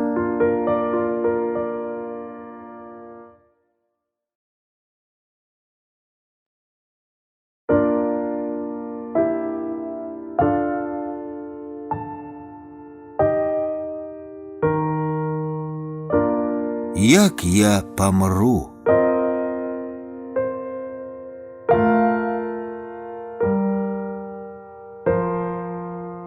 Не ведаю, што прымушае мяне ў думках зноў і зноў вяртацца да гэтага чалавека, яго наўздзіў трагічны лёс, вялікая творчая спадчына, пра якую ў савецкай Беларусі, пачынаючы з 28-го года па пачатак 90-х, не сказана ані слова. Такое знаёмае цікаўным гісторыкам літаратуры жаданне сказаць першым у голас пра тое, што доўгі час замоўчвалі, ці перакананне ў тым, што гісторыя народа і яго літаратуры не прывілея абраных. Ягонае жыццё складанейшае за ўсялякія схемы, ды белыя плямы ў нашым мінулым ніколі яшчэ не прыносілі карысці. Мы павінны ведаць усё, калі не хочам, каб падмешаную на салодкім ці горкім праўду за нас казалі іншыя. Імя ягонае Францішак Аляхновіч, буйны беларускі драматург і вязень салавецкіх лагераў, выдатны артыст і калабарант. Жыццё ўздымала яго ўгару і кідала ў прадонне, не пытаючы ягонай згоды. Ён жыў у тыя часы, калі лёсы людзей вырашалі гістарычныя абставіны, часам лёгка і шчасліва, часцей жорстка і няўмольна. Кон выбіраў людзей у залежнасці ад таго, ці займалі яны якую пазіцыю, ды і ці мелі яе ўвогуле. Беларускім адраджэнцам у гэтым сэнсе пашчасціла менш.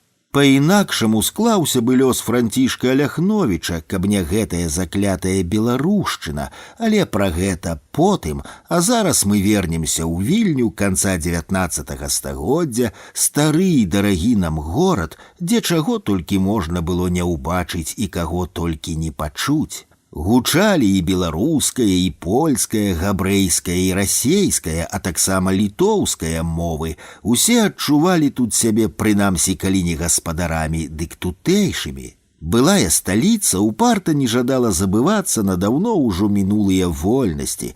Менавіта тут, у Вільні, 9 сакавіка 1883 года нарадзіўся Францішак Аляхновіч у сям'і скрыпача Караля Аляхновіча і Марыі Наркевіч, якая паходзіла з дробнай беларускай шляхты з-пад гідройцаў.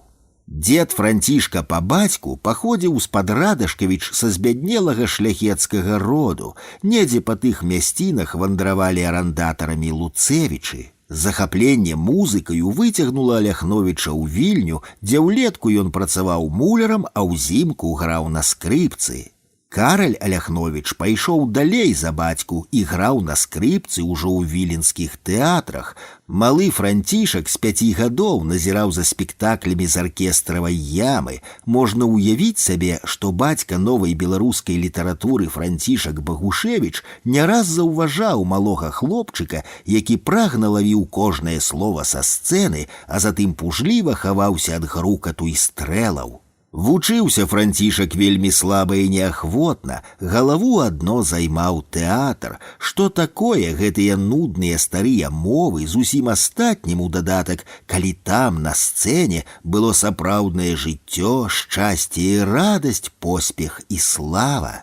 Душа Францішка не сядзела разам з ім за гімназічную партаю, яна трывала пасялілася ў тэатры. А тут у гімназіі да ўсяго яшчэ была малазразумелая руская мова, на якой вялося выкладанне. Удома ж размаўлялі па-тутэйшаму, беларуска-польскай мяшанкаю. Хлопцу даводзілася нялёгка, і ён мусіў адседзець 2 разы па 2 гады ў адным класе. Адзіным улюбёным прадметам Францішка было маляванне, што, аднак, зусім не дапамагло яму скончыць вучобу.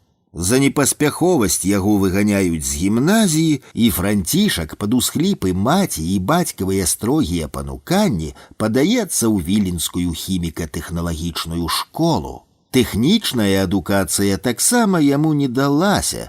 Тэатр затуліў сабою ўсё. Францішак ведаў, кім ён будзе, а навошта артысту тэхнічны ці нават гімназічны дыплом, калі і вучыцца, дык у драматычнай школе. Сказано, зроблена. Увосень 1903 года 20-гадовым без замежнага пашпарта Францішак Аляхновіч выпраўляецца ў Кракаў, які належаў тады Аўстра-Венгрыі. Пазней ужо ў лісце да Кастуся Езавітава Францішак Аляхновіч згадываў, як у памежным мястэчку Дамброва ў Шынку пазнаёміўся ён з мясцовым п'яніцам Андрэем Кулешам, які ўзяўся дапамагчы перайсці мяжу. 3 дні яны пілі ў Дамброве, пакуль 45-гадовы Кулеша, аддаўшы свой пропуск, не пераправіў Францішка ў Кракаў.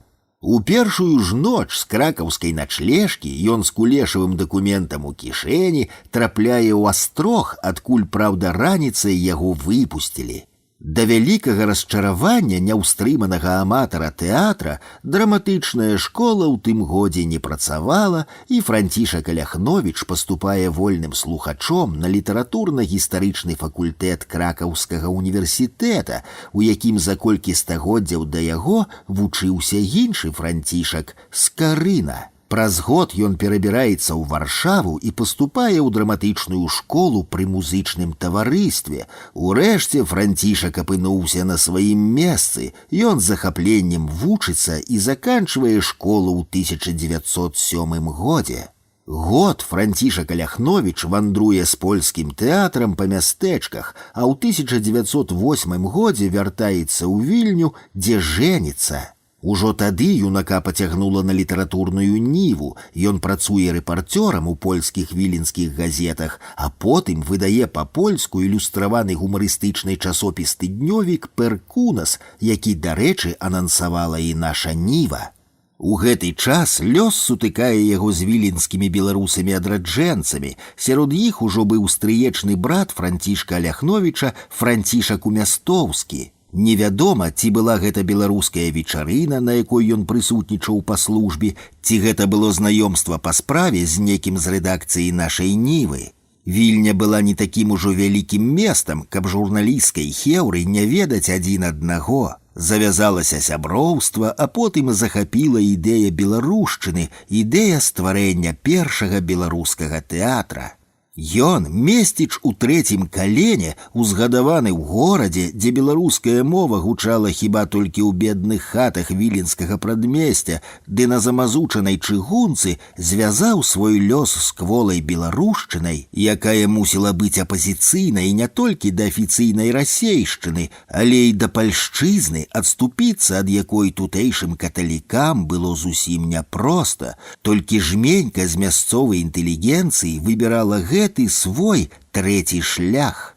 Як пісаў Францішак Аляхновіч і пра сябе ў тым ліку, нядаўнія палякі пачулі сябе сынамі свайго краю, пачулі сябе беларусамі, пачалі вяртацца да сваёй, папсаванай польскімі ўплывамі беларускай мовы.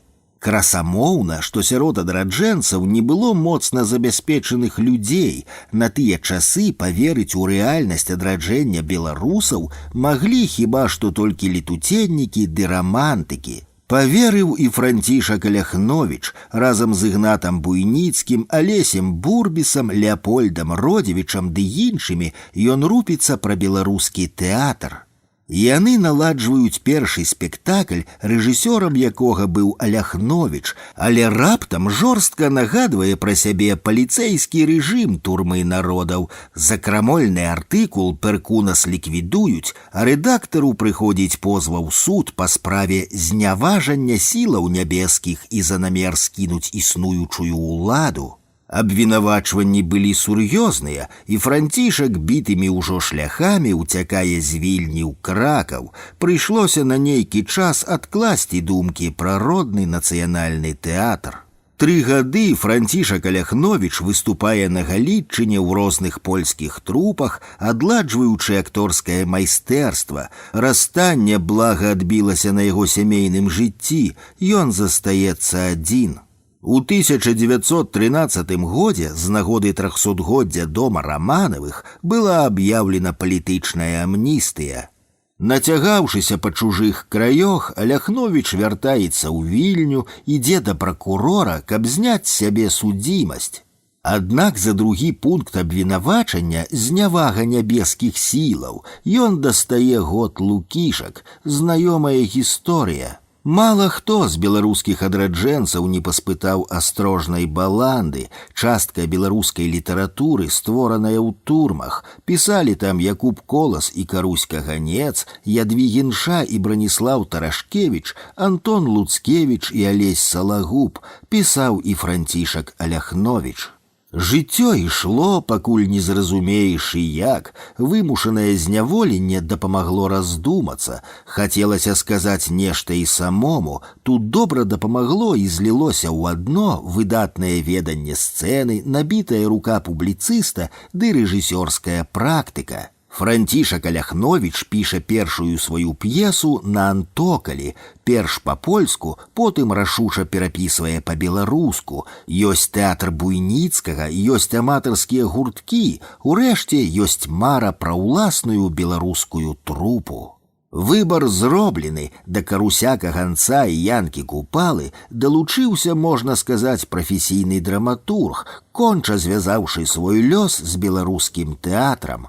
Максім Гарэцкі, на якога мы не раз яшчэ будзем спасылацца, пісаў, што на антокалі гэта надта добра зробленая мастацкая фатаграфія жыцця віленскіх жыхароў прадмесця Антокаля. У хуткім часе пасля вызвалення Францішка Аляхновіча з турмы Вільню займаюць кайзераўскія войскі, якія прызнаюць беларусаў за асобную нацыю і даюць магчымасць весці асветніцкую і культурную працу. Адразу ж на Гарадзеншчыне і на Віленшчыне ствараецца густая сетка беларускіх школаў, а на пачатку 16-го года ў Вільні адкрываецца беларускі клуб, дзе з удзелам Францішка Аляхновіча, які толькі выйшаў з астрога, ствараецца новы музычна-драматычны гурток колькасцю да 60 асобаў, у які ўваходзіць драматычная дружына, аркестр і танцавальная група. Пры яго рэжысуры ідуць рэпетыцыі і ставіцца першы спектакль па п'есе Элізы Ажэшкі «Хам».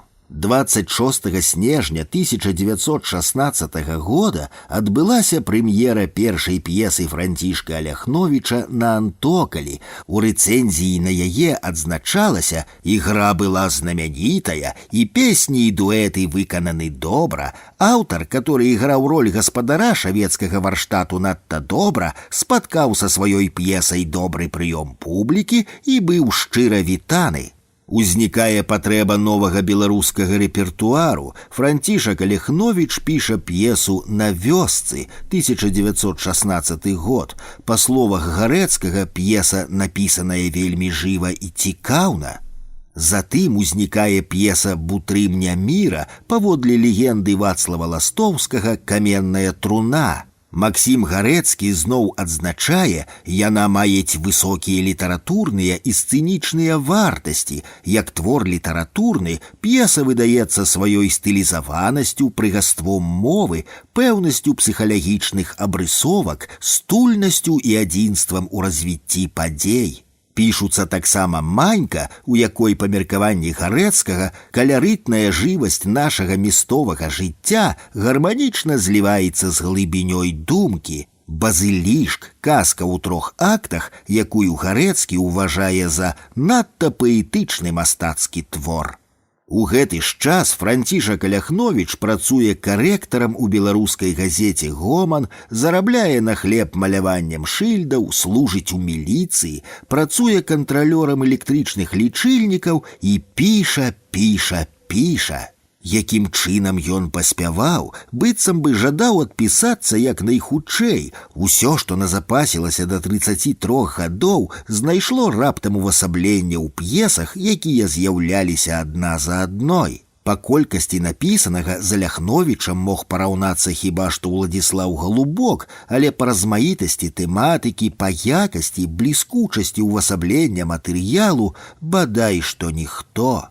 Акупаваная немцамі Вільня галадала, і Францішак Аляхновіч перабіраецца ў Чорны Бор, што пад Вільняй, і працуе настаўнікам у беларускім дзіцячым прытулку. Піша за гэты час п'есу «Калісь». Зноў звернемся да ацэнак Максіма Гарэцкага, які ахарактарызаваў яе як рэвалюцыйны сцэнічны абразок з жыцця беларускіх месцавых работнікаў.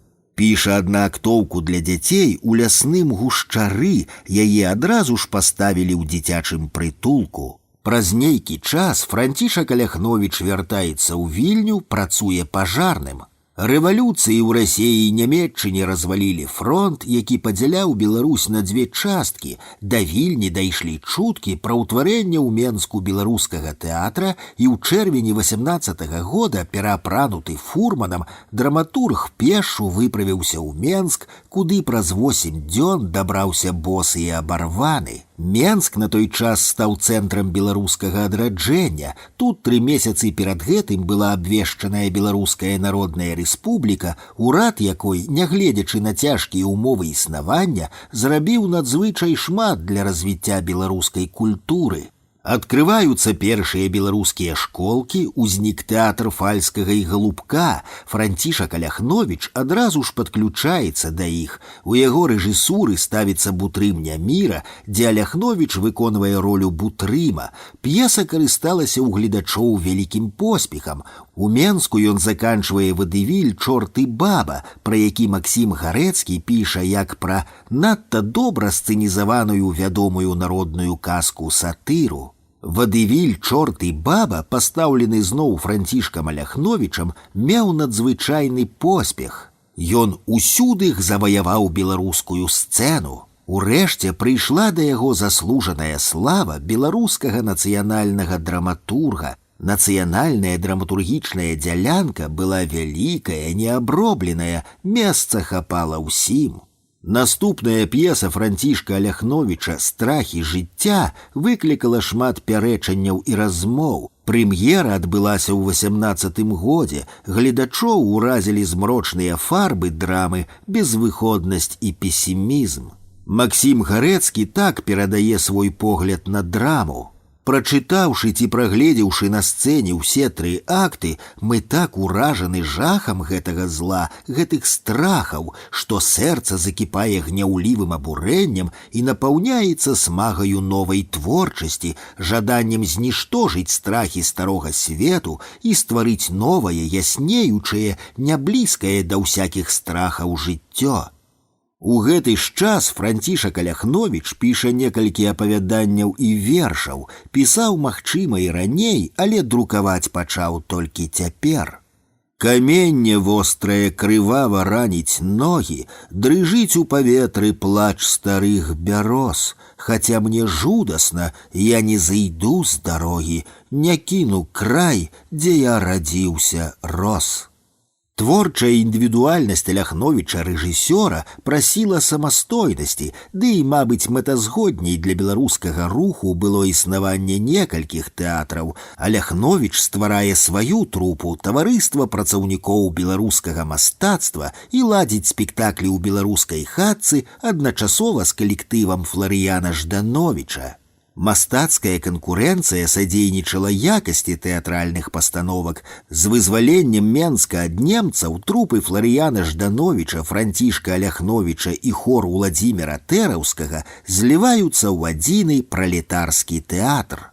Мастакоўская фантазія Аляхновіча драматурга працавала напоўніцу. У 19-м годзе пішацца драматычны абраз са спевамі і танцамі «Дядька Якуб». Для вясковых самадзейных тэатраў Аляхновіч складае спецыяльную брашуру «Тэатр на вёсцы», дзе дае парады па абсталёўцы, дэкарацыях, аздабленні спектакляў, стварэнні розных эфектаў, пастроях актораў і гэтак далей. У прадмове да брашуры ён адзначае: «І ў нас, я веру, тэатр адыграе не меншую ролю. Роднае слова, родная песня, народныя скокі на сцэне будуць той іскрай, якая запаліць у душах любоў да ўсяго свайго роднага, беларускага. Чаго не патрапе зрабіць кніжка, газета, прамова, таго даб'ецца тэатр, у лёгкай мастацкай форме несучы ў народ ідэю адраджэння і запаляючы сэрцы да работы на ніве нацыянальнага ўсведамлення. Аддавайце беларускай справе кожны, што можаце, не складвайце рук, нягледзячы ні на якія перашкоды або няўдачы. А ваша вытрываласць і ахвярнасць зробяць тое, што наша культурнае жыццё ярка зазіхаціць усімі краскамі народнага духу і паслужыць на славу нашага адраджэння». Францішак Аляхновіч, выдатны актор, якога ў адзін голас тэатральная крытыка называла адным з лепшых беларускіх актораў, ідзе на незвычайны ў нашай драматургіі эксперымент. Драматург адчуваў сцэнічную няскончанасць паўлінкі, ён дапісвае сцэны са шляхоцкага жыцця, дадае трэці акт і ахвяруе яго Купалу. Гэтая незакончанасць, адчуванне гледачом, што кропка яшчэ не пастаўлена, рабілі п'есу Янкі Купалы няпростай для пастаноўкі. Гэта заўважалі і адчувалі таксама іншыя рэжысёры ды крытыкі. У 1927 годзе Іван Замотін, пішучы пра форму паўлінкі, адзначае: «Нельга сказаць, каб аўтару ўдалося развярнуць гэты добра задуманы сюжэт з выстарчаючай выразнасцю. Для чытача і гледача п'есы застаецца нявырашаным пытанне аб тым, што ж выйшла з усёй гэтай драматычнай сітуацыі. Ці распаўся канчаткова шлюб па прымусу, ці ўтрачана канчаткова магчымасць шлюбу па каханні, і які наогул лёс герояў гэтай маленькай драмы. Нечакана сярод няскончанага шляху драматычнага дзеяння кінутых аўтарам на лёс дагадак саміх чытачоў. Таму, верагодна і пад уплывам дадатку Францішка Аляхновіча, прэм'ера паўлінкі ў Купалаўскім тэатры 23 мая 44 года адбылася з пераробленым у п'есе «Шчаслівым канцом». Завяршэнне паўлінкі Францішкам Аляхновічам, на наш погляд, трэба лічыць не толькі завяршэннем драматурга, але ў першую чаргу задумай вопытнага рэжысёра. Трэці акт быў дапісаны ў Менску ў 21 годзе. Вельмі верагодна, што драматург раіўся і з самім Купалам. Хутчэй за ўсё, што яны былі знаёмыя яшчэ з віленскіх часоў. Акрамя таго, наўрад ці хто зрабіў бы гэта з большым прафесіяналізмам за Аляхновіча. Прынамсі, Янка Купала ніколі не прад'яўляў яму сваіх прэтэнзій, хаця нішто не замінала яму гэта зрабіць. Вясною 1919 года пры савецкай уладзе Францішак Аляхновіч вяртаецца ў родную Вільню. «Ты, Вільня, мяне ўзгадавала, тут сніў я дзіцячыя сны, не раз была мачахай ты, душы маёй боль задавала, з-за вугла каменні кідала, з нязнанай абратняй рукі, і чару ад вусн адбірала, хаця я ўміраў ад смагі». Ён выдае газету «Беларускае жыццё», піша артыкулы на грамадска-палітычныя тэмы, закранае няпростыя праблемы польска-беларускіх стасункаў і будучнасці Беларусі, і ў гэты ж час працуе над тэатральнымі пастаноўкамі. Францішак Аляхновіч вельмі сур'ёзна ставіўся да акторскага майстэрства, ставячы на першае месца ў сваім тэатры добрае веданне акторамі беларускай мовы. Як актор і драматург у адной асобе, ён выдатна ведаў, якое вялікае значэнне для ўспрыняцця пастаноўкі публікай мае мілагучнасць тэкстаў. Гукі беларускай мовы, тады яшчэ не ўспрымальнай многімі як мовы на ўзроўні з расейскай і польскай, вартай сцэны, павінны былі быць прыгожымі і мілагучнымі. Ад гэтага залежаў поспех прапаганды беларускай мовы праз тэатр і поспех канкрэтнай тэатральнай трупы.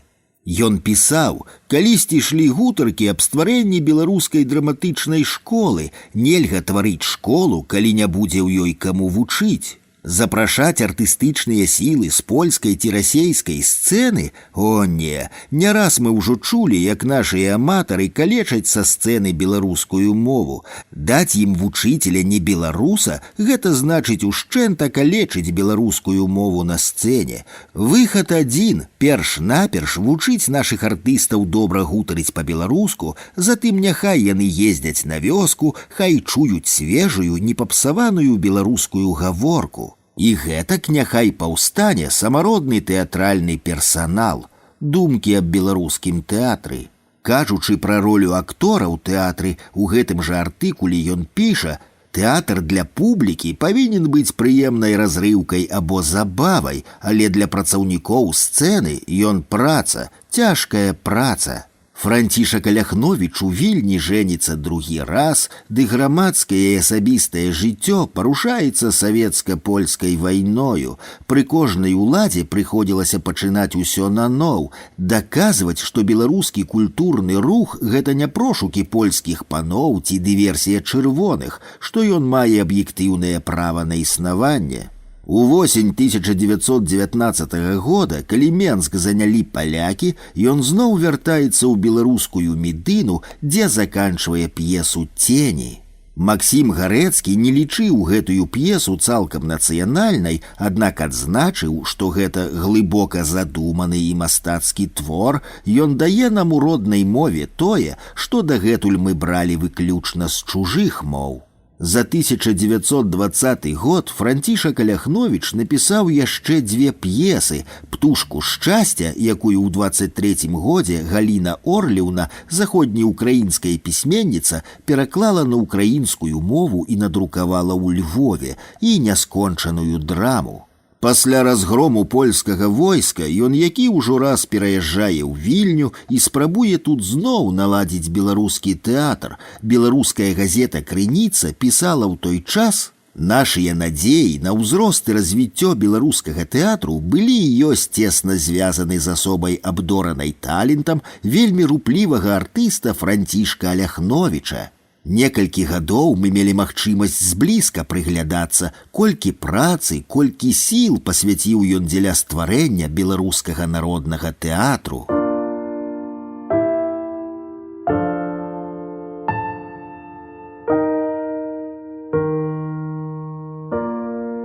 Шмат часу, як заўсёды, займае грамадская праца. Францішак Аляхновіч у гушчы беларускага культурнага жыцця. Створана тэатральная трупа, зноў спектаклі, зноў выступы. У 21-м годзе закладаецца таварыства беларускай школы, і Аляхновіч з'яўляецца адным з яго заснавальнікаў. У тым жа годзе ў перакладзе на польскую мову выходзяць яго «Страхі жыцця». У 1922 годзе драматург піша камедыю «Шчаслівы муж», якую вельмі цёпла ўспрынялі гледачы.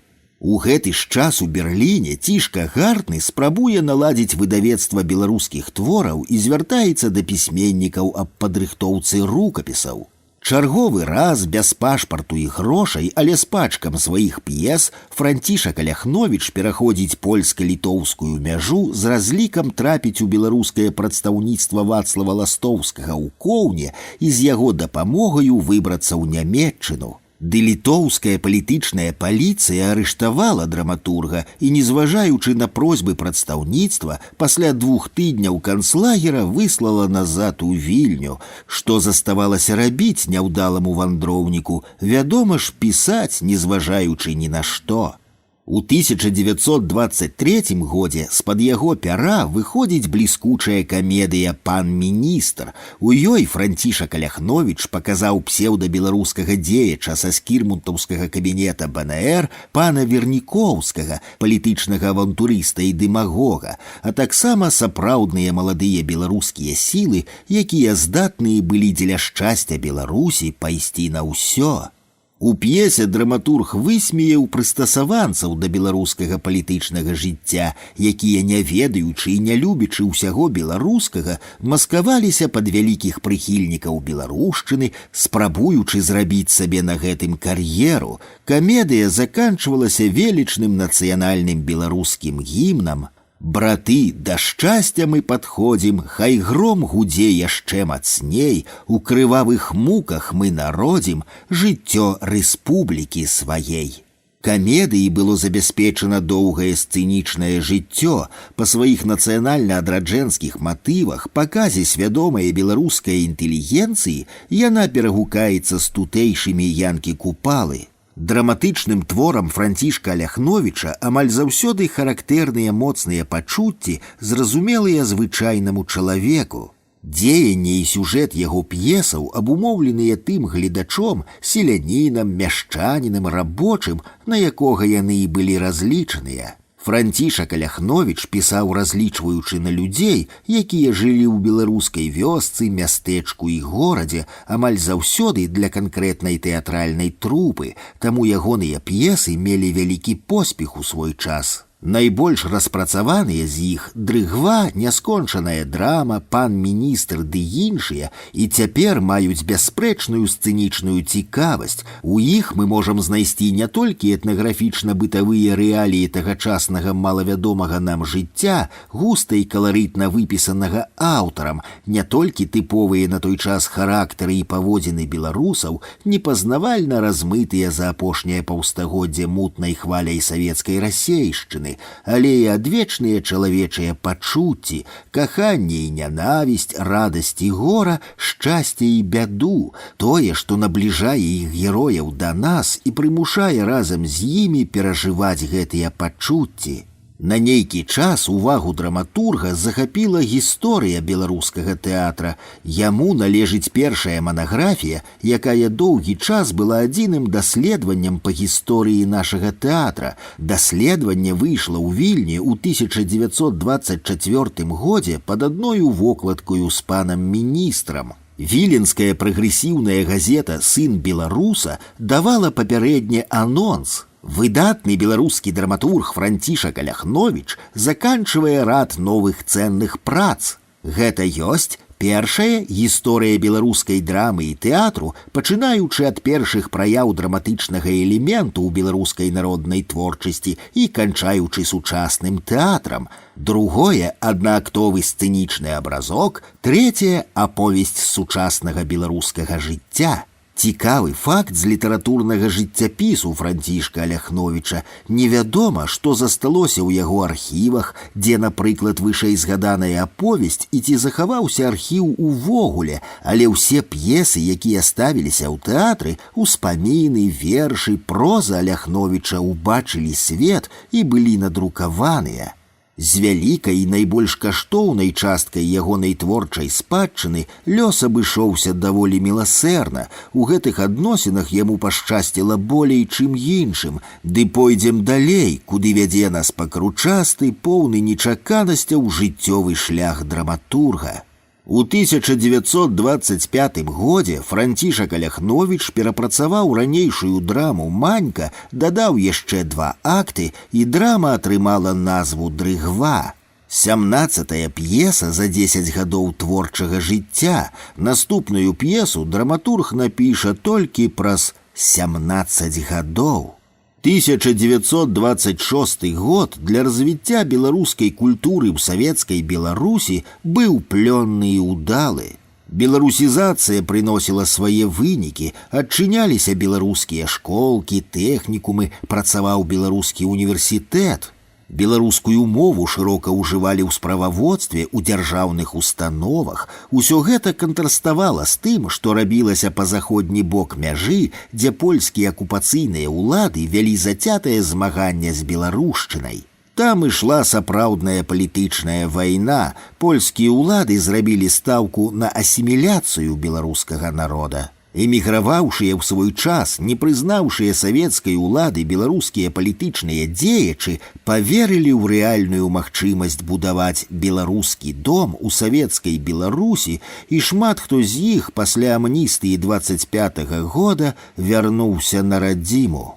Сапраўдным святам беларускай навукі была акадэмічная канферэнцыя па рэформе беларускага правапісу, якая адбылася ў лістападзе 26-го года ў Менску. На канферэнцыю былі запрошаны і прынялі ў ёй удзел не толькі савецкія мовазнаўцы, але і славісты, культурныя беларускія дзеячы і пісьменнікі з заходняй Беларусі, Чэхаславаччыны, Латвіі, Літвы ды іншых краінаў.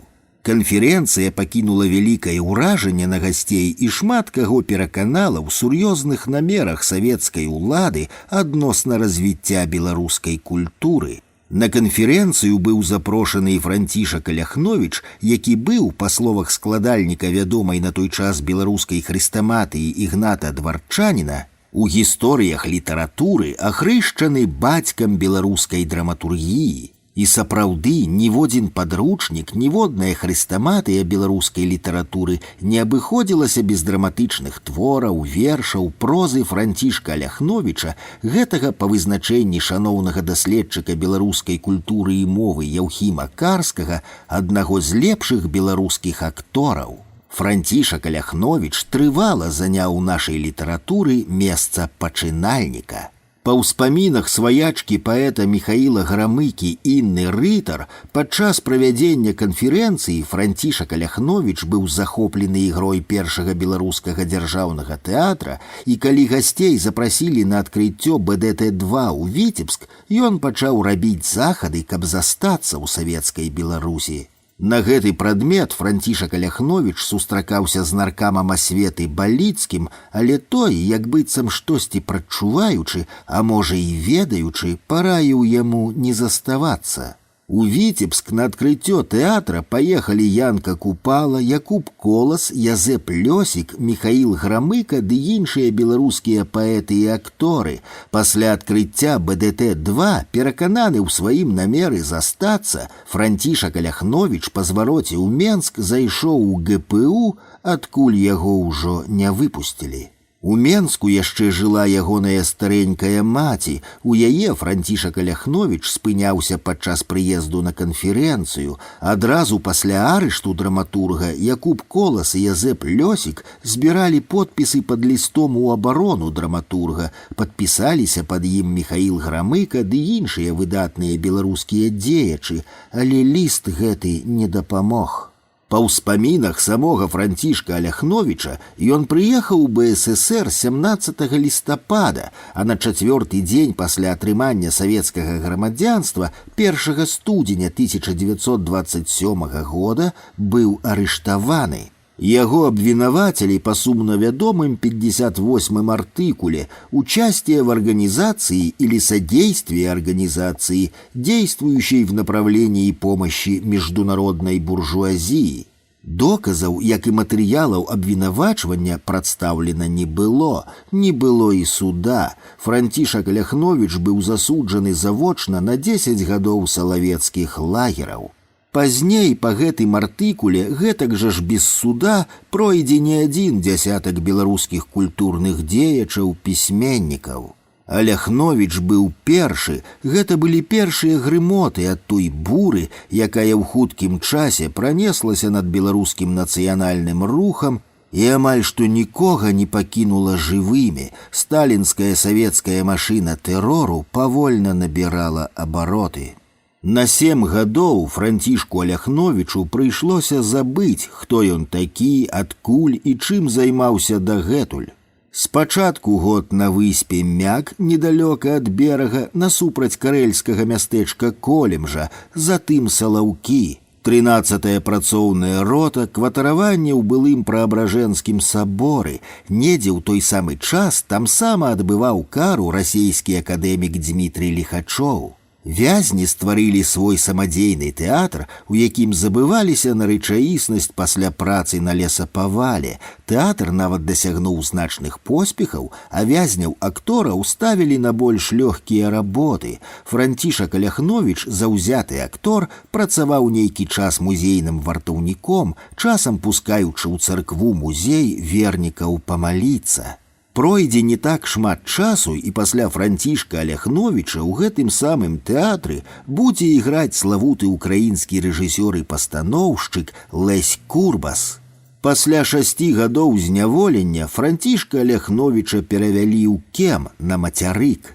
Летом 33-го года яго прывозяць у Бутыркі, у Маскву, а 6 верасня ён ужо праездам у Менску, дзе спатыкаецца з маці. Потым абмен на Браніслава Тарашкевіча, лідара беларускай сялянска-работніцкай грамады, які быў зняволены польскімі ўладамі за беларускую грамадскую дзейнасць.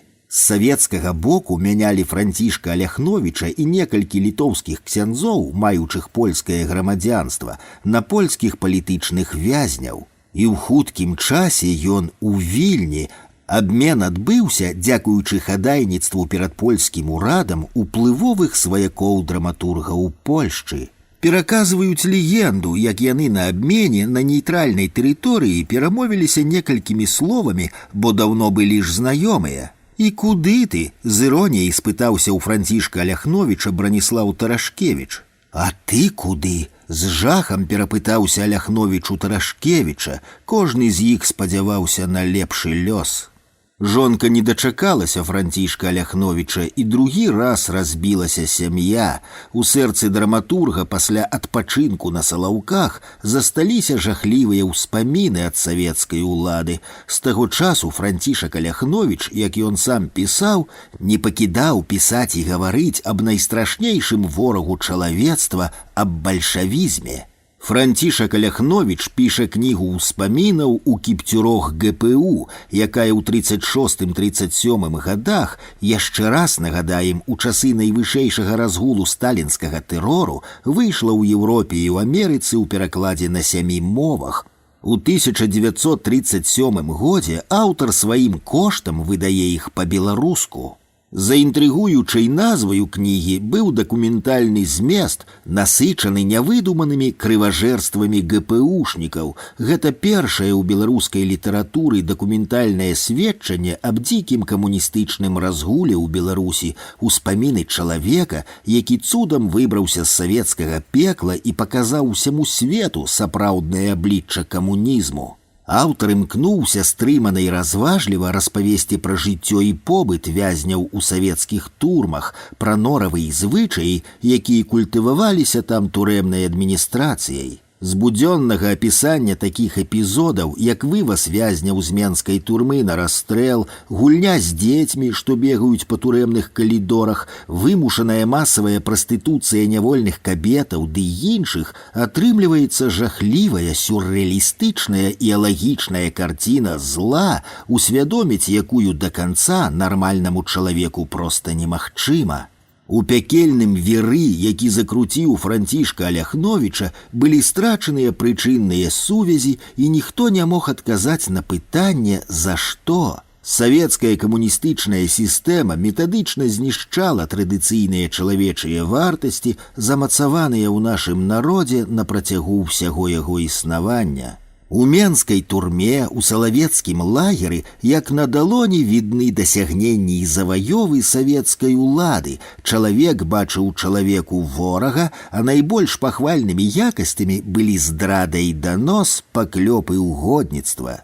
Цяжка было ў такіх умовах захаваць чалавечую годнасць. Вялікім кантрастам у рэчышчы апісаных падзеяў высвечваецца гуманізм аўтара, ягоны цвярозы, непазбаўлены чалавечнасці погляд на турэмнае жыццё, невычарпальны аптымізм, які даў яму сілу перажыць гэтыя цяжкія гады і захаваць пачуццё гумару.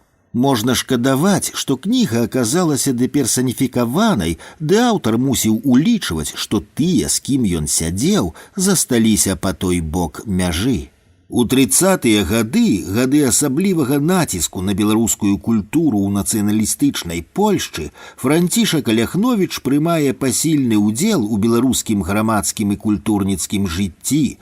Ён дапамагае ставіць спектаклі, дэкламуе са сцэны, дапамагае існаванню беларускага музея, піша артыкулы на беларускую тэматыку ў польскамоўнай віленскай прэсе. Францішак Аляхновіч жэніцца 3-й раз. Здавалася, жыццё зноў пачынае ўваходзіць у сваю каляіну, але надышоў 1939 год. Падзеі, выкліканыя пактам Молатава-Ріббентропа, непасрэдным чынам паўплывалі на далейшы жыццёвы лёс Францішка Аляхновіча. Прывіленскі край разам з Вільняю, нягледзячы на пераважную беларускасць насельніцтва і гістарычныя падставы, загадам з Чырвонага Крамля быў аддадзены Літве. Для беларусаў-віленчукоў такое далучэнне не прынесла асаблівых выгодаў. Іхняе існаванне не заўважылі чарговы раз. Адно, што была спроба зліць беларускі музей імя Івана Луцкевіча з невялікімі літоўскім і польскім у адзін краёвы музей, на што беларусы не пайшлі. У момант усе польскія шыльды былі заменены на літоўскія, а дзяржаўныя служачыя павінны былі пасля падрыхтоўкі скласці іспыт на літоўскай мове. Мусіў вучыць літоўскую мову і 57-гадовы Францішак Аляхновіч, які працаваў тады ў віленскай электрычнай службе. У хуткім часе Літва разам з Віленшчынаю была далучана да Савецкага Саюза, што чакала Францішка Аляхновіча ў той суровы і неміласцівы час з ягонымі мемуарамі, якія выкрывалі сталінізм, думаю, тлумачыць няма патрэбы. У 1940 годзе ідуць у лагеры Антон Луцкевіч, адзін з пачынальнікаў беларускага адраджэння, Макар Краўцоў, паэт, стваральнік беларускага нацыянальнага гімна «Мы выйдзем шчыльнымі радамі» і шмат іншых, якія так і не вярнуліся назад. Як пісаў пазней Францішак Аляхновіч, лепш у голым полі спаткацца са зграяй галодных ваўкоў, чымся неспадзявана пабачыць гэтыя шапкі, гэтыя зоркі, гэтыя скуластыя мангольскія твары, з якімі, здавалася, ужо ніколі не сустрэнешся. Драматург хаваецца спачатку ў Вільні, затым уладкоўваецца вартаўніком на будаўніцтва моста над Вільняю, дзе ходзіць узрэб'і, аброслы, знарок прыгорблены, грае жыццёвую ролю, каб уратавацца. Ён быў тройчы вінаваты перад савецкай уладай, ён быў беларускім нацыяналістам, ён быў пісьменнікам, і ён асмеліўся падаць голас супраць жорсткай адладжанай машыны тэрору, якая ў канцы 20-х гадоў толькі набірала хаду, а да 40-х перамалола ўжо мільёны нявінных ахвяраў. І вось мяжа знікла, і ён застаўся безабаронны. Успаміны Францішка Аляхновіча каштоўныя тым, што па ягоным шляху пазней прайшла ледзь не ўся беларуская інтэлігенцыя, пісьменнікі, якія не здолелі пакінуць па сабе ані слова. Ягоны шлях прадказаў шлях тых, чыіх успамінаў мы не ўбачым ніколі. Хаджэнні па пакутах драматурга яшчэ не скончыліся, далей ідзе самая трагічная, але цалкам заканамерная частка ягонага жыцця. Невядома, колькі часу яму ўдавалася б гуляць у хованкі, і мы лёгка можам прадказаць канец гэтай гульні, ды гісторыя далей павярнула сваё кола. Пачалася вайна, і іронія лёсу, прыход немцаў, чарговых акупантаў беларусаў, якія таксама, як і бальшавікі, неслі беларускаму народу смерць і пакуты, Францішак Аляхновіч вітаў як сваё збаўленне. Канец маіх мукаў, канец бадзячага жыцця, я буду магчы вярнуцца ў сваю хату і жыць як чалавек, ужо чырвоная нечысць не дасягне мяне. Змена сітуацыі дазволіла яму вярнуцца дадому і зноў заняцца літаратурным ды грамадскім беларускім жыццём. Ён падпісвае як рэдактар газету, якая выходзіла ў Вільні лацінкаю «Беларускі голас», уваходзіць у віленскі беларускі камітэт, які хоць нейкім чынам стараўся бараніць правы беларусаў у Вільні. У газеце прыкметная літаратурная частка, у якой друкуюцца новыя творы самога Францішка Аляхновіча, пераробленая п'еса на антокалі, дзённікавыя запісы, тэатральныя рэцэнзіі і гэтак далей, а таксама вершы Наталі Арсеньевай, Лявона Случаніна ды іншых. У гэты час аднаўляецца творчасць Аляхновіча як драматурга.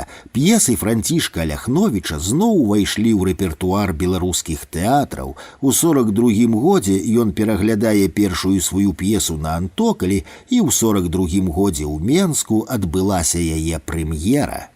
У 43-м годзе ён перапісвае сваю ранейшую дзіцячую п'еску ў лясным гушчары, і ў тым самым 43-м у новым шляху, менскім літаратурным часопісе, выходзіць яго новая камедыя «Батлейка» «Круці, не круці, трэба памярці» з малюнкамі Пётры Сергеевіча. Камедыя, па вызначэнні аўтара, сцэнічны народны гратэск, напісаная рыфмаванай прозай, заснаваная на беларускім фальклоры, мае высокія мастацкія вартасці. У камедыі ці не ўпершыню ў беларускай літаратуры асуджаны і высмеяны культ асобы Сталіна, хваласпевы ў яго гонар. Чорт Люцыпару. Наш вучитель, наш вялікі, родны бацька наймілейшы, наймудрейшы, найсвяцейшы, геніяльны, незраўнальны, правадыр наш, наша сонца, к свету яснаму ваконца, усёмагутны, неабмыльны, над чартамі найвышэйшы, найдужэйшы гаспадар, прашу слова, наш уладар. Люципар, ты, брат, шкодник, ты вредитель, каб запраўднага злачынца нам трудней было знайсці, хацеў нашу увагу ты ў іншы бок накіраваць, цябе трэба пакараць. Хто проці? Ёсць? Ніхто? Няма? Пастанова прынята. Першы чорт. Родны бацька наймілейшы, прашу кары найстражэйшай, стражай трэба пакараць, мяне трэба расстраляць, каб для іншых прыклад быў. Люципар, пайшоў вон. У тым самым 1943 годзе беларуская грамадскасць адзначае 60-годдзе бацькі беларускага тэатра, як заслужана называлі яго ў прэсе. У 44-м годзе ў новым шляху друкуюцца ўспаміны Францішка Аляхновіча пра перадваенны год туляняў і ўцёкаў ад ГПУ. Ён мяркуе напісаць успаміны пра пачатак беларускага адраджэння. 3 сакавіка 1944 года ўвечары да яго прыйшлі два чалавекі, хутчэй за ўсё знаёмыя. Нейкі час яны спакойна размаўлялі аб нечым, каля 8 гадзіны з кабінета Францішка Аляхновіча пачуўся стрэл. Жонка, калі прыбегла да яго, убачыла чалавека, які ўцякаў з хаты. Драматург ляжаў за сваім пісьмовым сталом з прастрэленай галавою. Апошнія ягоныя словы былі «Звані, звані». Дасюль невядома, хто ўчыніў гэтае злачынства, хутчэй за ўсё чырвоныя дыверсанты. Францішак Аляхновіч, як і Вацлаў Івановскі і Уладзіслаў Казлоўскі, уваходзіў у лік асобаў, вызначаных у Маскве на першачарговае знішчэнне, але зрабіць гэта маглі і акоўцы, баевікі арміі краёвай, якія гэтаксама метадычна знішчалі беларускую інтэлігенцыю. Так скончыўся трагічны лёс бацькі беларускай драматургіі. Францішка Аляхновіча пахавалі на кальвінісцкім могільніку ў цэнтры Вільні. Пасля вайны клады знеслі. Зацёрся след магілы Францішка Аляхновіча. Было накладзена вета на ягоныя кніжкі, фотаздымкі і кніжкі пра яго. На доўгія гады імя драматурга, аднаго з пачынальнікаў беларускага адраджэння, выпала з літаратурнага працэсу. Нібы нябачная пячатка паморку пазначыла гэтыя два словы «Францішак Аляхновіч». І смутным, няясным яшчэ ў тыя 20-е гады прароцтвам гучаць жудасныя радкі яго вершаванага тастаманту.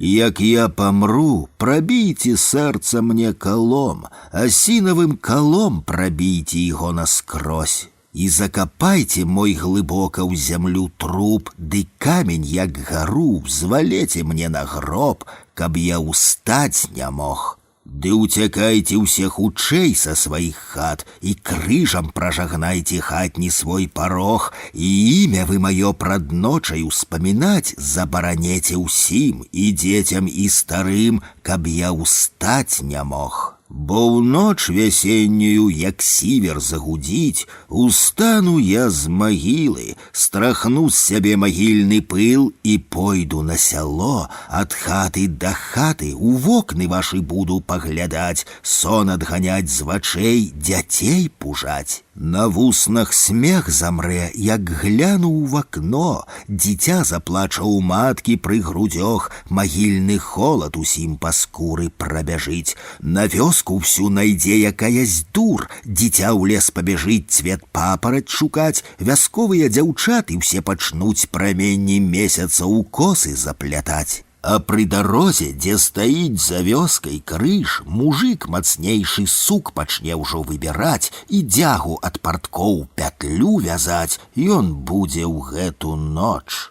А дзед сівы грудзямі ляжа на зямлі, рукамі абнімаць пачне ён свой загон, благаславіць ды праклінаць і будзе ён, прыльнуўшы да грудзей маці зямлі. Здаволеным, шчаслівым я сон з вачэй зганю, няхай не спяць, а ў муках хай жывуць, у страшнай роспачы рукі свае грызуць, няхай не спяць. Як ужо мне не будзе хапаць сіл, я з віхрам паляту на лысую гару, там склікаю зусюль начных нячыстых сіл, бо сябрам буду іх, як я ўжо памру. Ім дам загад ляцець, гудзець, трубіць, хай усе дрыжаць, моў перад судным днём. Пракляцце ўсім, хто радасці спазнаў, бо лёс быў наш мук, доўгі вечны шлях. Як я памру, прабійце сэрца мне калом, асінавым калом прабійце яго наскрозь, і закапайце мой глыбока ў зямлю труп, ды камень, як гару, взвалеце мне на гроб, каб я устаць не мог. Але Беларусь паступова прачынаецца ад цяжкага летаргічнага сну, і разам з ёй паўстаюць з небыцця і лепшыя яе сыны, што ўсё да астатку аддалі ёй, між імі і Францішак Аляхновіч з вечна жывымі творамі і сваім цяжкім і трагічным лёсам.